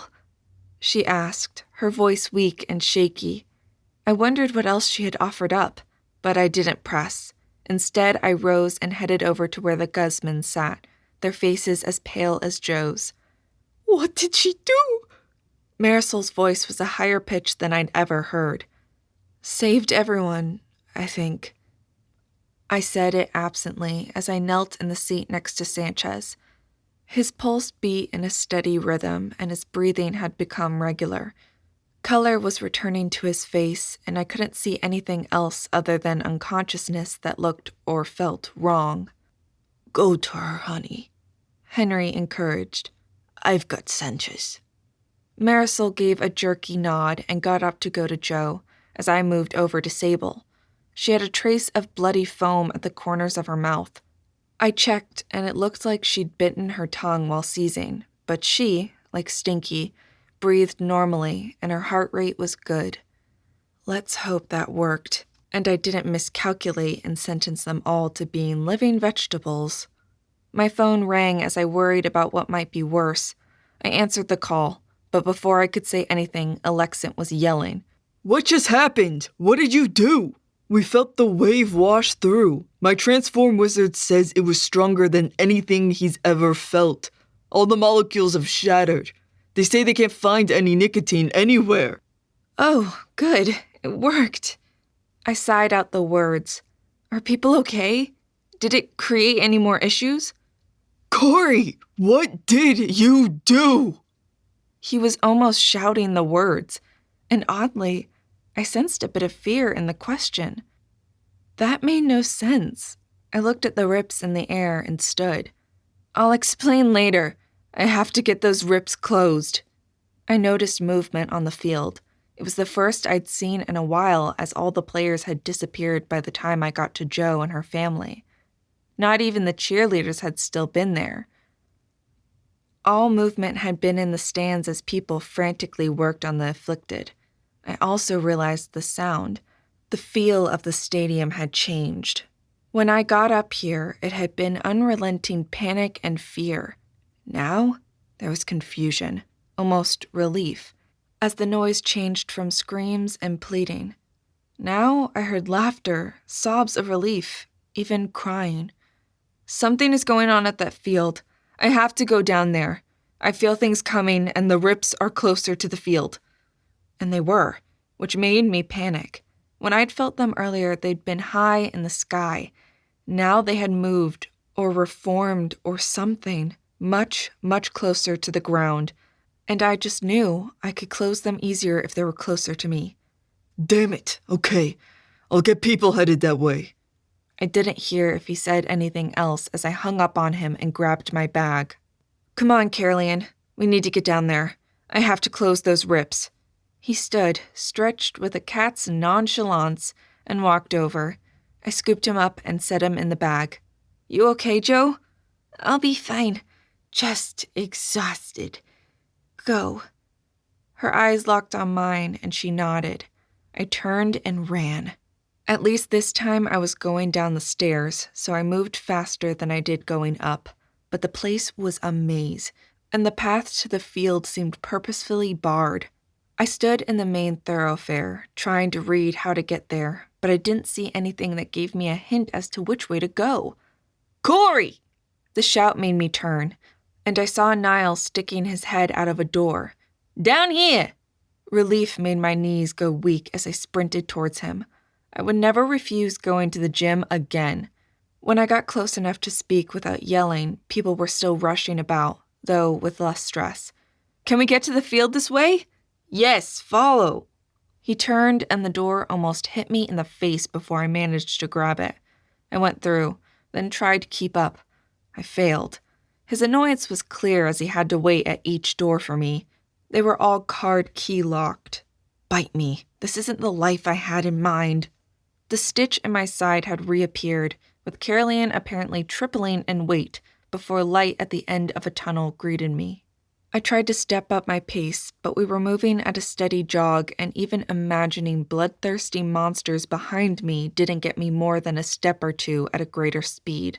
Sunlight, hot, and almost searing after all that time in the tunnels, speared into my eyes, and I closed them in reflex, but I kept moving forward to emerge on the playing field. The second I was out from under the weight of earth and metal above me, the presence of the tears were like an ice pick slamming into my mind. Ow! I muttered. A quick glance around showed almost no one, so I let Caroline out. He bounded out with way too much energy. Next time, you're walking.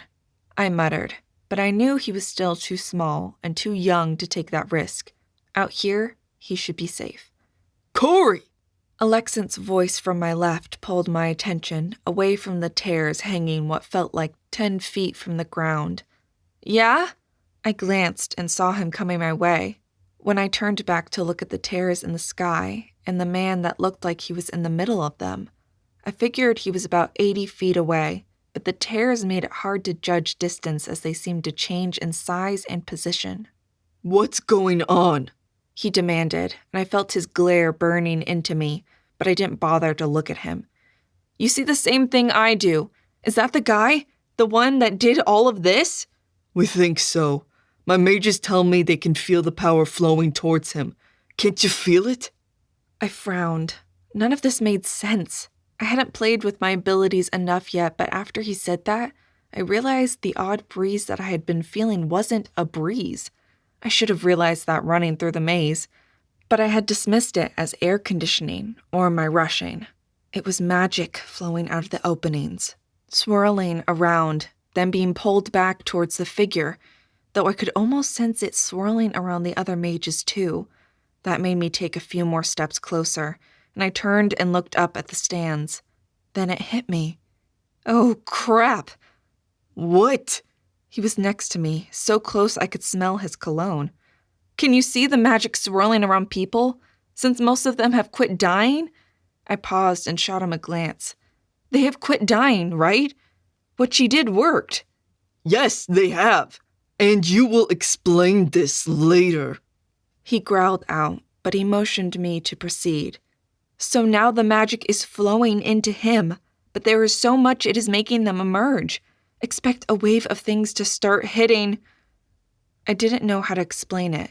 It was like I had a weird set of glasses on my face, letting me see the magic like currents of water. And some people were pulling it in and starting to glow with magic like a bomb in a video game, close to exploding. Dismissing that, I turned and looked at the man in the center of the rips and went cold. So cold I wanted a coat. I knew it was above 90 out, but my fear was so great I was shivering. Corey, what is it? He must have seen something on my face because he sounded worried. He's about to emerge. and there's so much power. I saw the man began to pulse, and I just reacted. Caroline, Joe, down! I put everything into that scream, my eyes locked on the section she was in. There was no way she could have heard me. None. But I saw a figure wearing the colors Joe wore, with a bald head, jerk upwards and then grab others and pull them down. Red fur streaked towards me, and I grabbed him and fell to the ground, wrapping around him, my back to the man about to emerge at levels I suspected no one had ever witnessed before. Everyone, take cover now! Alexant bellowed as he hit the ground next to me. I curled up tighter, then gasped in pain as I felt the rips react to the building power in the man on the field. Oh, this is going to suck. Chapter 42. Gods exist, or at least powerful monsters. Do you really want to use anything associated with them? Turn your back on magic and the corruption it brings. Freedom from magic. Curled tight, I thought about how bad Joe's emergence had been and wondered if this would kill us all. And I waited. And waited. Had I been wrong? Was he not about to emerge? I thought back to the image of him all but pulsing with power and clenched tighter around Caroline.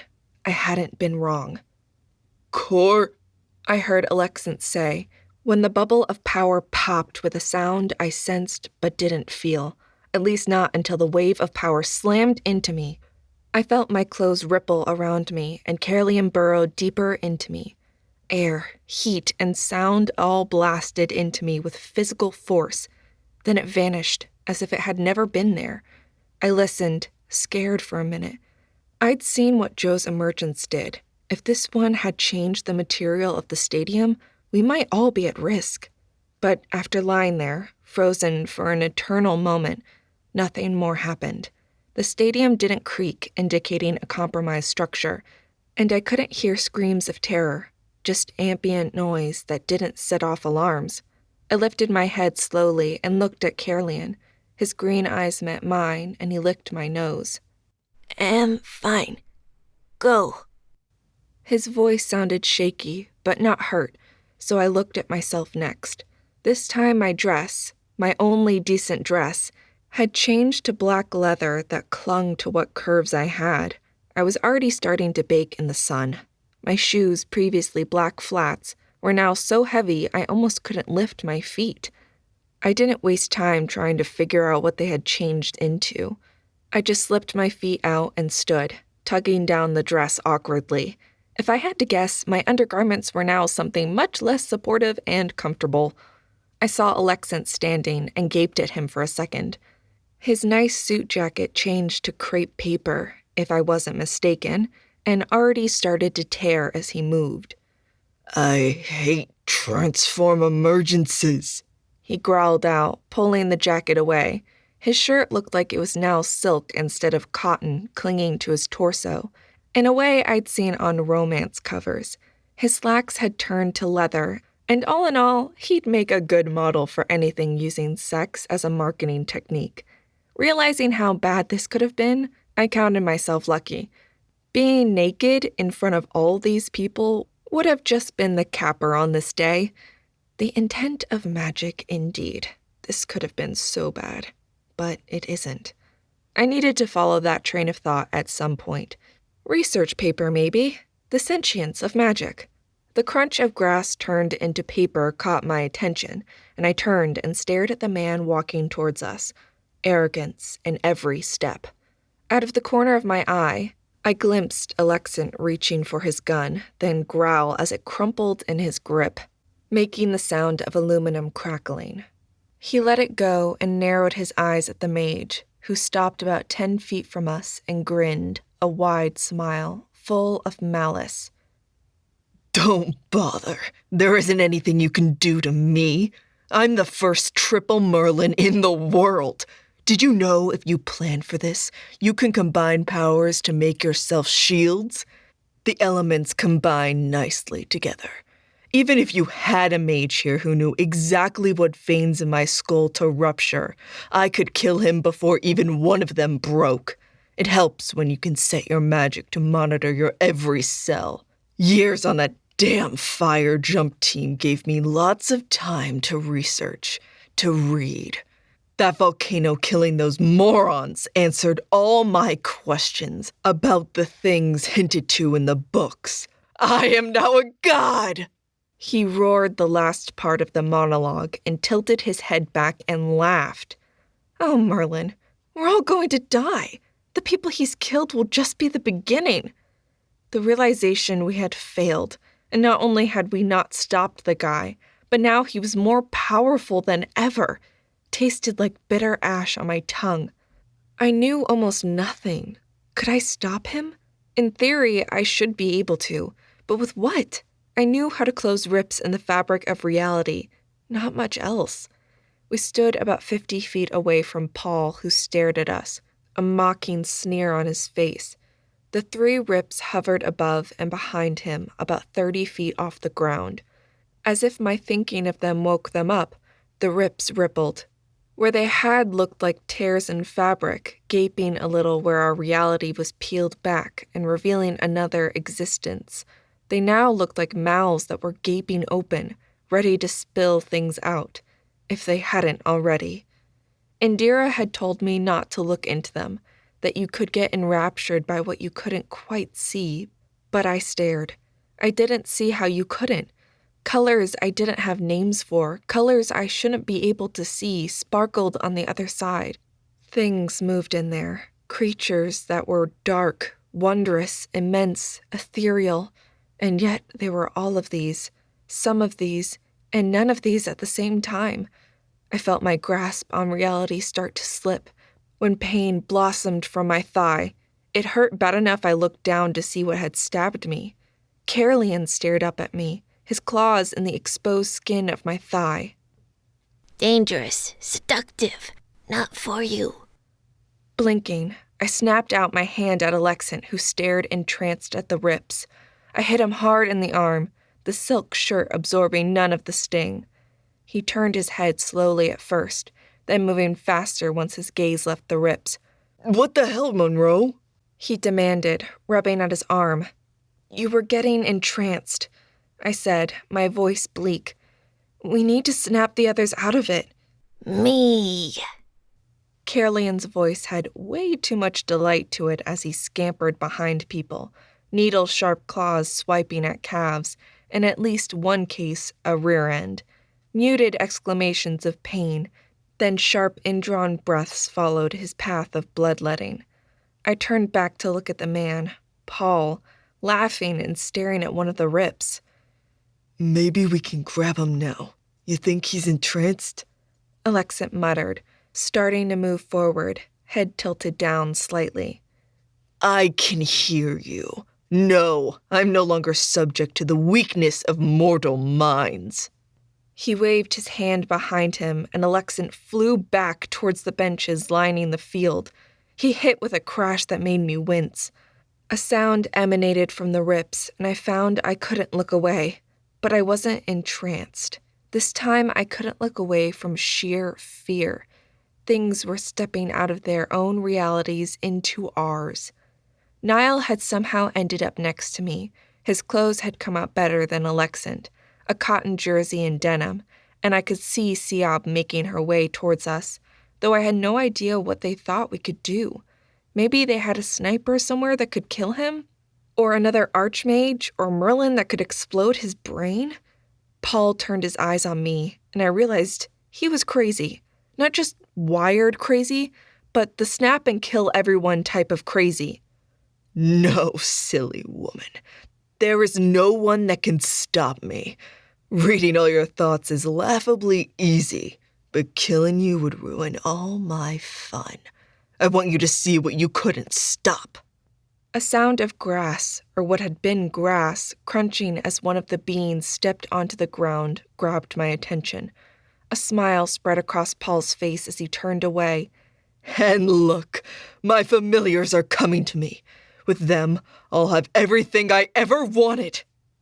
I heard his rambling, but at this point I was trying to watch 3 things at once.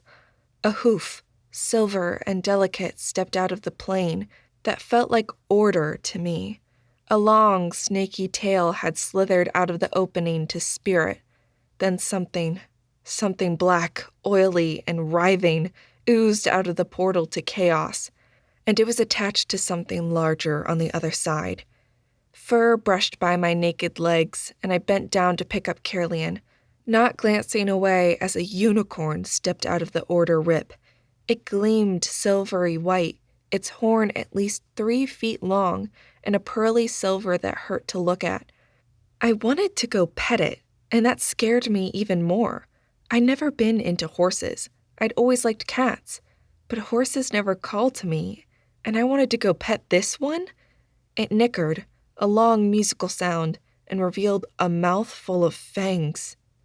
Paul twisted to face the unicorn. I looked at his back, and for a moment I wished I had the ability or knowledge to kill him. But before it could complete into a real thought, much less an action, I snared on the creature coming out of spirit. A long, snake-like body that coiled and twisted, and hues of green and blue that seemed restful. I let my eyes wander up the perfect torso, muscular and tanned, to breasts that even airbrushed models never had. Her face was classic, clear beauty, with not a flaw or wrinkle on it, full lips, high cheekbones, and the snakes that formed her hair seemed to match perfectly. But for all that, I was sure people were supposed to turn into stone if she looked at us. No one did as her gaze ran over all of us, though I couldn't turn to see anything else. Siop had made it next to me. She stood on one side while Niall stood on her far side. I didn't know if Alexent had managed to get back up, or if Paul had killed him.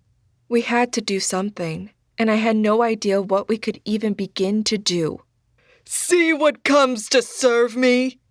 He laughed with his arms spread wide. I didn't. Neither the Gorgon nor the unicorn looked remotely servile. Without really wanting to, I turned my attention to chaos and the thing oozing out of it.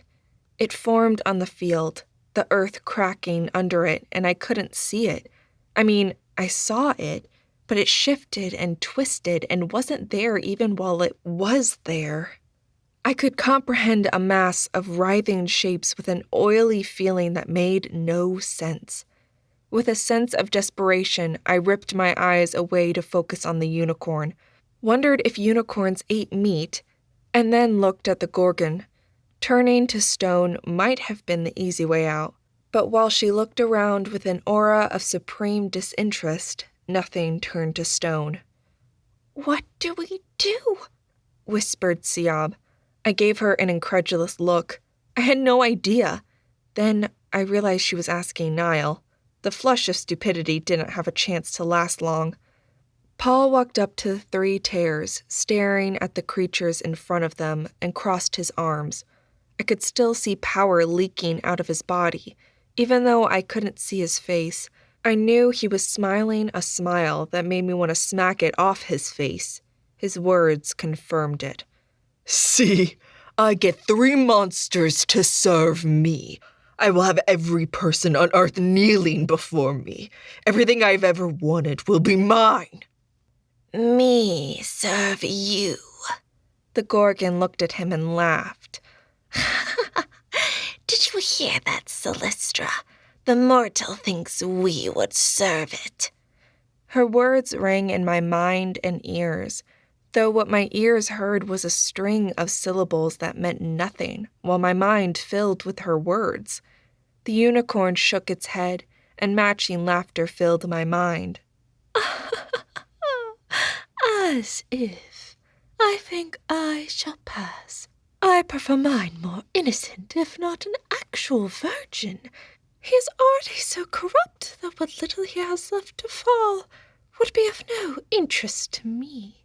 This time I heard nothing, but the words in my mind sounded like crystal bells, and I shuddered with revulsion as the sexual overtone of corruption seeped into my mind. You and your virgins. Just because they've never had sex doesn't mean they are innocent. There have been a few that even turned my stomach. Somehow I knew it was the Gorgon talking, and my eyes kept drifting back to her. She was fascinating and less scary than the overly perfect unicorn with lavender eyes and teeth made to render and tear. I had zero doubt she was just as deadly. Excuse me? Paul Goyne sounded surprised and insulted. I am the most powerful mage Earth has ever seen. You will serve me. The black ooze from chaos had reached his leg and started climbing up around it. His leg jerked away from it as if stung. Get off! You are mine to command. Do you understand? He took a step away, then shifted his attention back to the others. We know you are the most powerful mortal in centuries. Why do you think we are here? We wanted a new toy. The Gorgon's voice held contemptuous amusement as she slithered around him, circling him as if he was her prey. Virginity just ensures there is something for me to model to my desires. I prefer those I can twist and bend. He is already too tarnished to enjoy. After all, look at what he was willing to do just for more power. So simplistic, so wasteful. The musical horsey sound of the unicorn filled my head, and I didn't know if I wanted to cry or scream at the sound. Mine. A voice, dark, oily, twisted, hissed through my mind, and I moaned in pain. Niall screamed.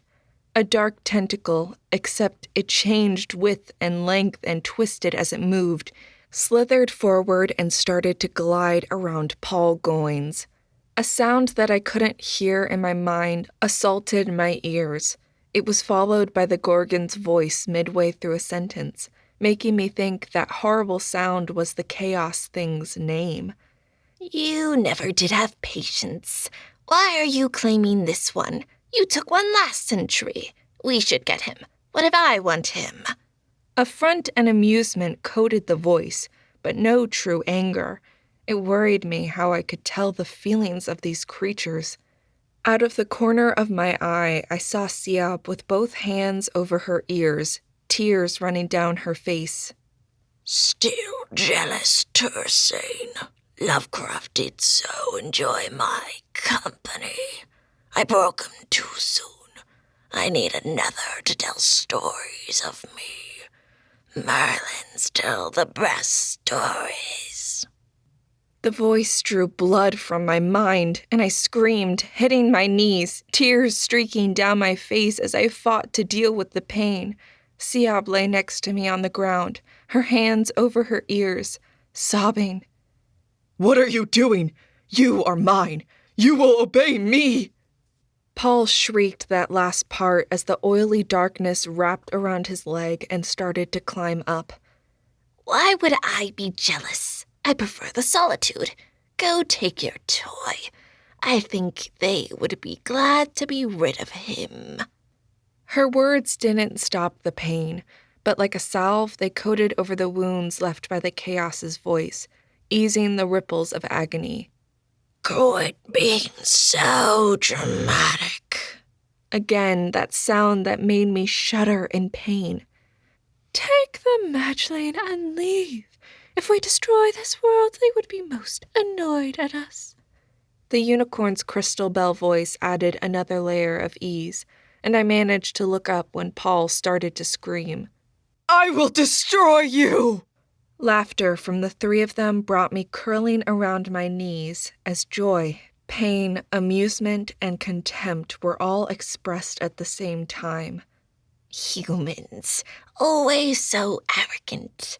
That is why I do love to keep them as pets. Oh well, maybe next time.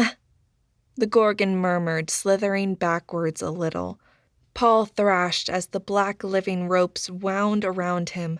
Fire and lightning slammed down at the thing that gripped him. The earth began to shake, and wind rose fast and vicious. We were in the middle of the field, but I saw a tornado starting to form. something I didn't even know was possible for a mage to do. Oh, Merlin, if a tornado forms, thousands will die. Chapter 43. That which men do, be it for greed or power, has little to do with whether they are mages or not. Some people will always use others for their own gain regardless of the cost. Do not confuse magic with the ability to do harm. All people have that ability. The difference lies in their choices, not if they have magic or not. OMO interview. Even if Joe had broken the poison, people were still in need of medical care. There were people milling around, and this stadium with a capacity of over 60,000 people had been almost full. That meant tens of thousands could get killed. My stress ratcheted up as I tried to think of something, anything. Really? I don't need my girls pouting for a week. The Gorgon sighed with a sound that made me want to weep with sorrow. I raised my head to watch her. She moved over to where Paul was thrashing and lashing out with magic I'd never seen, even at the movies. Her face changed. Where she had been perfectly beautiful, something any woman would have longed to look like, a monster emerged. It was so horrid that I choked, unable to breathe as her snakes rose up around her head, creating a corona of horror around her. My mind kept trying to figure out how incomparable beauty could change. Then it was gone, as was the magic. I looked at Paul, and he had frozen. A statue of stone? Marble? Something hard and elegant. The tornado fizzled out into a few wisps of wind and cloud. Then there was nothing to show one had been about to ravage downtown Atlanta. There. It will wear off in a few hours. I only glanced at him. He annoyed me. The Gorgon's voice rang through my skull, and my attention was jerked back to her. A burble of something. Then the black thing oozed over Paul's statue and pulled him into the gaping rip. I relaxed, so glad to have that awful dark thing gone, to have Paul gone. I saw all three openings into their realities were still rippling and burbling at the edges, which the ones Indira had created never did. Until next time, Tersane, don't linger too long. Their mundanity might leak in, and that takes forever to cleanse out of the soil. The unicorn turned and stepped through the order rip, though it seemed to me the hoof stepped over something. Once fully in it, she turned. I had ample proof from the hind view it wasn't a male, at least not how we identified males, and swung her horn from one side of the tear to the other, sealing it behind the glowing silver spike until it disappeared. Oh, that creature can never close doors. Tersane sighed like a wash of cooling water through my mind. She reached up and grasped the opening to chaos with both hands and pulled it together. I blinked and waved my hand outward, mimicking her actions. That made no sense. I'd never been told you could pull them closed. Besides, I'd assumed she was 6, maybe 7 feet tall, but to reach that wide easily, she would have been close to 20 feet tall. It snapped closed like magnets pulled it, leaving a ripple that faded into nothing. Then she turned and looked at me. Well, at us, I supposed. Niall, Siab, myself, and from the crunch and breathing behind me, I assumed Alexant. I guess he didn't die. He might not be so lucky in a minute. Now, what do I do with all you humans? I swallowed, or at least I tried to. The lump in my throat didn't want to move. The Gorgon's gaze swept over all of us as she moved forward, the length of her serpentine body cracking the former grass as she moved away from the chaos rip and towards us. What had the grass turned into? I dismissed the thought as she got closer. She was taller than I thought, at least 7 feet, but not the monstrous 20 feet she had to have been to grab the tears like that. Who are you? I jerked, not at the words, but more at the aggressive tone in Alexan's voice. I wanted to turn around and slap him. Hadn't he seen everything that happened? This creature, woman, whatever, was not something to annoy, much less piss off. Siob's hissed intake of breath told me she had the same reaction. Laughter boomed like thunder, and I winced. Mortals are so amusing, thinking they have power when in all reality their little slice of existence is nothing more than fodder for our dreams. But I have no desire to deal with your posturing at the moment. Her face changed, just for a split second, looking behind me. Then she was back to beautiful. The lump of fear that rested in my throat might never, ever go away. As I turned to see Alexant standing behind me, frozen like a statue. I could see his pulse beating in his neck, so I turned back to look at the most dangerous being I'd ever heard of. She caught me in her gaze, and I couldn't escape, look away, or even close my eyes. This close I could see her eyes were the green of pale jade. Her pupils were slitted like a snake, yet, rather than black, they were white slits that seemed impossibly deep and bright. You are interesting, though. I suspect I may see you again someday, but your lives are so fleeting. Ah, I know. Her words sounded like musings out loud, but none of us made a peep. At this point, I figured we were all dead anyhow, so I just stood there, waiting. She leaned in close, her face filling my vision, and I heard Siab whimper even as Niall made a sound somewhere between a growl and a cry. Yes, that will work well. One of her snakes, one with red and blue diamonds on it, lashed out and sank fangs into my left arm, about 2 inches below my wrist. Ow! I yelped, but the snake had pulled back before the words died in the air. I dragged my gaze away from her beautiful and deadly visage. My wrist burned where 2 drops of blood oozed out of my arm. I wiped them away and saw 2 holes, with dark blue outlining them like a tattoo. It will serve to remind anyone that I have a prior claim, though I do not believe you shall follow the path of the other one. What will happen to him? I hadn't really meant to ask, but the words were out. Once again, my issue of speaking to authority without thinking came to the forefront. A shrug of shoulders made her breast rise and fall, and my eyes snapped to them. While I didn't want to touch them, they commanded attention. She spoke, that name that caused pain, and I almost whimpered in unison. We'll play with and use that mageling until bored, or the mageling dies. Then either let other toys play with it, or dispose. Do you really care? I didn't have an answer to that and glanced over at Niall and Siab. Not really.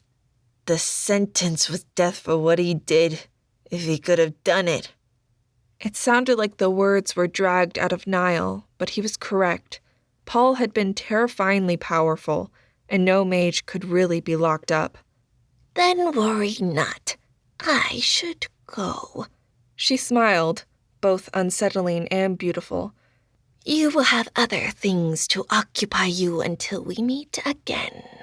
She turned and slithered, though it came across as an elegant movement. What things? Siab's voice quavered, but she spoke, having risen to a kneeling position on the grass, though tears still stained her face. And is Steve dead? She waved back at Alexant, still frozen there, a perfect statue. Tersane glanced back at the edge of the tear. No, killing him would be counterproductive. He will regain mobility soon enough. She started to slip through the last tear, then speared us with her gaze, the pale jade green glowing. You may want to track down some of the denizens of the plains that slipped out into your world. While none of them are deadly, neither are all of them familiars. They may not be what you want roaming around your existence, though I could be wrong. She smiled, showing black obsidian like teeth with long fangs. Some people enjoy having dragons and Celestra's children roaming around. With that comment, she slipped into the fissure and turned to face us. There are dragons loose on Earth, but I didn't see anything come out.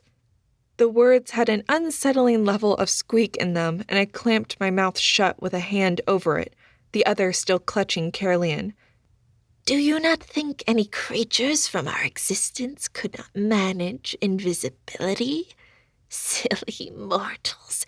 You see everything as if you are the only ones that can think. I wonder how long your world will last before you are forced to choose. Her snakes writhed outward, creating a halo of serpentine bodies, and she waved at me. Reacting on automatic, I waved back. As I did so, the opening began to shrink. I stood there, watching her until, with one last fang-filled smile, the tear sealed. Sound rushed in. I hadn't realized how much the rips had dampened the sound until they disappeared. Voices spoke over the speaker system. People were still yelling and screaming, and even more people streamed towards us. I turned around and looked at everything. Siab and Niall were checking on Alexant, who looked like something that should have been in Madame Tussauds wax museum, but even as I watched, I saw him blink. If everything around us was this active, people should have reached us while we were dealing with the monsters. Time stop. A bubble. I looked down at the cat in my arms, his fur all fluffed and his ears laid back. Since I felt freaked out, I understood completely. Why?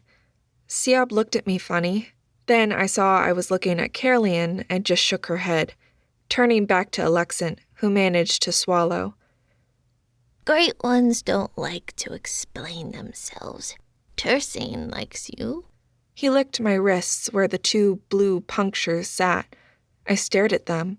Why do you say that? And what do they mean? Must like you. Or you did. His voice was amused as he licked the punctures once more. Then he wiggled to get out of my hold. I let him go and ignored the people that had almost reached us. Football fields were big. He going to live? I nodded at Alexan as I spoke to Siab. Yes, thank you, he replied, his voice a bit stiff. I watched him roll his shoulders and stretch. Did everyone hear what I did about Lovecraft and toys and finding Corey interesting? Yes. Niall and Siab responded together, and all of them focused their attention on me. I squirmed. Then you heard what I did, I said, my voice defensive. Alexan sighed and looked around. Our unsub is taken care of, and in a way, we can't be held responsible for. Which is oddly nice. Writing up the report will be a bitch and a half, but must be better than trying to pull in a Merlin. One that is insane on top of it all. He paused. People reached us and started to clamor, demanding explanations, wanting updates, giving reports. Corey, go grab a first responder and have them put you to work. Be in the office Tuesday. He stopped for a second and gave me a sharp look. With your friend. I want to know everything, and I'll decide where we are going from here. I started to protest, but the need to help people decided it. I looked down at Caerleon. You want to go stay with Joe? Rather than answer, he jumped into the bag and looked at me. I grabbed it and bent over to grab my shoes, then stopped. They looked like solid obsidian. Felt like it, too. I blinked, then shrugged. Barefoot it was. Wearing those wasn't an option. I turned, holding Caerleon in his bag, and ran, my heart singing at the idea of being useful and not stuck in a job I couldn't do. Maybe they'd even have a spare jumpsuit and booties for me. Appendix. Magic symbols. Chaos. Entropy, fire, water, time. Order. Pattern. Air, earth, transform. Spirit. Soul, relativity, non-organic, psychic. Author's notes. This is Book 2 in Twisted Luck, based in the Turnian universe. I have so much more planned that I can't wait to show you. If you love this novel, please take the time to leave a review. You will be amazed at the difference it makes. Book 3, Educated Luck, is available for pre-order now. If you like to stay in touch, you can follow me on social media at the following places. Website, badashpublishing.com. Facebook, facebook.com/badashbooks. Twitter, twitter.com/badashbooks. Instagram, instagram.com/badashbooks. If you're interested in free books, keep up with what is going on in my life, as well as sales and launch announcements. You can sign up for my newsletter at my website. You never know what freebies might be in it. Take care, Mel Todd. Mel Todd. Mel Todd has over 20 stories out. Her urban science fiction, Kalid Chronicles, the Blood War series, and the new Twisted Luck series. Owner of Bad Ash Publishing, she is working to create a place for excellent stories and great authors. With over 1 million words published, she is aiming for another 1 million in the next 2 years. Bad Ash Publishing specializes in stories that will grab you and make you hunger for more. With one co-author and more books in the works, her stories can be found on Amazon and any other retailers. This has been production of Hired Luck Book 2 of the Twisted Luck series, written by Mel Todd, narrated by Autumn Juliet. Copyright 2020 Melissa Todd. Production copyright 2021 by Autumnal Audio.